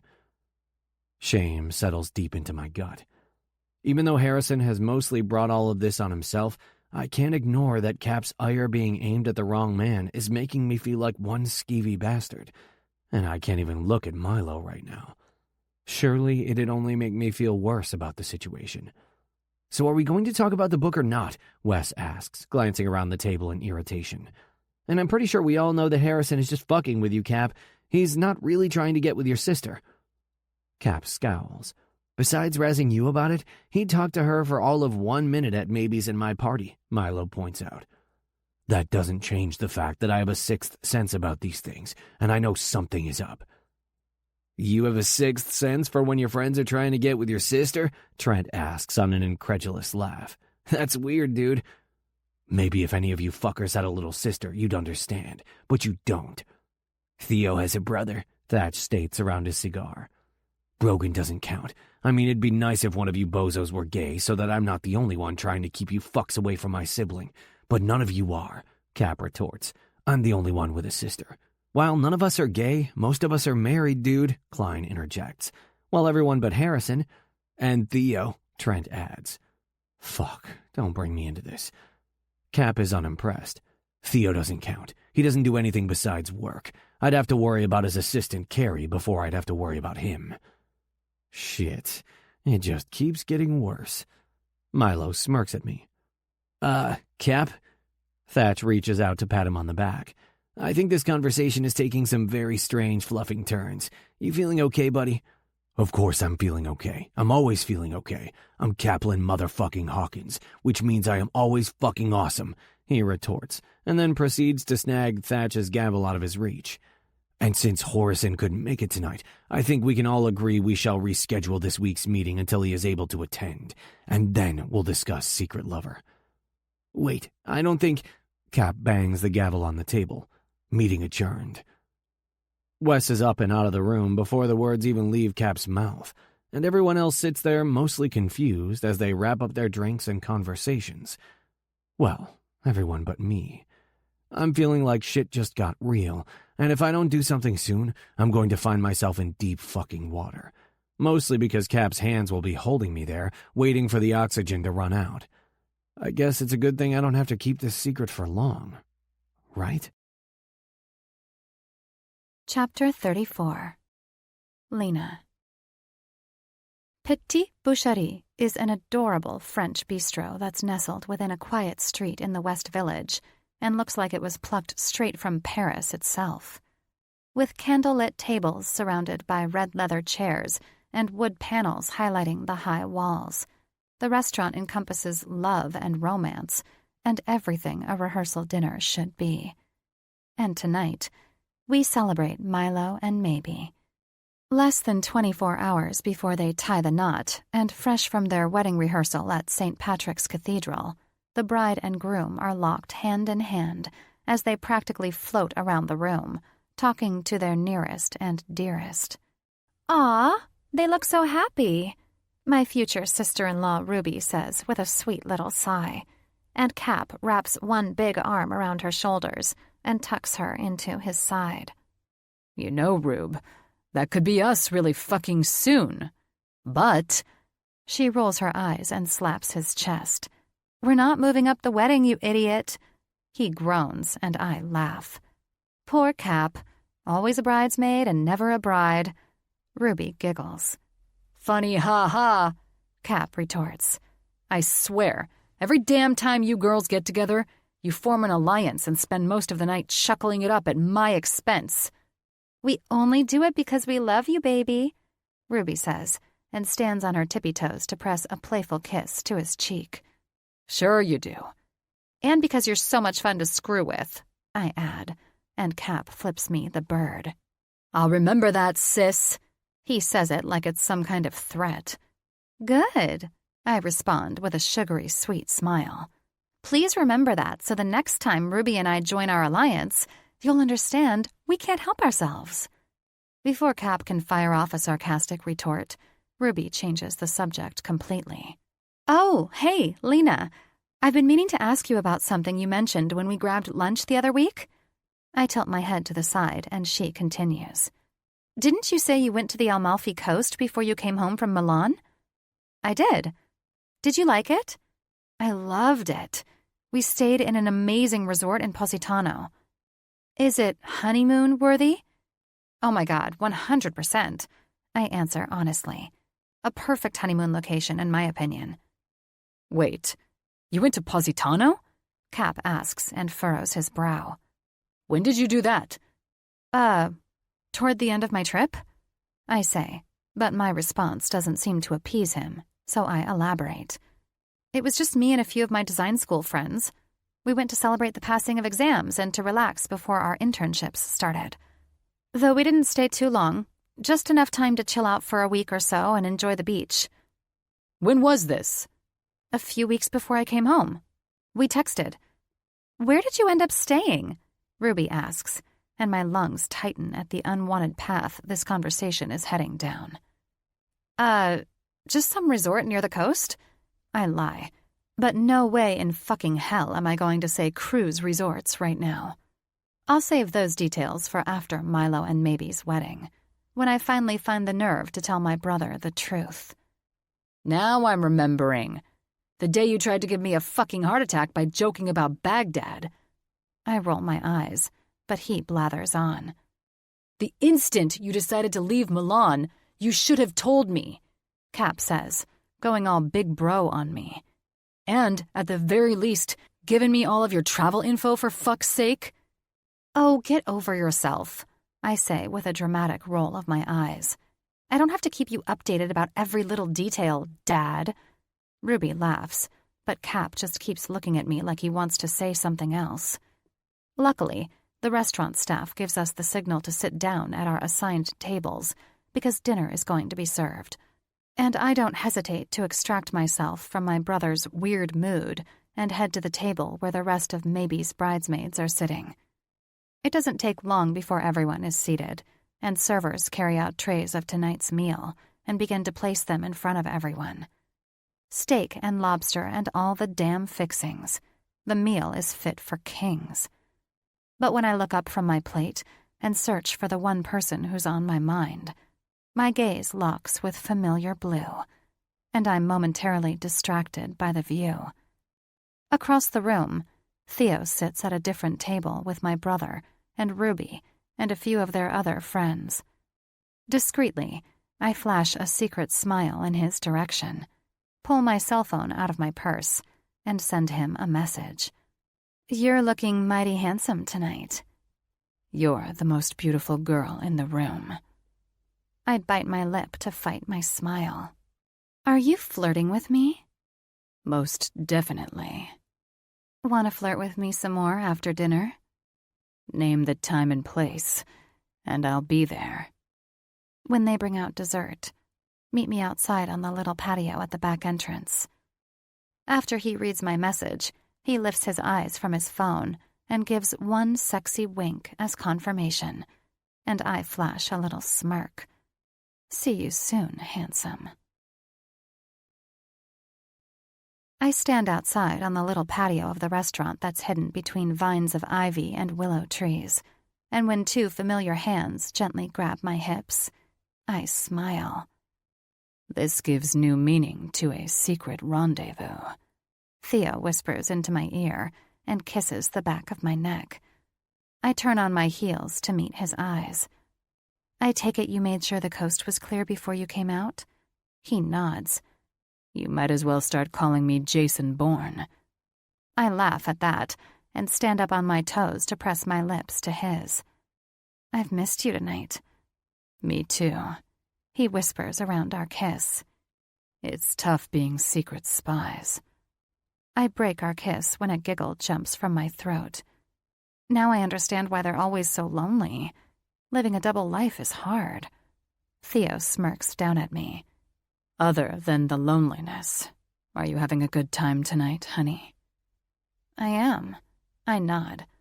"Although this restaurant is making me want to go to Paris."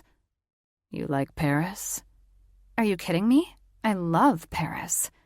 I pull out of his arms to do a little twirl with my arms stretched out and my head back before settling back into them. If I could live in one city in the world, it'd be there. "Really? Why?" "Why not?" I reply. "The culture, the little cafes and terraces on every corner, the coffee, the people. Truthfully, it's quite possible I'm adopted, and my biological parents are Parisian." He chuckles. "I'm going there soon. In fact, I leave in about 2 weeks." "What?" I playfully shove at his chest. "Don't joke about something like that." "I swear." He shakes his head. "For a club opening." "Cruz Nightlife is opening a club in Paris?" He nods. "And Venice, too." "Oh, delicious croissants and cheeses. Take me with you." "Honey, I'm pretty sure we need to get one very important thing straight," he says, and reaches out to brush a loose curl behind my ear. "Any trip, no matter what the reason, you are always more than welcome to join me. Welcome and wanted." I'm officially making this a rule and adding it to the list. "Please do." "So, if I can manage a few days off with Lauro, I can tag along with you to Paris?" He smiles so big it makes my cheeks hurt. "It'd make my fucking trip." A weekend in Paris with Theo? Surely I can talk Lauro into letting me rearrange my schedule. Once Theo and I sneak a few more kisses and head back to our separate tables, I don't hesitate to pull my phone out of my purse and start laying the groundwork. "Me. You wouldn't happen to need me to, say, go to Paris for a few days and, like, do some internship-related things, would you?" Lauro. "I need you to bring back a dark-haired, dark-eyed man named Pierre with a tight ass and firm pecs." I grin as I read his text message. Is there quite possibly anything else that doesn't put me at risk for kidnapping? "You want a few days off to go to Paris with your secret boyfriend?" Secret boyfriend? I don't have a secret boyfriend. "Don't lie to me, lovely. Between you leaving my studio in nothing but a Burberry trench coat and stilettos, and the texts that make you smile like you're on dental gas, I know you have some sort of secret something." Am I that transparent? "I am more than okay with you going to Paris for a few days. Because I might have you do a little internship-related work while you're there. But you need to do one thing first. And what's that? Admit the truth. Fine. I do have a secret something, but we're not using labels at the moment. We're just getting to know each other and kind of seeing where it goes. Damn, I'm good. Who is it? Should I know who he is? I'm not sure. Maybe? How long do I have to sit here before you tell me? We're kind of keeping it under wraps at the moment. And why is that? Because we have mutual friends. Lena, you're killing me over here. Just tell me already. I swear on Coco Chanel's grave that I won't tell a soul. I'll give you some hints. He was at New York Fashion Week. At your show, in fact. I saw 1 million people there. He was wearing the amazing Versace suit you loved so much. Wait, was this the hot-as-fuck billionaire that came with your brother? Yes. Does, your brother know about this? Not yet, but soon. Oh shit, girl. You know how to live. I'll pray for your safety because the flames are close. Yes, I know. I'm playing way too close to the fire. And very soon, I'm going to be engulfed. I just have to find a way to tell my brother about Theo and me. But at least I now have a weekend in Paris with Theo to look forward to. Right? Who knows? Maybe I can time it just right so that I tell Cap the truth, right before I'm out of the country for a few days. Chapter 35. Theo. I kept thinking and thinking about what I wanted to say. Lena starts into her maid of honor speech. Just hardcore brainstorming on what this speech would entail, and then it hit me. I can't believe my best friend is getting married in 30 minutes. Laughter fills the swanky venue that is occupied by over 200 guests attending Milo and Maybe's wedding reception. The bride and groom are all smiles as they sit at the head table with the rest of their bridal party, while Lena stands beside Maybe with a glass of champagne in one hand and a microphone in the other. She looks downright stunning in a black silk dress. The fluid material hugs her curves in an understated kind of way, merely hinting at what lies beneath. Her blonde curls are secured in a loose bun, and a few loose strands hang down and highlight her gorgeous face. I'm having a hell of a time keeping my eyes off her. Before I really get into the meat and potatoes of what I want to say, Lena continues, I'd first like to thank Chicken Soup for the Soul and 3 shots of vodka for making this speech possible tonight. She flashes a cheeky grin at the crowd, who appear to be just as entertained by her as I am, though I know that can't be true. No, it takes real time to build this kind of an obsession. Okay, I'm kidding. I didn't have enough time to find a copy of Chicken Soup for the Soul before the wedding started, but I did have vodka. She winks, and Maybe's father chortles in his seat. Had to have some of that myself, Lena. It ain't easy giving your baby girl away. Bruce Willis, Maybe's father and fellow vodka lover, everybody. Lena grins toward him, but then frowns when she looks back out over the rest of the reception crowd. No, not the Bruce Willis from Die Hard, but Bruce Willis, the flower man from Chelsea. Sorry for any disappointment that might have just caused some of you. Both Maybe and Milo chuckle, and Maybe's father takes it all in stride, joining in on the hilarity with a few belly laughs of his own. So, Maybe and I have only been friends for a few years now, but there is no doubt she's the best friend I've ever had. Aww, Maybe coos and looks up at Lena with a soft smile. And I think we can all agree she is adorable, which is also pronounced will make situations very awkward, Lena teases. But it was that adorableness of hers that made me certain I had to be friends with this girl. I'll never forget that day at Jovial Grinds when I walked up to her and all but demanded we be friends. Oh, you demanded, Maybe chimes in. Okay, so I demanded, Lena shrugs and laughs. And since that day, we've been inseparable. Maybe snorts. Until you left me for what felt like forever to go to Milan. Lena rolls her eyes and grins. Okay, so since that day, but minus the 9 months I went to Italy, we've been inseparable. Better? Yep. Shall I continue this speech? Maybe giggles. Yep. Once our friendship was set in stone, I had the pleasure of being on the sidelines when Maybe was falling head over heels for Milo, and I had the pleasure of watching these two realize that what they had was something incredibly special. There is no denying they are meant to be, and God, I am so happy for you, girl." She smiles at Maybe. "And Milo?" She looks at him. "Thank you for taking such good care of my girl." "I'll always take care of her." Milo gazes down at Maybe with nothing but love and adoration in his eyes. "I know you will," Lena says. "But Milo, I can't end this speech without offering a little disclaimer." She pauses, and her eyes turn serious. "If you ever fuck it up, I will murder you." And then she smiles. "That'll never happen." Milo bursts into laughter and wraps his arm around Maybe's shoulders. "Okay, everyone," Lena says and holds her glass of champagne in the air. "Let's raise our glasses to the two most important people in this room." Everyone follows her lead, including me. "To the bar staff." The entire room cracks up. "And while we're at it," Lena adds, "let's go ahead and cheers to these two lovebirds right here. Tonight, I'm thankful that my best friend found a man who helped her understand what DP really means." "Lena!" Maybe exclaims. "Oh my God." "What's DP?" her dad asks the crowd, which only makes people laugh harder. Milo is chuckling so hard that he has to wipe tears from his eyes. "And I'm also thankful that, with Milo, Maybe not only expanded her vocabulary, but she found the kind of love that makes us all believe in it," Lena says, and from across the room, her eyes lock with mine.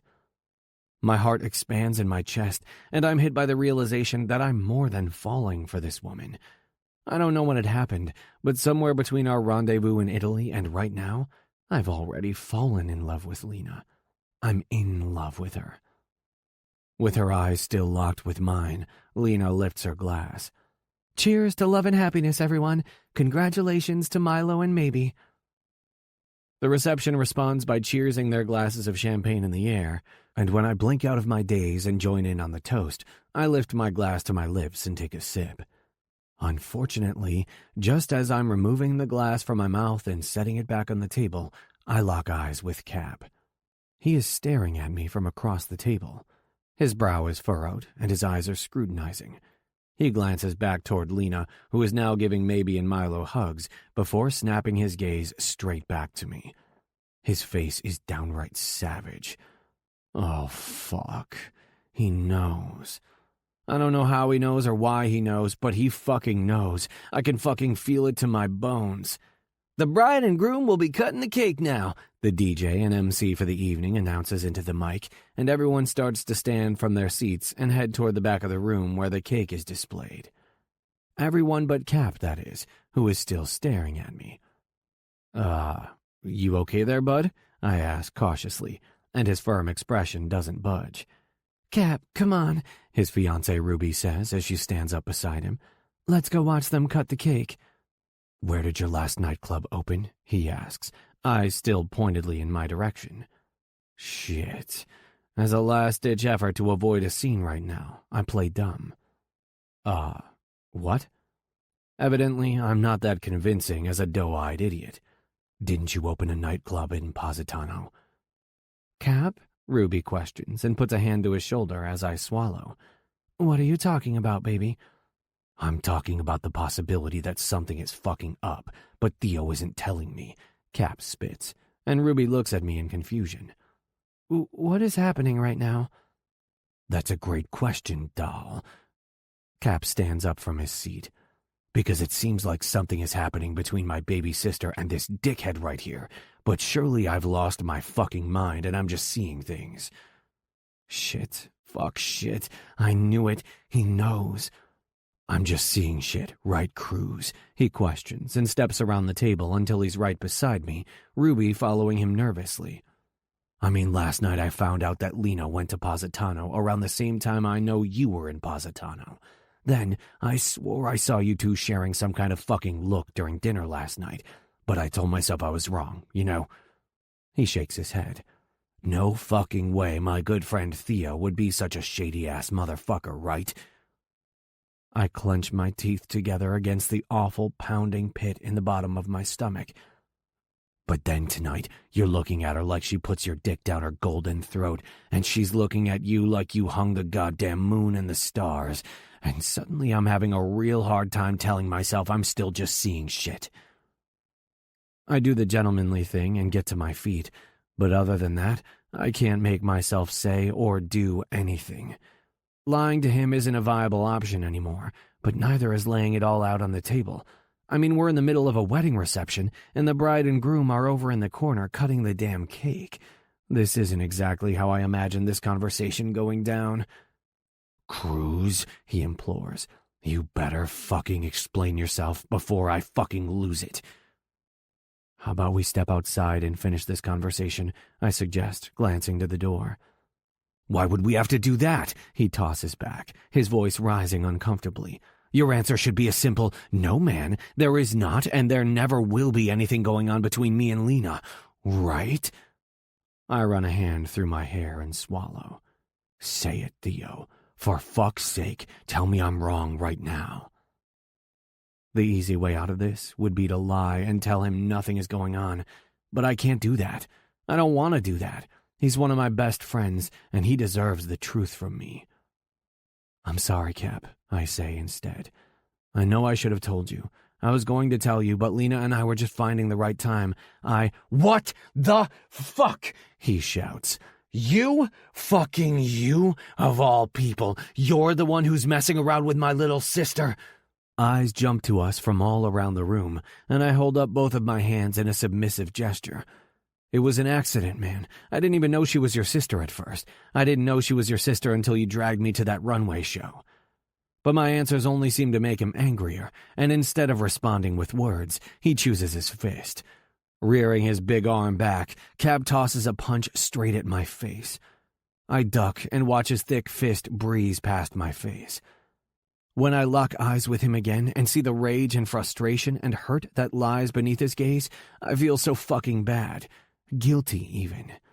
If anything, I deserved that punch. He shouldn't have had to find out like this. I should have been honest with him from the start. So when he rears back again, I don't budge. Nope. I stand there and take what I deserve like a man. One hard-as-hell hit of Cap's fist to my right eye. "Oh my God, Cap!" Lena yells, closing in from across the room right as Cap's fist meets my face. It jolts me back 2 steps, and instantly pain sears my right eye and radiates to my fucking forehead. "What the hell?" Ruby shouts, and Lena joins in. "Oh my God, have you lost your fucking mind?" "Oh, fuck," I mutter and lift my hand to my eye and prepare for the next one. But it doesn't come. "What the fuck, man? Why didn't you duck?" Cap questions on a yell. "You were supposed to fucking duck again, goddammit. Fight me, something." I shake my head with a tortured laugh. "I deserved it, Cap. I deserve your anger, and you deserve your chance to be angry." "What is wrong with you?" Lena shouts as she steps up and shoves her brother in the chest. "What are you doing?" "It's fine, Lena," I say swiftly, holding up my free hand. I wouldn't say the timing is perfect, but he deserved to know the truth just as much as I deserved that punch. "Fucking hell," Cap mutters, spinning around and shaking an angry head in his hands. In an untimely validation of innocence, Harrison exclaims, "And you thought I was the one trying to get with your sister. Looks like I'm not the sister chaser after all." I turn around to the sound of his voice, but what greets me is much worse. Pretty much the entire wedding reception, including the bride and the groom, are staring at us in shock. The music has stopped. Who the fuck knows if the cake was cut? And instead of watching the bride and groom enjoy their big night, everyone is looking at Cap and me like we've gone insane. Fuck. This was not how this was supposed to happen. "God, Harrison," Thatch mutters. "Your timing is fluffing shit, dude." "What?" Harrison questions, completely clueless. "What did I say?" "Fuck, Milo," Cap says and runs a hand through his hair. "I'm sorry for all this." "Milo is the last person who could be mad about something like this," Evan chimes in on a chuckle. "Not too long ago, we were both in a similar situation. On my wedding night, in fact, because I found out Milo was in love with my little sister." Milo grins. Apparently, love isn't truly in the air unless someone is getting punched. Maybe giggles. Can we cut the cake now? Yeah, kid, Milo says and pulls his wife close to his side. Let's go cut the cake. The music starts back up on a screech as the bride and groom head over to finally cut the cake, and Lena moves toward me, grabs my face, and inspects the damage closely. Are you okay? It's fine, I say, and gently remove her hands from my face. But I need to go talk to him. I nod toward Cap, who is now walking toward the outside balcony. I'll go with you, she says, and I shake my head. I think I need to have this conversation with him on my own, I say, and lean forward to press a tender kiss to her lips. But save a dance for me? She smiles around a tentative nod. You got it. Once I offer a quick apology to a still happy and smiling Milo and Maybe, I make my way outside and find Cap standing on the balcony, his elbows resting on the rail. Ruby doesn't hesitate to leave her fiancé's side, promptly going back into the reception and giving us a minute to talk. I'm sorry, I say, knowing as the offending party in this situation, I have to be the one to speak the first words. I'm so fucking sorry. Cap glances over his shoulder, but doesn't budge from his spot. I swear I didn't know she was your sister when I met her in Positano. I tell him the truth. He shakes his head and sighs derisively. She's the mystery woman you tweeted about, isn't she? Yeah, I admit. To say I was shocked when I found out she was your sister is putting it mildly. You should have been up front with me, he asserts, and I know he's right. I've known I should have said something from the beginning. I'm so sorry for that, man. I should have been honest once I figured it out. He shakes his head. You know, I knew something was up with her. I just knew it, but I couldn't put my finger on it. What do you mean? Every time I talked to her, he explains and locks his gaze with mine. She sounded light. He shakes his head. Apparently shady motherfuckers make my baby sister happy. I cringe and chuckle at the same time. I wait patiently for him to gather his thoughts. He deserves the time to sort through it without me pushing him. Tell me this, Theo. No bullshit, just the straight-up truth, okay? Okay. Are you in love with her? I nod again. I am. He closes his eyes tightly, asking, Does she love you? Without opening them. I don't know, I say, because truthfully, I don't. But I'm not going to pressure her, and I'm going to continue to let Lena set the pace right now. Her internship and career are incredibly important to her, and I'm going to be supportive of that. He opens his eyes to study me closely. Honestly, Cap, I just want her to be happy. Me too. Well then, when it comes to Lena, we both want the same things for her. He searches my eyes. If you're bullshitting me, I will murder you. No hesitation, dude. I swear. He nods slowly and then shoves off a foot to put a very aggressive finger to my chest. I keep my feet planted. I'm not sorry I punched you, he says, and I laugh. Trust me, I deserved it. Yeah. He claps a hand against my back. You fucking did, and I won't hesitate to do it again if necessary. I nod. Are we good? He shakes his head. No. I sigh heavily. But treat her right, and eventually we will be. He shoves me in my chest hard enough to make me rock back on my feet and heads back into the reception. I watch as he goes. Somehow, some way, I survived Cap finding out about Lena and me. No murder or homicide, no broken friendship, just a black eye and an admission that I'm in love with her. I'll fucking take it. Chapter 36. Lena. The beats from the Bluetooth speakers throughout Theo's apartment are booming, and the luxurious experience that is the rain shower in his master bathroom has warm water pouring over my hair and body in a way that has me mentally saying, I need one of these.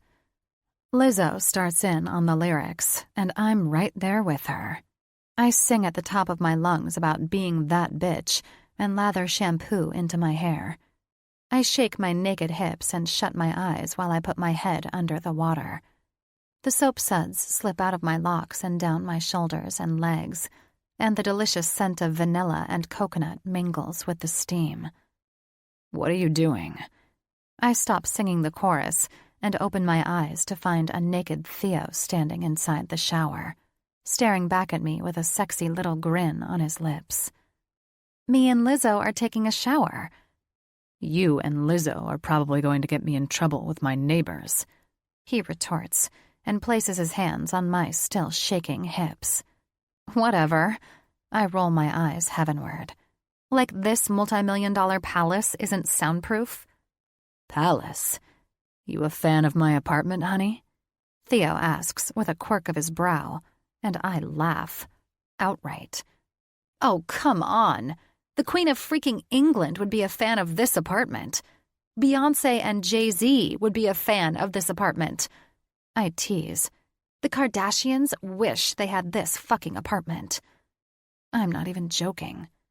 Theo's palatial apartment is located in what New York real estate calls the Golden Triangle, a 7-block stretch located between Park and Fifth Avenues. It is known as one of the poshest, richest, wealthiest hoods in the world. Places within the triangle go for motherfucking millions. And I know this because my parents have resided inside this triangle since I was a little girl. Theo just chuckles and reaches around me to grab the shampoo. I'm pretty sure the Carters are quite happy with their loft in Tribeca. I snort. Your life is kind of insane. Like you should talk, he retorts and scrubs shampoo into his hair. You're the heir to Hawcom, Lena. I grin. He has a point. Speaking of my father, I say, and rinse the body wash off my legs. I won't be coming back here after work tonight because I have dinner with my parents. Dinner with the parental units, eh? Yeah, I confirm. I'd invite you, but I'm not quite ready for you to meet the Wicked Witch of the Upper East Side yet. He just grins. Honestly, it's probably a good idea to give Cap a little more breathing room. Yeah, I snort. I couldn't agree more. Technically, it's only been a week since shit went down at Maybe's wedding. And while my brother seems to have accepted that Theo and I are dating, he's not exactly thrilled about all of it. Surely, a little more adjustment time is warranted before Theo starts going to family dinners and shit. Even though I'm tempted to stay in the shower with naked Theo and prolong the pleasurable experience with some other pleasurable experiences, I have to be at Laura's studio by 8, and it was nearing 7 when I got in here. So, I do the horrible adult thing and quickly finish up my shower, press a kiss to Theo's soft lips, and step out. 15 minutes later, I'm dressed in my favorite good American jeans, a white silk blouse, and Chanel heels, and eating a bowl of boring cornflakes in Theo's kitchen when he walks into the room dressed in a smart suit and his dark hair still a little damp. I smile. God, he's handsome. Coffee ready? Yes, I answer, and then add. Also, just FYI, if you expect me to hang out here more, you need better cereal. What's wrong with cornflakes? He asks while he pours himself a cup of coffee. It's boring, Theo. And what would Madam prefer? Cinnamon Toast Crunch? Yeah. Or at the very least some damn Cocoa Puffs. He chortles. I'll make sure I add it to the grocery list. Thank you. He flashes me a wink over his shoulder as he stirs sugar and cream into his mug. After he takes a sip, he sets it down on the counter and faces me. Lena, I have something very important to tell you. Okay. I pause and explore his gaze for a hint, but he gives nothing away. Instead, he walks around the kitchen island and proceeds to pull me out of my chair and into his arms. I squeak out in surprise, but when he takes my mouth in a deep kiss, my little squeak turns into a moan. Our lips and tongues mingle and dance long enough for arousal to start building between my thighs. When he squeezes my ass with both of his big hands, I'm ready to wrap my legs around his waist and fit in a little morning delight after all. But he ends the kiss with a little peck to my lips. I pout and he smirks down at me for a moment before whispering into my ear. I like waking up with you in my apartment. I lean back to look at him. Actually, the location doesn't matter. I just like waking up to you. His blue eyes are warm and tender, and my heart just kind of twirls and turns and twists inside my chest. I like waking up to you too, I whisper back. Let's plan on doing it more often. A smile slides across my lips. I'm down with this plan. Now, he says, and steps back to grab his coffee mug from the counter. I need to head out and get to an early meeting. Call me after your dinner. Definitely. Have a good day, honey. He kisses me one last time.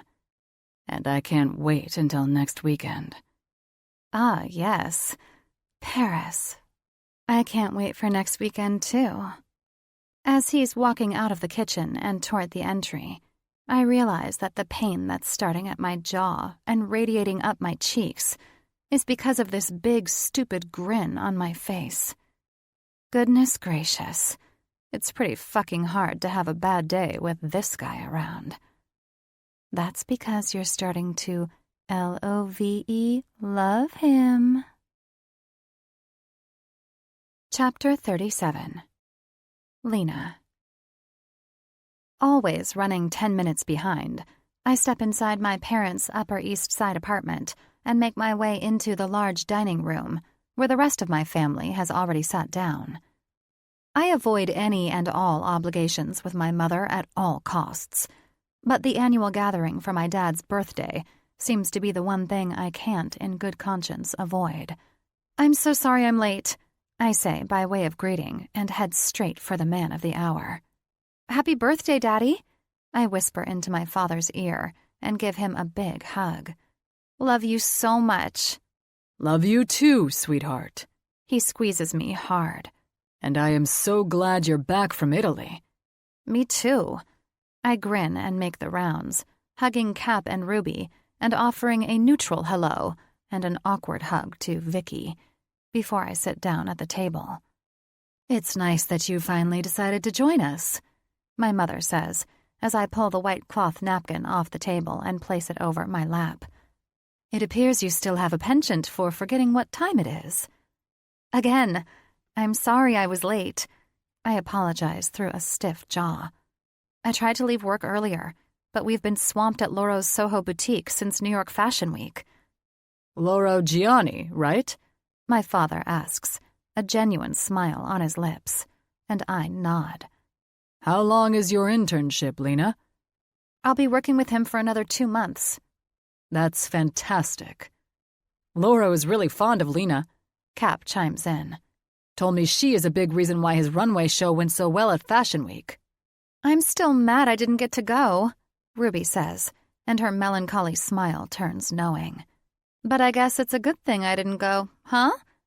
Why is that? My dad asks, glancing back and forth between us. Because Cap brought Theo instead. Theo Cruz? Yeah, Cap groans. Theo Cruz, otherwise known as Lena's new boyfriend.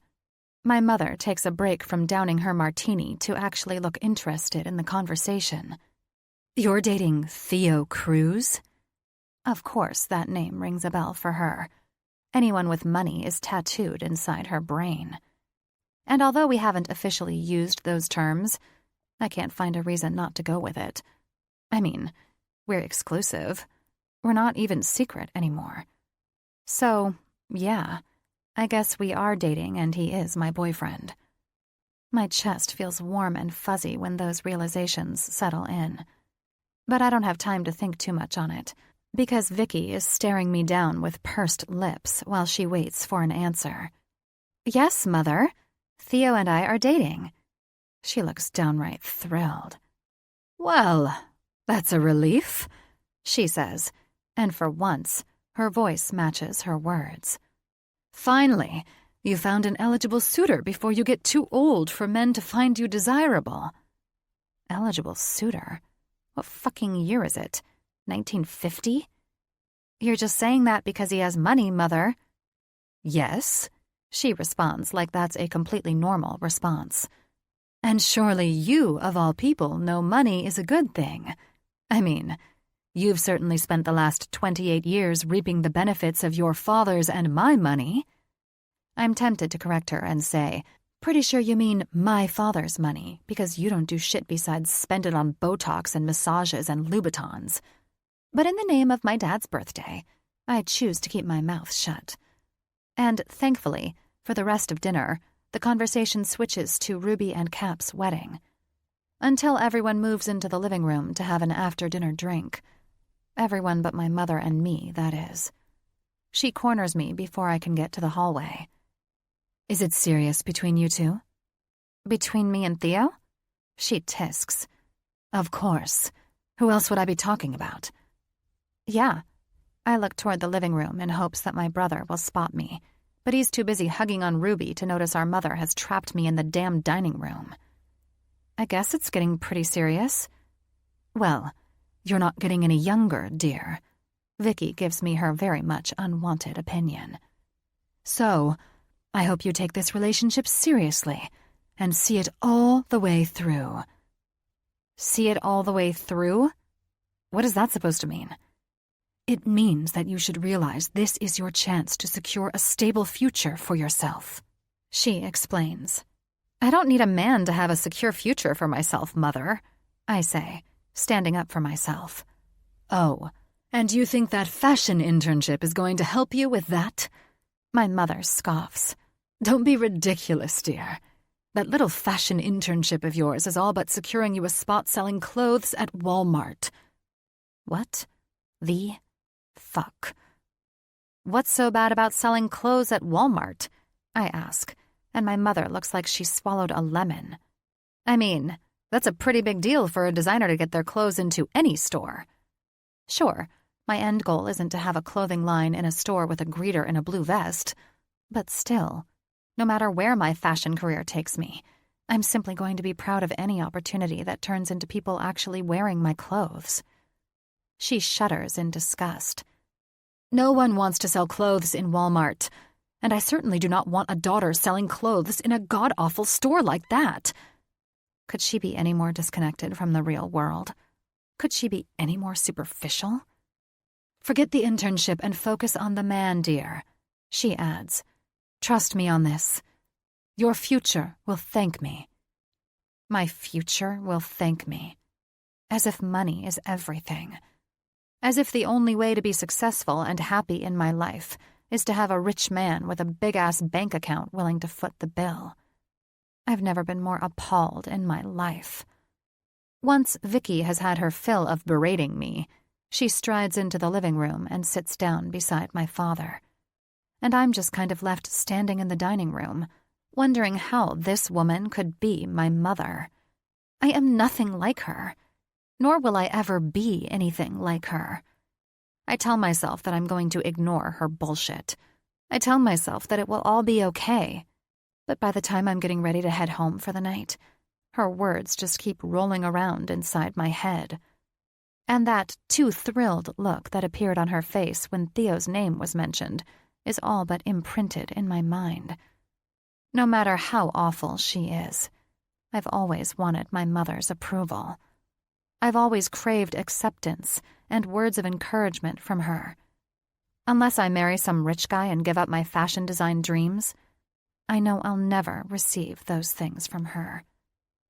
Yeah, but you do have a rich boyfriend. Not to mention, you're skipping out of your internship for a few days to go to Paris with him. So, if you keep up this pace, maybe you will receive those things from her. By the time I'm on the subway and heading for my apartment, my head is a mess. Vicky's words are all jumbled up inside my mind, and I can't tell right from wrong and wrong from right. And mostly, I'm just freaked out over every damn thing. How I feel about Theo. How fucking fast the word love has started to pop into my head when it comes to him. I'm not supposed to be falling in love right now. I'm supposed to be focusing on my career first. Love was supposed to come after I established myself as a fashion designer. The fact that I'm so far deep into something that bears a strong resemblance to love with Theo, and was more than willing to fuck off from my internship for a few days just so I could gallivant around Paris with him, is making me feel out of control. It's all too reminiscent of the Lena I promised myself I wouldn't keep being. The impulsive girl who was too spontaneous for her own good. I try to tell myself that it's all okay. I try to tell myself that love comes at its own time. I even try to tell myself that my trip to Paris includes internship tasks for Laurel. But by the time Theo texts me, it's no use. I'm too far out of control to even know what I'm thinking or feeling anymore. Theo. You still at dinner? I frown and type out a short message. No, I'm on the subway. Almost home. Why didn't you call me? I would have picked you up. I hate that you're riding the subway this late. I'm a big girl, Theo. Pretty sure I can handle the subway at 10 o'clock at night. You sound off. Everything okay? Yeah. It's just been a long day. Do you want some company? Honestly, I think I'm just going to go to bed. Okay. Well, I'll miss seeing you when I wake up tomorrow. But I'll just keep in mind that soon I'll have you all to myself for 4 days in your favorite city in the world. Paris. I grimace. My fingers are typing out a reply before I can stop myself. I can't fucking be the girl who goes to Paris. The girl who says fuck everything else for some guy. God. So many years of listening to my mother's bullshit, of knowing I want nothing to do with it. And here I am, throwing it all away over a trip. I don't think me going to Paris is a good idea. I really shouldn't miss days from my internship. I don't know, Theo. I'm just confused. I'm not sure about anything right now. What are you not sure about, Lena? The trip to Paris? Your internship? Or us? I don't know. Everything. Us. Tears stream down my cheeks, and my heart sinks to my fucking shoes when I reread what I sent him. This feels so wrong. But it has to be right. I'm a woman prone to distraction, but I want to be a woman who makes her own success in life. The only way to keep my focus is to cut distraction out completely.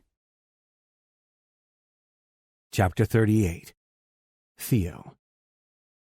I read her last message. I don't know. Everything. Us. It feels like the goodbye letter all over again. It feels like Lena is just wanting to hide her head in the fucking sand and not face this head on. And it takes everything inside me not to hop in the car and drive to her damn apartment and make her tell me how she's feeling to my face. Make her explain what in the fuck is happening right now. But even though I'm pissed, I'm hurt, I'm all the fucking bad things, I can't do that to her. Me. Do you want to slow things down with us? Is it moving too fast for you? Lena. I don't know what I want anymore. Her response doesn't offer any hope, so I bite the bullet and call her. She doesn't answer until the fourth and final ring, but she does answer, and I guess that counts for something. I don't soften the reality with a faulty greeting or sweet reassurances. Instead, I ask the only question that really matters anymore. Answer me this, Lena. Can you see a future with me? Theo, I have to focus on a future where all I can picture is me. Her response tells me everything I need to know. She doesn't want to picture a future with me. My heart breaks into a million fucking pieces. I'm a patient man, Lena. I understand the need to do things on your own and focus on yourself. I pause just long enough to take a deep inhale and gain the strength to say the words I don't want to fucking say. But no amount of patience can change your mind if it's already made up. I know I want to be with you, but if you don't feel absolutely certain that you want to be with me, then you shouldn't be with me. What's left of my heart just kind of evaporates into the painful silence that fills the line. And when she finally responds, her voice is soft and ragged. I'm so sorry, Theo. That "I'm sorry" isn't really a sorry at all. It's a finality. It's an "I don't want to be with you." I guess your mind is made up then, huh? I shake my head against the blinding pain and steel my voice. Lena, when you're looking back on this and questioning everything that happened, you need to remember one very important thing. This was your choice. I was all in, but it's impossible to stay all in with someone who's looking for a way out. I hang up the phone, and I force myself not to feel badly about it, which is obviously just a sack of shit lie I'm telling myself. But what the hell other option do I have? I mean, what do you say to a person who shut the door on the possibility of a future with you? I'm in love with you? Yeah, right. Sounds needlessly pathetic for me, and like an even better reason to run away for her. Maybe if I give her space and time, she'll figure out what she wants. Maybe she'll realize that what we had was something special, something worth fighting for, something that could last forever. Or maybe she'll never realize that. And this is really the end. Chapter 39. Theo. Smoke swirls and cards shuffle in Thatcher Kelly's apartment for the first time in a year. Poker night hasn't been poker night since Cap turned it into book club and trapped us in a prison of romance novels and never looked back. But for some reason, tonight, upon my arrival, I found the table set up with plastic chips and stacks of cards instead of books and crudité. No one said anything about what's going on yet, and truth be told, I haven't cared to ask. I've given up caring about most things since Lena ended our relationship 3 days ago with a string of text messages and a pity phone call. Thatch deals cards to everyone at the table, and when I peek at my hand to find 2 queens, a pretty top-notch Texas Hold'em hand, I feel zero excitement. But it's no surprise. Besides work obligations, I've taken the apathetic approach to pretty much everything. Klein raises before the first 3 face-up cards hit the table, and I fold my hand, choosing to focus on my drink instead. I take a swig of whiskey, something I've avoided carefully until now for fear of not being able to stop, and I have to admit, the burn of each sip of liquid as it slides down my throat tastes really fucking good. I'm rolling my glass around to swirl the amber alcohol over my cubes of ice when Wes speaks up. All right, I give.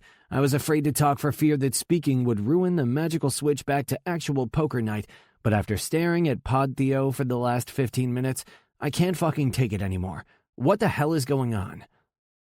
My head jerks up at the sound of my name, at roughly the same time as all the other talking heads in the room swing toward me, but other than an indifferent purse of my lips, I say nothing. See? Wes exclaims at my non-reaction, slamming his palm down onto the felt. Somebody tell me what the fuck is going on. No way our Theo would let me talk about him without some kind of verbal reaction. Our Theo? Cap questions with a sardonic laugh.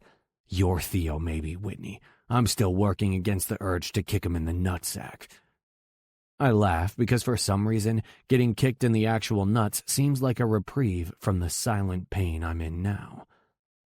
Cap, even at his most confrontational, notices the odd nature of my reaction. I threaten to give you a blow to the junk, and you're laughing? I shrug. Cap's head swings between me and Wes several times before he groans. Jesus Christ, Wes is right. Something's not right. What the fuck is going on, sister fornicator? Harrison laughs.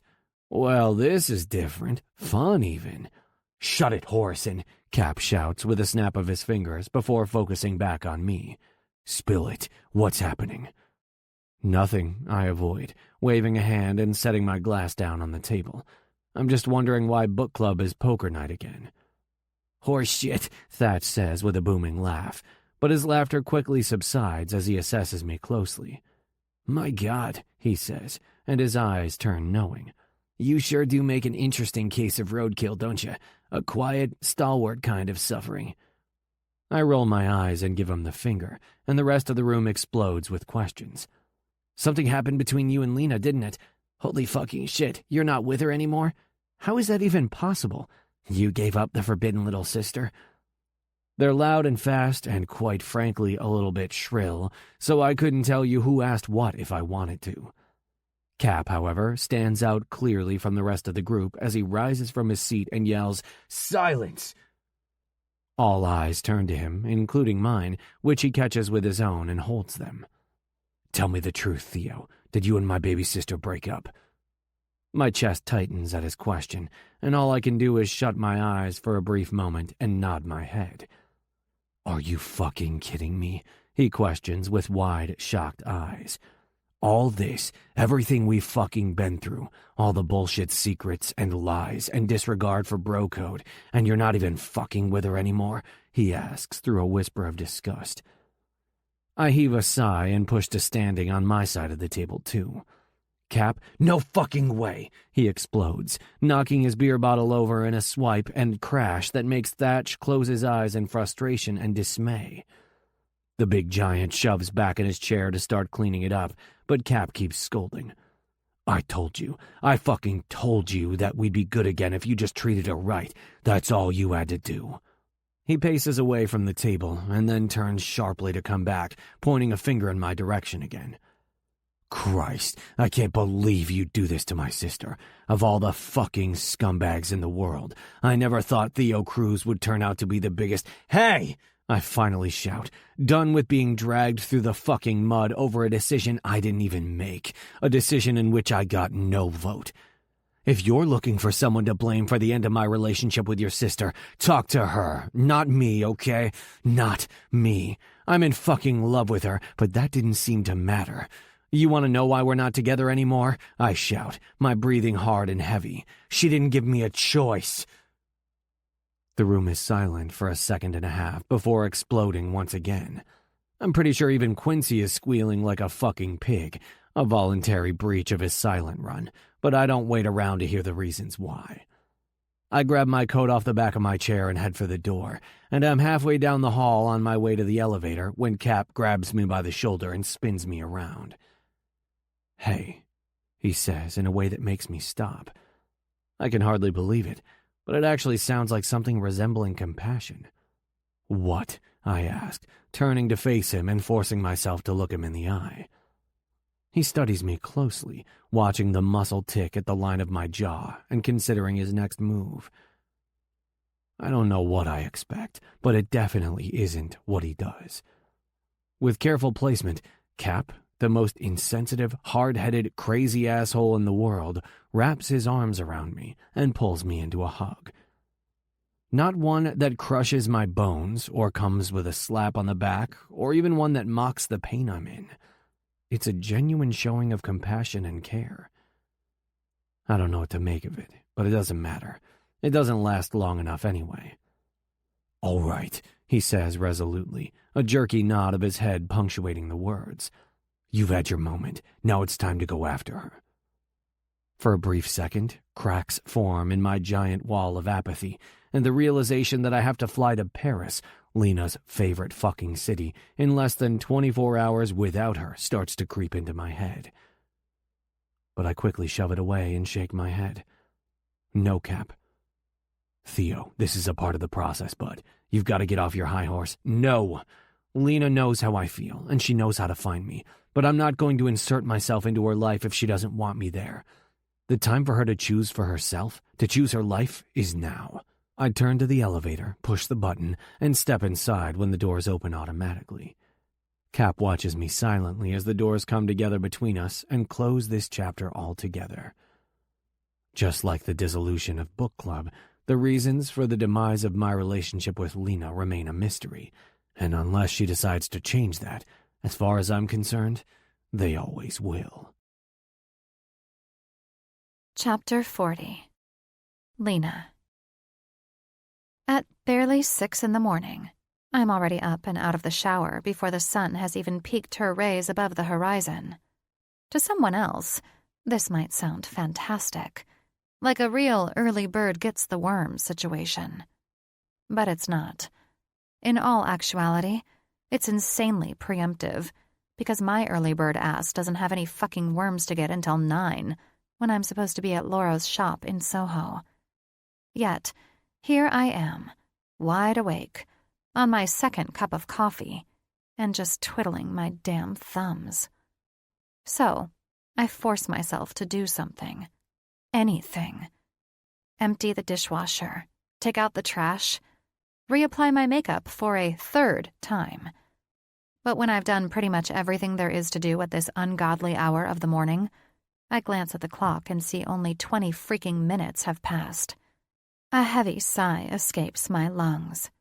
God help me. For the past week, time hasn't flowed. It's fucking dripped by at a pace that feels slower than waiting for water to boil. Even though I've tried to keep myself distracted, I've tried to keep myself busy with my internship and random shit like scrubbing my apartment as if I've all of a sudden acquired OCD, or picking up shifts at Jovial Grinds because I don't have anything better to do. Each day has felt longer than the next. And every day, no matter how hard I try, I can't not think about Theo. Every fucking thing reminds me of him. If there is a real-life hell, I'm living it. Eventually, when the first hint of sunlight starts to filter in through the windows of my living room, I decide to just grab my shit and head out. Maybe grab a cup of coffee at the cafe across the street from Laura's shop. But just before I reach my door, my phone pings with a text message. I stop dead in my tracks, and my lungs forget how to breathe, as I shakily pull it out of my purse and check to see who it's from. Instantly, my shoulders sag when I see the sender. Cap. What in the actual hell, sis? You can't ignore me forever, you know. Fuck.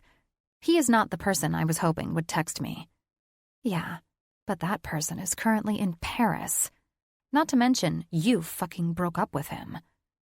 I groan, push my stupid, incessant thoughts aside, and focus on my reality. My brother is texting me. Again. Cap has been relentless in his attempts to talk to me. 5 days ago, it started with a text message asking me what happened with Theo and me. When I didn't respond, that turned into 4 more messages where the nosy bastard let me know he already knew what happened. Those texts morphed into phone calls, which I ignored. And those calls turned into voicemails that involved Cap trying to give me relationship advice like he's the next Dr. fucking Phil. Hell, during one of his one-man therapy sessions, he asked me if I really thought I'd done the right thing, if I was sure that breaking up with Theo was what I wanted. Yeah, quite the turn of events for the guy who turned into Hulk smash at Milo and Maybe's wedding. Truthfully, I'm shocked he hasn't attempted to bring his prying ass to my front door. Hell, for all I know, he's already tried it, but I've been too MIA from my apartment for him to catch up with me. I read his message again, sigh, and contemplate whether or not my current plan of total avoidance can be stretched out for the next 60 or so years. How can you avoid someone for forever? Witness protection is the first thing that comes to mind, but I haven't witnessed shit besides my utter insanity. Plus, it's a bit too cliché, you know? And I feel like Cap would have the connections and know-how to track me down.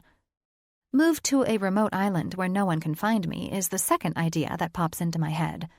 But since I can't even tolerate watching Naked and Afraid without feeling like bugs are crawling all over me, it's obviously a no-go. Before I can come up with any more awful options, my brother fires off 2 more messages. No, Lena, you can't avoid me for the rest of your life. There is no situation that will make that possible.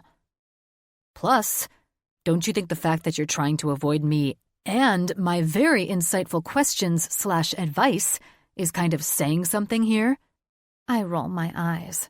After years of being a man-whore, he finally settles the fuck down, and all of a sudden, he's the Yoda of relationships. Bullshit. The urge is too strong, and before I can think twice about it, I'm angrily tapping my fingers across the screen and hitting send. Says something? Like what, Dr. Phil?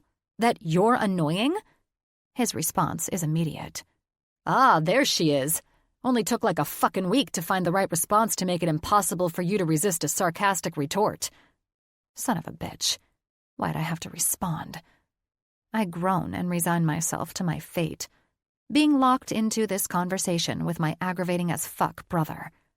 I set my purse and keys on the table by the door and send off another text. Damn, a whole week? It seems you've lost your touch, bro. Ha, tell me about it. Honestly, I'm a little disappointed in myself. You should be.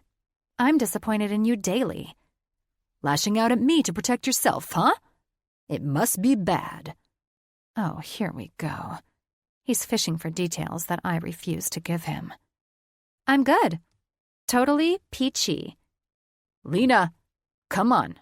No bullshit. I'm worried about you. I swallow against the emotion that's creeping up my throat and try to end this conversation before it goes any further. I'm fine, Cap. Anyway, I need to go. Gotta head to work. Love you. Bye. But my phone buzzes in my hand before I can slide it back into my purse. Nice try, but it's 7 a.m. You and I both know you don't need to be anywhere until 9. Even though he can't see me, I stick my tongue out at him as I type another response. I like to get an early start on my day. At Laura's shop in Soho, right? Perfect. I'll get an early start on my day too and meet you there. Fucking shit, you psycho. I lean against the wall beside the door and bang my head against it. Don't be a lunatic. How does me wanting to see my baby sis in the morning make me a lunatic? Be real, you liar. You don't want to see me. You want to talk to me. And what do I want to talk to you about? I sigh and slide down the wall until my ass is resting on the hardwood floor. Go away. None of this is any of your business. But apparently, my brother thinks everything is his business. Lena, tell me the truth. Why did you break up with Theo? Because it just wasn't working out, okay? I don't even know why you, the man who lost his fucking shit when he found out I was dating one of his best friends, care so much about this. Because I fucking care about you. And him, shockingly. It waffles back and forth, but when I'm not planning his murder, I'm feeling bad for the sappy bastard. Sappy bastard? What's that mean? Does he know something about Theo? And are you sure it wasn't working out with him, or was it working out too much? There's a big fucking difference, sis. My breath gets all tangled up in my lungs when I read his texts, but I focus on typing out a flippant response. You're not making any fucking sense. You know what doesn't make any fucking sense? The fact that the past few months, you've been the happiest I've ever seen you. And now you've decided to up and drop an atomic bomb on that shit. You're the Hiroshima of miserable these days. And I'm tired of your witchiness. I'm not miserable. Liar, liar, skinny jeans on fire. Bullshit. Fine. I'll give you that. But no one ever said breakups were easy. I never said they were, sis. Look, I can see you're still in full avoidance mode. But I want you to think about something. Can you at least fucking do that for me? If it means you'll stop harassing me day and night with fucking text messages and voicemails, then yes. The text bubbles move up and down for what feels like eternity before a long-ass message pops onto the screen. I know breakups aren't easy. Trust me, I know. When things went bad between Ruby and me because I was a fucking idiot, it was the worst pain I've ever felt in my life. I was fucking miserable, Lena. Miserable. And you know why I was miserable? Because I was in love with her. Because she was my fucking person. If you really ended things with Theo because in your heart you know he's not the man for you, then that's exactly what you should have done. Tears prick my eyes. And what if I don't know why? What if my heart is saying the complete opposite? God, I don't want to be thinking about any of this right now. It's all too fucking hard. But Cap isn't done writing a novel inside our chat box. But if you're miserable, if your heart is really fucking pissed at you right now, if you think about the future and you find it fucking impossible not to picture him there, then now isn't the time to avoid. And it certainly isn't the time to deny yourself happiness because you're scared. Just think about it, Lena. Really fucking think about it, okay? And just so you know, I'm always on your side, no matter what. So, in the future, Stop being so fucking hard-headed and let me be there for you. That's what big brothers are for.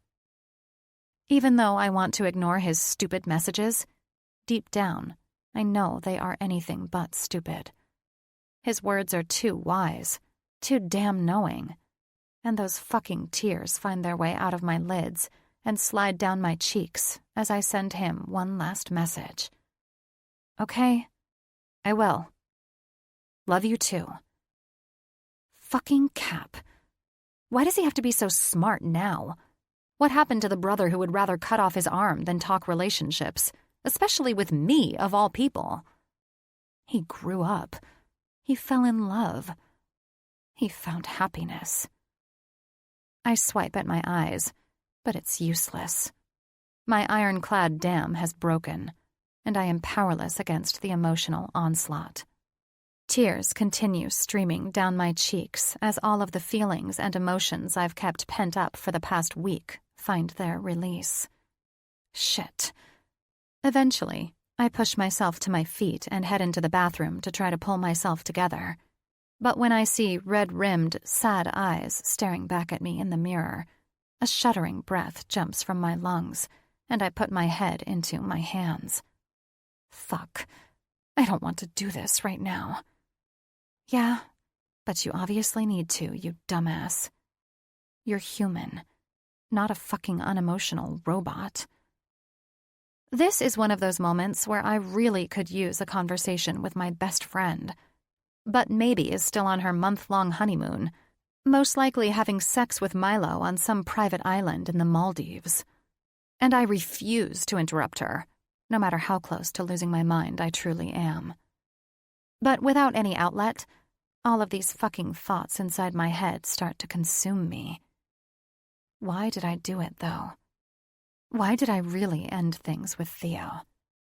And how could I break up with someone that I miss this fucking much? It feels all kinds of wrong. My last conversation with Theo replays in my mind, and then the realization of everything just kind of crushes me from the inside out. That had to be a low point for me. A rock bottom, pathetic, awful low point, where I became the very worst version of myself. I was careless with his feelings, and I hurt him deeply in the process. But sadly, I did the same to myself. I was reckless with my own feelings and broke my own fucking heart the night I ended things. Fuck. All I really want right now is to see him, talk to him. I just want to hear his voice. I just want to know if he's okay. Hell, I've had to stop myself 1,000 times from picking up the phone and calling him. But how can I call him when I don't know what to say? God, I'm the worst. Yeah, you definitely are. Fuck. I just need to talk this out with someone. Anyone. Before I know it, I'm calling Pippa, and she answers on the second ring. Well, hey there, she greets. Her voice is bubbly and adorable, and I grimace because I don't even know what I want to achieve with this conversation. How goes it in New York, love? It's okay, I say, but my voice is all shaky and weird. Just okay? Bloody hell, you sound awful. Are you all right? I'm just tired is all. I toss out a vague truth. Been a long week. Pretty sure I've slept 8 hours in the past 5 days. The lack of sleep is all due to the fact that I've been working like a dog, even though I don't need to be. But every time I find myself in my apartment, thoughts of Theo start to consume me, and I feel like a caged animal who just needs to get some fucking air. Are you sure that's it? Of course. I try to brush her off. So, how are you doing? Lena. What? I lived with you long enough to understand your fucking moods. I can tell something else is going on, she states, and her voice is laced with concern. Did something happen? No. Yes. Lena Hawkins, don't lie to me. When tears start to fill my eyes again, I try to swallow back the urge to sob like a baby. But Pippa's ears must be fucking bionic, because she manages to catch on. "Are you crying, love?" she asks, and the worry in her voice only makes it harder not to cry. "Lena, honey, please tell me what's going on. I'm starting to panic over here." "I think I've fucked up," I say, my voice trembling over each word. "I get that you're all inside your feelings right now, but you're going to have to give me a little more here. Why do you think you fucked up?" Why do I think that? Because I did fuck up. I ruined everything. I sit down on the edge of my bathtub, and the urge to sob consumes me. "Because I broke up with Theo," I wail. "But I don't think I wanted to break up with him. Actually, I know I didn't want to break up with him." I put my head in my hands again. "Fuck. I'm an idiot, Pip." "It's okay," she reassures, even though we both know it's not okay. Nothing is okay right now. "Slow down, take a breath, and maybe start at the beginning. You know, and tell me who Theo is?" She pauses and then asks, "Wait a bloody minute. Why is that name familiar?" I sniffle. "Because you've met him?" "I've met him?" she questions, but instantly changes her clueless tune. "Is this the same Theo that you met during our holiday in Positano?" I snag a piece of toilet paper from the roll and blow my nose. "Uh-huh." "What?" She shouts so loud into the phone that I have to pull the receiver away from my ear. "You were in a relationship with him after we left. How do I not know about any of this?" "I don't know," I sigh through a stifled breath. "Every time I tried to call you, it was either too late or too early. Time zones fucking suck." "Well, I'm all ears now," she says. "Bloody catch me up." And I just kind of give in to her demands. I open the valve of confusion and feelings and details about what happened between Theo and me and let it all pour out. I tell her everything. How we saw each other again. How we snuck around behind my brother's back. How my brother punched Theo at Milo and Maybe's reception. How fucking excited my mother was over the idea of me marrying a wealthy man. And how I freaked out over how I was willing to skip out of my internship for a few days to go to Paris with him. And it just kind of spiraled into an awful breakup. Damn, that's some story. I swipe the tears from my cheeks. Tell me about it. And Vicky is an arsehole. I mean, I know that, but she doesn't have anything to do with this. Yes, she does, she retorts. Bloody hell, Lena. Why do you let your awful mother get inside your head? That's not what I did here. Are you sure about that? She tosses back. Because it all seemed pretty perfect until your dad's birthday dinner when she got a snooty boner over the idea that you were going to give up on your fucking dream and marry some rich husband. That's not what happened. Lena, come on, Pippa says through a long sigh. Snap out of the denial and face the reality. Even though this doesn't need to be said, I'm going to say it. Your mother is wrong. You can have a career in fashion, and you can have a sexy man by your side while you're doing it. It's not a one or the other kind of thing. You can have both.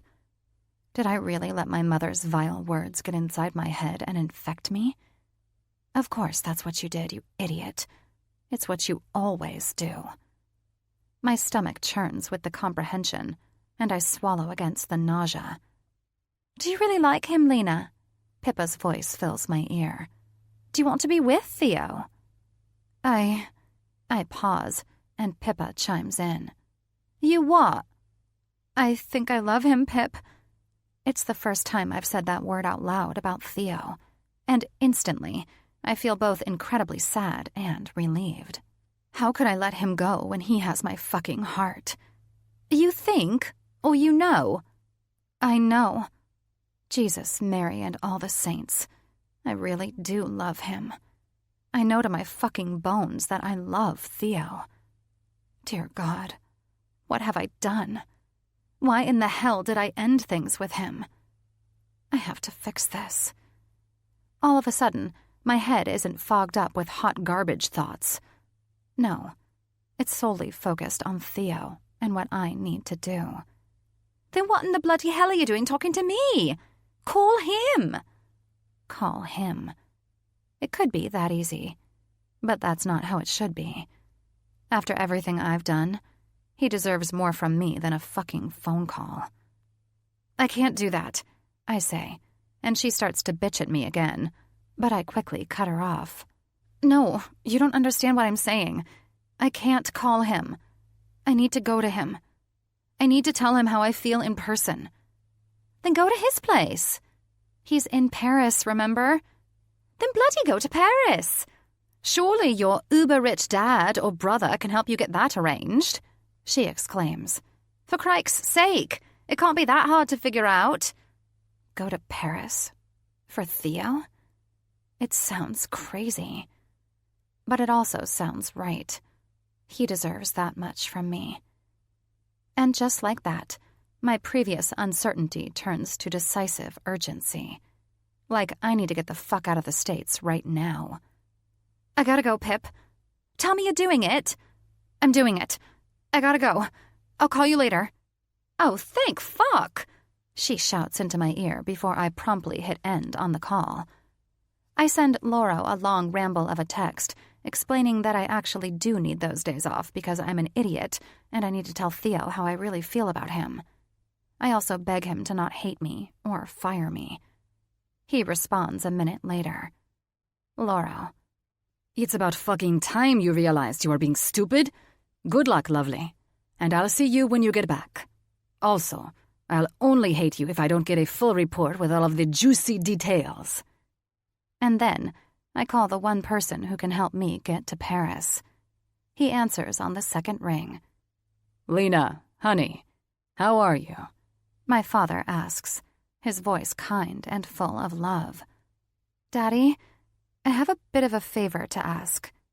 Okay. It's a big favor. Yeah? I need to borrow a plane. Chapter 41. Lena. Jared Hawkins, my doting, loving, far too willing to spoil me father, came through.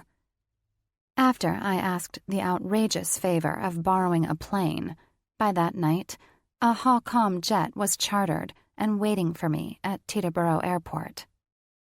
Definitely not the norm for most people, but hell's bells, I'm a woman on an I love you mission, and I will shamelessly use every advantage I can. And a little over 7 hours after boarding the plane, I find myself in the back seat of a sleek, black Audi sedan, while a man by the name of Louis drives me through the streets of Paris. I'm in Paris, my favorite city in the whole wide world. But I might as well be cruising through Cincinnati, Ohio, for as much as I'm paying attention to it. Because I'm here to find Theo. I'm here to tell him I'm sorry for being such a fucking moron. I'm here to tell him how I really feel. I'm here to tell him I'm in love with him. To say there's a little bit of pressure surrounding this impulsive trip across the globe would be the understatement of the century. I mean, what if he doesn't forgive me? What if he doesn't love me back? What if he's already decided to move on? What if on his Paris trip he found a new rendezvous that has the potential for something more? One that doesn't involve a woman with the emotional depth of a 17-year-old girl. Fuck. Obviously, a 7-hour flight did nothing for the nerves that have become a constant inside my belly since I decided to call my father and borrow one of his private jets. Sure, it was a cushy flight. Sure, I had ample legroom and a staff that was willing to cater to my every need. Sure, the pilots were so good, I barely felt the takeoff and landing. But that's neither here nor there when you're a woman who is ready to put it all on the line and tell the man of her freaking dreams, because he is, that she loves him. There is no amount of 5-star service that can help with that monumental task. But goddammit, I will not be a coward. I will not hide from my feelings. I will not get in my own fucking way. The ride from the airport to the hotel that I know Theo is staying at, because, yeah, I should have fucking been here with him, feels like it takes forever, even though I'm certain only 20 minutes have passed. And we've driven by all the sights: the Louvre, the Eiffel Tower, gorgeous cafes, tempting patisseries, and the freaking Arc de Triomphe. But who cares about any of it when a life with the man of your dreams is on the line? Not me. Once my driver pulls up to the front, I don't waste any time. I offer Louis a quick thank you, grab my measly suitcase that I haphazardly packed in about 10 minutes, and stride right in through the front doors. The hotel is richy rich, poppin' bottles kind of nice. Probably because it's the 4 fucking seasons. I should probably be mesmerized by the ornate furniture and impressive archways and lush roses and sparkling marble floors. But truthfully, I don't care about any of it. I just need to get to Theo. Right to the front desk I go, and I'm greeted by a stern-faced man with a name tag that reads Luke. He looks up from his computer and says something to me in French. Shit. For someone who loves Paris as much as I do, you'd think I'd speak the language, but I don't. The only French I know is from high school, and I barely paid any fucking attention. Luke stares at me, waiting for my response, and I search my brain for what I can remember from Mrs. Langley's class 12 fucking years ago. I clear my throat. Je m'appelle Lena. Sweet lunacy. My name is Lena. Do you really think an introduction is going to help you right now? What are you doing? Just get to the point. I search my brain for more French words. Je suis Theo Cruz. You literally just said, I am Theo Cruz. You idiot. You are making 0 sense. Shit. Fuck. I mutter, and the guy behind the desk goes from stern face to hiding a smile. So, you wouldn't happen to speak English, would you, Luke? Yes. He lets the rest of his guard down and his smile free. I do. Oh, thank God, I say, and rest my elbows on the top of the front desk counter. I am looking for someone. He is staying here. His name is Theo Cruz. Could you tell me what room he's in? Or at least let him know someone is here to see him? Of course. Luke taps around on his computer until he finds what he's looking for. It looks like he already checked out. My heart hits the floor. What do you mean, he checked out? He left. Yesterday. He elaborates. He's not here? I'm sorry, mademoiselle, but Mr. Cruz is no longer a guest here. Luke shakes his head. Can I help you with anything else? No. I blink past the irrational tears forming in my eyes. But thanks for your help. Shit. Completely deflated by Luke's news of Theo's departure from the hotel, I drag my pathetic ass and suitcase back out of the hotel and just kind of stand there in utter shock. How in the hell did I miss him? I thought he was going to be here all weekend. I move back and forth across the sidewalk outside of the hotel like a maniac, but I'm too panicked to care what people think of me right now. What do I do now? My big I love you mission is totally fucked. Just calm down, Lena. I coach myself. Calm down. Take a breath. And think. Okay. How can I track Theo down without him knowing that I'm trying to track him down? Instantly, my brother comes to mind, and I let my head fall back as I stare up toward the crystal blue sky. Do I really want to involve Cap in this? Pretty sure you don't have a choice at this point. On a frustrated sigh, I pull my cell out of my purse and call Chatty Cappy. "'S 4 in the fucking morning, sis," he says by way of greeting. Oh, fuck. I forgot about the time difference. "Wait, are you okay?" he adds before I can say anything, and his voice rises with anxiety. "Where are you?" "I'm fine. Promise," I reassure. "And I'm in Paris." "Paris? What in the fuck are you doing in Paris?" he shouts into the receiver, and Ruby's groggy voice fills the background. "What the hell, Cap? Why are you yelling right now?" "Because Lena is in fucking Paris." "What?" Ruby responds. "Why is she there?" "That's what I'd like to fucking know." Jesus. I press the palm of my hand to my forehead. "Cap?" I try to grab his attention, but he's gone too far. "What the hell, Lena? Paris? Fucking Paris? What?" "Cap!" "What?" "I'm in Paris because of Theo," I explain. "I'm here because I need to tell him I'm in love with him." The line goes quiet for about 2 seconds, and then the words, "So basically what you're saying is that I was right?" fill my ears. I groan. "I've flown all the way to Paris to track Theo down, and he's not fucking here. And you want to focus on that right now? Seriously, Cap?" "I'm sorry," he says through a chuckle. "Sometimes I can't help myself." "You're a real prick," I add, and he laughs again. "So are you going to help me, or should I just hang up on you now?" Thankfully, Cap reins in his inner asshole long enough for me to explain my current dilemma. He listens intently as I give him the bare-bones rundown. I borrowed a Hawcom jet, came to the hotel I knew Theo was going to be at all weekend, but he checked out early. And now I'm trying to figure out where he went. "And you don't just want to call him?" he asks. "Have you listened to anything I just said?" I spit in irritation. "I refuse to tell him how I feel over the phone, Cap. After everything I've put him through, he deserves at least this much from me." "Damn," he says through a long sigh. "You really do love him, don't you?" "More than anything." "Fucking hell," he mutters more to himself than to me. "Of course. My baby sister had to fall in love with one of my fucking friends." "Cap?" "What?" "Can you save the fucking ramble for after this call?" I question. "Because I don't really have time for it right now." "Yeah, okay," he responds. "I get it. And even though I kind of fucking hate this, I also love it too. You know I just want you to be happy, right?" "I do." 2 minutes later, we're off the phone and I have the cell number to Theo's assistant, Carrie. And I know enough about him to know that he is the one person who keeps Theo's crazy schedule in order. If anyone knows where Theo is, it's him.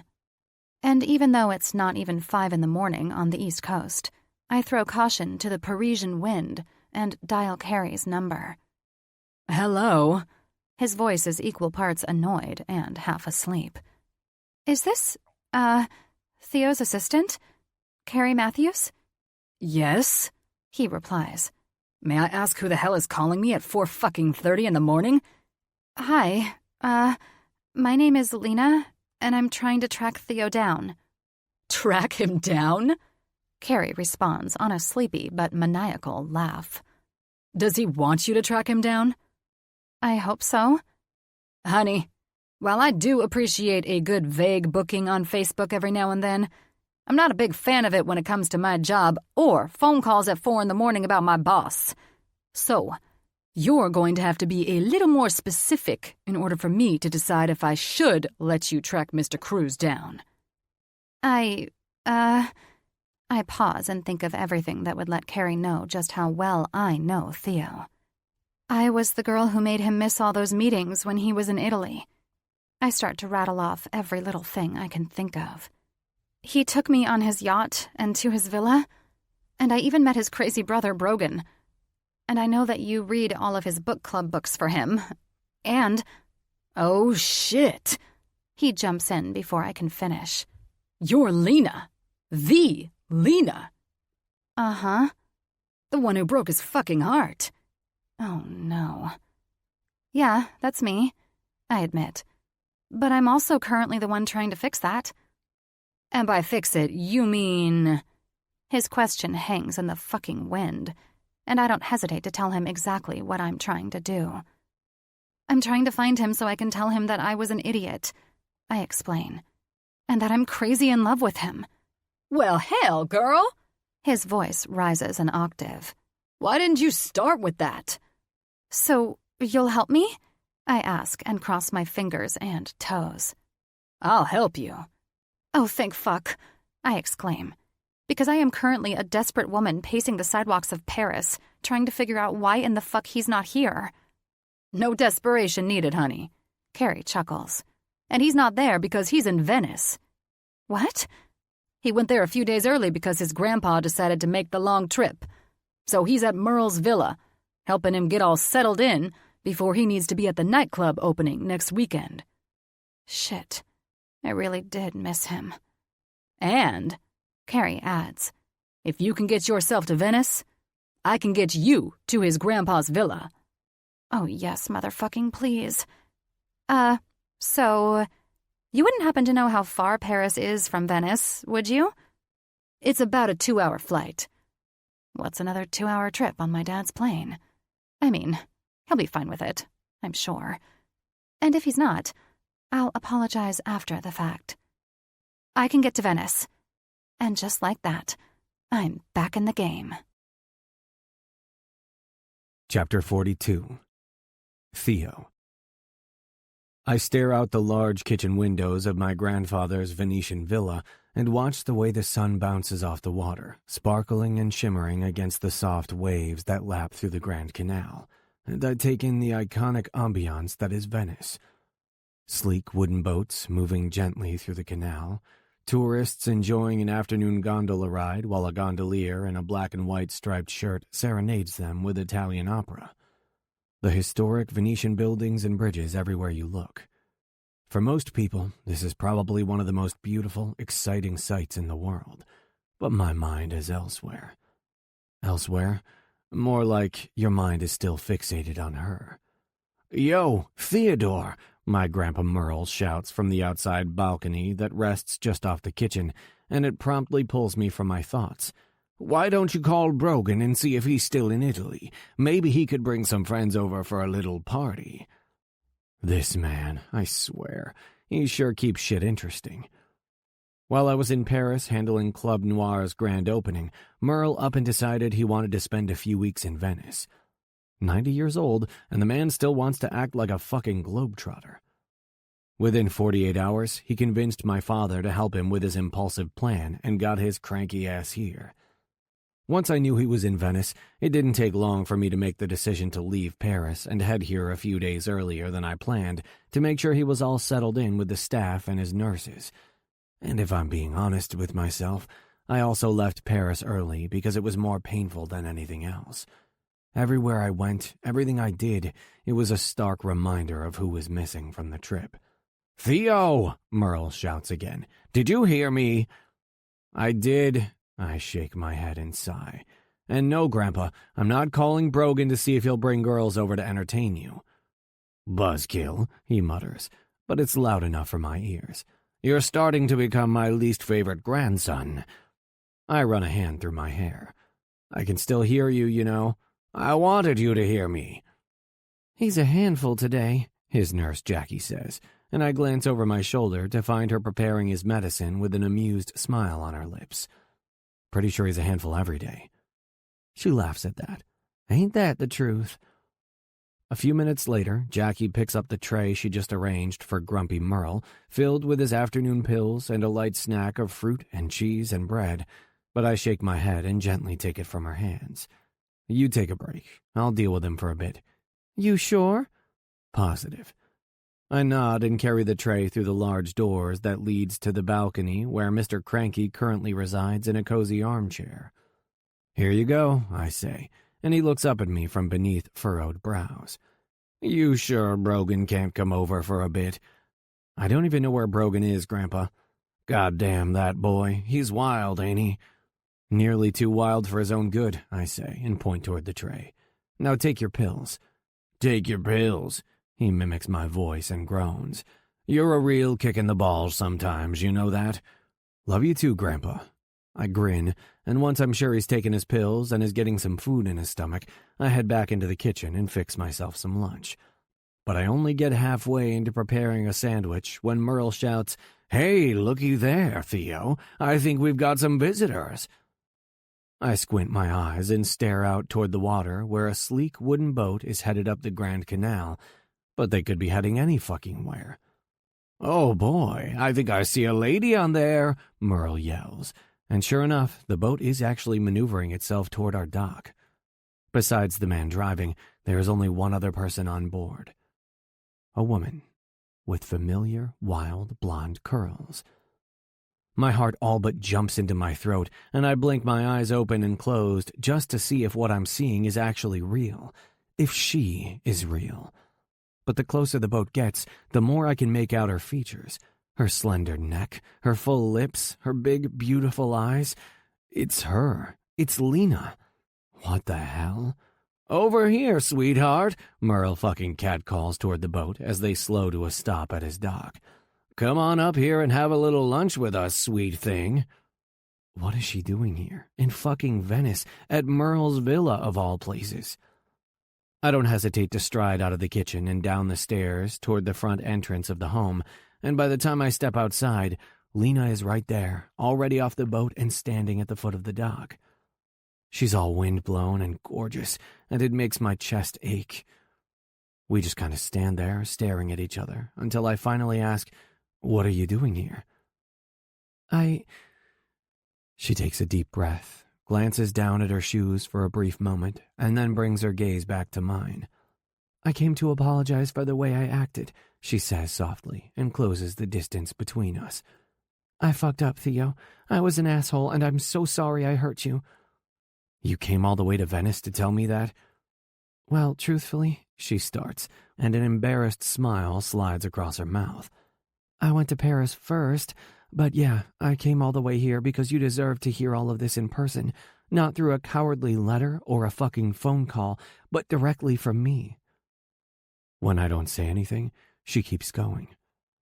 "I know this seems crazy, but when you finally fucking realize you want to spend the rest of your life with someone, seeing them again becomes urgent."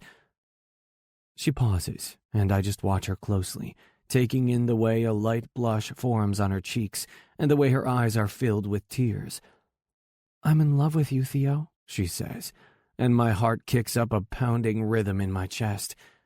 "And I don't know if you love me, or maybe you hate me, but I needed to tell you those words, face to face. I just needed you to know that. I needed you to know that I love you." "You love me?" "I love you," she whispers, and more tears well up in her eyes. "So much, Theo. So fucking much. I don't want anyone else but you, and I don't want to slow things down. I don't want that at all. I was just scared and freaked out with how consumed I am by you, and I let my mom get inside my head with her bullshit, and I know I fucked up. I really fucked up, and I'm so sorry for that. But God, Theo, I want an us. I want you. I am certain of that." I don't even take a breath before returning the sentiment. It's been resting on my lips for a long time, too fucking long, and getting it out seems so much more necessary than basic human function. "I love you too, Lena." Her blue eyes go wide. "You do?" I nod. "I do. I've known it for a while," I smirk, way before the rules allowed for it. Her lips shake with emotion as her tongue peeks out to lick them nervously. I don't make her wait for the rest, and I forgive you for all of it. If I didn't, I wouldn't really love you the way I should, unconditionally. "Oh, thank fuck for that." She launches herself into my arms and starts kissing me like a maniac. "God, I love you so much." "Fucking hell, I've missed you," I say in between her kisses and hug her tightly to my chest. "I missed you too." More kisses, more tears, more smiles, more love. "So I guess it's safe to say we're officially boyfriend and girlfriend now?" I ask playfully, and she shakes her head. "No." "Still no labels?" I tilt my head to the side, and she brushes her nose against mine. "I don't want to just be boyfriend and girlfriend, Theo. That's not enough for me when it comes to you. I want to be with you, for always, for fucking ever." I lock my gaze with hers. "What are you saying?" "I'm saying marry me, Theo. Fucking marry me. Be my husband." "You want to get married?" "I have never been more certain about anything in my life. You are the man for me, Theo. You make me stronger. You make me so happy. And you just understand me. You know me. When I think about us, when I think about me and you, I see the rest of my life. I see my future. Our future." Fuck. If my heart gets any bigger, it's going to explode. Do you want to know what I see when I think about us? She nods. I see home. Tears fill her eyes again. I'm your home? You're my home, I say. Marry me, Lena. Hey, but I asked you first, she teases as tears drip down her cheeks. Then how about this? On the count of 3, we both give our answers. She giggles. Okay. 1, 2, 3. Yes! We shout together in unison, our eyes locked the entire time. We both smile and laugh and seal our forever with one hell of a fucking kiss. And then while we're still kissing, Merle decides to join in on the festivities. Yoo-hoo, Angel, do you happen to have any friends you can invite over to keep me company? Lena leans back to look at me and then over my shoulder to spot Merle sitting on the balcony. Who is that? That's Merle, my grandfather. Did he just down low ask me to invite some booty calls over for him? Yup, I chuckle. Holy shit, I might like him better than your brother Brogan. I roll my eyes and set Lena back to her feet before holding out my hand toward her. Come on, I say. It's time for you to meet the man, the myth, the legend, your future grandpa, Merle Cruz. She puts her hand in mine and winks. I can't wait, future husband of mine. Her words grip me by the heart, and I can't stop myself from sneaking one last kiss to her lips. If home is where the heart is, then Lena has my heart for always. Epilogue. Lena. It's been 6 months since that day in Venice. That glorious day where Theo and I became an official us and scratched all of our previous rules off the list and replaced them with only one non-negotiable rule. Get married and spend the rest of our lives loving each other. And we took our new rules seriously. No time wasted. We planned our wedding in a matter of months. And now, here we are, dressed as bride and groom, and almost ready to say, I do. You know, it's bad luck to see the bride before she walks down the aisle, I say, but a half whimper, half moan escapes my lips. Theo does that thing with his cock, where he pushes it as deep as he can go and pulls right back out so quickly that a gratifying, needy throb overwhelms my nerves. Oh, hell yes. This is exactly why I knew we needed to fit in a little pre-wedding ceremony fucking. I think that's something you should have mentioned before you tricked me into coming in here to slide my cock inside you. He smirks down at me before his lips part with a heady exhale of breath. I didn't trick you. You told me you were having a panic attack, he says, punctuating that statement by grabbing my ass and pushing himself so deliciously deep again that a moan jumps from my lungs. I did? I feign confusion, even though that's precisely what I did. Part of a multi-pronged plan designed to get us into this exact position, in fact. My bridesmaids, Maybe, Pippa, and Ruby, are successfully occupied on an errand to tell my wedding planner Tiffany that I'm all set, and Theo looks damn good in his partially removed tux. Dapper and handsome and fucking mine. All in all, I'd say it's going pretty well. I've had his perfect cock in my mouth, his hands in my underwear, and now, the piece de resistance.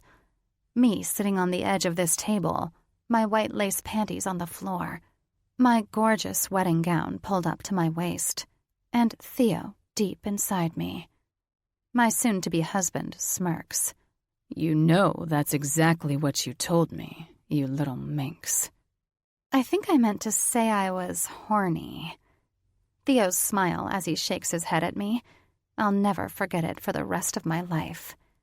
It screams love. For me and my quirkiness and my stupid tricks. It says this marriage isn't only going to work, it's going to thrive.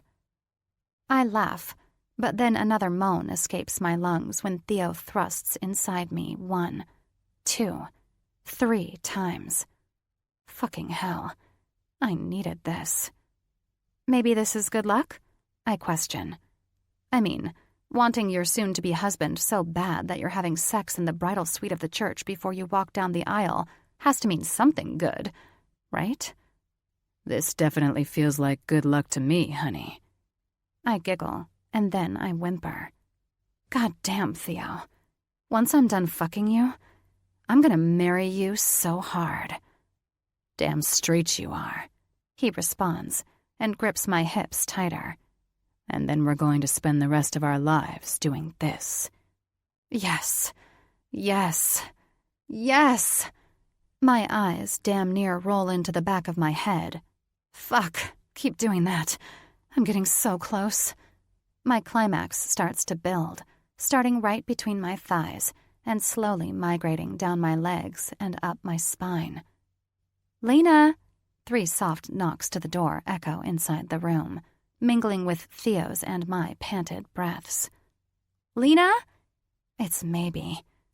I should probably respond to her, but hell, I'm a little too busy right now to care. Hello? The doorknob jiggles. What the hell?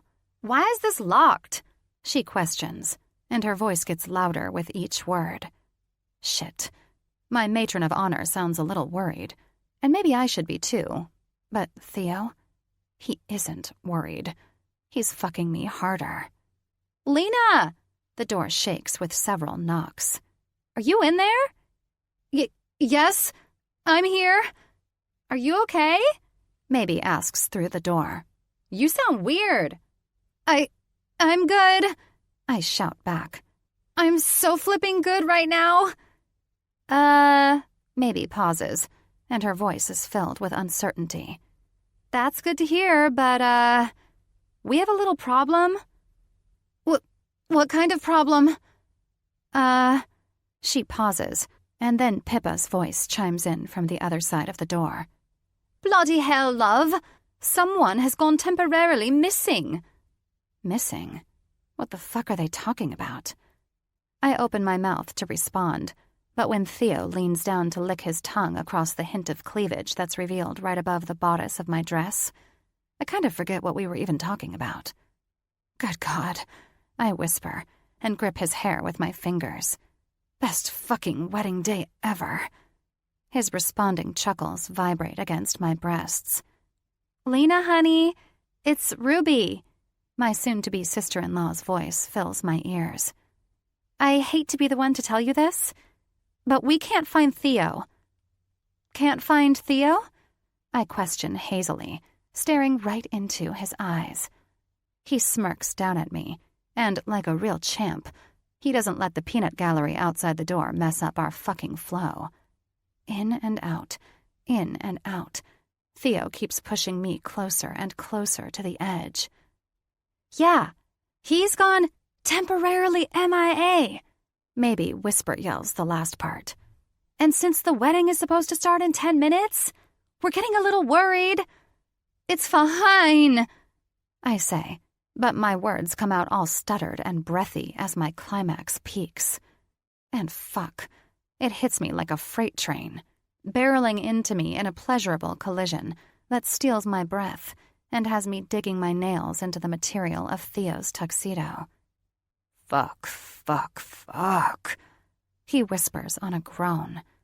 My head falls back, and my jaw goes slack as my orgasm lingers for what feels like hours. Theo is right there with me, keeping his cock deep as he finishes inside me. Best wedding day ever. What the hell, Lena? Several knocks pound against the door. What are you doing in there? The doorknob jiggles again. Let us in so we can figure this out. Just a minute, I respond and lean back to meet Theo's handsome gaze. Feel better? He asks, and a ghost of a smirk crests his lips as he swipes a few beads of sweat off his forehead. Much, much better. Bloody hell, Lena! Pippa shouts. Open the chuffing door! Theo quirks a brow. It seems the bridesmaid natives are getting restless. Yeah, I snort. I guess I better open the door before they break it down and see more inches of your beautiful cock than they bargained for. I turn back to the door and yell, Calm your tits. Be there in just a minute. Theo flashes me a grin as he slides out of me. And while he zips up his pants and adjusts his tie, I carefully clean myself up and put myself back together again. What in the hell is she doing? Maybe attempts to whisper. Too bad I can hear her talking through the door. I have no idea, Ruby responds at the same volume. I just hope she's not panicking about us not being able to find Theo. I swear to everything, if that wanker doesn't reappear in the next 2 minutes, I will murder him, Pippa adds. Once my panties are back on and my wedding gown is smoothed back down over my body, I glance at my reflection in the large mirror in the center of the room. This, right here, is a Lena Hawkins original. A bridal gown created and designed by me for me. It's creamy silk in color and hugs my body in a sophisticated yet sexy way. A first of its kind. No one will ever have a dress like this one. But in the very near future, a lot of women will be able to wear their very own Lena Hawkins dress. Once Theo and I are back from our honeymoon in Positano, I will be opening up my first boutique in Tribeca. A big-time career milestone for me. And with Vogue's recent review of me being an up-and-coming designer to watch, there's a good chance that my first boutique will be followed by even more career milestones. You look so beautiful. The woman of my fucking dreams. Theo whispers in my ear as he comes to stand behind me. We gaze at each other in the reflection in the mirror. God, this man. He is my man. My biggest supporter. My confidant. My lover. My best friend. My equal partner in all things. He challenges me, loves me, supports me, encourages me. He lifts me up so that I can be the best version of myself. And when I need him to bang my brains out on our wedding day, he does it in spectacular fashion. If that isn't true love, I don't know what is. Lena! Maybe shouts again, and it's more than apparent that her patience has just about run dry. For the love of everything, open the damn door or I will break this bitch down. I think you better let them in, honey. Theo chuckles and presses a soft kiss to the back of my neck. When I finally open the door, Maybe and Ruby are visibly flustered, and Pippa looks one throbbing vein away from permanent high blood pressure. Oh my God, what were you do? Maybe stops mid-shouty sentence when her eyes move from me to Theo. Hello, ladies. He greets my bridesmaids, a hot little smirk on his lips. Hot damn. My man, my almost husband, is sexy as fuck. Oh, for Crike's sake! Pippa looks back and forth between us. Were you two just in here shagging? She questions incredulously. I shrug and flash her a little grin. We were just saying hello before the ceremony starts. We thought your groom went missing, Maybe exclaims, equal parts amused and irritated. I almost had a heart attack because you two were in here banging it out like a bunch of fucking rabbits. Holy hell! Ruby bursts into giggles. You were literally in here having sex while the church is filling up with all of your freaking friends and families for your wedding day. Theo leans down to press another kiss to my lips. Looks like I better get to that altar, yeah? I smile. You ready to marry me? I've never been more ready for anything in my life. I'm readier than Brogan in a room full of champagne and loose women. Theo rolls his eyes at my reference to his brother, but his mouth curves all the way up to the corners. See you up there, honey. But just before he can walk away, I grip him by the tie and tug him so we're nose to nose. I love you, I say, and gently press my mouth to his again. Love you too. He winks. Now, let's go get married. My responding smile consumes my face. Yeah, let's go get married. Theo.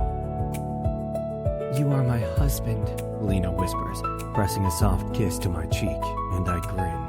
"And you are my wife." She giggles. Do you think we'll ever get tired of saying it? I shake my head. I know I fucking won't. I've got a run going of what must be close to 100 times at this point since we stood on the altar and said "I do" 2 hours ago, and I'm not even close to sick of myself. Me either. She looks at me with those big blue eyes of hers, and I fall in love with her all over again. Lena is my wife, my future, my forever. Life doesn't get any better than this. Our reception is in full swing, the swank venue filled with our nearest and dearest as they finish up dinner and chat and laugh among one another. I sit at the bridal table with my beautiful, sexy wife beside me, my hand sliding under the table to find a home on her thigh and squeezing it gently, and Lena grins up at me with a 1,000,000-watt smile.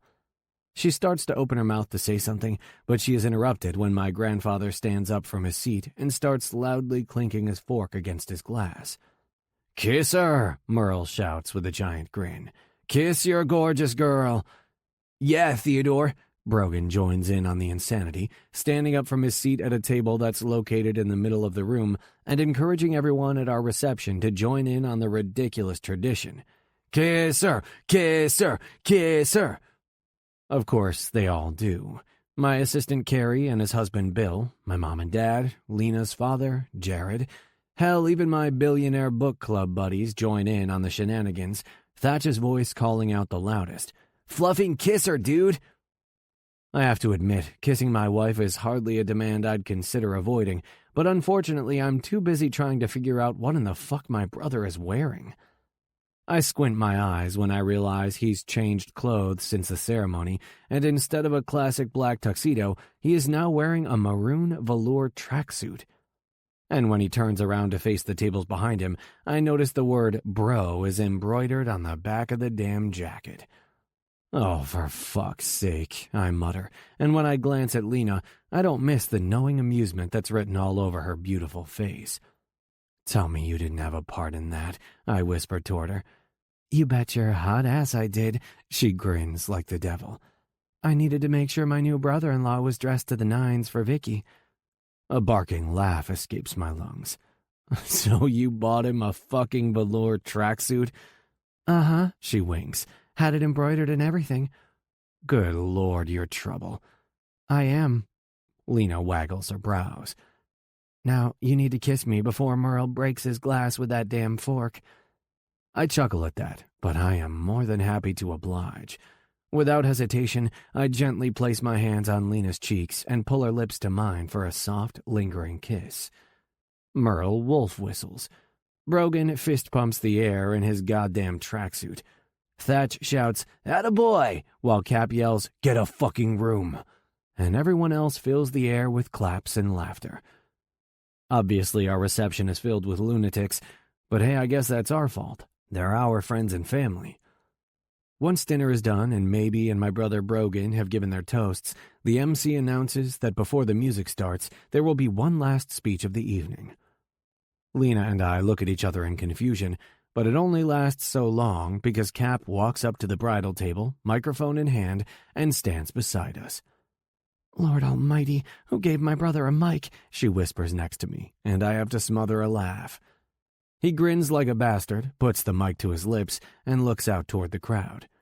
"It's only natural that when your sister marries one of your best friends, you end up obligated to give a speech at the wedding." "We definitely didn't ask you to give a speech," Lena objects, and the crowd laughs as Cap waves her off and continues. "You get begged and begged to give a speech, and eventually, even if you don't want to, you give in." "Liar!" Lena shouts. Anyway, I'm not one to disappoint, so I made sure to make ample notes to ensure I hit all the good points of Theo and Lena's relationship. "Oh, God," my wife groans, covering her face with her eyes as Cap pulls a piece of paper from his suit jacket. "Here we go. Once upon a time, I sent my innocent, virtuous, virgin sister off to Italy for an internship in fashion." Maybe snorts audibly at the other end of the table, and Lena shoots her a glare. "Without my permission, she headed to the coast for a holiday full of Italian men with big Italian cocks." The crowd shrieks. My jaw drops on a shocked laugh. But Cap just keeps on rolling. Of course, in the end, she ended up with my friend-turned-partial scumbag Theo, and then pursued a secret whirlwind relationship with him. Cap, Lena warns, and he just shrugs. Anyway, lots of shit happened, particularly me giving Theo a black eye and Lena acting out of Hawkins' character by being an asshole. But now here we are, at their wedding, which for some unfucking believable reason is happening before my own goddamn wedding, and... "Just a month to go, honey," Ruby shouts with a laugh. I smirk. He's still pissed that Lena's and my wedding ended up being before his. Honestly, I tried to talk my wife out of that plan, knowing her brother would be unbearable, but she was hell-bent on April because of her career. Come June, she'll be opening her very first boutique in Tribeca. And well, when it comes to Lena, I'm a man willing to do anything to make her happy. Anyway, whatever. Cap scowls, but pulls himself together and lifts his glass in the air. Congratulations, I guess. Cheers to the bride and groom who kept their relationship a secret from me for the longest fucking time and just had to have their wedding before mine. Everyone in the crowd looks at one another in bewilderment before reluctantly following his lead and joining in on the half-assed toast. Hell of a speech, I remark, and Lena giggles. Yeah, thanks a lot, Cappy. Nearly moved me to tears. But Cap just shrugs and heads back toward Ruby. Not too long after, the band begins to play, and people head toward the main dance floor. I'm just about to ask my wife for a dance, but my brother, jogging around the reception venue in his fucking tracksuit, grabs my attention. "Becky!" he shouts with his hand cupped around his mouth. "Becky!" What the fuck is he doing? I mutter, and Lena tilts her head to the side as she watches him too. Who is Becky? Did he bring a date? I shrug. I don't think so, but this is Brogan we're talking about. Anything is possible. "Becky!" he exclaims as he comes to a stop a few feet away from the bridal table and right in front of Lena's mom. "Can I have this dance, Becky?" Brogan asks and gallantly bends over, reaching out his hand toward her. Oh no. Victoria Hawkins stands there, dressed to the nines in luxury brands and with what have to be $1 million worth of diamonds around her neck, and her normally snooty face has kicked up a notch to superior disgust. "Excuse me?" Her face scrunches up like she swallowed a fucking lemon. "Come on, Becky. Don't leave me hanging," Brogan cajoles. "Say you'll dance with me, please." She scowls. "My name isn't Becky." "It's not?" Brogan tilts his head to the side and assesses her face closely, like maybe she's confused about her own fucking name. "Are you sure, Becky?" Victoria can only shake her head, her body one damn Becky away from going into total shock. Lena completely loses it, her cackles so loud they echo over the damn music. Instantly, I look away from my brother and Victoria to see my wife laughing so hard she has tears in her eyes. "This is literally the best day of my life," she says through wheezing breaths. "Best fucking day of my life." You are evil for getting Brogan that fucking tracksuit, I say, and then I have to bite my lip to fight my own laughter. But I pretty much love everything about this right now. "Me too," Lena grins up at me. "Besides being occasionally evil, do you know what else I am?" "What?" "I'm yours." It's my turn to grin. "And I'm yours." "Forever?" I nod. "For fucking eternity." "That's a long time, Mr. Serious," she teases, but I slide my fingers under her chin and press a soft kiss to her lips. "When it comes to you, honey," I whisper against her mouth, "I'd pay every penny of my money to make us both immortal." "God, I love you," she whispers back before giggling softly. "And we really need to start changing the channel when Twilight comes on. It's going to your head." "I love you too." I press one final kiss to her lips and lean back with a grin and a shake of my head. If you're gonna Twilight at all, baby, you gotta twi hard.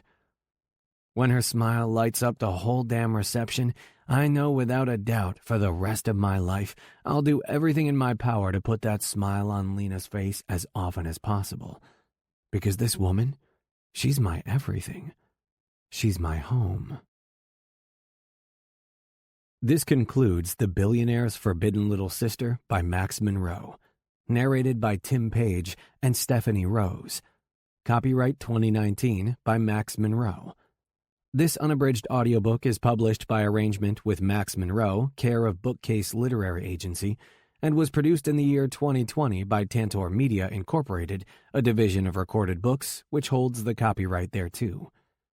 Please visit Tantor.com for more information on our growing library of unabridged audiobooks.